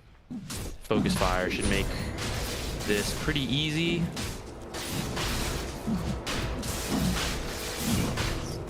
Super quick, but they will eventually get there. Yeah, Nouns doesn't seem to be suspecting this. Oh, you have Egg coming up. Yeah, so you have Egg off cooldown now. You have Rolling Thunder and the roll-up shard available. The line's drawn for bottom lane, but not took so long. Focus fire ended. Very long rush. See Kidtrack for the moment. There they go. They're like, oh, all right, guys. I think we found him. I think we know where the Roche is. Might still take the fight, but Kidtrack just placed an observer here. They would have really good vision if this fight breaks out here. Whoa, fast blink out of by Saberlight. They do manage to find the Techies, and he will go down. The question is, can you get more of the focus fire onto Lelis? The Rolling Thunder coming through. The egg gets dropped right away. Can they keep Yopaj down? No. Remnants to safety, but Stormstormer finding the Lion as well as Saberlight. Can they finish him off? Looks like they should be able to. A couple auto attacks, and now the Swashbuck up on the high ground. Saberlight drops the spear. The BKB out from Yuma on this Luna. He needs to be able to chase. He's got the Eclipse available. He's gonna drop it. Saberlight goes down, but the Ember Spirit dancing through the fight, able to take down Gunner. Now looking for more. Fly chasing after Yopaj, potentially. The Sleight of Fist available. He's got no remnants, but the catch. Yuma's got him. Yopaj is gonna eventually get ran down here. TP coming back. Can Techies help his guy? It's not going to be in time. Triple kill for the Luna as Stormstormer looking strong as well. A 10,000 gold lead now as Nouns. They want that game number 5. Quick retreat, going to make sure they don't lose anyone to Arteezy as well. And so you get the Aegis, but lose that fight right after. They do still have the Aegis at least, so after everyone respawns, they might be able to try to use it to get something back, but they are now 10k behind. These fights are not going to be easy for them. Yeah, not at all. Gunner, he really wants to go for this Wind Ranger. Oh, gets the bushwhack. The focus, or I'm sorry, the sharpshooter off the mark though, thanks to just Wind Run being such a Fly. Really just ticking down. Oh, he's got no BKB. 1 second. He's gonna be forced to use it, and there it is. Great timing on that BKB there. He will be able to escape, so very close. Like, I mean, that was like half a second difference, and he's dead. They will no longer have the Aegis to make a play with. Lelis top lane might be trying to set up here. Oh. Saberlight reads. He's like, I'm out, dude. There's someone here for sure.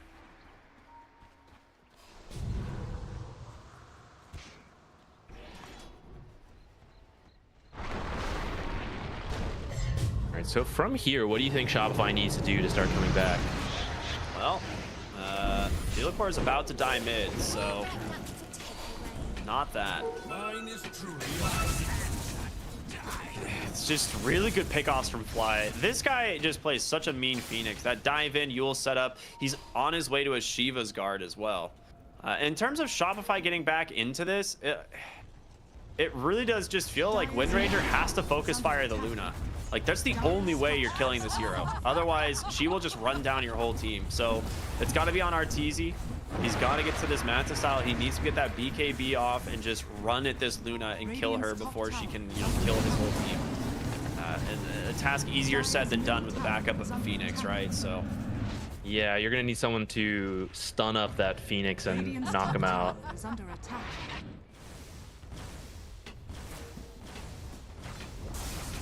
Dire's middle tower has fallen. Radiant's bottom tower is under attack.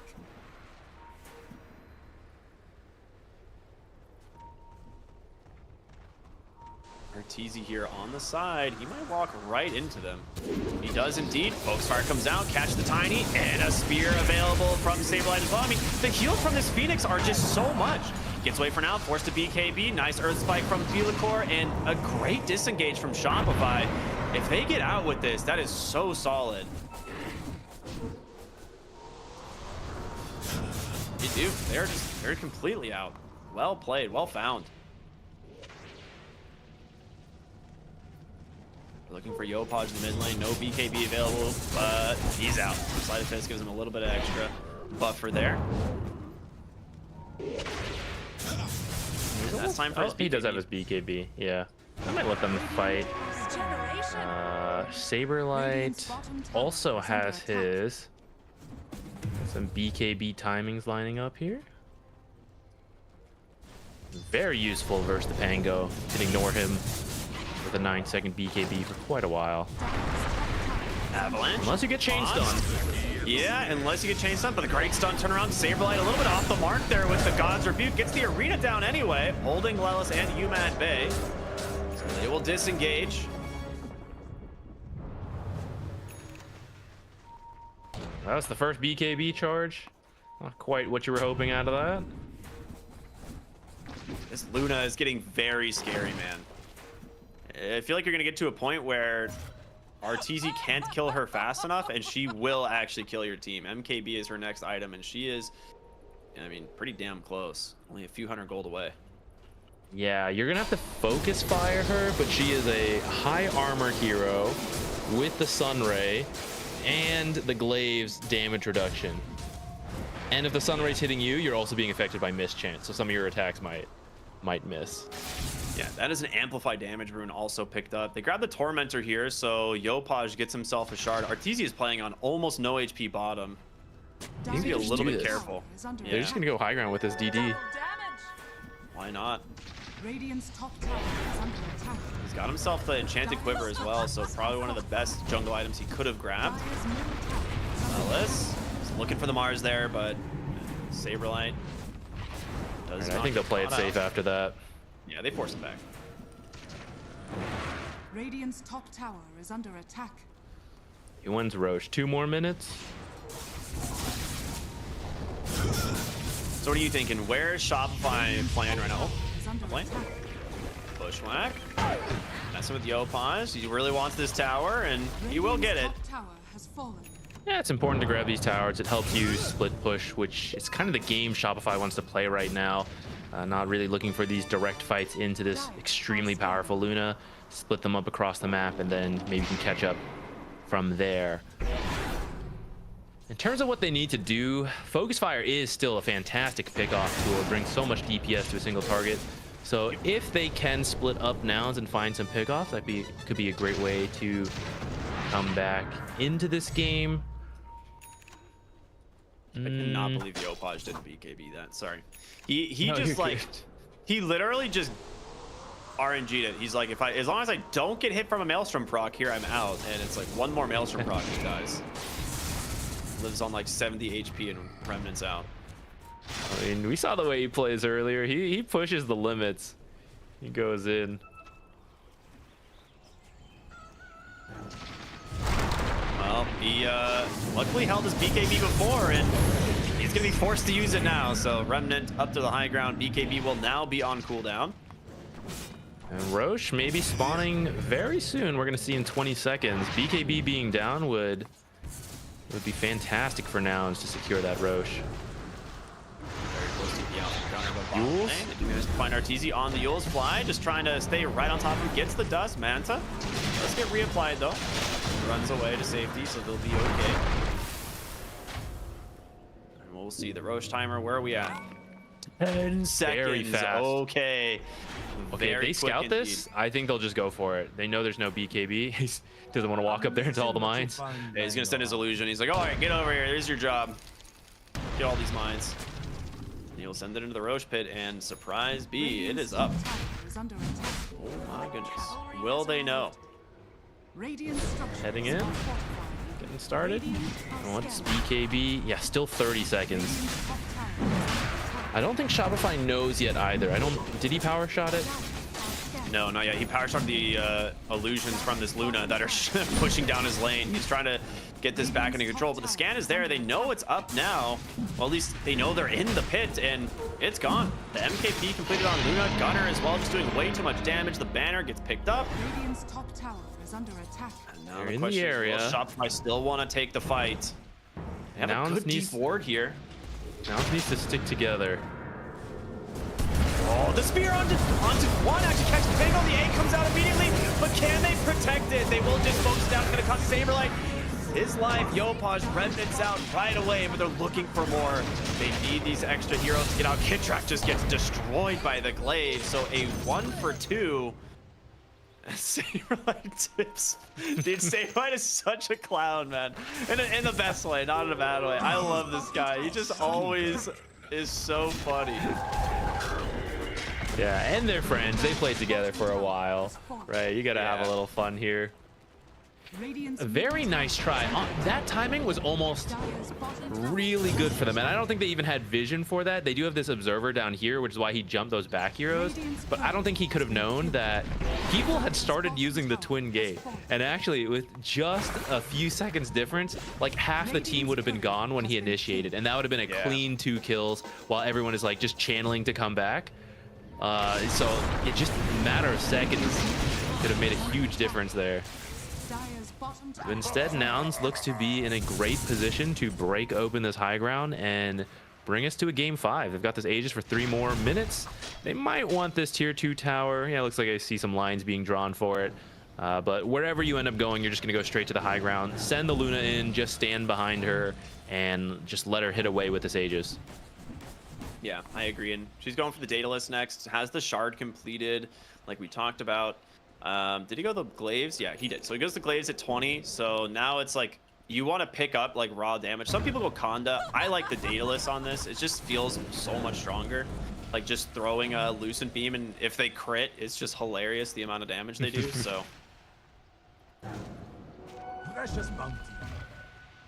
Yeah, I've also seen both. I don't know if there's a specific logic this game that makes him want Daedalus over the Conda, or maybe he just likes it more.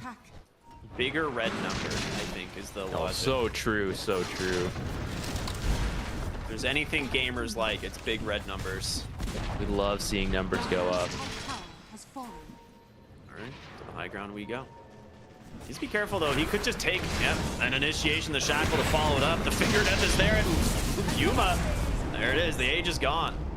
Finger death down, arena still available, no spear though. So, oh, the arena off, great Manta dodge there from Yuma. Ends up getting a little lucky on the placement for himself.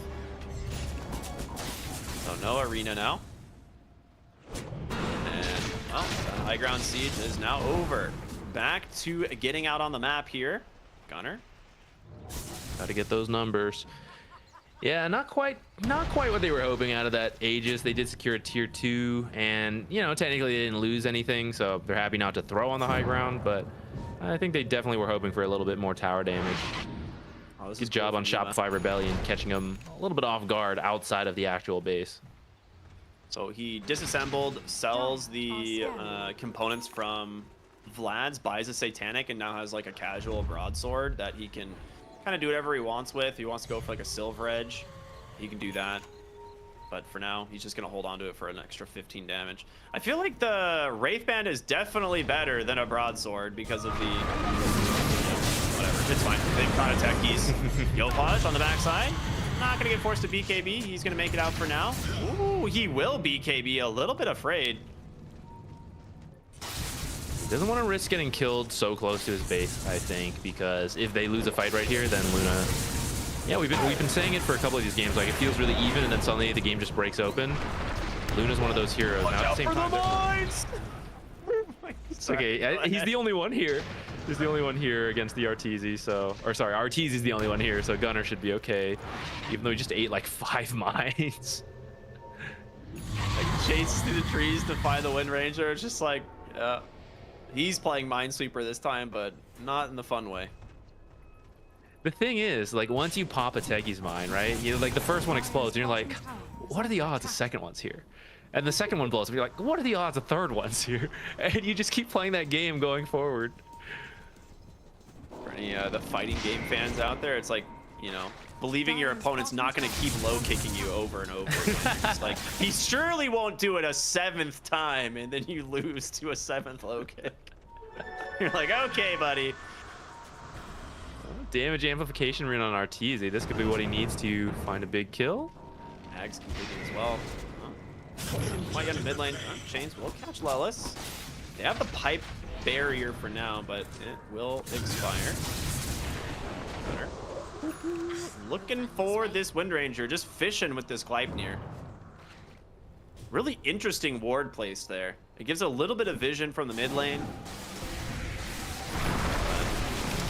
Might be all they need to find a catch. That will be Tormentor going the way of Nouns. Gunner actually getting the boomerang is pretty sick. Ooh, nice spell amp. Phoenix actually does a surprising amount of damage if you aren't... Like, you think you're okay, but suddenly you're just being burned down. Wait a minute, Lelis. That's really far in, buddy. They are ready to go. Yep. All right. So he goes in. He's like, "Oh, we got the Mars," but yeah, there's a Lion just sitting right behind him, ready to hex you up. So nice play from Shopify. Good bait, honestly. Just staying on their own high ground here, and now this ward is super value as there are no more trees near it. That's what the arena was for. They'll think I whiffed it, but I'm actually just giving us excellent vision. Yeah. Gunner. I like it from Shopify. They all right TP top. Heroes. Well, that's actually what they were hoping to catch. So Shopify off that first pickoff, all TB tops, and Arteezy, he's got him. Plenty of damage with the help from this Lion, and that is a massive kill. No tip this time. Unless he's out of tips. Oh. Yopaj afraid in the mid lane. BKBs immediately. I guess you're already down to your 6 seconds, so it's like, you know, not the end of the world, but we'll have that for a fight if it breaks out here in a moment.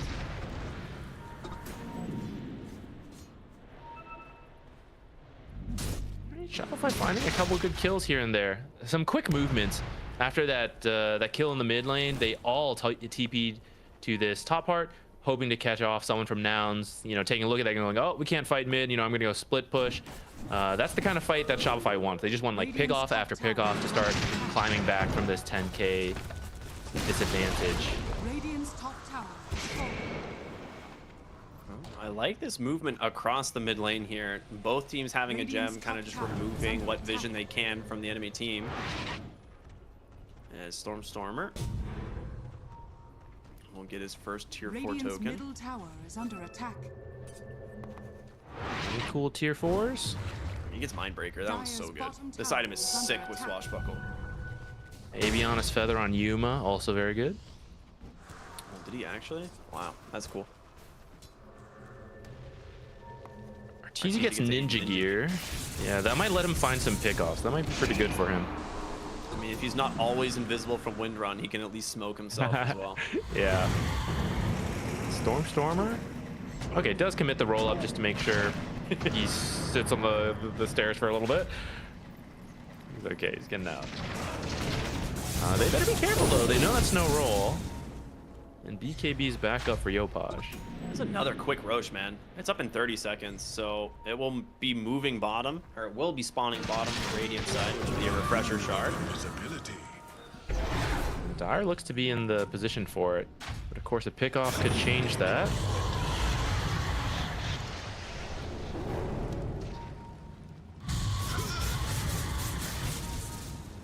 Both teams just cutting each other's waves constantly. As double catapult spawn. Lyle is probably going to be forced to finish these ones off.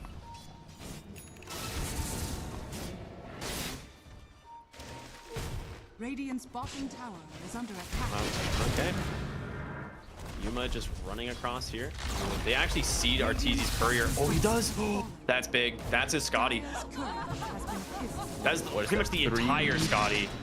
Yeah, that's 3 minutes and 20 seconds. No Scotty. That was a lot of gold. That is 4,000 gold lost on your courier. So, talk about net worth not being used. He's very far from buyback too. That was, he bought out for this entirely. Roshan is bottom, it is up. The question is, will Nouns be able to force them back? They don't have any creeps. And they're just gonna go into the Roche. That's it. Focus fire already ripped. They smoke down the lane here on the side of Nouns. Can they make it in time? It is going to be very close. Roshan down to half focus HP. fire too. Sharpshooter comes through. They find him. They're trying to stall this one out. Fly available on the backside. Delacour just hiding in these back trees. As Gunner, Bushwhack doesn't find. Nice two-hero chains. They've managed to catch the Phoenix. The 8 comes out right away. They're looking for Delacour. Yuma goes in. He's just going to try and finish the Roshan himself. Everything's going to hit the deck. The Aegis is his. Now looking for Yopaj. Saberlight comes in. He gets the arena. He gets the Spirit back. Finds this Luna, but they've got to get the damage out, and Arteezy's making it happen. Takes down the Tiny. It's a 2-for-1 at the moment, but Mars dying inside the pit as well. He loses the gem. A massive win here for the side of Nouns. Delacour hiding in the tree. No way. Oh, Gunner. Just happens to walk on by. It was almost amazing. Man, they almost got Yopaj too, trying to TP out of there. Lelis was just a moment too late. Yeah, Gunner went back into the Roche pit and picked up all the components. And like, they didn't know that, I guess, as you know, Saberlight ran in there after the arena to see if he could grab like refresher or what was still left. I don't know. But onto the high ground you go. This will be one of 2 fortifications available now for Shopify, as you are, I mean, you have level 25 on the Pango. Your Luna is just a couple XP away. She will grab that Lunar Blessing damage, almost guaranteed. Oh, Avalanche toss. Arteezy's got to be careful. He gets the Manta. They've got the detection though. They've hold him in place. Artur goes down. High back. Oh no, Yopaj back to the side. Game 5. Seconds. Game 5, do we hear it? Yuma knows it, he's going for the base. That's okay. Track Yopaj, the BKB trying to get out. The egg will pop, but they've got him. Gunner snipes him as he's walking back. He's gonna buy back into this one, but Kid Track dies as well. Yuma wants to end this game. The throne's exposed. Big arena spear out from Saberlight. They've gotten the first life of this Luna, but she's got a BKB when she comes back. And Gunner, Stormstormer, they're just focusing on the throne. They don't care about anything else. The Avalanche, the top, the fortification will buy him a little bit of time, but Yuma comes in with the Eclipse. Great play, good toss out. Gunner still, he's like, the throne is my only goal. And the BKB comes out from Yuna. They just get shredded under the glaives anyway, and that is it, baby. Game 5 coming your way in the NA Close Quals Finals. That was an exciting one. That was very back and forth, but oh man, they just experienced Luna in your base. That is what she does. You get there, you give her 40 seconds, she'll just destroy the entire base. Even with the buybacks they tried to defend, just not quite enough. Dude, this game, a lot of it, I feel like comes back to the mid lane. We've talked about this so many times early on, and it's like Nouns make the conscious decision like, all right, Gunner, you're gonna have a bad time on Hoodwink, all right? Your lane's gonna suck, but we're gonna give Stormer a good start, and we're gonna give Yopaj a bad start, and that's the goal. And it works, man. It's these games are super close for so long. A couple fights go back and forth, but man, really fun. Yeah, looking at the net worth graph, again, a very even game for quite a while. Looks like Noun started to take the lead around 25 minutes when they started winning some of these fights. Yeah, just Yopaj was not able to have the impact we felt from him in the previous games. He was, I think, killed twice before he hit level 6, and it was a back-to-back death as well, which means when you respawn, you have to take that long walk back. So just from that, never fully able to recover back. I mean, obviously, they still made some plays. They found some nice stuff, but yeah, Nouns was able to just keep the momentum from there. That felt like one of the big differences from the past games where Yopaj just, from a great lane, you just feel him everywhere on the map, just destroying everybody. Yeah. I will say Fly had an amazing game on the Phoenix as well. I mean, he got a lot of picks. He had some really cool eggs as well. The big one, like that big fight near the Dire tier 2 tower mid. It's like the egg comes out, Gunner's right there with the bushwhacks. They take down, you know, Yopaj, who was starting to style a little bit, and it just gives him a little, like every single one of these fights, they managed to barely edge out of Shopify. And yeah, they've managed to push themselves to a game 5. This is exactly what I honestly expected between these two teams. They have played so many series head-to-head each other, and they've all gone max games. So this is going to be a really great one. Everyone stay tuned. It's going to be game number 5 in the grand finals here of Nouns versus Shopify. We'll see you after the break.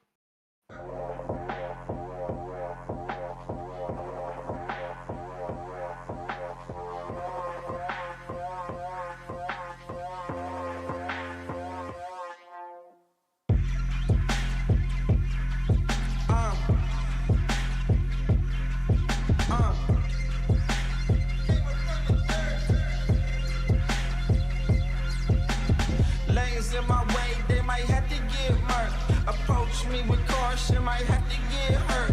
I tower from the treetop, but I came up from the dirt. That shotty like a detox, hit the pump and go berserk. Yeah, I don't care. You might get found in the middle of nowhere.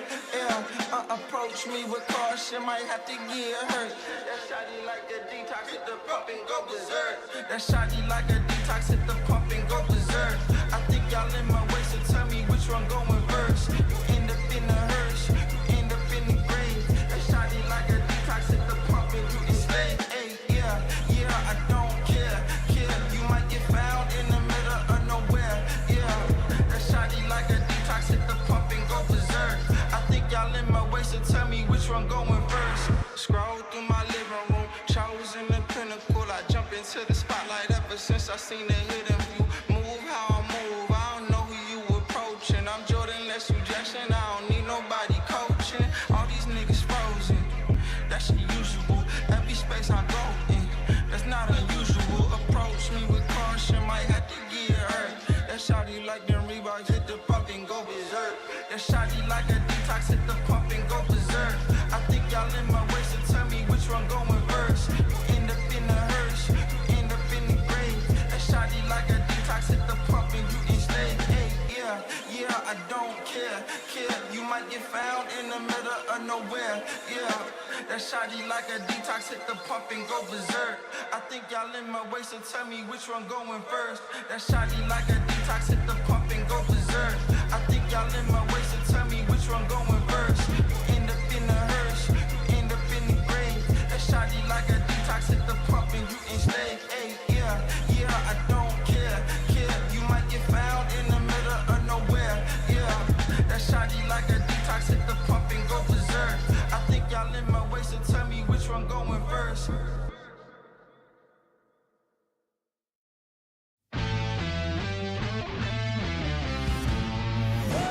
Yeah.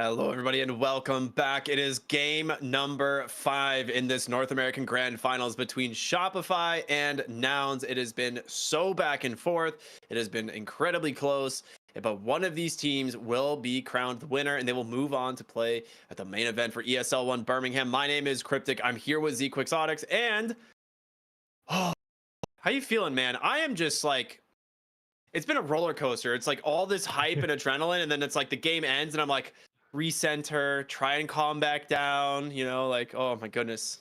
How are these players managing that? For sure. I mean, thinking back on it, we had so many games that felt very close, and then suddenly it just like crashes one way or the other for these teams. And it's a lot to take in, especially like we're just watching. So these players, especially now, as they played a series earlier today, any warm-ups they did before that, yeah, the energy levels for the players, well, they're professionals. I'm sure they're prepared for it for this game 5, which should be equally exciting as all the others have been. Yeah, I'm sure they're plenty caffeinated by Monster. Very one of the true. sponsors, right? Like, they're just basically injecting that stuff at this point, making sure that they've got enough to get through the day and play through. This is gonna be their 7th game of Dota, right? For Nouns, yeah. Yeah, 7 games today for Nouns, which they had about a 2-hour break in the middle there, but probably just to like get lunch because it was lunchtime, and then now they're just like, all right, back to another 5+ hours of Dota. So it's a lot, but like you said, they are professionals. They are getting ready to go. We're gonna see the coin toss here. I'm trying to see who actually won this because I think it is important. It looks like Nouns win the coin toss, so they will be able to choose whether they want first pick, second pick, or Radiant Dyers. So that will be, I just stepped on my cat's tail. That will be interesting to figure out how that's going to go. Yeah, I think something we're going to be looking forward to here is how does the mid lane look? I think it's not a coincidence when Yopaj pops off. It is off the back of good support rotations. They're finding kills. That means Yopaj, Kitrak, and Theolacor are all high level. This often leads to like early, not just the power runes, but the wisdom rune fights. And it brings the whole team up for this early advantage to help set themselves up for the rest of the game. Having said that, it still ends up being quite even until like these final fights. But it does feel like the team that ends up taking control of those later fights has had a little bit of an advantage from the strong start in the mid lane. So whether that comes down from the drafting or how the supports are coming mid to help out, or just straight up the 1v1 outplay, that's what I think I'm going to be keeping my eye out for in this last game. Yeah, you and me both, man. I think that's been such an instrumental part to both of these teams winning. I mean, Yopaj definitely has been probably one of the most outstanding players of the whole qualifiers, but Nouns is making a comeback here. Like, okay, they may have Yopaj, but we've got some superior team fighting, it seems like, at times. And if they can actually hold on to that, if they can play these team fights like they did in this last game or the previous ones, like, this will be like could potentially see Nouns upset. Not really say upsetting, but taking this qualifier spot away from Shopify, which maybe people who don't follow North America too often would look at this and be like, oh yeah, Shopify is the favorite. But if you've been an NA Dota fan, if you've been watching these guys on Nouns, like, this is a super evenly matched series. Yeah, both squads really vying for that top spot, which probably did go to Shopify Rebellion for quite a while. But with the recent shuffling of teams, it's still pretty new. Both teams probably adjusting to themselves, adjusting to the other teams. So with the qualifier spots, getting a little smaller here, being top team is a big deal. They have traded it off a little bit. So not just this game I'm looking forward to, but as they go on to, I think Shopify was Dream League they won, right? And Yep. Nouns is going to go to Bedboom Dacha, right?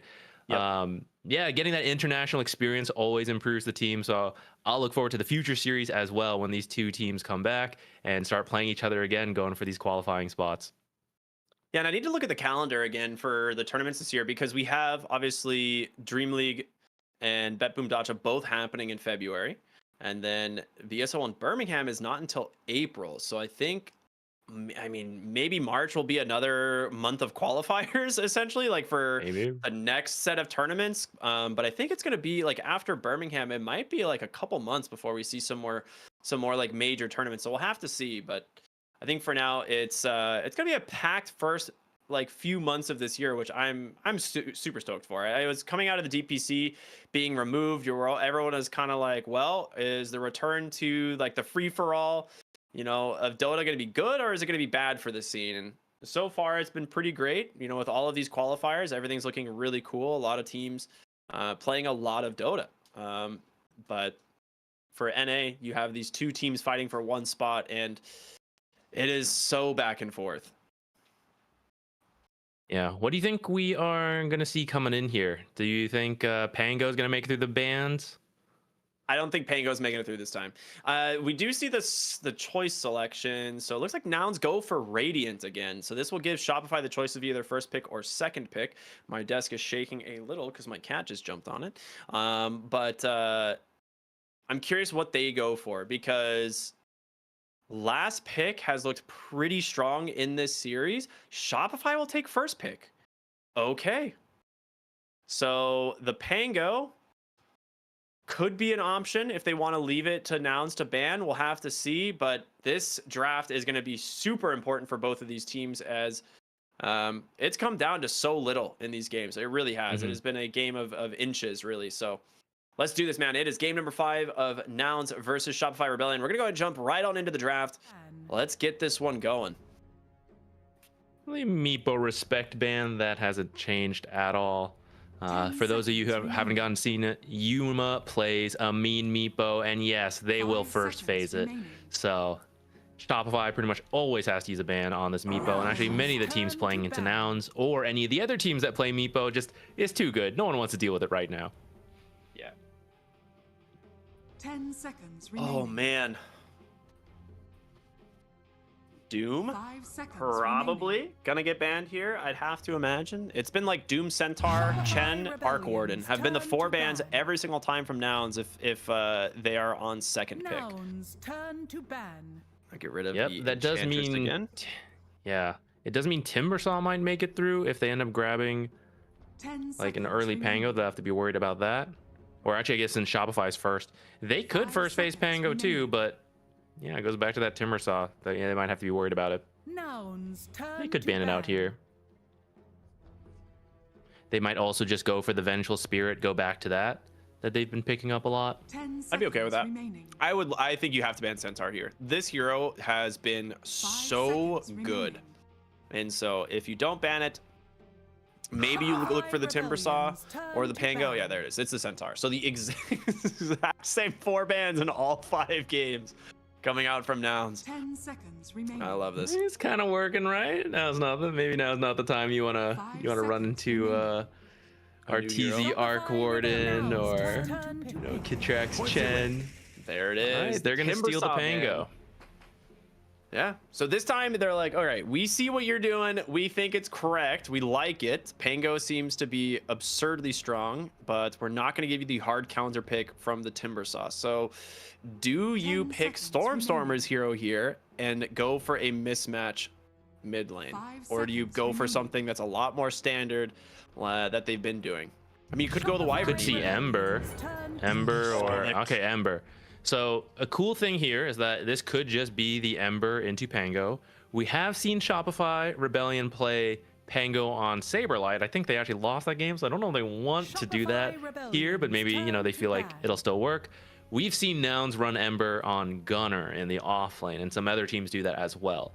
So I can't believe I'm saying this. I think I actually like Ember Spirit off lane more than the Pango off lane. So some flex for Nouns here. 10 seconds But Pango has been remaining. doing very well for himself, even into these counter matchups. So I think both teams are going to feel 5 seconds remaining. pretty happy with what they got here in the first picks. Oh, man. DK ban? What's going to be the next one? They have enjoyed playing that Wyvern quite a lot. They haven't gone back for it this entire series, actually, but it is something Nouns played with quite a lot. I think after that, like I said, that upper bracket finals, I think was a testing series for both teams, seeing how far they could push certain drafts. And I think they realized like the Wyvern, they pick this with 4 carry bans being like, we want to give this hero a really good lane and make sure that like your, you know, RTZ doesn't have a chance to like really punish the fact that it's you know, kind of a weaker lane hero at the early levels, and then it just loses in that final series against Alina. So I think maybe for them it's like, yeah, it is really good, but I don't think they feel as confident just first phasing the Wyvern. I'd be okay if they go back for it though. I wouldn't mind that at all. After you maybe see that carry pick potentially. Yeah, dude, Lelis's Tiny has just been so good this tournament. I would be totally fine if they just like pick Tiny here right after this opener, and then they have the double pick, you know, after seeing some more heroes from Shopify. Yeah, I'd be up for that. You also have Venge and Phoenix though. Yeah, there's actually a lot of the supports they like. Like we have Venge, Hoodwink, Techies, Nature's is still in here, right? They actually have their pick of the litter here. Grimstroke could be cool for Nouns. They're gonna have his first pick here. The Inkswell pairs really nicely with Ember Spirit. Soulbind really good versus Pango to mess with his role, along with potentially silencing or stunning him before you even get to that role going. That could be cool, depending maybe what off lane they're thinking about. That's always a strong matchup as well. The Inkswell onto some Veil Shiva's offlaner, although we have banned out some of the most popular offlaners for that, like the Doom Centaur Timbersaw. And this is or going to just be any of this. Nouns, turn No, go ahead, go ahead. Shopify Rebellions, turn There it is. Okay, so they go for the Venge. They ban out the Faceless Void even as well, so I like this. It's interesting. It just shows how they feel about Faceless Void. That they pick Venge, who is usually considered quite good 10 versus seconds remaining. Faceless Void because he can swap out his Chronosphere targets, and they're still just like, no, take him out. I don't care. I don't want to play him here. Nouns, turn to pick. Ooh, they're fast on this. They know what they want. They take the Phoenix. We might have Do you to go consider for Mars. Well, I was gonna say, do you go for the Lelis, Snapfire, and then into Mars? Ooh. Because they've done this before, and it looked very 10 good. seconds remaining. And the Mars Snapfire combo is pretty Nouns, sick. turn to pick. Shopify Okay, they go back for the Hoodwink. Hoodwink. Turn to pick. And the Tiny. Run it Tiny. back from last game. Okay. Lelis's Gunner- Tiny has looked so good, man. And Gunner telling him, like, guys, I swear that start of the offlane, it's not usually. I can do a lot better this time. Like, was run a it fluke. back. Seconds Run it remaining. back. I got a tips Saberlight. 5 seconds remaining. I mean, I would like the Mars here, I think, for Shopify Yeah, Rebellion. 100%. It's a classic combo with Phoenix. They may opt for something with a little bit more consistent catch against an Ember Spirit. And the downside of picking Mars here is that there is that Venge who could swap you out, but he has just looked very good on Mars. So coming into this elimination game, maybe you just want some of that comfort. Yeah, I'd be super down with the Mars. The question is if you'd want to go for something like a Magnus instead. I think that's probably one of the only other like really strong heroes you could pair the Phoenix with. You already have a couple really good bans to protect the Mars though. So, okay, they just pick Arteezy's Troll instead. So they will hold the last pick. And now they will just be able to protect ban the Troll here. That's actually a pretty cool idea because it does definitely beat the Hoodwink lane. And you kind of steal it from now in case they were thinking about Troll, who's a really good 10 egg hitter. seconds remaining. Yeah, we were talking about the last game and going into the last phase 5 and seconds remaining. being a pretty good troll game for Shopify. You know, obviously seeing like the Phoenix Hoodwink Tiny. We're like, all right, well, one of these is the offlaner, and Troll is good against all of them. So Nouns, turn to they do not give it up this time. They will ban the Luna. So it's time to ban that Mars, baby. I feel like you gotta do it. Yeah, Shopify most likely looking for an offlaner, while Nouns is looking for their carry here. 10 seconds remaining. 5 seconds remaining. Slark is in the pool, does okay versus Troll. Yeah, it's actually a pretty decent Slark game. I'm curious if they can pick it. They have last pick. And Trollord really does not like playing into a Slark. That is a miserable matchup. I don't see this matchup very often. How does Wind Ranger do versus Troll? Do you know? It's really good for Wind seconds Ranger. remaining. I played this matchup recently. You do have Aghanim Scepter that you can build into. So if you're Arteezy, you could go like Maelstrom into Ags instead of going Battle Fury, which is fine. But the problem is if it goes late game and you get to like the level 25 like undispellable wind run with an Aghanim Scepter, Troll never sees her, and you just get ran at and die. It's really frustrating to play that matchup eventually. But up until that point, it's not bad for Troll because of the Aghanim Scepter. And it's good into the Ember Spirit, you know, as well. Having the Ags, you can just instantly dispel the Flame Guards, so we'll have to see what they want to do. The next and they've got hero, last pick as well, so they'll get to see it. Turn to ban. Beastmaster, that's a good one. What about? Oh, I don't know how I feel about it, actually. I was thinking about Tidehunter. We saw Gunner get dead in the water earlier versus the Ember Spirit, and that was really powerful. It's also just a big team fight to help protect the egg, let Troll remaining. just hit things, and I gotta like look through these carry 5 bands seconds since remaining. you need to pick an offlaner who's going to be generally okay here, since Nouns has his last pick. I mean, you could go for the Primal Beast. It's still available. You have more aggressive offlane heroes like Razor, which are an option, as well as like Viper and Death Prophet.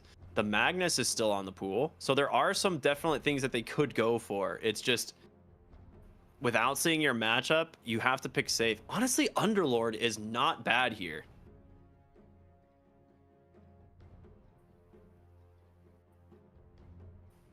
But whether or not you can punish it is the question, right?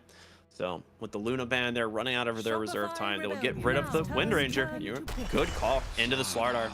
Slardar. It's a little bit of a rough matchup for a Slark, actually.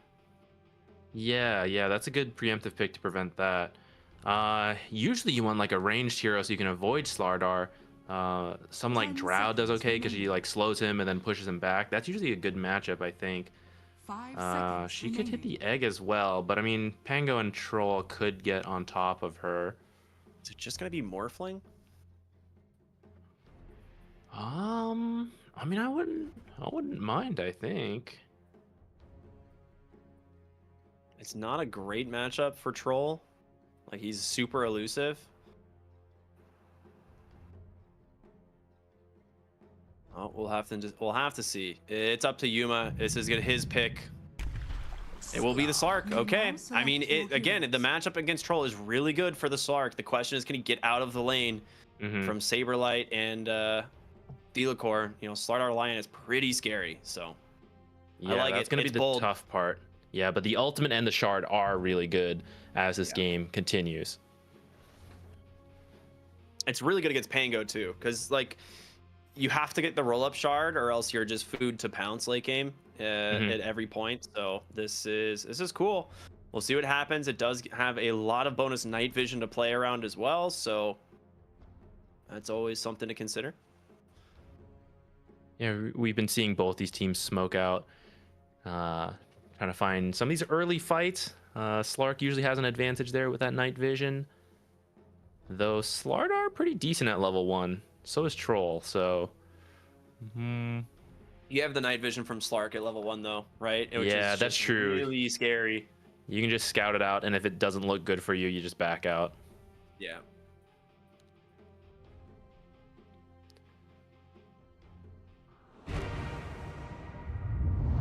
All right, I'm ready for this, man. How about you? All right. All right, let's do this. For those of you who are just tuning in, I feel sorry for you because you have missed such an amazing series here today. This is the North American Grand Finals for these qualifiers, ESL 1 Birmingham, and it is Nouns versus Shopify Rebellion. Game number 5 as the all chat continues once again. Good luck, have fun. Big mistake, he says, for tipping him. Gold is probably on 6. Oh no. I love the all chat between these two teams early on. Like last game was very funny as well.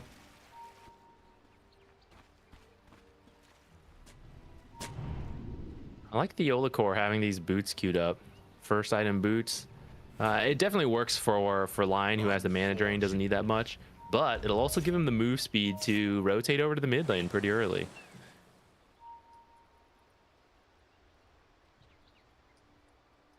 Thirty seconds to battle. I'm trying to think like how this offlane is gonna play here. Slardar is just cutting all the trees again. So is Troll actually. Yeah, they're like, all right, we're tired of these trees in our lanes, guys. Get these out of here. I think that hurts support Hoodwink more though. I think core Hoodwink with just the stat items and playing around Acorn Shot a little bit more just pokes away even without the trees. The battle begins. Oh, I mean, big wave of terror here, but they are afraid to go aggressive. And Yuma is gonna take a lot of damage. Yeah, good pounce up. Has to dodge out that Slardar. Yeah, not the skill you want to take level 1, but certainly preferable than feeding first blood to what will already be a tough matchup. Yeah. Oh my God, they're actually gonna. They're still going actually. Yeah, I mean, Phoenix with these fire spirits will end up connecting on these last sets. So Yuma is taking a lot of damage here, trying to wrap around, but Dilacor again just gonna cut him off. Run into all of them. Hey, buddy, how you doing? Wow. This is the annoying thing about creeps not aggroing at level 1. It was done to prevent creep dragging, but it does mean sometimes they can just walk behind your tower and bully you as you try to get to the lane. He just shows up with half health. Classic. Internet bullying exists even in Dota. They started with the all chat. That's true, they did. RTZ said he's been activated. And good luck. You're gonna regret it. No, he's just they're running down Gunner. Falling very low. And he's regretting it. Nope, Kid Track grabs it. No avalanche from Lelis available there to help him. And yeah, this is what we're saying. Like Troll Warlord in game 2, like from last game would have been very strong. Bottom lane Fly also falling low. He is dead. Whoa! Shopify looking to get aggressive here in this final game. Yeah, if these side lanes, I mean, it's just, you know, 1 kill, not the end of the world yet, but if the side lanes aren't going well, it's going to make the rotations mid very difficult, but it makes it very scary for your side lanes who are already losing, to lose the supports. That avalanche may have just saved Hunter's life. Bottom lane. What we got going on here? He does have the Essence Shift now at level 2, which is expected, right? You can kind of build up some stacks here against the Slardar, which they will hit with the Bloodthorn. Or the Blood Grenade, that is the item. Bounce up, not for a few more seconds, and Slardar will survive. Thelacore trying his best to haul away, has a stun available. Okay, not wanting to dive. Good escape. Really nice for him, though. This matchup is very volatile. Whoever takes the lead can easily snowball it.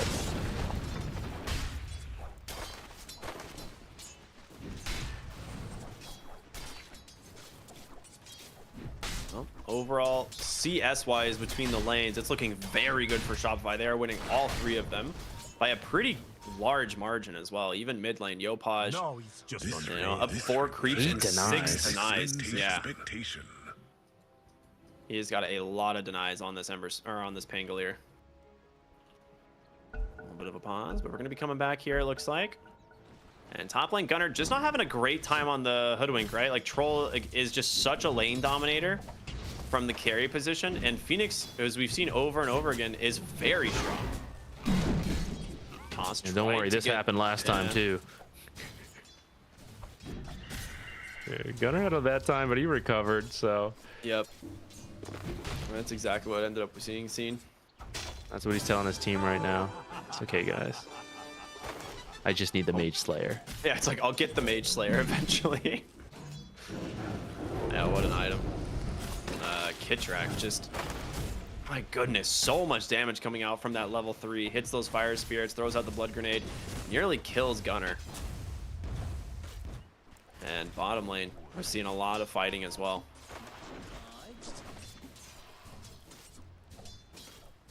Salves coming out from both sides.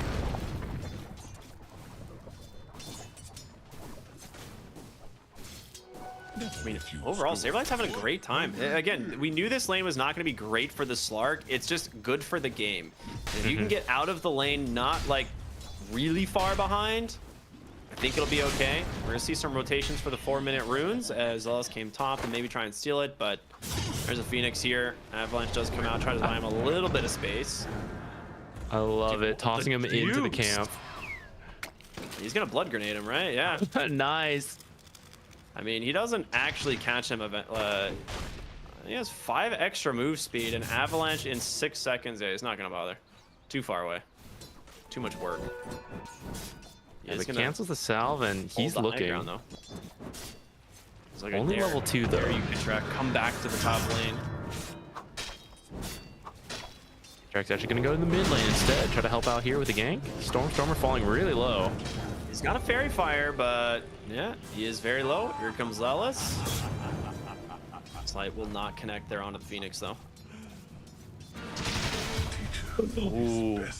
That is rough. I believe Yopaj sniped him with Swashbuckle.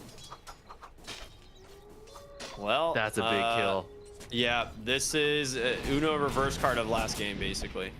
And top lane Gunner not having a fun time against this Troll Warlord either.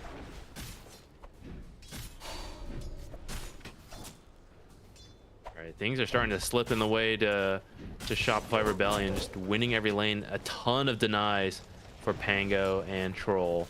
He's a that is scary. Yeah.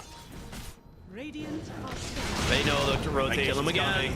This is what happened last time, but it's Yopaj's turn. Oh, Slight almost dodges out the first stun, but with the help of the Vengeful Spirit, they will back away. Lelis gets the Avatos in. Kitchak with the dive away. Will have 2 tower shots coming through. He's low, but he's not going to die. Not quite enough mana on Fly to get this magic missile stun. 6-minute rune coming up here. He's gonna get it.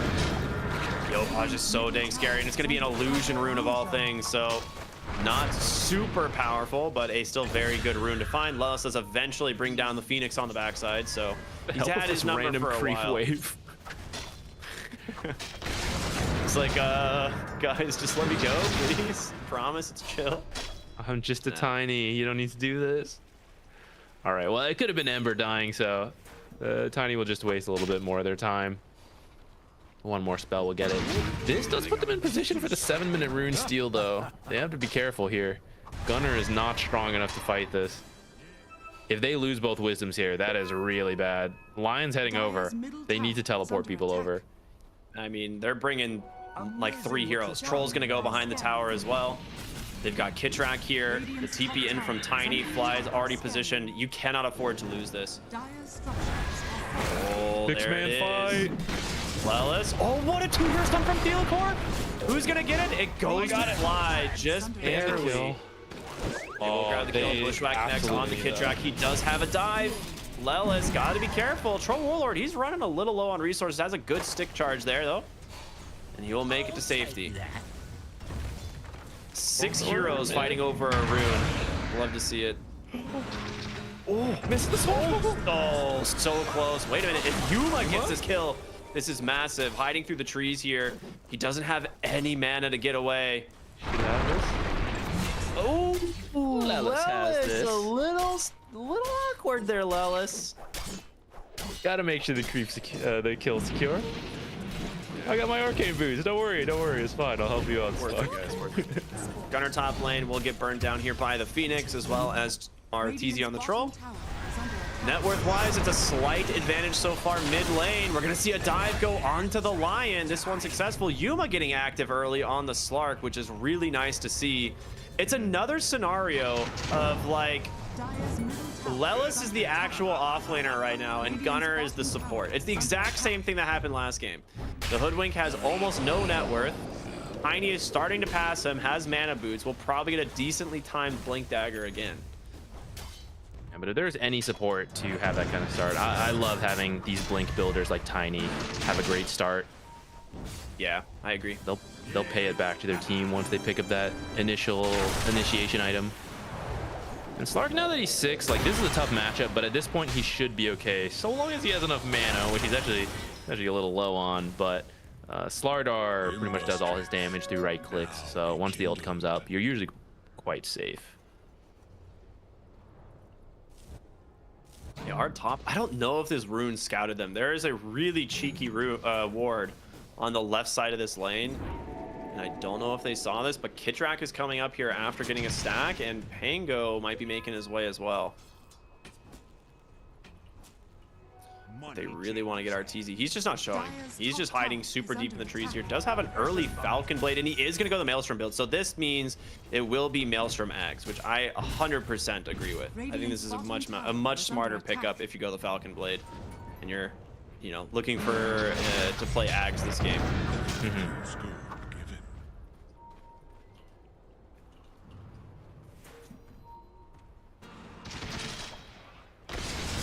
Yopaj just clearing out a couple stacks across the map, trying to hit this Diffusal as fast as he can. It'll be very good versus the Slark and the Ember Spirit, as well as just in general.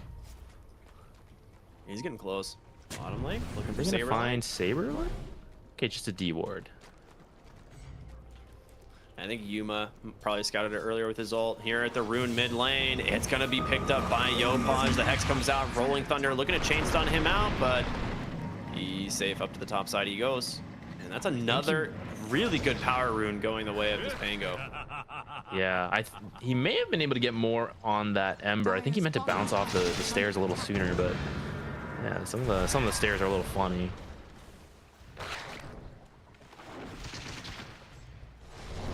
We're gonna steal this stack over here. Did he get both stacks? Was the other one taken by him too? I think Pango got that one. Okay. Not 100% sure. They're gonna look up here and be like, bro, that's illegal. You can't be doing that. Yopaj does snipe the two lastest on the big creeps, at least. I mean, good start for the Shopify side here. Is they have a 2,000 gold lead. And again, just re-farming on Arteezy's Troll Warlord. He is only about 1,300 gold away from the Maelstrom. Gunner, again, forced to kind of just play a little bit defensively on this Hoodwink, looking for that Mage Slayer early. It's taken him a good while to get here. Yuma on the Slark. Diffusal in 20 gold. 3 gold. He's got it.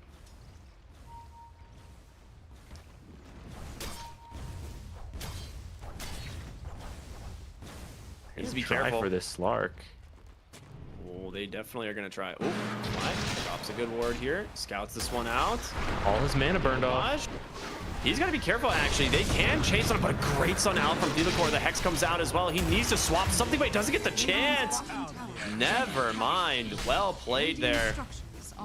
Between Saberlight and Delacor, just holding these guys down. Thanks, support.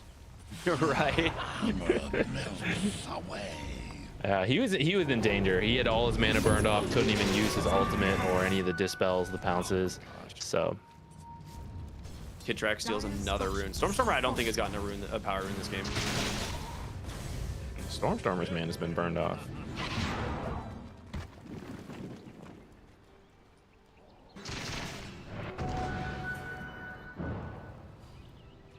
Radiant's bottom tower is under attack. All right, Lelis now has Noun just been seems sitting here doing nothing for so long. I'm off the map. I'm threatening him. They don't know where I am. I think that observer caught that smoke. Yeah, I see the pings. Actually, I'm not sure. What is the yellow pings? Swamp out. They've got a pushback. Actually doesn't connect. The sharpshooter is there. But the damage. Last second. That was close. There's a little bit of overlap in the chain stun there. Just enough. That's a good kill for them. Yeah, they needed that. Also, just going the way of the right hero there, right? Gunner getting the last hit, giving himself a good little injection of gold there. Ends up being about 900 gold swing overall, but that gets him his Mage Slayer, and it is going to be his next item, the Maelstrom. He's online. Hoodwink's online, everybody. He's done it. And they got Diffusal on Slark too. Mage Slayer on Ember, still a little bit off, but not too far. So looking for that Ember actually. Is under attack. Yeah, he's out. Top lane. Roll. Toyed with a little bit. They will TP in some help. The Phoenix is here. Give him chase down Fly now as he'll be forced to TP.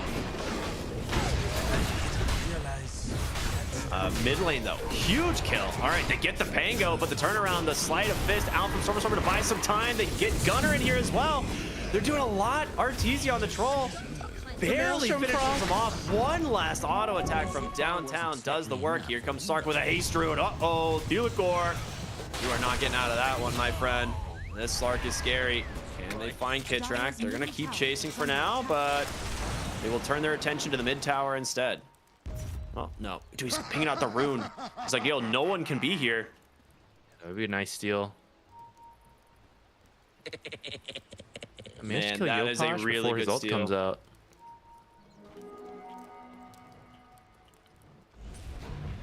All right. Well played. Almost a dead even game now. That fight, yeah. Gets like a couple kills at that last auto attack, taking down Stormer was pretty clutch. But some well-needed golden XP. Going to the side of Nouns once again. They're looking for this top tier 1 tower. Both Mage Slayers done on these guys. Dire's top tower has fallen. It looks like a similar build from Gunner this time. Mage Slayer into the Maelstrom. Yeah, lots of damage every single Acorn shot. Bottom lane, they are looking for the Slark here. He is underneath a ward. He doesn't know. As Gunner making his way over. The Diffusal is really good at dealing with this. Wow, what a read, actually, by Saberlight. That is sick. Notices no one showing on the map and decides to just play it safe. And it helps that Slardar is a hero who can farm Ancients, and there's actually even a stack back here. So he's perfectly fine just playing it safe and farming these up. Yeah, 4-point Slytherin Crush is really good at farming. My goodness. Really close to his Blink Dagger now. Might be the catch they need to grab some of these mobile heroes. Saberlight. Avalanche, the pounce to keep him in place. They do have a toss available as well. It's gonna come through. Can he survive? It looks like he will. Sprints enough. Meanwhile, in the mid lane, and we hear an egg come through. Okay, interesting.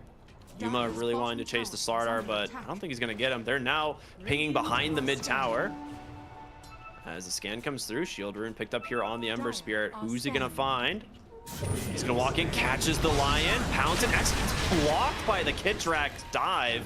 Very unfortunate there for the Lion, but Yuma comes in. He forced stolen agility. Yeah. I've been enjoying this. Yuma has been very active on the heroes he's played. He really does show up a lot sooner than you might expect. Dire's middle tower. I like it a lot, and he is going for a Echo Saber, it looks like, and then an Aghanim Scepter queued up after that. Mid tier 1 tower starting to fall pretty low. The Shield Rune helped tank up a lot of this damage.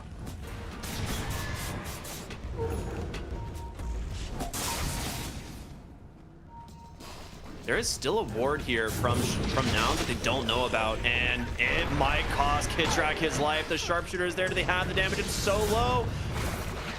Thulakor goes in, just instantly drops the shard, swap to cancel. Rolling Thunder, the blink reveal out from Yopaj, but Gunner, he's in a lot of trouble. The toss save from Lelis. They will turn their attention on the Stormsword. He survives for the moment. Can he get away? It's not going to be enough. Yopaj falls low, but not gonna get that kill either. I mean, buyback from Ember. He wants to get right back into this fight. He goes right into the hands of the Troll Warlord. The battle tranquil. The damage from Vango just crushes them.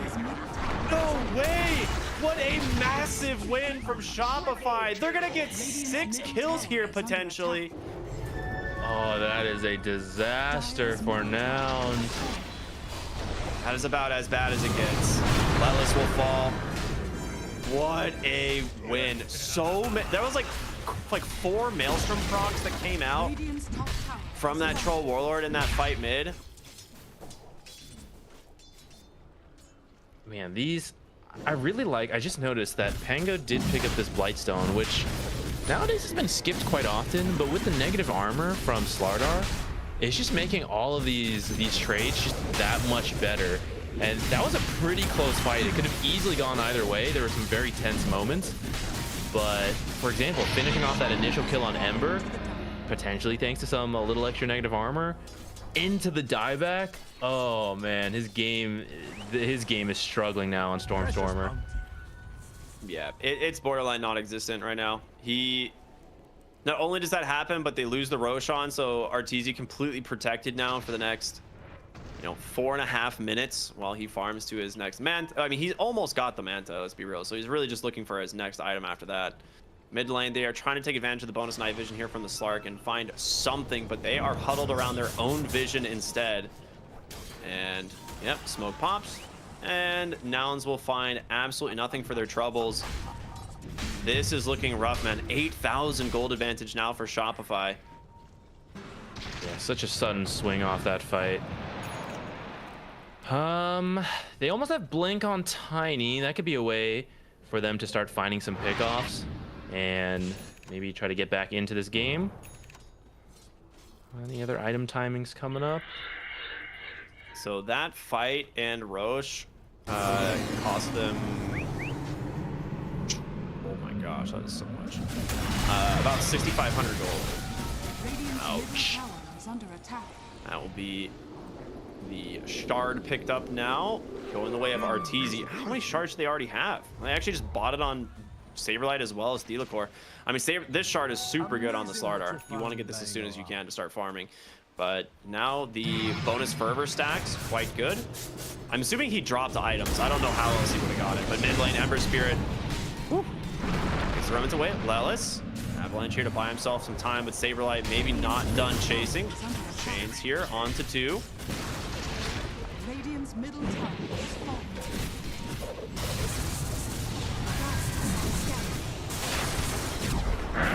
Oh, Swamp, Battle Trance comes out. All right, nicely done. They're going to try and bait a little bit of time here, but they've got Stormstormer for the moment. He gets the Remnant to safety.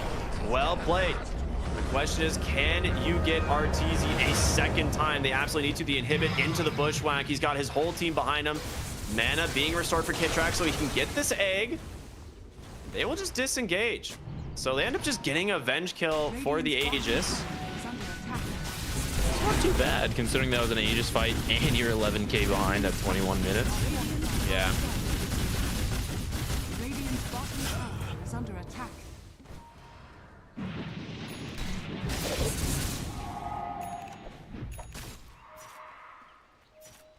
Let's see what if this Slark can manage to pull this one back, because he needs to be like the big carry this game for Nouns. They will absolutely need this Slark to start doing a lot more.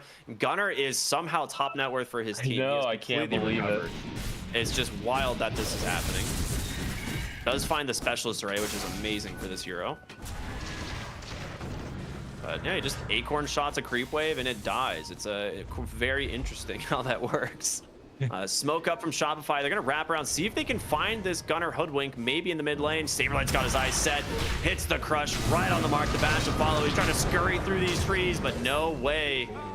A nice pickup for Yopaj. Fly will be the one to go down next, as they will continue the chase for more. How did Bushwhack not connect? I was wondering that. He was like literally standing on 3 trees and it just didn't go off. Unlucky. Maybe the tree it latched to got instantly cut as well. I don't know. But they don't have, no, they don't even have well, Stormstormer's dead bottom. He's got no mana. What a find, man. Now it's starting to crumble here maybe a little bit in this final game. Bottom tower is under attack. Yeah, this is... So far we had really even games that fell apart over some team fights. Ooh, Saberlight just going for the blind stun, trying to catch Tiny TPing out. This will be the first game that, one of the teams has such an early lead here on Shopify Rebellion, and now is going to have to claw their way back out. And unfortunately for them, they don't have their usual, like, Wyvern or Magnus. These heroes with massive ults that give them a way back in. They're going to have to depend on these like tiny avalanche tosses under towers, swaps under towers, things like that. It's not as easy. But damn, the wave clear from Acorn shot is really good. So maybe they can stall this out. Yeah, he's got his Gleipnir done as well, so he's getting there. A little bit of catch goes a long way for these guys. As Arteezy has his Manta closing in on that BKB. Just about 700 gold away. Stormer needs some serious help. He is so poor this game. He's level 13 and not doing so hot on the net worth side. Basically half the net worth of the enemy mid laner. Yeah, that buyback. It was an all-in or nothing play, right? Like, if he had remnanted back in and managed to win that fight, it would have been huge for his team. We'd be talking about how Nouns has pulled ahead so far, and Shopify Rebellion has to recover. But just got controlled up and killed off a second time. Yeah, if I remember right, what happened is like Arteezy had just picked up an amplified damage rune, and Ember like remnants in, and he just immediately ults and gets a first hit rune. And at that point, he took like 3 or 4 attacks from an amplified damage troll, and 2 of them procced the Maelstrom. So he just lost like pretty much 80% of his health immediately when he came back. Yeah, I've been really unlucky on this RNG with the troll. He also got killed by a Maelstrom proc from the ranged attack earlier. Unlucky today. He is working on the Shivas, which will be really good this game.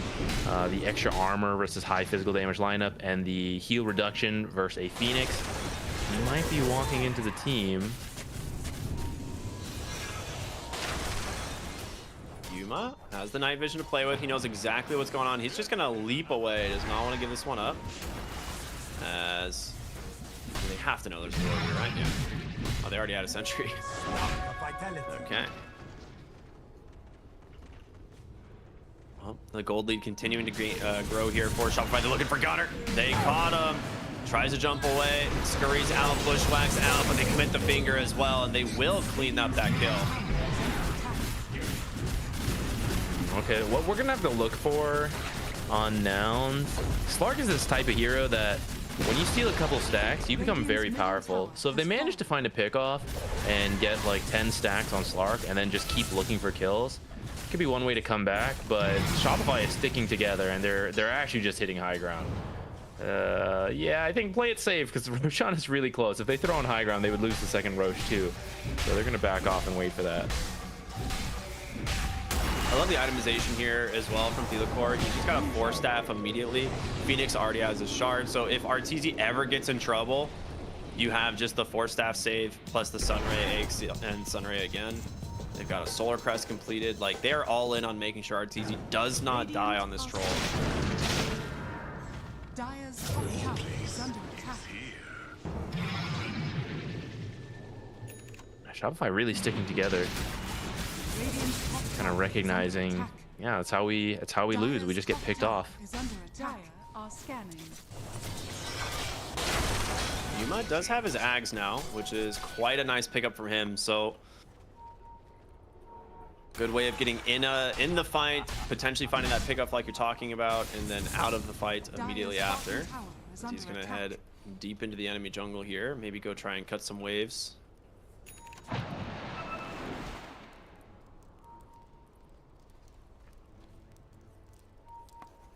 What a good little wrapper on there. Right in that little spot of fog.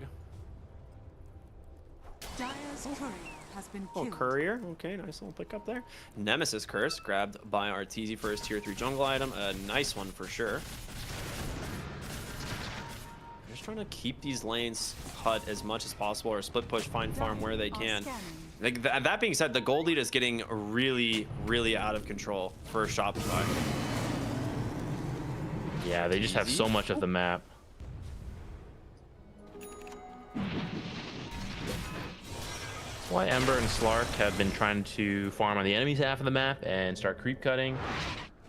They made Saberlight come back, so they're going to bring everyone and smoke up, try to find anyone on Shopify who might be split up. But Shopify is playing this really disciplined so far, and they've been together, I say, as maybe Yopod is showing in the middle lane. He's got the roll up if he can get it, but the toss interrupts it. The gem on the deck. The battle trends out from the troll. The swap, he sends him right to Gunner though. He needs help. The evasion isn't enough. But in comes Saberlight to secure the kill. Vengeful Spirit now in trouble. Gunner's gonna buy back, trying to finish off Core on the backside. They got him. Oh, Warlord needs to be a little bit careful. You still have an egg available. Gunner comes in, gets a great bushwhack onto 2. Can't finish him up. There's going to be the egg. The troll's going to follow. They got to bring this egg down. 3 heroes focusing it. They've got it. Saberlight tossed up into the air. Stormstormer needs to disengage. Yuma holding his ground. Saberlight 1v4. Can he escape? It's not looking like it. The blink chase after him. The stuns coming through. The toss on in. Yuma. Absolutely massive fight. What a buyback from Gunner, dude. Oh my goodness, that is enormous. They get Roche too if they check it.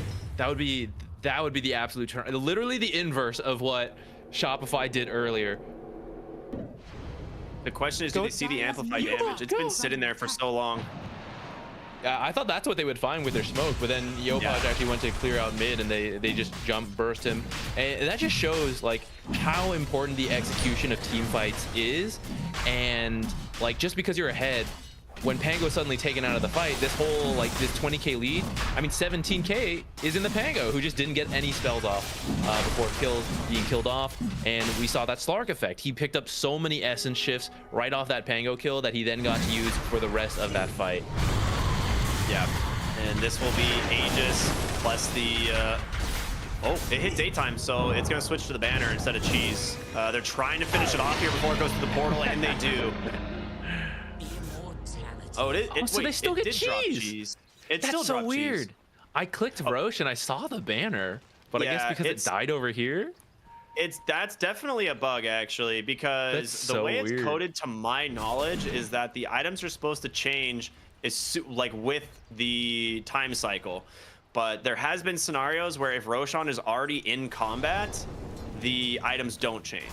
So I don't know if it's like intended or if that's just like a side effect of how it plays out, but that is just the scenarios I have seen. If he's in combat, the items don't change. Interesting. Well, I think cheese might actually be better for nouns anyway. Yeah, I agree.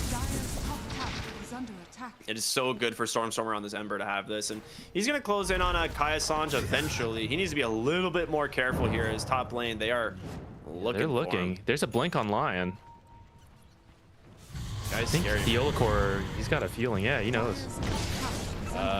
He has. Does he have to like just cheese to get out of this? I mean, he's just dead. He's dead. I think just save it. Wow, hung around too long. Okay, finger doing like nothing, but I think they still get a stack. That's a great finger kill right there. Yeah, that is. I mean, I get that he's trying to like make space and keep this. The idea was he wanted to sit up there and wait for the next wave to try and cut it, but just good patience from Theolacor. Not going back out onto the map. He's just making sure that this Ember can't stay there. Yeah, and I think once his safety remnant faded, he put like another one, but it's on the enemy's half of the map, so he really didn't go far at all. But if it's back on your side, right, then you can make that kind of aggressive play. Well, they found the Slardar. They have 2 pounces here to hold him in place, but will he use it? He's thinking about it. He's gonna go back up onto the high ground. I mean, he's in the river, dude. This guy is so tanky and scary. He's forced to Shadow Dance immediately. As in comes Yopaj as well. The first bash connects, able to dispel that, pounce away once again. He's gonna pop the Depth Shroud, trying to get some space. As Gunner gets on down to the low ground. Nice pipe here, catching Yopaj as he's gonna be forced into the roll-up. I mean, that was very close from Yuma, but does end up having to expend both of his big cooldowns.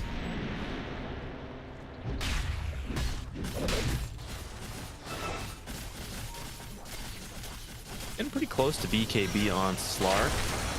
It's gonna be really useful for him in these fights. That's Troll going for a butterfly. I like that. I like that a lot.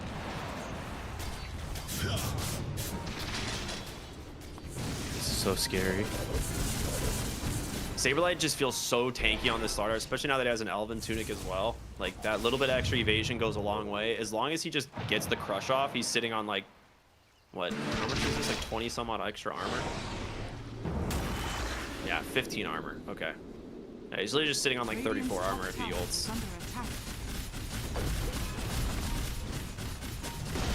Nouns doesn't want to fight till Yuma has BKB. I don't blame him. They're not going to get another fight like that one probably anytime soon. Having to find the Pango to open that big fight up was pretty much essential. BKB's done. Yuma has it.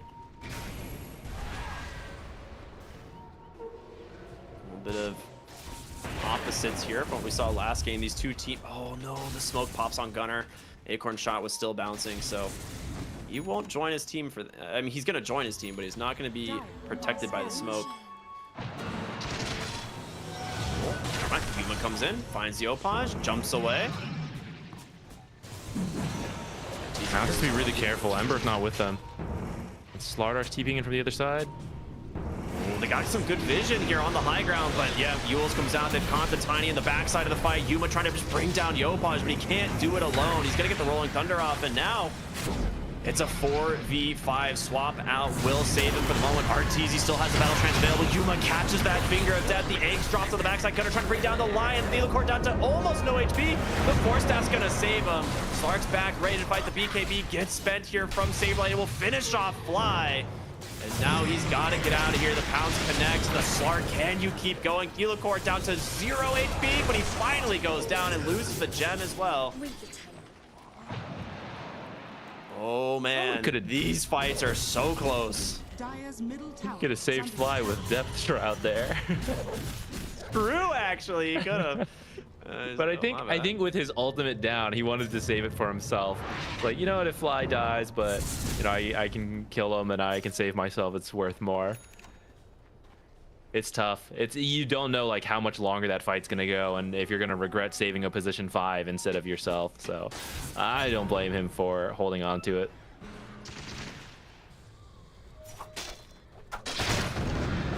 Radiant's courier has been I mean, killed. still a 16,000 gold lead after that fight. Not much changes in terms of the net worth, but RTZ is just getting way more. Like, he's just over farmed at this point. He has 8,000 gold ahead of the Slark, as Saberlight will finish off the Tormentor by himself. Very easy for a Slardar to do. They just get the extra gold as they have all 5 shards already available for their team. So pretty rare, actually. Barely dodging out that Gleipnir in the mid lane.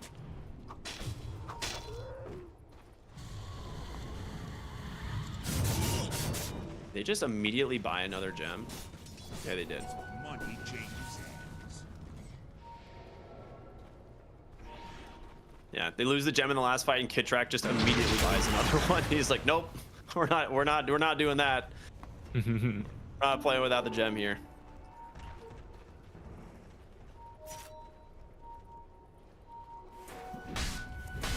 Smoke on the backside first. Hit bash onto Stormstormer is pretty sick, but Yuma is hunting. It's nighttime. He's smoked. He has a gem of his own. Radiant's top tower is under They will get some vision on Saberlight. He's not the hero you want to jump though. And they're 2-3 top, starting to take a little bit of damage. They're going for a super wide wraparound. Gunner isn't with them though, and he's TPing to Fountain. This is really okay. I think they're calling They just off. need to get back to base. I mean, Lelis could look for an Avatos back, but there's no one here ready to fight with him. Ooh. Not real. Man. Good attempt, good read, but doesn't quite connect. Wait a minute, Yuma is just fighting the team 5v1. Pops the BKB and the Battle Trance. Has a Death Shroud still. Has to just sit inside this, but he's just getting bonked around the swap to safety from Fly. Yuma's got to get out, but he can't. He's dead. Buyback is available. Control Warlord with the Battle Trance.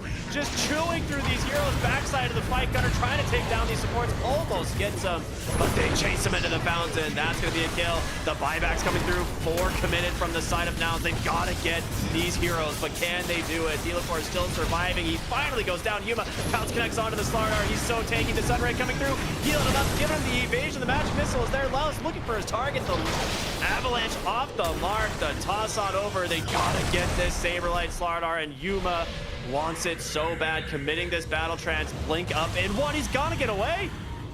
Blinks down south. Fly. Will he find him? You gotta find him. You have to find him. Oh, the avalanche. Lelis barely gets it. L, bing bong. This is that is such a expensive costly fight. though.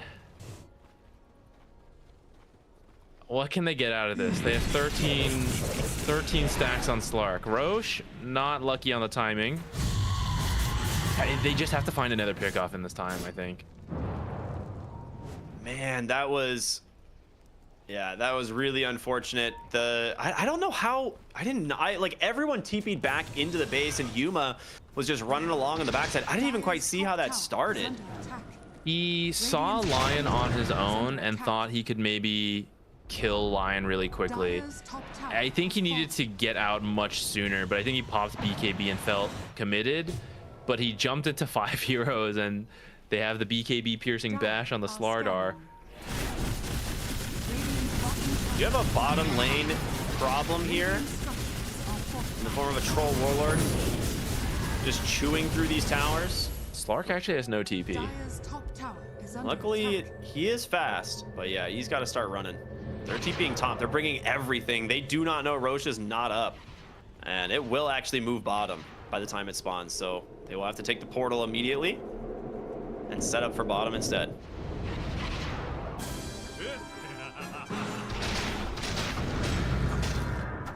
Roll almost level 25. The Battle Trance Strong Dispel is incredibly good as he finishes up a Bloodthorn as well. So RTZ, as soon as he presses Battle Trance, if he's got his hands on his target, that target is definitely dying. Middle tower is under attack.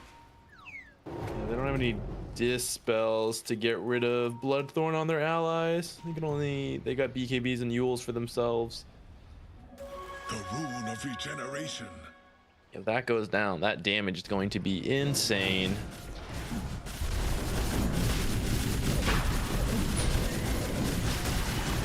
We're gonna get to see it here. Look at that damage from the Bloodthorn. Okay.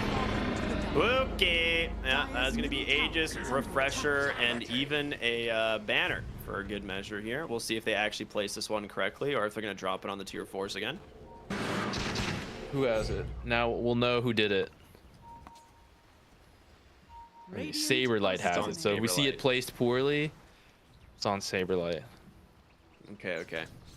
All right, 21,000 gold advantage. Shopify having what seems like everything they need to try and close out this game. Level 25 talent on the Troll Warlord. And a refresher charge for your Pangolier. That's about as good as it gets. Dude, you almost have Undispellable Crow's Pace as well. Swap to the high ground, the Avalanche, the toss back. RTZ's forced the BKB. They will get Fly as a cost. That's a heavy one to pay, as now they find Gunner on the Hoodwink. He's forced to BKB right away. The base just getting shredded here. Sleipnir comes out. Bushwhack does not quite connect, but in comes Yuma. Do they finish him off? Oh, Force Stab. The Sunrays just barely keeping him alive, and the toss as well. Can they do it? They finally bring him down. Barracks, though, it's gonna fall. He does not have a BKB for this, but the immediate Depth Shroud savior from Yuma is not enough to keep him out, and now he just gets destroyed. What is that damage? That's Troll being 10k up on everybody. That was so much damage so quickly. Oh, team heal right in here. Value Sunray padding the stats on Kittrack's heal. I think like 5 axes hit him at the exact same time or something, because he took the damage instance is so fast. It was all within the same tick, and it did 1,400 physical damage immediately. Oh my god. All right, I mean, Slark's dead. 80 more seconds, so they're just gonna go for the next set. Not looking for Qualify either. It's a huge kill if he can finish him off, and it looks like he's got him. Buyback is available. They will swap Saberlight here into the fountain. They're gonna try and find this kill. Tosses him in as well. Saberlight not gonna be able to survive this one, but oh, never mind. Surviving for the moment. Trickster's Cloak is enough. Jules, can he get out? The damage, a little bit too much. RTZ's got his sights set here on the base. The Bloodthorn comes out, and the Spirit goes down. That is a dieback. BKB's Benny still got the Battle Trance. Bushwhack not going to connect. The axe is just getting chucked from the shard. Doing way too much. Actually, Phoenix dying on the backside. Just the Acorn shots, very scary. Can they swap RTZ in Bring him to the They're gonna fountain. try. But Lelis being dead makes it just a little bit too difficult.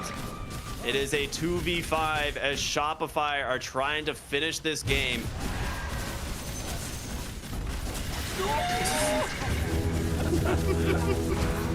Oh, Blink Hex from Delacor. They've caught Venge. Can they finish this one off? They can. It is Gunner versus the world here on this Hoodwink. The one acorn shot to rule them all. Oh, gets raged bashed. Oh no. And that is it. The GG Grats comes out and Shopify will be the ones to play at ESL 1 Birmingham later this year in April. That was an amazingly close series. This one, oh, it all came to a head at that fight. That fight in that mid lane felt like it decided the game. But now it's actually, they managed to find such a good fight after that from such a bad spot. Man, I feel like we had three such really exciting fights that game that just like massively swung the game in one direction or the other. Yep.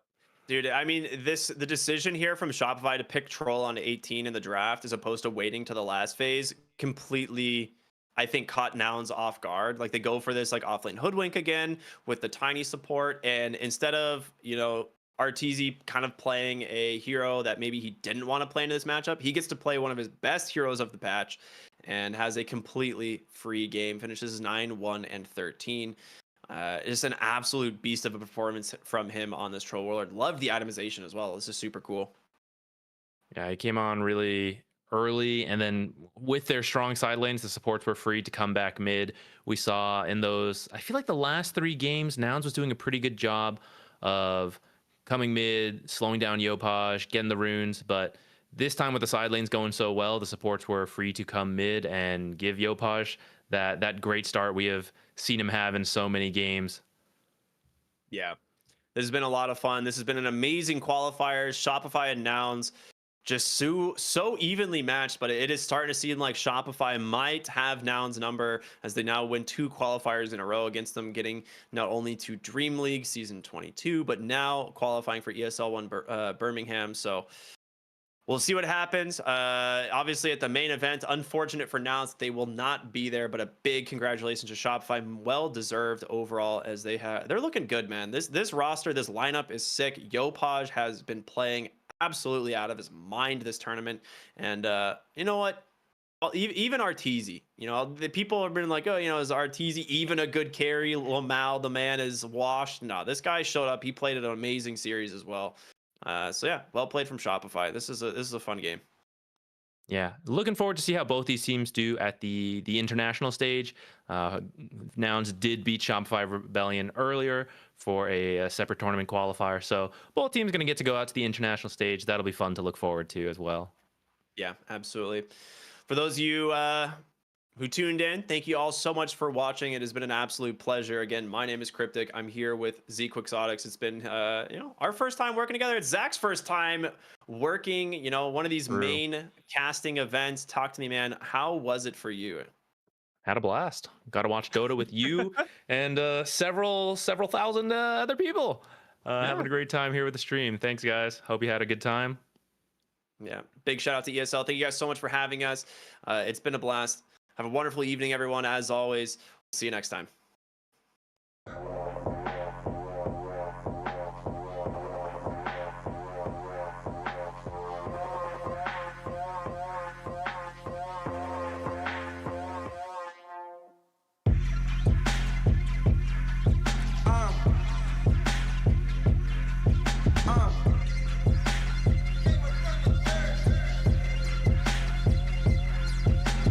Lanes in my way, they might have to get murked. Approach me with caution, might have to get hurt. I top up from the treetop, but I came up from the dirt.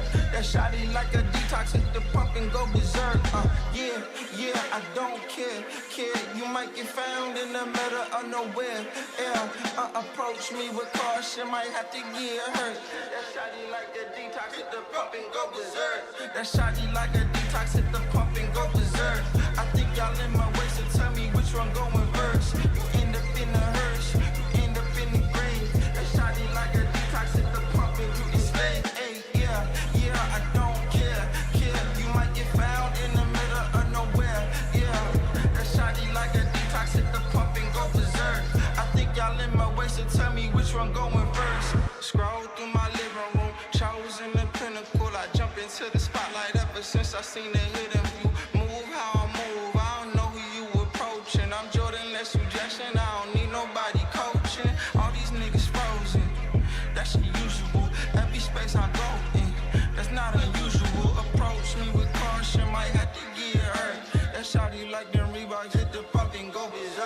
That shawty like a detox, hit the pump and go berserk. I think y'all in my way, so tell me which one going first. You end up in the hearse, you end up in the grave. That shawty like a detox, hit the pump and you enslaved. Hey, yeah, I don't care. You might get found in the middle of nowhere. Yeah, that shawty like a detox, hit the pump and go berserk.